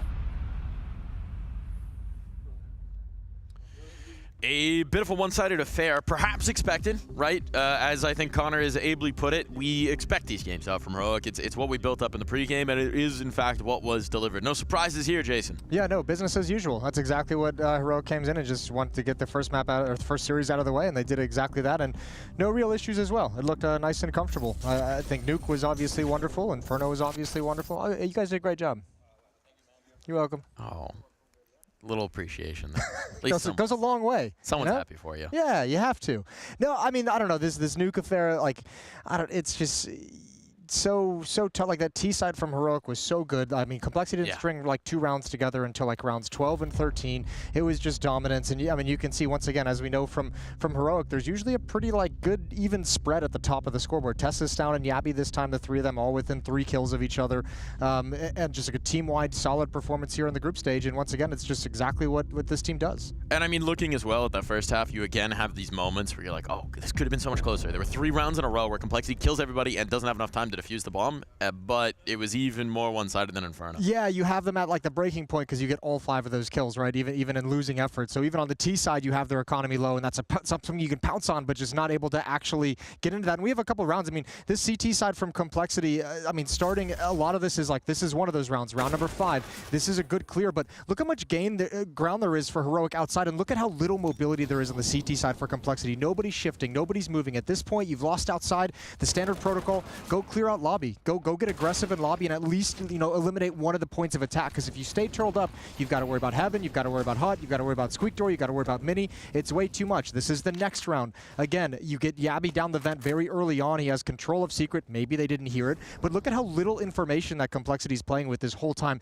They have nowhere to go. Floppy's not even aware that lower is a possibility. And that, I think, was the biggest issue with Complexity's CT side, is just there felt like at the critical moment, at a point in the half where they could have gained control, playing very stagnant, not being very proactive. And I think for me that comes down to like communication issues, nobody taking control of the situation, nobody taking responsibility to call something out. And unfortunately too, when you look at it, an AWPer is going to dictate a lot of how you rotate on a map, and with a stand-in as your AWPer as well, like you don't have that comfort anymore with what your AWPer is doing, what his normal playstyle is. Like Holzerk, they probably know where he likes to shift in certain situations. You don't have that same level of comfort, so it's a lot harder for Complexity. That's why I don't want to bang on him too much, but that's, for me, was the biggest issue with that CT side. I think it is maybe fair to do a little bit. I mean, I recognize that they're playing with a stand-in that you can write off this event, but the reality is this has been the story of a lot of their events. You know, they've had these moments of promise, these moments of excitement, but they haven't gotten that one round that gets them into the playoffs. They haven't gotten that one game that would have put them here without needing Na'Vi to drop out. Yeah, it's hard. This like first half of the year for them, like especially after Katowice, where it looked like there were promising steps being taken. It's like they haven't quite been able to break into that ceiling where you get those kind of consistent performances and consistent results.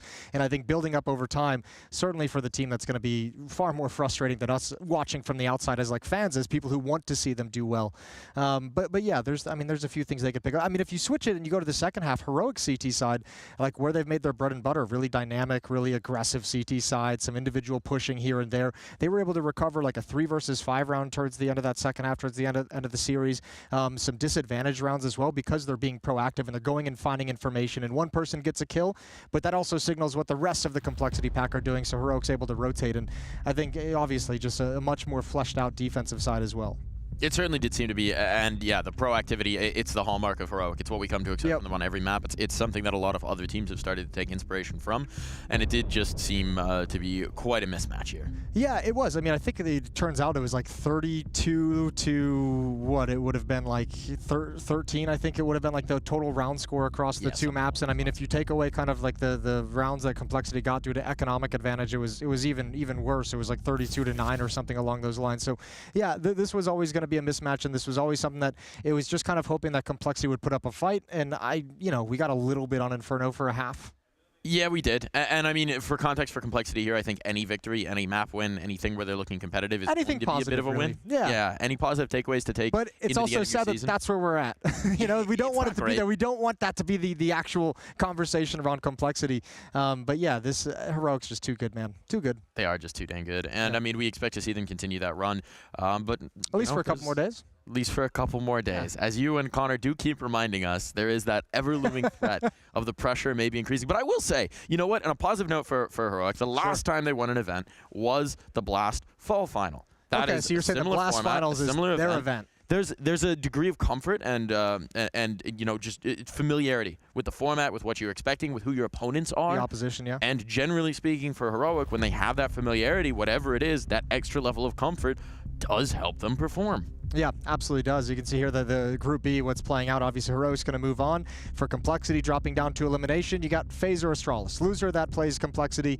I don't know if they'd be crossing their finger for a particular opponent. I guess you'd say Astralis at this point, but yeah, this is rough. And either way, we're going to head off to a break, and we'll come back with FaZe Astralis.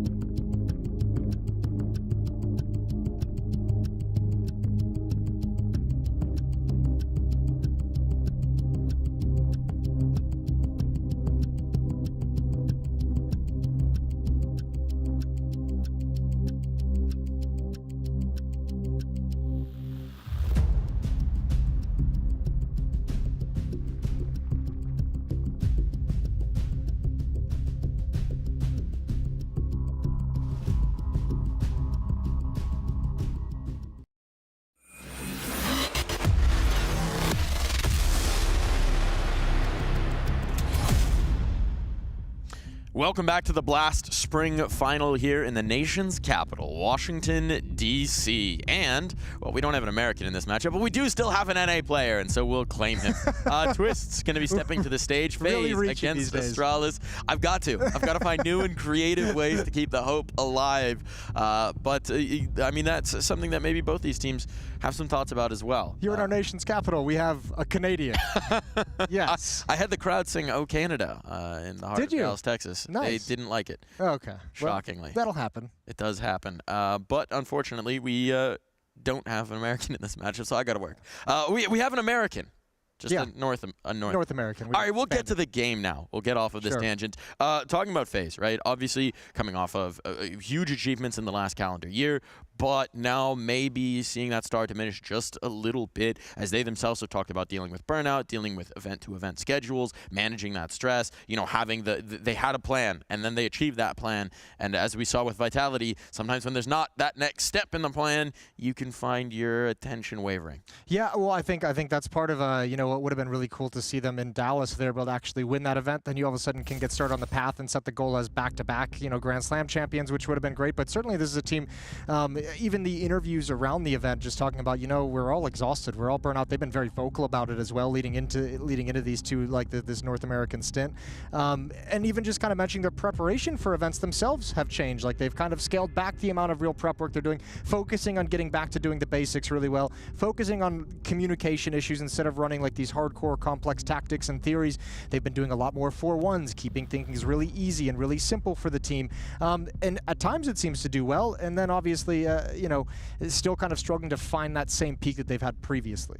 I like that everyone gets out of the shuttle with a bag and Brokey gets out with a pillow. Yeah, that's unique. But everyone's got their own thing, right? He's ready. Everyone's got their own style. Prepped for that green room nap. But for FaZe, it's been a little all over the board. I mean, for a while, they were the terrifying team that no one wanted to meet, and it still feels like in every individual series, they are that squad. They just haven't necessarily had those same finishes. Sure. I'll be honest with you, like the rankings going up and down throughout the year, I don't think it really matters for a team like FaZe, because you just know nobody wants to play this team in a playoff game. Nobody wants to go up against them on a stage. It's just like a different level that this team is able to hit, and one of the hardest teams to put away, as we've seen like time after time after time, the amount of comebacks they've had. That's one thing that's like really held on for this team, I feel like, is the fact that they come back in so many games where it looks like they're just going to get overrun and just decimated and destroyed, and for some reason they're able to find those last 5-6 necessary rounds. So that's one quality of this team that, you know, despite some of the individual drop-offs, despite, you know, some of the communication issues, still incredibly difficult to actually just beat straight up.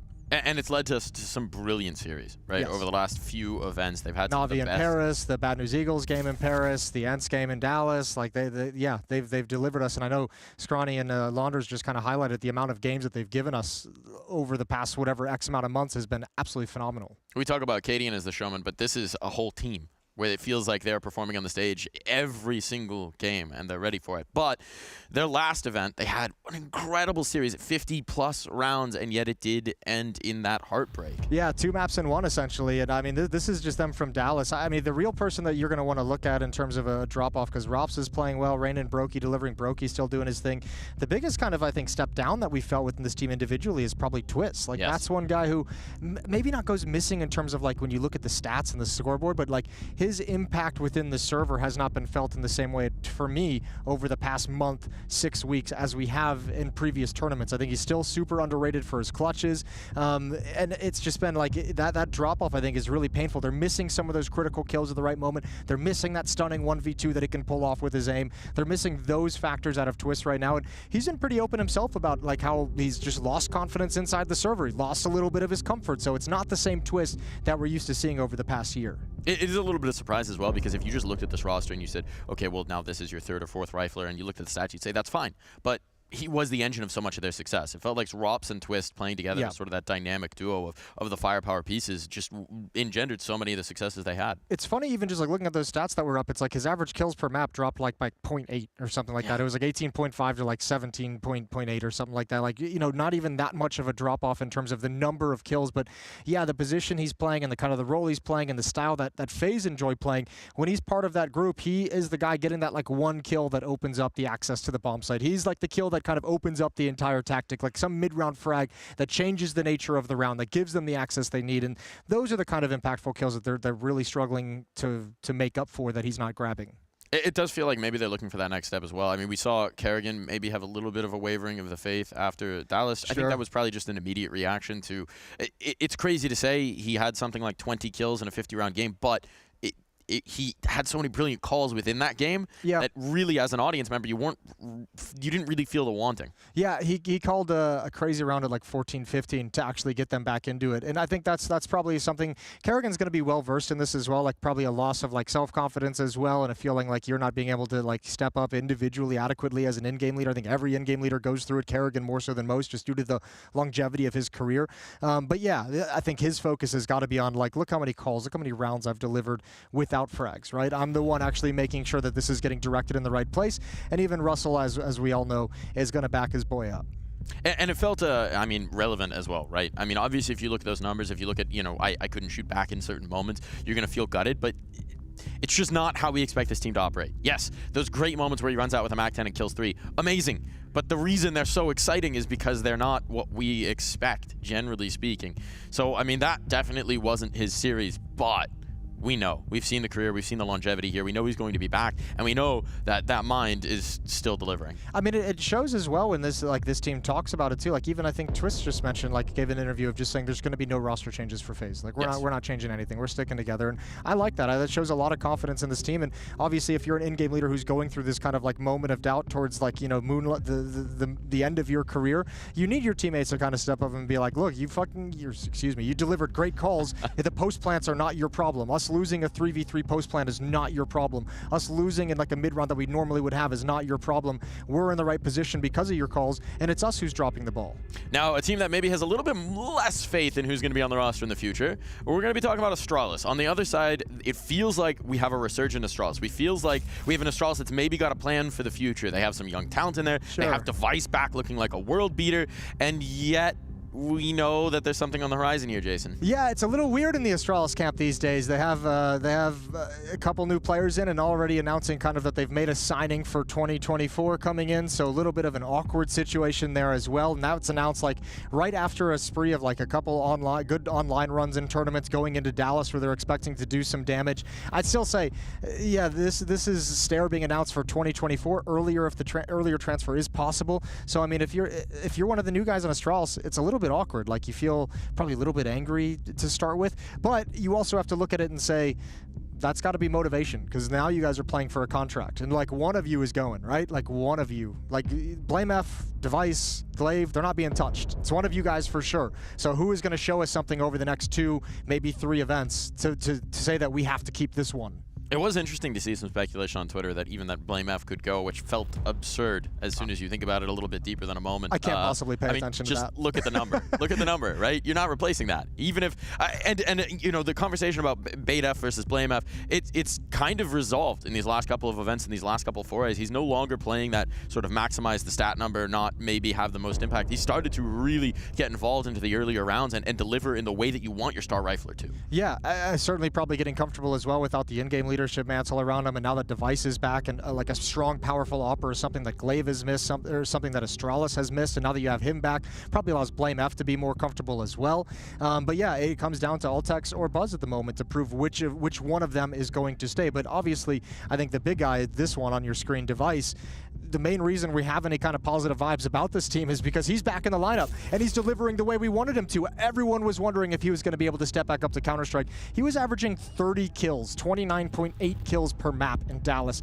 Absolutely bonker stats, and even watching him lose a series or lose a map in which he dropped like 42 kills was so painful. So painful. But I mean, the fact that he's still delivering is incredible. It really is. You almost forgot what an absolute treat it is to watch this guy work the big green, and he is just he's kind of the hallmark for what an opera should do in so many different moments. What an opera should look like. The the kind of icon to aspire to.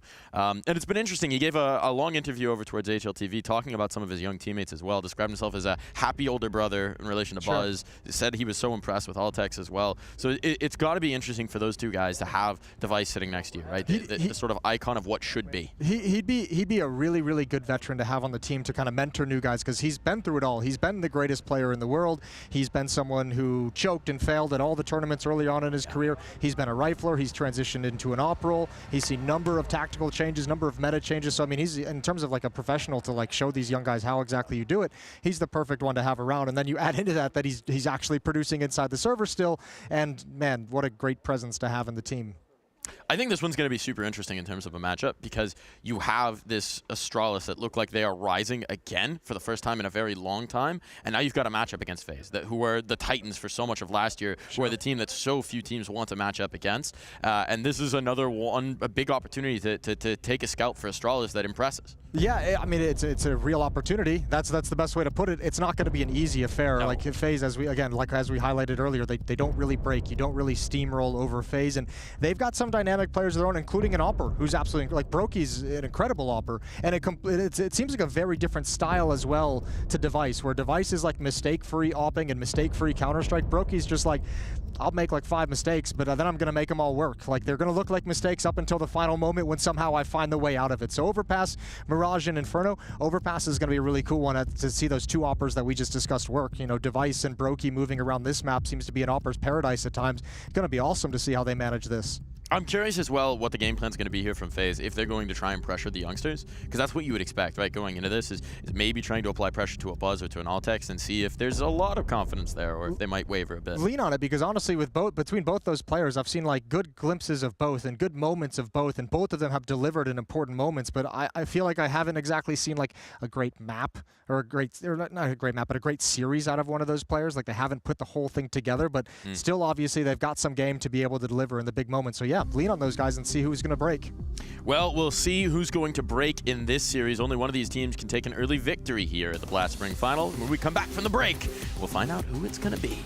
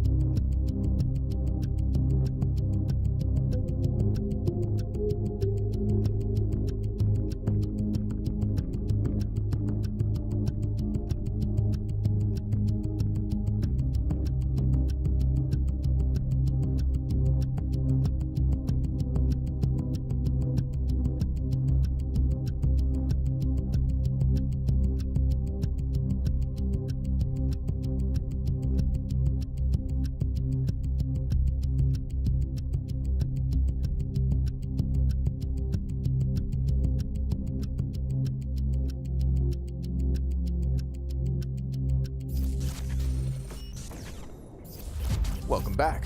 We've got another match for you guys this evening. It's FaZe versus Astralis.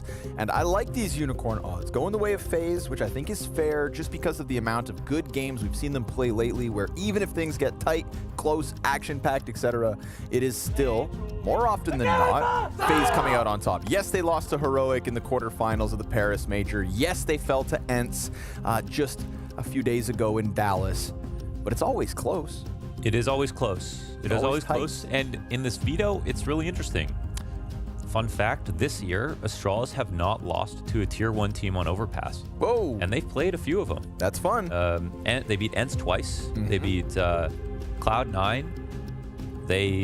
Their 2 losses are like to Apex and another like Gamer Legions, another Tier 2 team they played in like a Brazy party. Major playoff teams. Tier 1 teams, no problem. There's a highest win rate map. They're doing excellently on it. So, and they've been getting tons of great practice. So, you know, we sort of had to see Astralis go back to playing the CCTs, the Brazy parties, to get back into positions to qualify to big lands. This is one of them. We've been waiting for this land to show up for Astralis. Yes, sir. And they've laid a pretty strong foundation. And Device's story coming out of Dallas is incredibly strong. So, you know, up until the point where they played against Mouse, and then Glaive, Altex, Buzz kind of had a triple bad game at the same time. No bueno. I'm going to say it, let down Device. Did a hell of a job as an opper.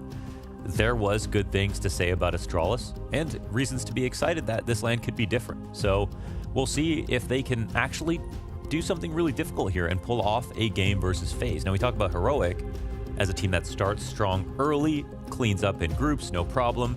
FaZe are not that team. Yes, sir. Twist just talked about how they get a kick in the pants in an early game and lose, then they power up through the tournament. Well, that to me sounds like an opportunity for Astralis. That it does. Starting this event right here, right now, versus FaZe. And a chance to take him down. You said earlier today, maybe Fallen's the best Overpass in-game leader in the world. I present to you Glaive. That's a conversation to be had. Whether he can put the pieces in place tonight is the question. Astralis, FaZe, Overpass. Let's kick it off. Astralis were, in my opinion, the best storyline to come out of group stage at the very start of this year, right? First event of the season is when Astralis qualified for the last LAN of the season. We have waited a long time to get them here with ups and downs, with failure in the major circuit, with an uptick with Dallas. Does it all come together here in Washington? Twist takes a boost, Buzz pops his head, and we've got a lot of players right there if they want to try to get the second, but that's going to come with a cost. Rops, double kill, Brokey there to help. Man advantage to the CTs, and Device locks horns outside bathrooms. There's more than one there. Rain and a deep position out of Kerrigan. Too far to help, but I thought he would rotate. He's just staying silent, making sure nobody creeps out from long. Giving Rain a flash to work with.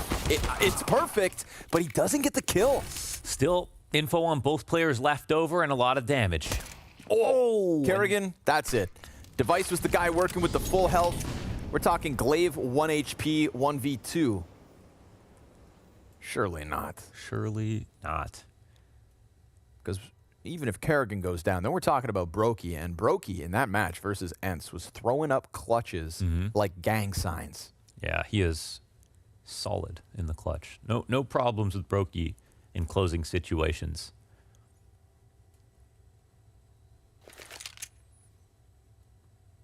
Glaive just looking for those crispy USP taps. The ice cold sorbet on a summer day type deal right here. Right now. Oh, a plant. You take your money. Honestly, good silver lining. Pressure's coming from both ends. Whew. And Kerrigan's going to kill him. So money, Glaive will take it. But it is still FaZe to start CT side with pistol. Yeah. Plant is a pretty big win here, though. It's not bad, considering that he had such low HP. But FaZe will happily take the round. Astralis will begrudgingly take a plant out of this one. Affect the buy of FaZe next round and put up a decent one themselves. Now, solid setup here from FaZe. They just had so many CTs layered on each other. Brokey in the back, Rops to make up for his teammate getting boosted, getting 2. And most importantly, just seeing everybody every step of the way. Even with the flash over top of bathrooms from Kerrigan. Rain did so much damage, but he saw the 2 remaining players. That takes the power from your hands on T-side. There was that moment of hesitation too, and like not jumping on Rops right away after the Twists kill, even though you knew he was there. I think that moment of hesitation is what allowed Brokey to take up an angle, what allowed Rops to get tucked down beneath the cover. You know, Astralis wanted to make sure they were in the right positions to jump out like a pack.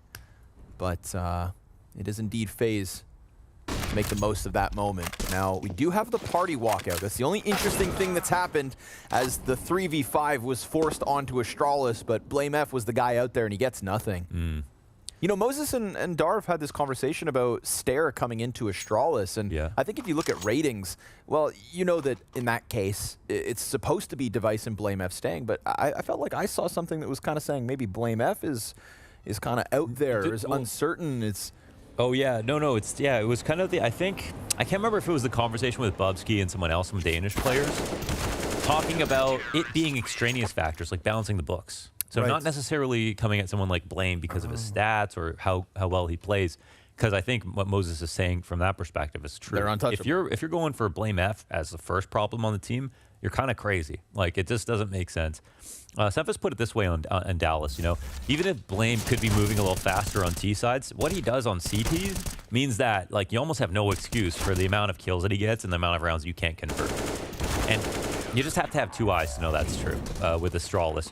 But you also know that a couple of these players are very expensive, so there might be a reshuffling from that perspective. And it would be a shame, I think, to not just reinforce behind Device and Blame F, but things happen.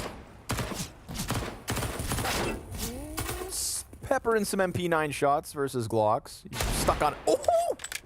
Ooh. Yeah. Give me one more of those. 2 scoops. No, they'll fall back. Altex has gotten a walkout from B, though. Where's Bomb? Oh, that's up by Fountain. Yeah, and this is pretty fast. I think the short guys are not exactly watching this right now. Off angle out of Rops. But the bomb needs to be recovered with Altex walking through A. Yeah, possible. So at least we're going to try to make things interesting. But this also requires teammates to stay alive and CTs to not know what's not being covered. So you can see Rain already checking back behind him through bathrooms, though. So I mean, if Altex makes a play happen right here, and well, I mean, Rain's got 11 health. Yeah. So yeah, there it is. That's the start of all this unfolding. Is the seed of doubt. But they also give Rops an easy duel here. Kerrigan clears Altex off the flank. Now it's as difficult as pushing up towards Fountain. And that's going to bolster Rops' confidence to keep on peeking. He'll take a dink. Blame F. You got 3 more Deegs in you? 17 seconds on the clock. All of them getting closer. And Twist clears the corner for the FaZe 3-0 start. So I don't think you really had to prioritize winning the round there. If you're Altex, I think he does make the play in time for it to be interesting, but they needed a little bit more out of like Blame, and that was already a great shot that he put together early on. I'm in danger. That was good. It's good shooting.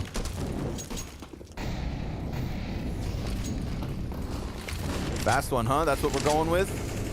Altex ready to pounce. Kerrigan's burning, uncomfortable spot, but there's no all-in out of Astralis. The fire kind of slowed things down. Smoking out the East Coast.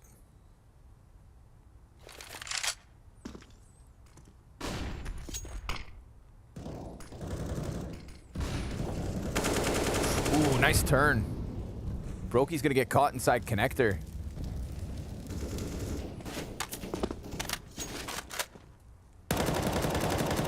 By a hair, Ross misses that spray, but looks like FaZe right now are not really too worried about the A side. It is important, though, Astralis come back.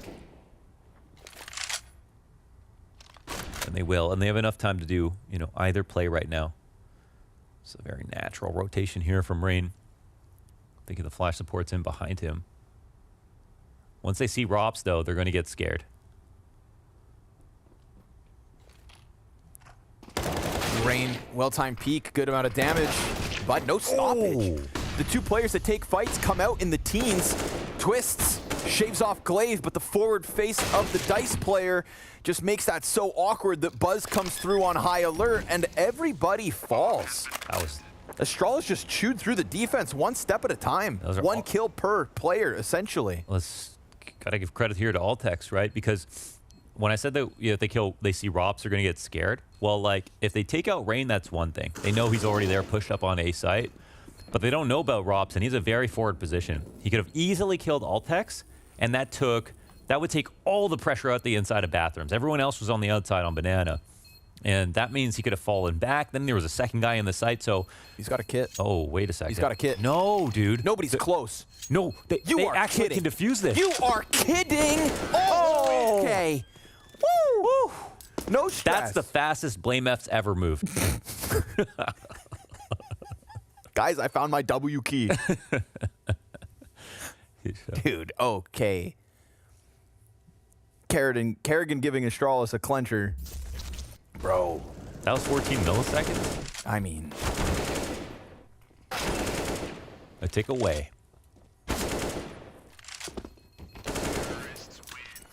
10th of a second. Honestly, it wasn't even a headshot if he had a little bit more HP, right? too. I think he was taking shots from the bathroom player at the same time, so they both started body shotting. Ah, okay. Because I heard of more guns. Little boost being watched by Altex. He's seeming cerebral. Gotta be on high alert if you are the outside B player. Glaive catching Kerrigan. In-game leader violence. And you love that.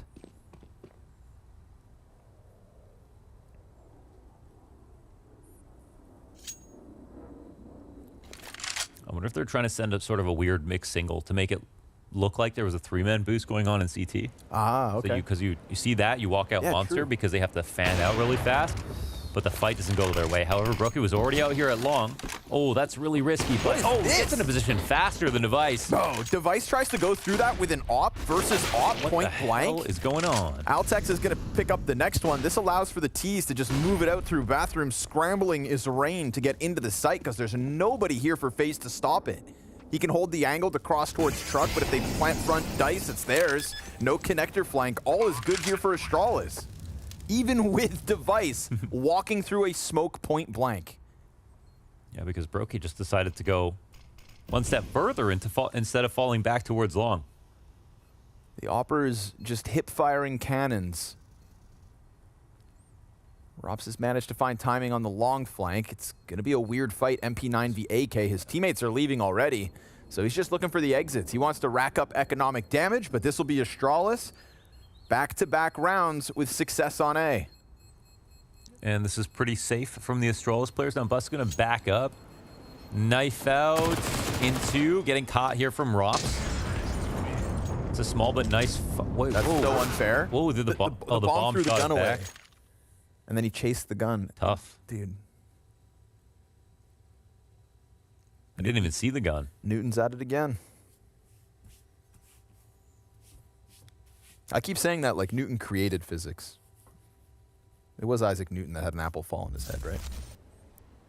Yeah. Okay. Yeah, he created gravity in that moment. Yeah. I wonder what life was like before gravity. Everything was black and white. I know that.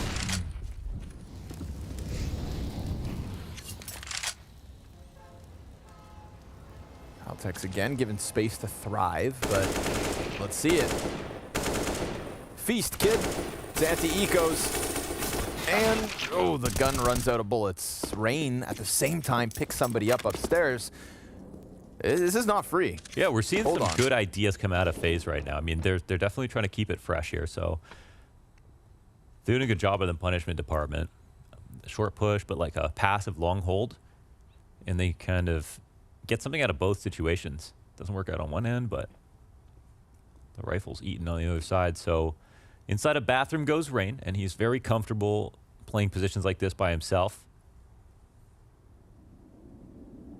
One player slips by. Yeah, low on support. Okay, so nades go across him. Player 2 runs through. Now Glaive can try to trade. Pinched between both ends, but Rain picks up both kills. Let's see what you got, Glaive. It's the pistol first on Brokies, then Rops with that next M4. Glaive slides away from the bomb plant. He's got 2 flashbangs to work with. If he throws one and tries to quickly reposition back around on bathrooms, that'd be crazy. He's trying to make it seem like it for sure. And now they're starting to look that way. While the M4 locks in this angle, he starts to get back, and he could very well peek before anything actually happens. Robs is ready for this and waiting, and Glaive bites down, takes his head off. We've got Glaive on the brink of a 1v3. There we go, man. Clears out Bank, gets the Robs frag. Brokey will go save Op, but that's the 2 M4s that FaZe came into the round with. Glaive knocked them both. Excellently done. He multiplied his presence by throwing those flashes, falling back very quickly, and when you make those decisions too slowly, it's not clear. But when you make them with conviction, do it quickly, then the other team is going to respect him, and they don't go for the hard clear on long. He knows he has a good spot to wait in, doesn't have to overcomplicate it, and that's why FaZe end up losing the round, even though they have a very good start to it. So good recovery here. And you know, Glaive is somebody who statistically, since Xipix's departure from Astralis, has also had an uptick in performance alongside Altax.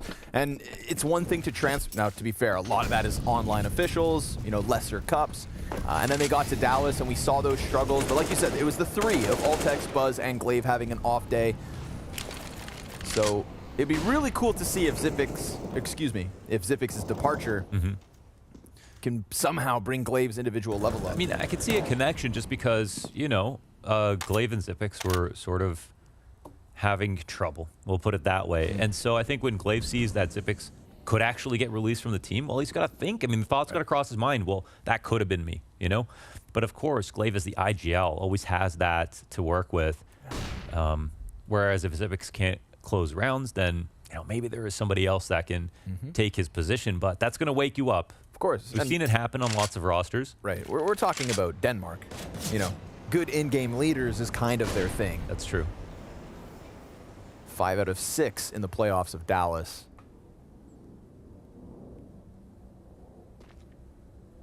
But at the same time, 4 of those 5 didn't make it to grand finals. Spin it how you want. Point blank, Rain catches Blame. Another kill, dude. Wow. Double kill back-to-back. He's holding his own inside of the bathrooms. Shadow advantage, but Brokey drops the shot, and Device will capitalize on that one. How can he no be that second fast? chance. Device decides to get deeper. Glaive with the bomb looking for the plant, but they've given away man advantage by him extending into Robs. Feels like FaZe will be happy with that. Fast flank out of Kerrigan, double back turn, tapping away. Oh, hold up. Glaive. Woof. Could have had a kill towards Bank and another chance at plant. Yeah, that was there for the taking, but he gets swarmed, and FaZe will stop it on the site. Big rounds out of Rain. And so I said Fallen, the best overpass caller in history. You know, 2 other candidates are right here in the server. Glaive and Kerrigan both have had periods of dominance on this map. It was the best map for FaZe for a long time. And Rain, as the A-site player, has been one of the best players in this position, in this role, for a very long period of time as well. So no surprise you can have him be by himself, and he does so much. And to really stir the pot, all right, in terms of legacy, he's not in this conversation yet, but in terms of newcomers, I put Shuhei on that list as the challenger, man. His tempo changes on overpass is something that I think any IGL would appreciate. For the record, twists, drops, and twists again. Solid hold out of Van Dalken. Shuts down the monster play. No chance. That one didn't even have life on it. Jesus, that was pure cash. Beautiful stuff out of Twist. Rops looking super good. Twist looking super good. That helps. Rain looking super good. Like super duper good. And we've needed a little something else out of Twists, I think, as of late. You know, he had that phenomenal ESL Pro League Finals performance that netted FaZe, essentially, their second Grand Slam, or his second Grand Slam. Yeah, they couldn't do it without Canada's second Grand Slam, you know what I'm saying? It's my achievement as much as we love baseball. But you know, we heard about it on the desk as well. In the last 6 weeks or so, there has been a bit of a downtrend since. We know he's got it in him, and that's why we want to see the extra X factor. And that was a nice little highlight moment for Twist down on B site. Yeah, they do need him. You know, and the season's strong. I feel like that's on the back of everybody's mind. Because CS2's coming. And for all you know, you're gonna suck at it. Yeah.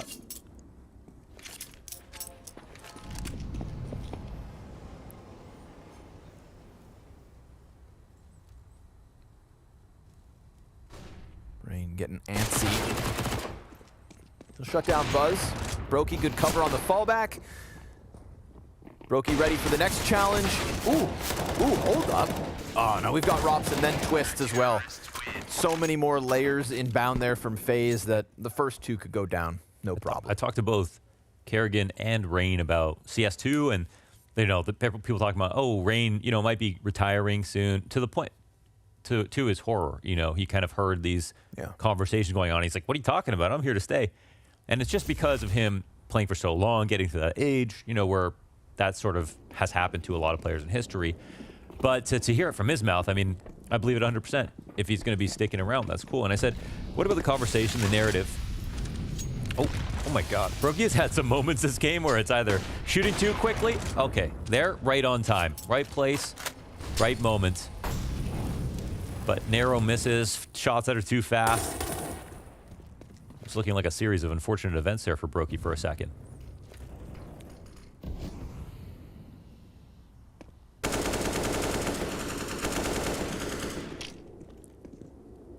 Full fallback though. Usually Rain. Oh no, excuse me. He's going back around towards long, but it's the short push. Ooh, Altex waiting for the flash. And as he rubs his nose against the wall, that's when the double peek comes out. A risky move from FaZe, but one that's also bolstered with the second player. Now that frees up Brokey to go searching towards the top of Con. Remember Rain having tucked in. It's him versus Device. Bomb still back on Bathrooms. Rain, clean kill. His 8th of the map. Dude, no one's really having trouble killing Device this game. It's been thoroughly countered. Yeah, not really starting on the path to 30 kills as he did nearly every single map of Dallas. Buzz will catch one back, but we've got 20 seconds, 15 to spare. No way he's getting that bomb and coming back. Twists kills him with his back turned. Yeah. FaZe looking very comfortable in these mid rounds. And that's, I mean, Device's consistency at Dallas was like a peak, obviously, but this whole year it's been unbelievable. I mean, there are not but 4 or 5 players in history that you would think could survive a break that long. Device is one of them, but it's still something that's it's still surprising when he does it. Of course. You think about the fact that Guardian still played for a long time after he came back. Mm-hmm. Even Guardian. Bye-bye. You know what I mean? So, what Device is doing is unreal. And I can't make the joke now that Stound's the best opera in Denmark because Device is, again, He literally had to leave for anybody else to be the best opera in Denmark.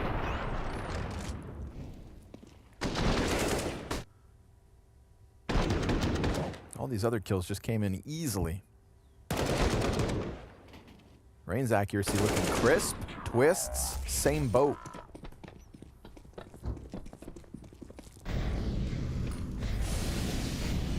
FaZe having a field day. Rops in the open, kind of caught in the middle of all the util, but doesn't look frantic, doesn't look crazy. Wants to come back at this. Here's the rumblings of Glaive inside connector. Yeah, Glaive knows. Of course, this is just pistols. Brokey's going to take the first one. Support above him. Rops goes down at Altex's hand. That's the double tech 9. Kerrigan decides he wants some of this, but Glaive upgrade to the M4. And Rain, good call to play this patient. Yeah, he's been smart today for sure. Every move on the A site has been the correct one. Now, Kerrigan could absolutely die holding a position like this if they cross above him. But coming in low is Altex. And Kerrigan as an individual has had some struggles. Dallas was not a good look. Nope. Rain decides to activate. Oh, but he gets away. But that's going to get Kerrigan more concerned about connector than Altex down beneath him. Tech 9 was sharp from Altex. But Altex has no idea that Kerrigan's here at this point, so... Oh, this game of cat and mouse. There's the peak. Still, though, Twist has to worry about the monster walkout. Glaive killing Rain up at A makes this interesting. They've got these CTs pinned in, but they saw a bomb. They saw the bomb, so they chase it. And by killing Device, they know they're both there. That glimpse of the bomb serves as the trigger for FaZe to chase. And from that point forward, 2v3 versus mostly unarmored pistols. But there was definitely a chance there for the Danes. Dude, it was looking good. Yes, for the majority Danes. For the majority. Yeah. But Kerrigan and Twist made a good play, just following up right there, right then. Losing Rain made that a little trickier, but after this setup came apart, it really felt like an opportunity for Astralis. They got the up-down control of it and a 3v3, but when all is said and done, FaZe got their op back. They're on fire. And now Device will have an op too. Ooh. Bottle to the nose.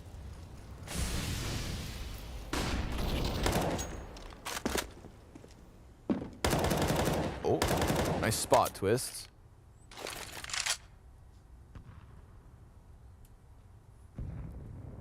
Man, Rain's been feeling frisky. We've seen like 6 or 7 different looks out of him already from this A play. And I appreciate A side overpass as a CT for that reason. You've got options, you've got routes, tons of different timings. You need somebody who's not afraid to make moves, and Rain is showcasing that right now. But we've also got Astralis moving out Monster, majority members. But Bomb is also back on spawn. That's going to peel Glaive away from the play as they push out anyways. They want it here and now, and they feed Twists just one. Rops has revealed his position. Point blank versus the Toxic Barrels. Altex gets the next one, and then of course Bomb does manage to come through. So it's a walkout from Monster kept simple, and it comes up Astralis. Yeah, it was just the one flash. And they had no double Monster setup, one on the pillar. Flash lands where it needs to. And it's as simple as that. You want another fun fact? Yeah. It's Glaive's birthday today. Oh my god, happy birthday, Glaive. I really hope you win. Bro, you can't take sides. I hope the best stuff happens to Glaive today. Okay.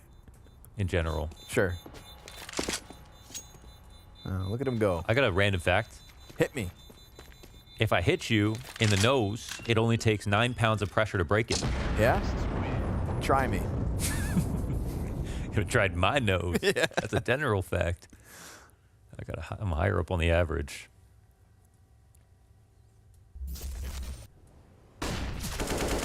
Well, now I feel threatened. Can we get HR in here? You used 2 analogies about noses in this game. Have I? Because you said rubbing his nose against the wall. Yep, okay, true. And then bottle to the nose. Yeah, oh. A reoccurring theme. Because he knows.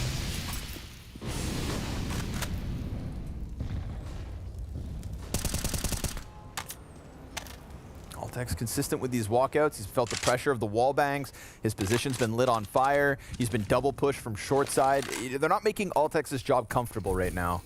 And still he's 10-9. Top performer alongside Glaive for Astralis at the moment. Rain picks up Buzz. And at the same time, we get that top mid press, but Altex could get pinched. Oh, nice! Catches him just as Rain thought he was going to get away through the smoke. It's something back for Astralis at least, but it's still the 4v3. Do they pounce here and now? There's definitely a timing where the A site is weakened. They just don't know it. Glaive could definitely figure it out by pressing his luck down long, concerned about the corner, but he hears Rops and the utility. So all of a sudden, Glaive's got a chance. Yeah, this is a good smoke for Glaive. Rops looks both ways, wins the duel. And with that, kind of takes the wind out of the sails of Astralis. Unless somebody offers Device something to shoot at. Rops, however, he gives himself up to Blame F. If it's not the Opper, give it to the Rifleman. And Blame F presses back behind Dice, but then Twists, peeks with support from Dumpster, and all is good for FaZe on the brink of double digits. I see the smoke was the one way on top of the concrete garbage dumpster can. That is a garbage, right? Your mom is a concrete garbage dumpster. Your mom is so hard, she's a concrete garbage dumpster. That's like one of those park garbages, right? Oh, I know what that they have in the park. Yes. We have them in Canada, so I'm kind of surprised to see on an overpass because this is Germany, right? Yes, it is. Okay. It's like a cement case for a garbage can in the middle. Okay. Yeah. It's like really cool in Germany to make things like this. It's like brutalist architecture. Because they last a long time. Yeah, it's a very long time. Like monarchy is very cool, long-lasting, modern. Very eco-conscious. I miss Max. Kerrigan ready for the walkout. Yeah, poor Glaive fed to the beast. Kerrigan with the double kill. That one just looks so easy. Chance at a spray back. But nothing there for Device. Brokey gobbling up Blame F. Like a pardoned turkey. I'm going to ask you what that means after this round. Well, we're in Washington. You should know. Buzz, there we go, something back. Keep it alive, keep it rolling. Money's not great for Astralis, so they could always just walk away with the 2 rifles, but Buzz is given a second chance to shine, and then just in that moment, it's taken right back. That was shaping up. Yeah. So what's the turkey part of the pardon? Yeah, so for Thanksgiving in America, the president of the country pardons a turkey before they kill it and eat it. I'm glad they didn't kill Lil Wayne after they pardoned him. Yep, sometimes you get away. Sometimes you get away. Hey. Oh, find him. Find him. Don't actually. Remind me not to sit there. He's also 2-12, so I can understand why the frustrations start to boil over. We are at the end of this T side. We're also talking about the most CT-sided map in the competitive map pool at the moment. So get a 5th. You got a 5v4. Don't like the way things are going? Do something. Glaive's trying to do exactly that. Gets a kill to soften up the B site. Draws Rops' attention for sure, but so much so that he's going to follow him, clear out Monster, and that should open up Twist to rotate towards A. But do they pounce on Brokey first? What? Okay, he's still alive and fighting. And of course, you know, push Brokey against the wall. He's going to topple that wall. Poke your eyes out. Now, Rops is still flanking. It's overpass. You flank for ages. When CST For them drops, only to come back to your other side. He'll still be flanking. This opens up B for the time being. Ooh, they found the timing here. Astralis walking it out through connector into an open B site. Yeah, and Rops is going to have to clear the outside of bathrooms, but now he knows it's lower. Okay. Still a hard situation for Astralis, though. I mean, straight up. Device gets the bomb in. Rops has got total short control. Brokey up from heaven. Nade softens Device. Glaive is essentially already dead. Device was frustrated at the end of that last round. Now's your chance to change it. Round by round, baby. Rops finally comes around with the flank. Device stuffs him point blank. Glaive from down beneath heaven strikes down Twists. And with that flash, Brokey can't capitalize on the pounce, but there's another. And as he jumps out from heaven, he's going to charge down this bomb. Low HP. Device catches 2 in a 2v3 to give Astralis 5 on the T side. In North America, we had a thing called the do not peek bat. You know, it's a baseball bat. It was written "do not peek" because that was our biggest problem in North America, was over-peeking, re-peeking. And then that guy would walk up and down the aisles of the LAN behind their team to make sure that no one would peek and re-peek again. Did you guys have anything theatrical like that at the Danish local LANs? We have a thing called Cocky or Crash chocolate milk. Oh, yes. I love that stuff. I get it at the Netto all the time. Pretty good, yeah. It's a competition. You have to drink it as fast as possible. Did the handball players do that too? I don't think so. It's a CSGO thing. CSGO thing. And then you see all those guys at the LAN events. I didn't compete in that, but a lot of people did in Denmark for those LANs. That's a pretty big thing, I think. Then you go through, and if you're gonna win the competition, you have probably drinked, I don't know, 6, 7 cocktails. Okay. So you drink that as fast as you can, and then you try to win the match? So hopefully you're not lactose intolerant. No. Oh, it must have been some smelly lands. Well, 2 competitions going on at once. It explains how come Denmark got so good at competing. Yeah, cock your crash. Yes, exactly. Yeah. That's your time playing. You played, how many local lands did you say? 50? Yeah, I think so. 50? Wow. How many did you win? 5 or 6. all in CSGO. Yeah, pretty good. Small lanes. So you're like a Kerrigan then. You're a star player, and then you started to move into IGLing afterwards. Yeah. So then when you watch your guys play now, I mean, now you're coaching for a tier 1 team. You got some good insights. You kind of know how to like operate in these organizations. Obviously, you've had a lot of time to play as a player, but is there a part of you that still wants to continue to play? Do you still have that itch? Yeah, I love to play still. Okay. When we dry run attacks, then I'm ready to beat them, and we're warming up on those retake servers. Yeah. Then nice. I'm the one shouting most. I want to use this as sort of leverage to talk about some other things, but before we do that, I realized I've just been sipping on my drink and I didn't offer you anything, so would you like a glass of water? Yeah, yes, please. But I have to ask you to wear these glasses, if you don't mind, for the rest of this conversation. Pretty good. You're on to new pastures, so I figure, you know, why not a new look? What do you think? You look That's awesome, good? Yes. I could see you chugging a chocolate milk at local lands wearing those glasses. Yeah. Thank you. How's that? Refreshing? Pretty good.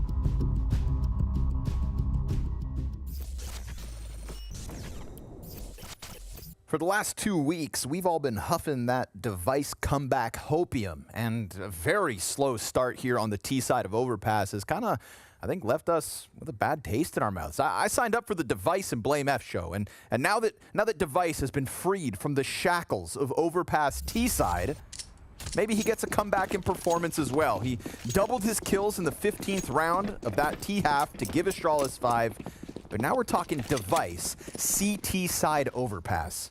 If that's not when he made a name for himself, if he can't make some kind of a comeback here and now, then there's no good left in this world. Yeah. There's basically a 1-to-1 correlation with, you know, his very good performances and Astralis wins. They can win despite it, but when he doesn't play well, that's when there's just almost no chance. So he's got to make that comeback here individually on the CT side, and he's got the duelies to do it. I feel like, you know, versus lesser opposition, they can get away with his underperformances. But we're talking about FaZe, and a FaZe that's coming in really hot. Twists, sick of losing, 16-7. Rops, 14 frags. Brokey with the op flicks in those chaotic moments, looked invincible, and Rain was pretty omnipresent inside bathrooms as a defender. So now let's watch Rain turn into the entry and Device the turret. Let's see if they leave him alone. Grouping up for that long hit, not worried about the big flank. It's the right call here from FaZe. But do they have the firepower to get through? Glave's been playing well as well. But all is not well versus Rain. Twist catches the next headshot very quickly. The A site crumbles. And it's going to be a desperate retake here for Astralis, or else an already dominant CT half from FaZe snowballs into a successful T-side start. Kerrigan on Optimus. More layers as the double dice hold looks good. And Astralis at the halfway point on the bomb. We're talking no kits currently on them, 2 pairs of dual Berettas, no utility, and still they are stalling to the inevitability of a FaZe T-side pistol. They're not even taking the chance. They take so much time that FaZe just goes to them. Bomb's gonna pop and FaZe kick it off. It's 11-5 on Astralis' map pick. Yeah, so a good idea there from FaZe to just continue on as if nothing happened, even though Device was trying to be a pest within the staircase. And it can be a good enough half to get 5 T rounds in Overpass for sure, but to lose the pistol as well, it's going to be hard to vouch for Astralis in the second half. Not seeing too many reasons to have believed Astralis could have done even better in that first half as well. Like, FaZe looked firmly in control. So, buyback comes in here for the CT side. And it kind of feels like they need the win, and not just some kills. Oof. Hefty nade damage, though. We'll give them that. Trying to set up their lesser weapons nicely. trio of SMGs and a Deagle on Altex. It's Kerrigan as the tip of the spear here, point blank versus Buzz.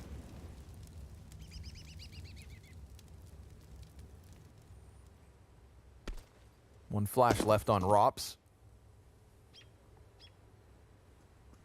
I feel like this is a jump scare moment for Kerrigan if Buzz comes swinging around this. Yeah. And I know he's going to jump when it happens. He's like also looking at the radar. Ooh, but he sees both. He'll lose Brokey on the front of bathrooms, but nice clean double kill from Kerrigan. He's going to run this one into sight. Bomb a few steps behind him. I think for a lot of people right now watching this game is just like, should we believe in FaZe this tournament? That's kind of the question. Right. So, I mean, Astralis, of course, they haven't been pushovers lately, so it would say a lot if FaZe picked them apart on Overpass, especially. Man, this game's flat in comparison to what we got in Dallas. Yeah, seriously.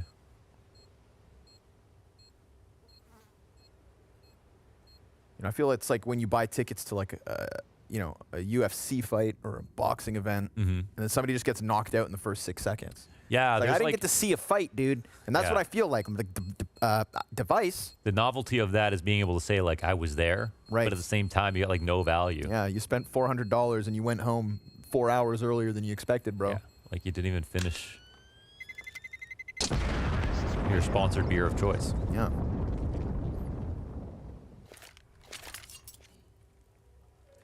So, on the other side of things, FaZe look great. Yes. FaZe are looking great. You know, always ready to put up a fight when they're challenged, and they've played a lot of challenging There it is. They've played a lot of challenging opponents in the last 6 to 8 weeks. Very true. You know, BNE put up a huge fight. Navi, huge fight. Heroic toppled them. Ents toppled them. We've had great games from FaZe. Win or lose. And we thought that Astralis in current form were going to be another set of challengers. Everybody's frothing at the mouth to watch this head-to-head, and it's a one-sided story tonight.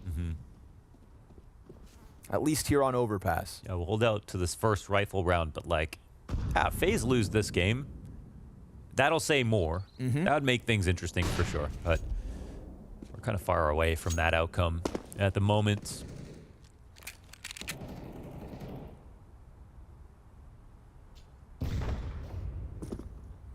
Dual Beretta's cocked right above Rops.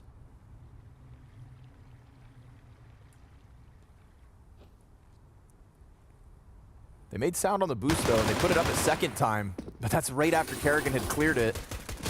Rops now pulled between 2 spots. The players behind him can't hurt him. Ooh! Rops. 4, please. Yes, sir. My God. Feasts on the attempt of Astralis pushing into B. He hit Inspect as soon as Kerrigan died because he's like, oh, they're going to come get this guy. Great job, Ben. You're contributing. Unlucky though, timing there. I mean, the fact that they put the boost back up after making sound. I know. You know, it's not everybody goes for that. But okay, this is what you bought your tickets for, folks. Yes. You know, you don't go to the zoo to look at the goats. You want to see the lions. And Device, will he roar even once tonight? Did you just say that Device isn't a goat? Oh yeah, it's You true. just said that. I didn't think of it. You know, I was, oh my God, dude. He's yeah, okay. And everybody heard it. Yeah, well, you don't go to the zoo to see zebras. What's the farthest away I can get from goat? Ooh, leg shot. All right. You know, that's how lions hunt. Rip the legs off first, then the throat.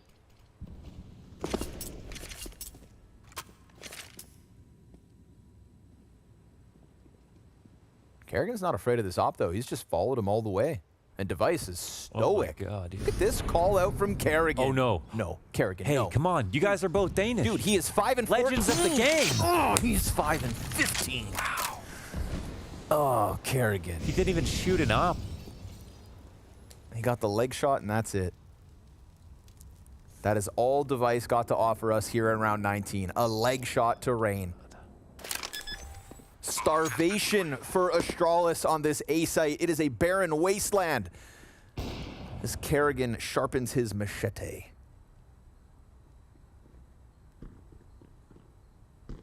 BlameF can hide in connector all day long. This is FaZe's 14th, and Rops, oh, you disgust me. Man, they're getting pieced up. In all the right ways. Jumps over the angle being held.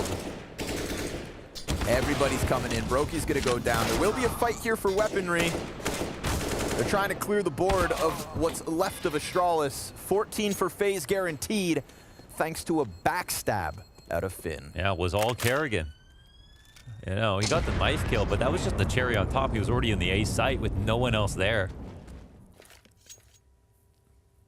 Robin like that. And Device was playing some kind of risk because he was holding on the right side of long.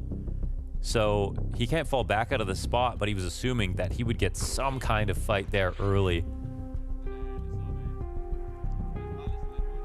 So, misread on the setup here and cost Astralis a whole round.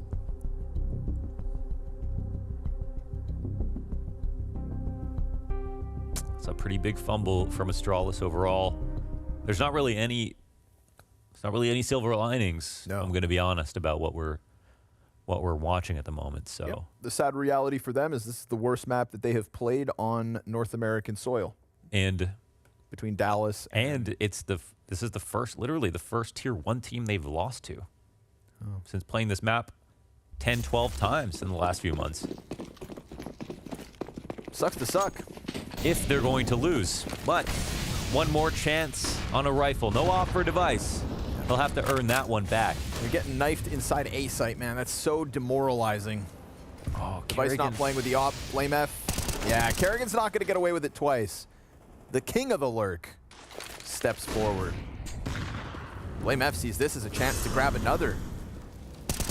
Ooh, clean one. Nice. BlameF taking the front line away from Device, gets 2 kills at the start of this round, but at the same time, I mean, BlameF has also been struggling. That is only kill 8 and 9. He's not that much further ahead of Device, and these are the 2 raiding gods of Astralis. Rain is going to strike back, blinded as BlameF, his gun empty. Rain, double headshots.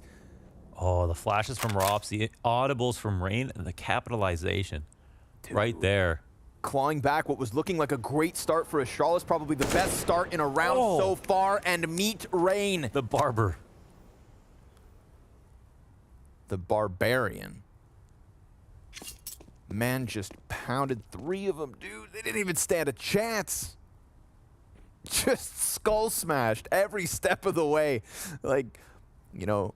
And that was the run up from Device that he heard, and he made sure to remember that Blame was still there in balloons. So, I don't know.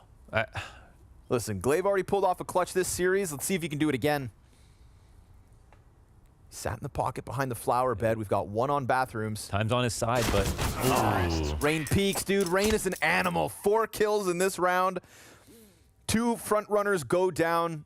FaZe say, step forth. Our challenger has arrived, and Rain just takes every single piece back from Astralis. Every step of the way towards that bomb site comes up Rain, and that puts Astralis essentially on their deathbed here in Overpass. Yeah, seriously. 3v5. I talked to Rain and Kerrigan. They were like, I was like, you know, you guys are responsible for basically every opening duel in tournaments. Win or lose, whatever it is. And do you guys feel that pressure where there's no third guy who's really up there with you? It's just the 3 other guys really playing slowly, trading, closing clutches.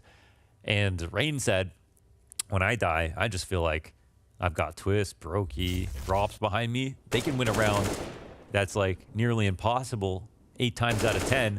So I feel great. But then we see here, you know, whoever you leave in that 3v5 can be just as cerebral. Rain can slow it down and not be too aggressive. They can play mid rounds to perfection. And that's a great example of it. And now even worse guns.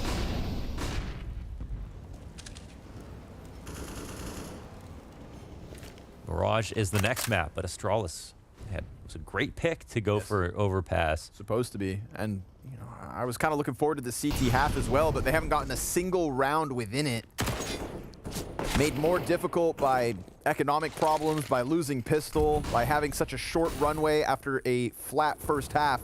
And even as Device steps forth on long, It is Rain to lock in the angle. Blame F's gonna fall victim to the point blank op of Brokey, and that is a 4 versus 2 queued up. MP9 taken down, open A site as Brokey flirts with the idea of running forward. Poor Buzz left in what feels like an unwinnable situation.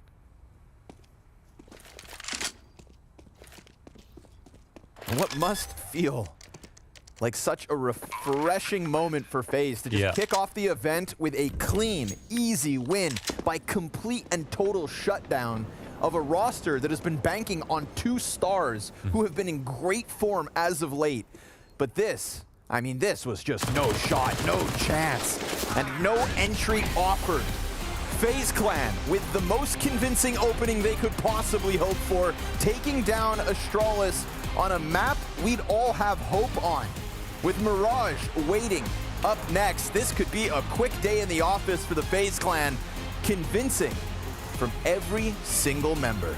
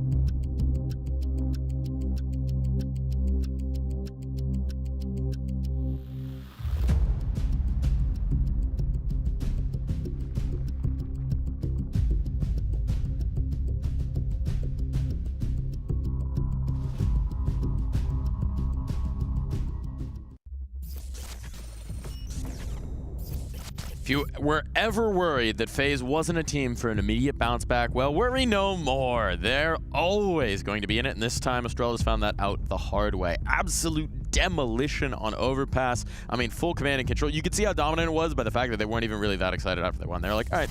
Yeah, cool. They were like, this kind of felt the same way for like the last 10 rounds. We knew this was coming. We saw it in the future. Yeah, this is exactly what you want to see out of FaZe, a team that we kind of always expect to sort of kind of limp into the playoffs. Like, get this started with a bang, get going on the right foot, and see what you're going to do from there. So this is, I mean, you can't ask for a much better start than this. I mean, they've been talking about it in interviews and such, where maybe they've always needed a little bit of extra spice, a little extra motivation. The back against the wall moment. Well, this is what we'd love to see, is just taking care of business when business needs to be taken care of. Yeah, and I think to a certain extent, FaZe is probably getting that little like back against the wall, like pressure feeling, because they're disappointed in how they've been playing over the past events, right? Like they're the ones putting that pressure on them. So I think they're going to have that kind of same element of everything, and obviously worked out just perfectly. This is Astralis' map pick. Yeah, it's crazy. They got absolutely dominated. I mean, we didn't see any impact really from that side. We'll talk about the positives for FaZe first, though. Sure. And one of those positives is our favorite player in the server right now, the North American, Twists. Yeah, Crushing Twist, yeah, it was absolutely excellent. Here's the box scores, and I mean, you can see Rops had a great game as well. Just, I mean, in the FaZe is just all across the board having a good game. Astralis, there's some stinkers. Again, we'll touch on that. Glaive having a good game. Altex and BlameF kind of up there.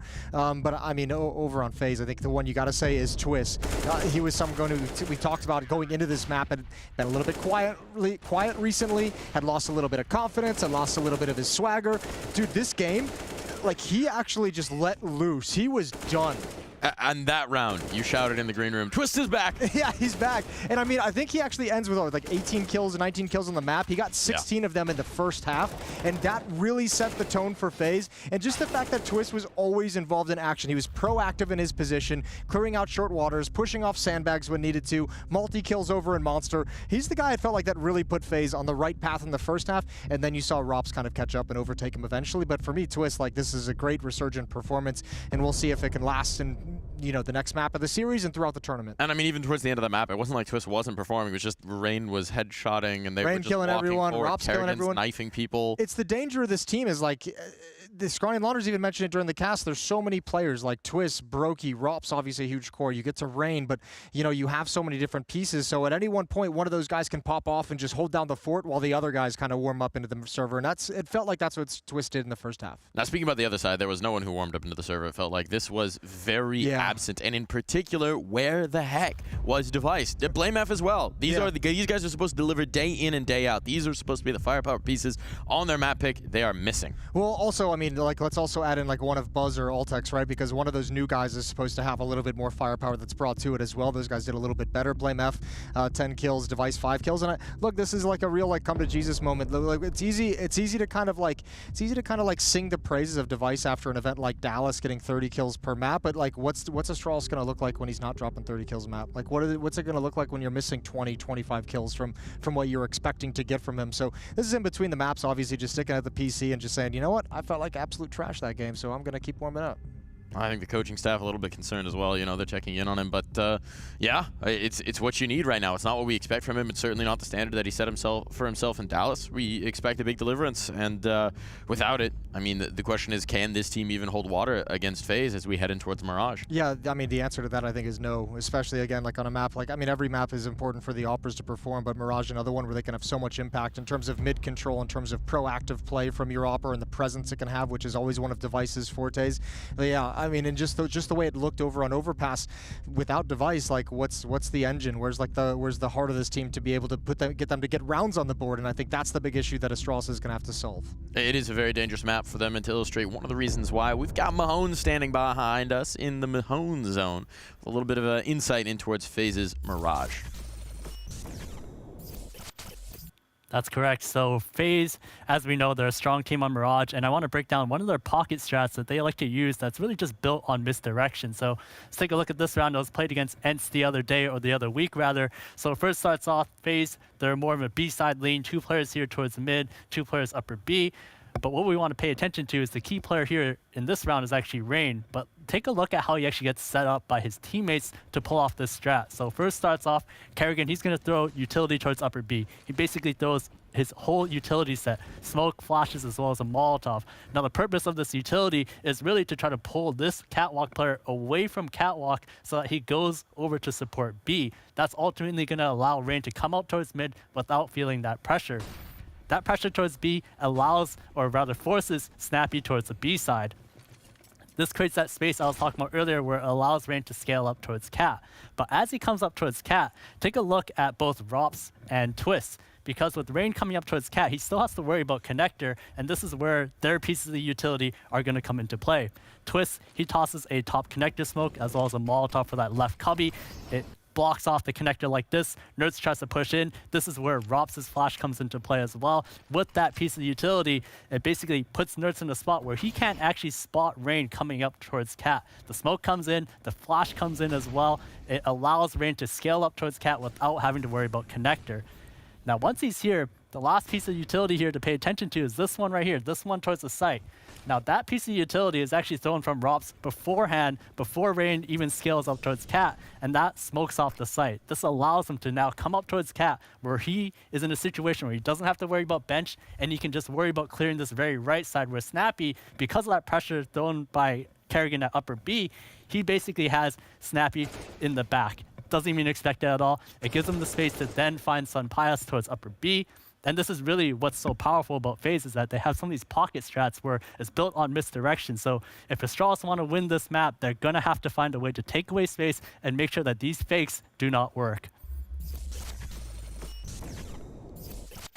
An excellent illustration of what FaZe does so well, but over on the other side, we have to ask some questions, right, of this Astralis side. I mean, even looking back at their Dallas run, it doesn't necessarily hold up to scrutiny here, Jason. Can they give us something to believe in here on Mirage? Yeah, that's the question. Kind of a Liquid who's in a tough place, a Cloud9 who's in a tough place, a loss to Ants, a loss to Mouse as well in the playoffs. So yeah, that kind of run, I mean, the great thing about Device, I mean, that was really all that run in Dallas kind of produces. Holy crap, Device can still deliver on this level. Man, we'll find out if he can do it on Mirage, because Overpass looked rough. Let's see if that warm-up actually made a difference, because those are the tactics I don't think Astralis is going to be able to handle. The misdirection, but more than anything, FaZe activating individuals who seem to be on a really, really good level today. Well, we've got a duo that could be perfect for watching FaZe take out the dirty clothes. It's laundry when we come back.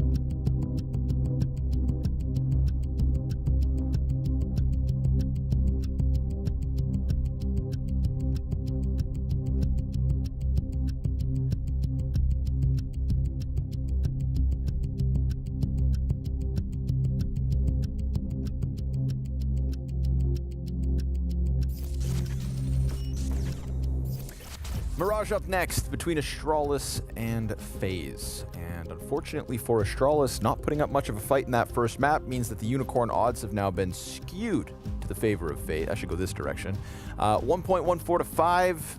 Listen, man, this is a tough showing for Astralis because I think we built up our expectations. Justifiably so, right? After the results that they showed us in Dallas and just even beforehand online, there was an upwards trend coming out of Astralis, and everybody was getting excited for that, the return of Device. Instead, as our producer Mikkel has just put forth, that was the lowest rated map of Overpass in Device's career. In his career. 0.4 rating on that map. He spent the entire break between maps warming up alone at his station while the rest of the team stepped outside. FaZe, meanwhile, laughing as that first map wasn't even a challenge, didn't break a sweat, and could very well blow Astralis out of the water to close this 2-0. Yeah. And we saw the anger out of him. And we're talking about the player who has the highest average performance of any player in history, basically, with how consistent he's been throughout. So that is no small deal. Not the kind of history we wanted to see today. Win on Mirage would make up for all of it, but it started so fast, and his pistol's already looking over. I mean, Rain is climbing through the windows. Point-blank execution. At least look the man in his eyes before you kill him. So Astralis, this is their lowest win rate map, but they do also have some good wins mixed in here. So I'm not going to write them off on Mirage totally. But when we see Astralis in these last couple of months with Device, almost every single scoreboard is Device, then Astralis, then an assortment of the other three players in any random order. Almost doesn't matter.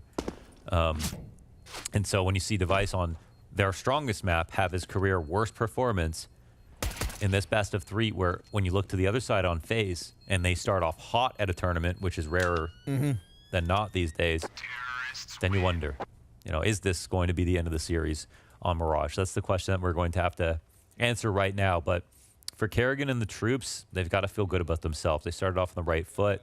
Beating Astralis on Overpass is beating a strong Tier 1 team on that map specifically, and they made it look like nothing. So we'll see what Astralis can do here on CT side. But we're talking about Device, who was able to shoot one op shot once on CT Overpass. Not even a chance to play. Yeah, he legged Rain. And got knifed. And that was over. So, at least the bar is set low. That's true. Anything from this point forward is an uptick in performance. And speaking of upticks in performance, I think Kerrigan's been having a difficult few months as of late. Dallas is horrible, honestly, as an individual. And, when he said, "I fucking sucked," as his tweet, just quoting, I wouldn't swear otherwise. And Twist said, I don't want to hear that. That's because Twist always supports him, and that's great. Yes. But the fact of the matter is, he went like 7 and 27 in opening duels. Like, it doesn't. And the thing was, there was no question that Kerrigan was still calling great. There was a couple of rounds from him that were analyzed because they were such awesome decision making. Yeah, they're such cohesive and complicated rounds that he brought together, and we know that he can be given the credit for those. So as an IGL is great, but like, you don't win 5v4 right now, and especially if you're taking that many opening duels. And again, the story for FaZe is the fact that Rain and Kerrigan take all the opening duels. The trades can come in, but you're just demanding too much of your, superstar younger players to just have to play 4v5 all the time. So, for Kerrigan, I think that's just always going to be the story. There's never going to be a question about his calling. It's never been bad, ever. He got past the choking thing. Now it's just his individual level being a little too inconsistent sometimes. I mean, that post-map interview when they lost to Ents and got knocked out of the event, that was particularly a rough map for him. That's right before he tweeted what he did. And I mean, I've seen Kerrigan emotional from eliminations at bigger events than that, but I think you could see he wore so much of that loss on his own personal performance. He was basically in tears just talking about how he felt he let everybody down. That's 5 overtimes deep in an elimination map. Tough to watch, but also, at least we know that FaZe's spirits always seem playful Yeah, I think Nice they, to see they that, believe in Twist him, and response. that's Exactly. why he bounces back. And I They've think all had bad days, and that just happened to be one from Kerrigan on a mechanical level. he's got a great team that believes in him, and I think that's the only way a player like him recovers after some seriously tragic losses in his career. So, but he's going to jump out into the lying weight of Blame F. The only M4 here for Astralis. We've got Device on the scout. Deagle's in position, but Device down. Now Buzz out from the corner, couldn't connect.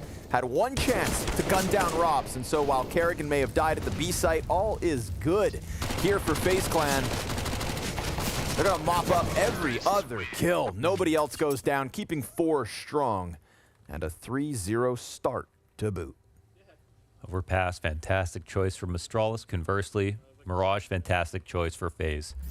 They win a lot on it. Astralis don't overall. And they are shooting today.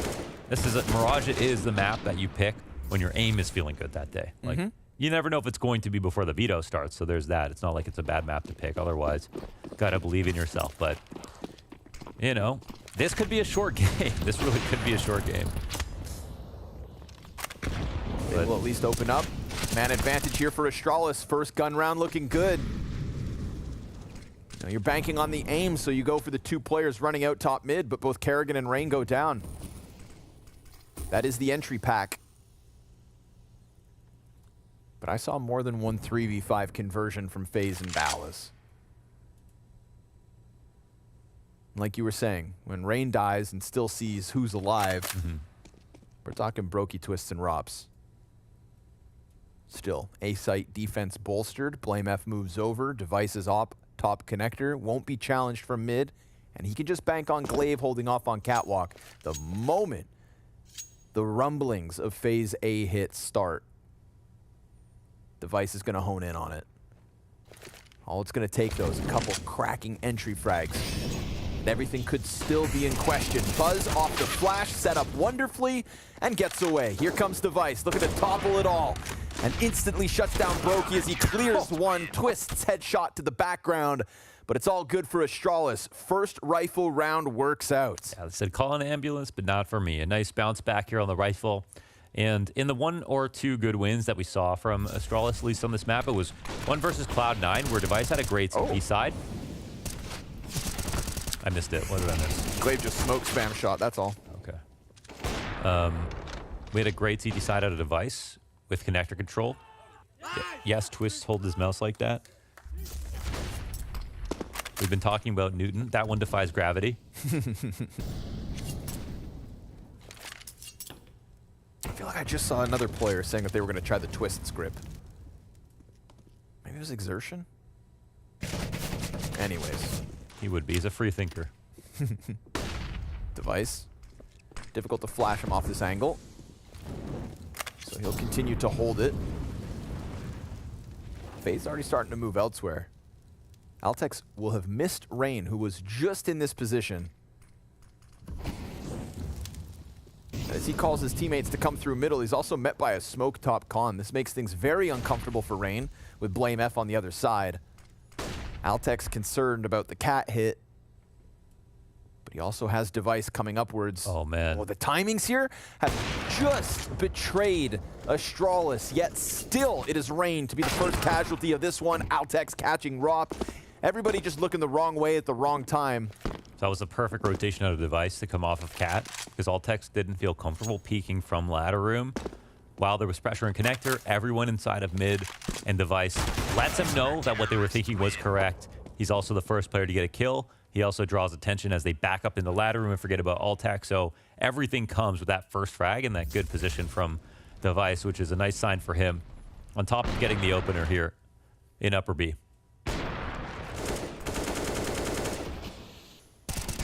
We see everything unravel once the connector guys are scared because of the cap push and Altex gets a freebie. Yeah, 3 kills there with players on backs turned, right? So could not have been easier for Astralis.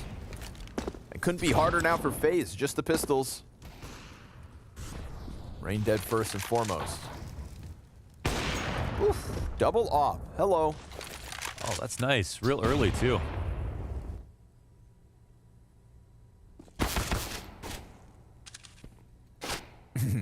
Clay versus Twists, op versus Glock. Oh no, he's getting closer. Altex now here to make sure he doesn't die.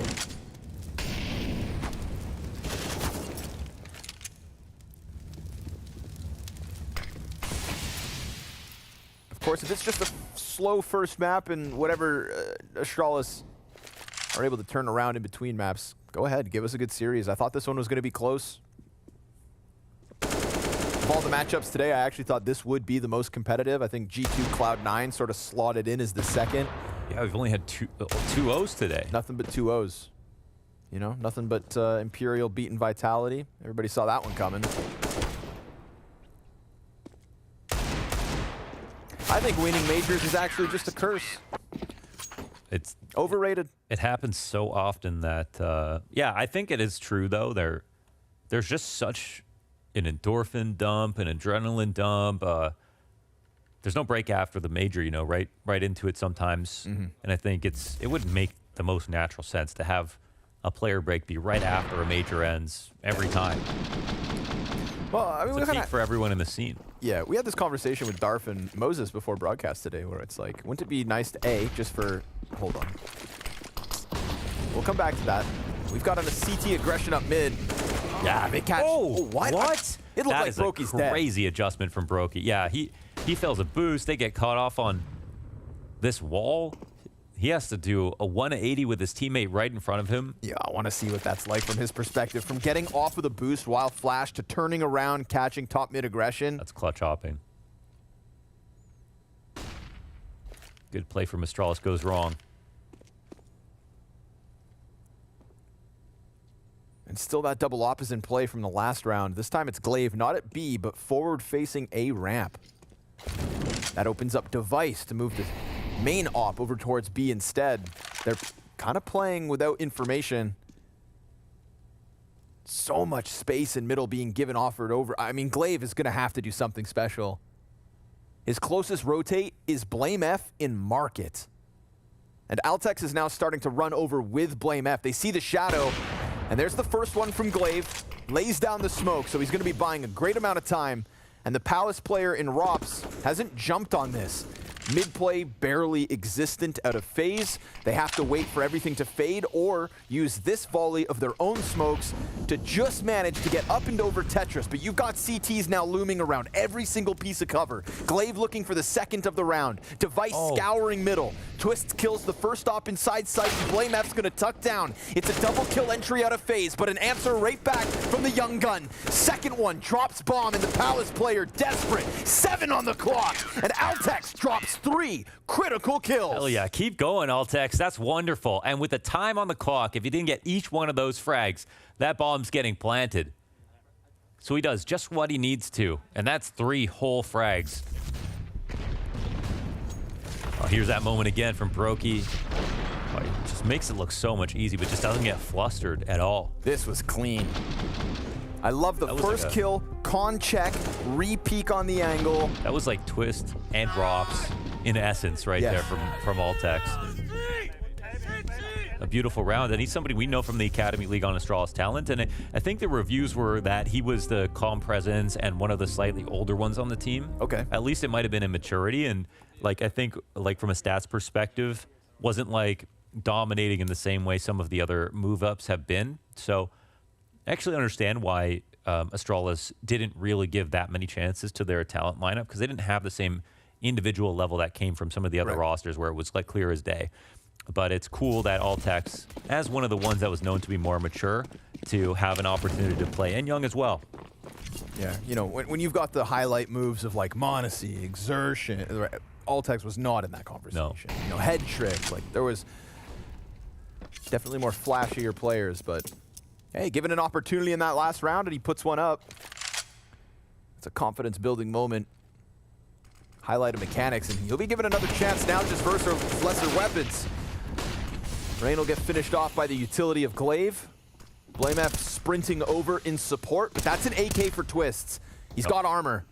Blame F is already out from Market, drops the bomb carrier. Twist is now, trying to challenge back around. Beautiful target selection out of Blame. Hands off the mouse and keyboard. He knows that one's hot. Yeah, he says easy. Really good read on all of the reactions to his position. locking off each angle. Especially this move right here. Wow. Nice headshot. Goes for the clean third one, too. Yeah.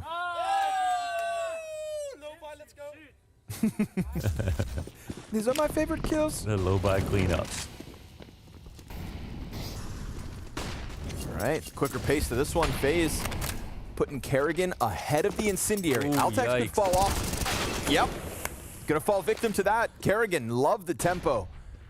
Drops a flash and falls back, so he decides to take it into his own hands. His second kill of this map, but a critical 5v4. FaZe have started to fizzle out from that strong start. Oh my God, Device. It was so dangerous for him right there, right underneath the window with the op sticking out. It's got the longest scope barrel, so. But avoids ladder. Stays in the mix and wants to get a little more. But that pressure works out beautifully for Astralis. And oh my goodness. He saw the, surely. Yeah. He knew how much damage he did. He's like, yeah. That's ridiculous. Definitely hit him 3 times. He's about dead. All right, well, just like that. And I feel like that's just the essence of FaZe. You're getting pummeled, you're getting out-called, you're losing ant, and then you just get one of these rounds. Kerrigan gets the opening kill. Robson twists look fantastic. They're dropping wallies on Glaive. He's just playing cat wall. That's not even a position. Not a position. That's not a thing. That's not a lineup. That's not a molly. That's so ridiculous. Wow. That was bespoke. Just for Glaive.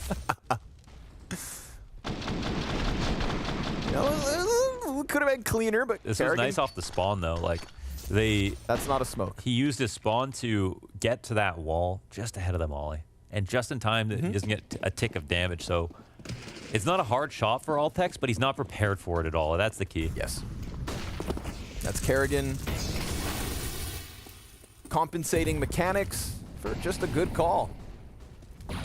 Gets into the same spot. See what Altex can do about it. Flash finds him on the fallback. Kerrigan's gonna go deep, making space, causing a bit of panic, but not too much either.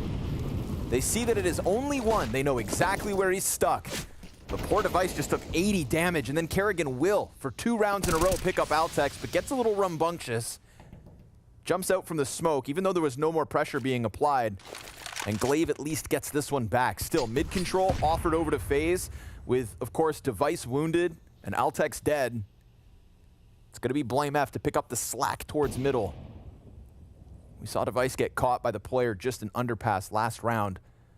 But I feel like Blame F will play this stoic. Sits in the corner, holds. And he will hold longer than most. Rain is his counterpart. Bomb is doubled back into the apartments. Glaive decided to get up into apps.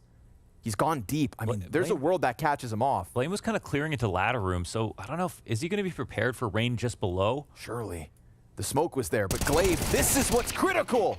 2 players, point blank, shuts them down. Now, Brokey's Tech 9 is hot, and Blame F sprints over to the B site. This has put Rain in the middle of them all, and they know it. Brokey nearly dead to the flames, 16 on the clock. Rain wants to come and help, but he's also been distracted by Buzz. Double kill from Rain. Plays it to perfection. And with that, FaZe queue up their 5th. Device hit by the op early on, and Connector doesn't even play the clutch. Yeah, that's just Rain with just enough time to do that. And he was in window room the entire time, but window was not cleared. Window was not cleared, and he was, you know, not in ladder room where he could fall back and go somewhere else. He would have had to take that fight if Blame F wanted to clear it, but he peeled back, and that was a very strange round end call from a FaZe because Kerrigan goes in, but it seems like it's all on his shoulders. Like he gets to Van. Yes, he gets his kill on Altex, but if he dies, what was the value there? And I wonder because FaZe were working on mid at the same time, but they didn't. Oh, no, not twice. Oh my God. He got knifed twice in one series and broke. He just ran at him because the bomb exploded. Guys, he just came back. He's been looking so good. Don't break Device again. Have some empathy, man. Don't break him. For the sake of Counter-Strike, for all that is good in this world. Stop knifing Device. Don't break him. Okay, he's laughing it off. All's good. I'm worried, you know? We just got him back.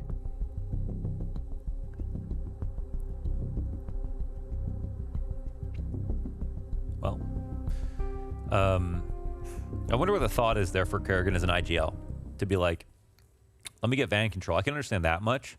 But once he gets to Van, he knows he's dead. Like, you can't just get back out of Van. So what the original idea was is a question for me. But clearly we've seen him set up with that same play twice. The last time it worked out because Altex pushed onto Halls. Maybe he just recognizes some weakness about the way they're playing the site, feels comfortable going ahead and taking that duel. And again, with Kerrigan plays well, brings a lot of success to FaZe. That's an example of it.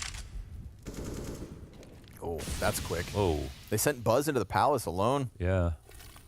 Device is holding connector from behind triple. Maybe really anticipating mid control on this round, but that's an early kill. Yeah, and FaZe are going all in A site. 3 from ramp, 2 out Palace. Nades just showering into the bomb site already. Device is going to try to get ahead of it. Missed chance, back turn to him. Now locked into the firebox. Blame F gets spammed, not even spotted. Brain, cerebral. And with Twists there to help him, all goes the way of FaZe. Fantastic. Yeah, that's brutal. I mean, good protocols there from FaZe to play it carefully coming out of the smoke. And then just spamming Blame F just in case. But, you know, it might not have been obvious to expect a second player there after the Palace push to play close A ramp, but they just covered everything with lots of time left to play. So a clutch shot from Device on the jumping guy, and then maybe you have a different round. But overall, dominance here from FaZe.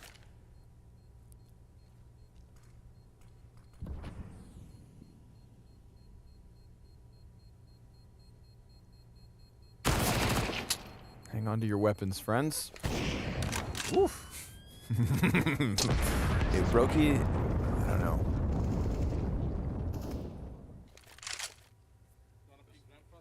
Brokey makes me nervous sometimes. Something in his eyes. When he's got the chance to knife you or Zeus you or smash an op upside your head. He doesn't think twice. No remorse. No remorse. The opening kill out of Rops. Rain, yeah, take the chance. You're on Tetris anyways. You've got players coming out from Palace. You know that under Balk and Firebox are cleared. Now Rain's just going to go storming forward up the ramp. But not able to get that kill. We've got 3 pistols here for Astralis. The 2 saved rifles from the last one. And this timing out of Altex could definitely catch them off guard. You know, Twist is going to think that Molotov and smoke was enough to keep him at bay. Now, of course, Altex, does he go further? Yeah, of course. Yeah, it's a nice find. He could go all the way down to underpass, or does he play top mid? He knows that somebody was in there because of the util. Glaive dives back, can't escape Robs. Oh my god, the fact that Robs does not crouch spray right there, it just taps a little bit, means he can just keep running. And Altex also died. Yeah, just make sure his opponent can't get away. Altex dead as well. And those were the 2 rifles, right? Glaive trying something on ramp, Altex with the flank, so active engagements out of the little that Astralis had to play with, and now it's just the pistols to get mopped up.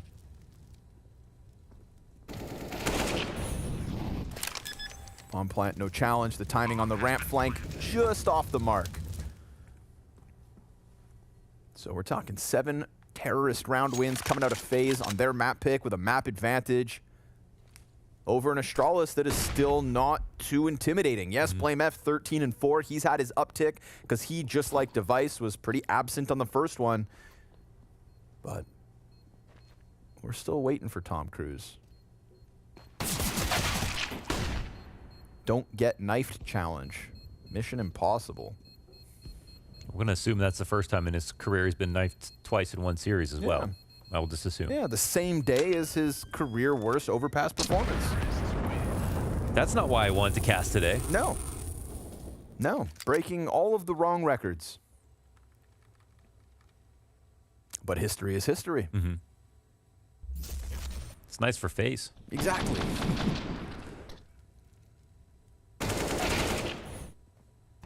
One man's trash is another man's treasure.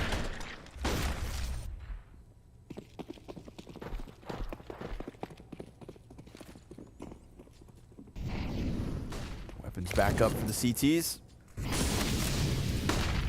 Felt like there was definitely more of a mid-emphasis from FaZe a few rounds ago, and then we saw that adjustment out of Astralis with Op on triple holding for mid. Now And we're going to get that pinch from top and bottom, and Altex catches Rain, but there's the trade. Nice one out of Kerrigan.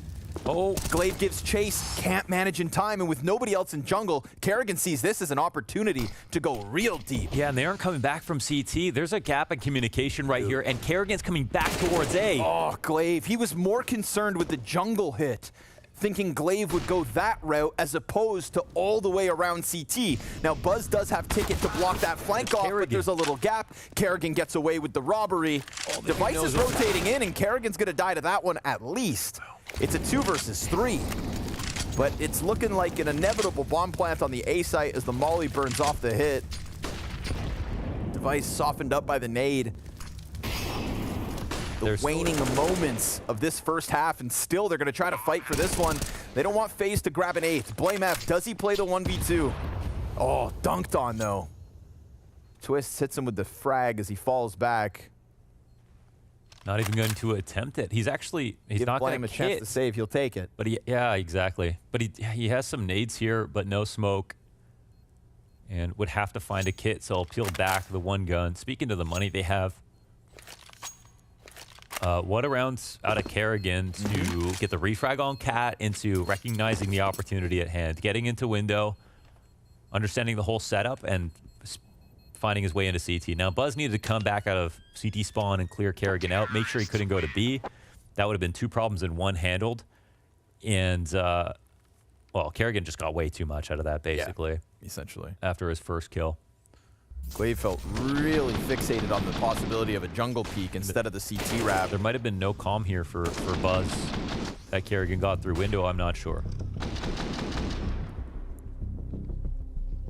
It's nice to see a moment like that from Kerrigan. I think that in the grueling match versus Ents on Ancient, there was times where I would see Kerrigan get like a fast entry into B in terms of pathing, get all the way up into like short B site, go hit back CT lane, look, and just round after round, he was kind of coming up short, you know, missing the shot. Yeah. Having the moment, getting the chance. Absolutely. You know, not the wrong decision, but just not being able to capitalize off that. This is the opposite. Quick trade frag on the Cat player, wasted not a second, didn't fumble the jump, got into the cover of window, just slid through the murder hole, found the back turned on Buzz. Great round out of Kerrigan to make up for losing Rain on Cat. And with it, FaZe on fire, 5 straight, 8 already. And double digits a possibility for the second first half in a row within this series. Ooh, there's no CT player in this position, and they're going to walk out. Dude, Kerrigan's feeling it, right? No op. They jumping up on... No, they're just not even thinking about this. Ooh. Another opener for Kerrigan. Rops is going to clear close because one player pushing forward's one thing. Rops was expecting BlameF, but he still just doesn't win the duel. Rain and Device trading positions. The timing there looking like it would work for Rain, but as the smoke fades, he doesn't hold it. And now man advantage slips the way of Astralis. Jungle peak punished. They know that Blame was towards ramp, but BlameF's just losing teammates left, right, and center. Can he beat everything? Oh, Brokey dunks one on him. Frag grenades, the bane of his existence. And Altex is going to have to come through with the 1v2 clutch. They've got no idea which direction he's coming in from. Let's see what he can throw up. Twist's low HP, Brokey on 100. Bomb planted behind triple with the deep CT hold. Altex doesn't have a smoke nor a kit for this. Extra incendiary right there next to him, and as he gets baited for the util, that's where Brokey draws the line in the sand. It's a 9th one for FaZe with a recovery that had to do with dealing with BlameF, because it looked for a moment like he was going to put up a stellar defense even on his own. He did a pretty good job there for a second, but Brokey, first of all, Kerrigan's openers and Brokey's utility have been fantastic.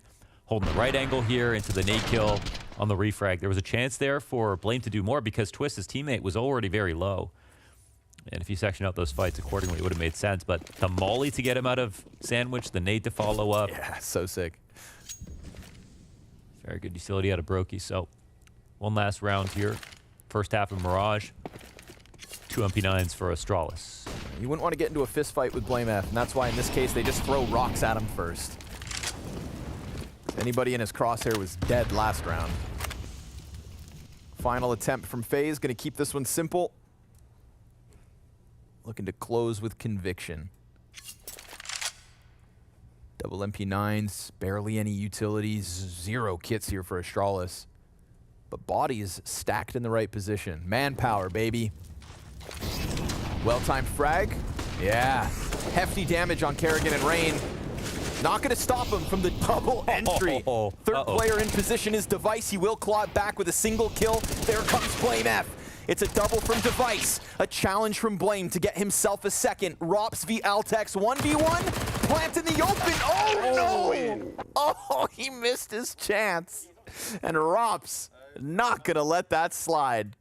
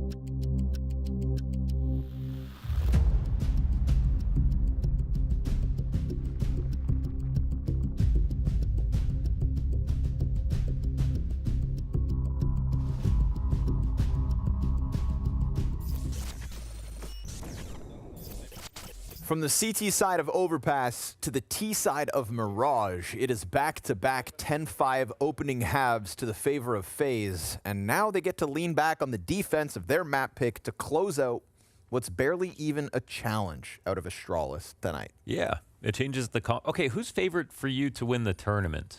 Who's favorite? Let's go top 3. Heroic, Vitality. Vitality. Well, if you had asked me that question at the start of the event. If I'm asking you right now. Oh, right now, I would say Astralis, excuse me. Go for it, never mind. Heroic, FaZe, G2. Rain's gonna win. Rain's got himself a triple before he finally goes down. Brokey's gonna lock in number 4. Glaive's a dead man. Twists has ended this. And FaZe are having a field day. Okay. Now that the chaos is settled, anything? I would say Heroic, G2, FaZe, in that order. Heroic, G2, FaZe. Very fair. Very fair. Or Heroic, FaZe, G2, in that order. Okay. Yeah, very fair. before this event started, I think this is like the least clear I've ever been on who is supposed to win an event. Okay. And then it was, I think Vitality was one just because they were actually consistent in the last 2 events, into them losing to Imperial and then throwing it all into disarray once again, making it as unclear as ever. Oh, it's another example of, ooh, Rops. Yeah, they thought that he was alone, but where Rops goes, Brokey is with him. And where Brokey goes, Twists is with him. And then it's Rain. And then it's Kerrigan. And soon it's 16. We talked, I brought this up in the first half, but I didn't actually get to end my point. We were talking about how at the end of a major, that should be the end of the season. The last event of every season should be the major. Yeah. It's just better. We go into the player break. Just go into a break. We also mentioned, we had this quick chat, which I think is a very interesting conversation that you guys at home should also think about, is what if Counter-Strike just had an actual like roster change period? Yeah. Where at the end of a season, all roster changes had to occur within 2 weeks. This is a live round, so hold your horses, because it happens so fast that we've already got Glaive nearly dead alongside Device, and Blame F's already on the sidelines. Call it 13, Chief. It's toast. But yes, a dedicated period of time where all roster changes should happen would be such a sick thing to allow people in the community to process all the changes, to stay up to date with all the changes, so that free agents also had more certainty throughout the year. And, you know, maybe do 2 or 3 a year. But it would be really cool, I think. Content could be created around it all. You know, it'd be a very hype 2-week period. Absolutely. You think about like roster, you know, like draft season or yeah, like you know, right now, real I never sport know when to thing. make the video. Yeah. Like, when's the last one coming in? There's always something else, another one coming. So yeah, that would be cool. Life's so hard. Yeah, it's kind of like we want to create structure within this chaotic schedule. Yes. Not too much, because we do have like a lot of tournaments, and that's also part of the fun. Counter-Strike, you know, we are the Wild West. Yeah, we don't want to change like too much or anything, but those would be a cool couple of changes. But that would also mean only 1 break this year, because there are no more majors. Yeah, very true. So, teams like Astralis also are thankful to be able to play events like Washington right now, because you know, they didn't get a voice at the major. They had an overall strugglesome spring, though it started to trend better. Yeah. Back-to-back NA lands. Like imagine a 24/7 HLTV live stream reporting all roster shuffles and rumors during that period, you know? Yeah, I mean, Chad already doesn't sleep. So. Exactly. Get them online. Mental health? Not in roster shuffle season. No. Mental health? Not after 11 rounds straight. Something like that. FaZe dominating. Mans can't even run up catwalk and get away with it. Kerrigan and Brokey opening kill. I mean, maybe I sound like I'm writing this one off. Ooh. Maybe Device has heard it. So he decides to try to change this on his own. The Deagle finds its home. That is the highlight of Device so far in this series. But it comes at 5-13, map 2. On a half buy. And the round's still not over. But he is. He's alive and kicking. Down to 38. Nope, not even. All right, 14th queued up for FaZe. 2 away from the 4th consecutive 2-0 start on the opening day of Washington. Device got killed by knife twice in one series, has worst overpass game in history, plus a day of 4 best of 3s and 4 2-0s potentially. What's happening? Honestly, it could be Judgment Day tomorrow. You know? The apocalypse. The skies are orange. Yeah. Freya's in New York, and I thought she was on the surface of... Freya went on vacation to New York. Right now. So sorry, Freya. You deserve the world. And instead, it's on fire. It's unlucky, but it's just funny because it happened to Freya. That's something we can all appreciate. Here we have another chance. 3 towards top mid, 1 dead already. Glaive gets clipped through smoke. Ooh, but Buzz has got himself a chance here. That's going to be Kerrigan caught off. You can tell that we're just starting to get into like the frantic fights of Astralis, right? The caged animal is just thrashing around. Like some kind of honey badger or a Tasmanian devil or a wildebeest. Those are good picks. Shark. They do thrash. Mm-hmm. Spider monkey. That just made me think of Maui snake. I don't know why. It's the way he trots. I learned recently that orcas are pretty mean. Orcs? Yeah. Orcas. Oh, orcas. Oh. Both, honestly. Is that like a hobgoblin or? No, like orca whales. Oh, of course. Yeah.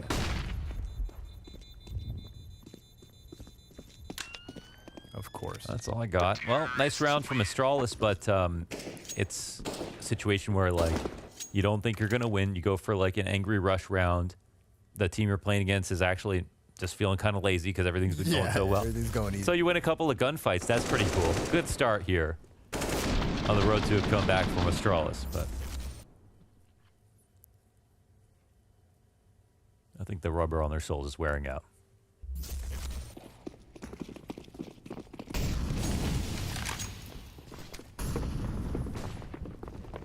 Oh, well, Rain's alone for... Yeah, he's ready for this. Yep. Here we go. The ramp hit also coming through. Ooh, firebox. Doesn't come out with a kill. Altex will clear him out. We got Brokey over the stairs. Little gap on the smoke by the looks of it. You know Brokey loves to challenge those.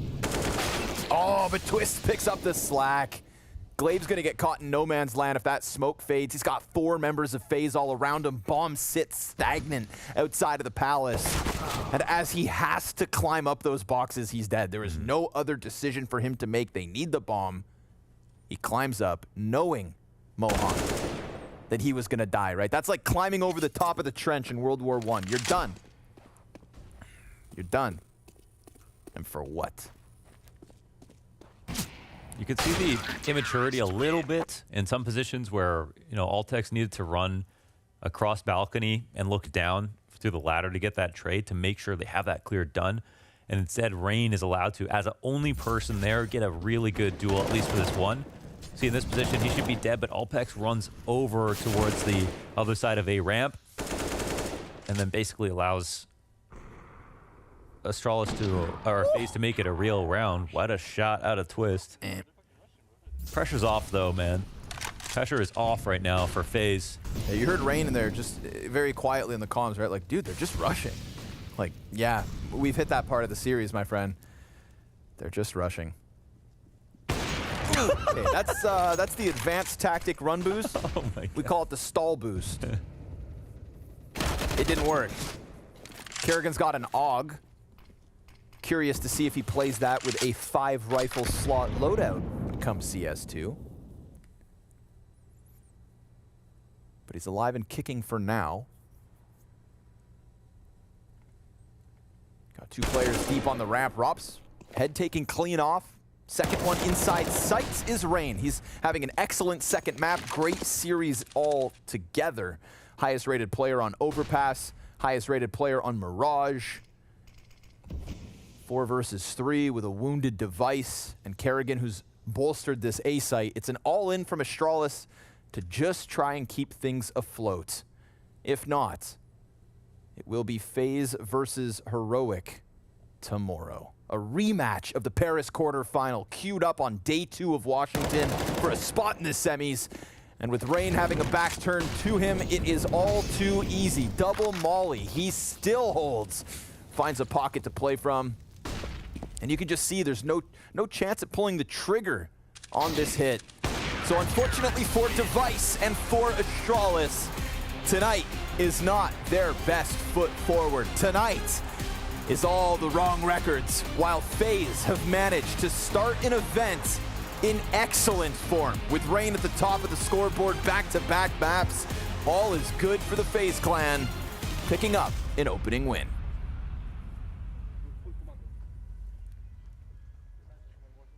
all is good for the FaZe clan. It really just doesn't get much better than that. An absolute slaughter, 2-0 stomping, real drubbing. I don't really know that there's another way to put that. That was FaZe's from start to finish. It felt like full control at every step of the way. Yeah, on both maps as well. Yeah. I mean, Mirage in particular, there was a little bit of a hiccup there. Like, it got tied up, I think, at like 5-5 or something like that. But from there on, yeah, it was all FaZe. That was an incredible performance. And you got a little bit of everything that would make FaZe a scary team on a map like Mirage. You had, Rops playing over in halls really, really well. You had Kerrigan on the T side making those hyper-aggressive plays. We saw Twist and like Khan and Middle get that one super big impact kill out towards, Catwalk to protect his team moving in. You got all the pieces. So that's a very difficult phase for anyone to handle, much less, Astralis with a relatively young / new lineup. I mean, you also have some of those great moments where you have like a Kerrigan pushing all the way through. You have Rain looking like Rain always does, this just stoic presence, constantly bringing it through. I think you instantly have to be elevating FaZe to be a very serious contender to take the title here at the Blast. Sure, why not? Why wouldn't you? And especially with, we know the level they can play at, right? And then you add in just like the individual level that we saw all these players at today, and that's actually like a disgustingly strong FaZe. And kind of like how they commented on, we touched on, I think, previously as well. Normally we're talking about FaZe kind of slowly building up into an event to peak at the right moment, and this is like a giant exclamation point to start DC. It almost feels a little off-putting, right? I know Maui's built them up as the ultimate procrastinators at times, and now they're getting ahead on the assignments. What's How's up, it baby? going, man? Right over here, this bad boy. Hop onto that headset. Yeah, I'll shift heck of a day one, man. Yeah. All right, can you hear me? Yeah, we got you. Yeah, what's Loud up, and clear. guys? Hey, man. Yeah, good start for once. Yeah, does it feel a lot different? We were just talking about that. No procrastination. Getting started early here. Huh? Yeah, good start. Clean game as well, so it's been a while. We heard in Dallas, like, all the talk was like, simplifying kind of like prep and coming into games and everything like that. Is this just like the product of like that kind of extension? Like, you guys still just kind of chilling, a little bit more laid back coming into matches? Yeah, I think we've been overthinking quite a lot of stuff recently. Sure. I think Kerrigan and Robin has a different approach right now. They still do some prep work, of course, and we get papers. We can choose to look at it or choose to just play on feeling, right? But it's kind of like whatever you guys need to get individually in the right place. Yeah, I think it's as long as we've hit an individual form, like a good one, then we should be good. Cool. I have to ask, do you read the paper? No, not today. I guess maybe you should stop reading the papers. Yeah, I guess so. It looked pretty dang good. I mean, look, talking about Astralis, right, your opponent, we kind of got excited for them after Dallas, but looking back on it, maybe it wasn't the strongest of runs that they had. And I mean, I think you guys have just demonstrated nicely in the server that, well, I guess the question's to you. Is Astralis an opponent to be feared right now? Yeah, I think what they did in Dallas shows that, right? Of course, in Dallas, you had Device going 140 rating over the event, so it can be a little bit hard if he doesn't do that. I think we shut him down pretty good today, especially on overpass, so I think we had a good game plan for it. Now, you may not have read the paper, but do you know if that was the game plan? Shut down Device, put the pressure on him, and see if he can hold up? No, I think on seeds at overpass, it's just me and Brookie. We know how they play. We played them in practice, and they smashed us on overpass in practice, so we kind of knew how they played, and we went off that. What's kind of the you guys obviously haven't talked about it yet, but just your initial impressions? Heroic tomorrow, kind of a throwback to the Paris major and everything. Are you feeling out for blood, or is it still kind of like, all right, let's get our sea legs underneath us? No, I think we all want some revenge. They've been beating us the last 3 best of 3s. I think we played them. Yeah, they got your number. Yeah, so we gotta show up a good fight and a win tomorrow. Cool. I like it. I like that very much so. And obviously, a win tomorrow puts you in pretty good position as we look towards the final days of the event. What are you doing for your break? Going on vacation? Oh, there you go. Yeah, I'm going to Punta Cana. Hell yeah. Yeah, relax with the baby.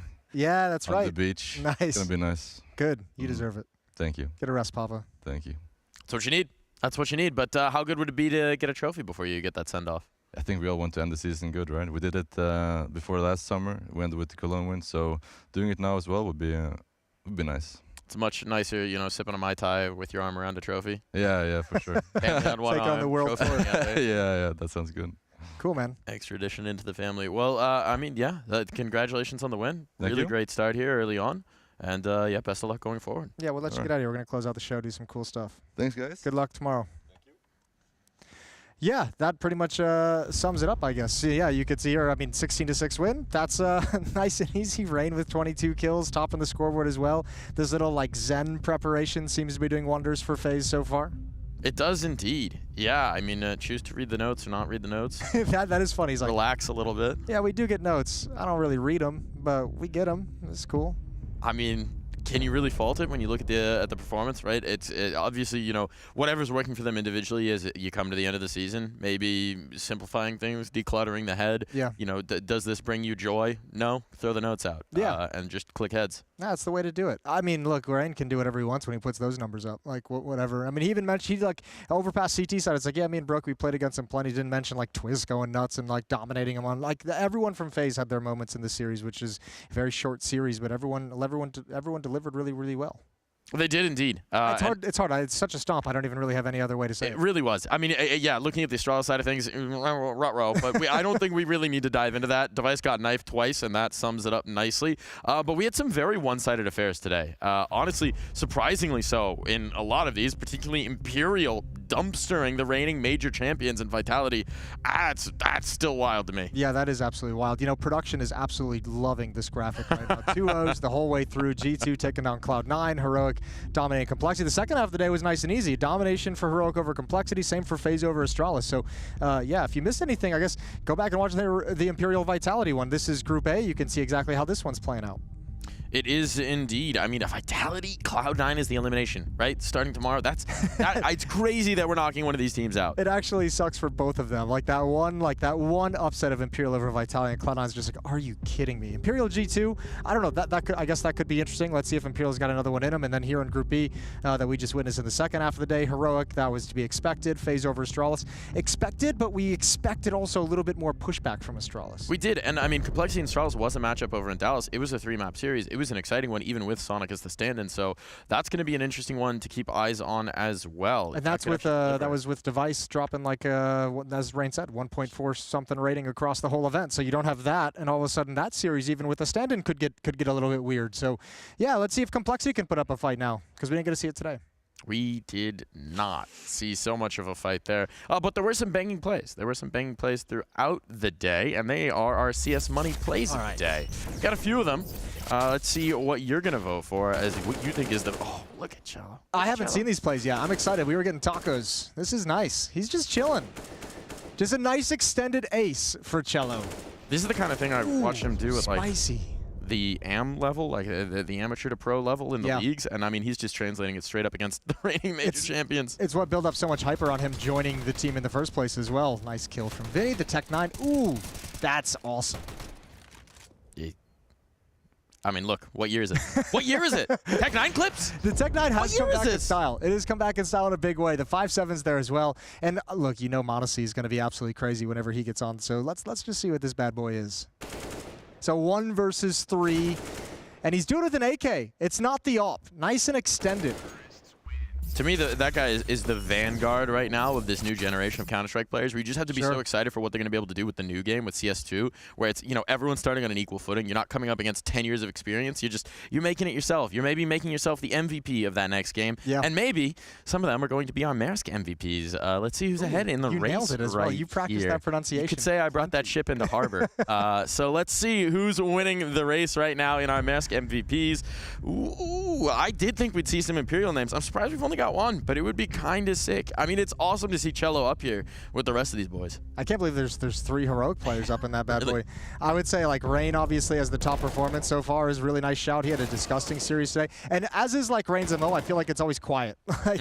When you look at this team, you see, like, that trio of, like, Rops, Twist, and Brokey, and those are, like, the loud players, and Rain is just constantly getting his. So, sick to see him at the top of all this time. What, like a 1.52 rating or something today, I think I saw?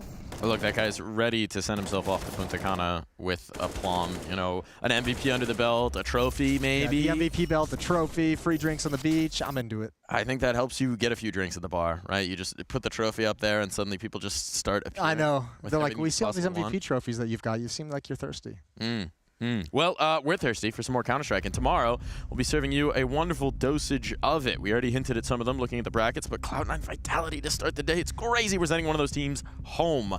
G2 Imperial as our winners match from that group, and then headed into Group B. Astralis Complexity. I think that's going to be a banger. And FaZe Heroic to wrap the day. Can you say fireworks? Yeah, I mean, that Cloud9 Vitality is like better than a cup of coffee. That'll wake you up right away at 10 a.m. And then FaZe Heroic to close it out. I love both of those matches, actually. actually. I really do. It's a little early for the 4th of July, but I think we're going to be getting fireworks Bring the hot dogs tomorrow, folks. So get out the grill, get the hot dogs, Hell yeah. get the tiny flags, sparklers, what have you. It's going to be a whole lot of fun here. You're not going to want to miss it tomorrow when we continue the Blast Premier Spring Final. We'll see you there. Don't miss it.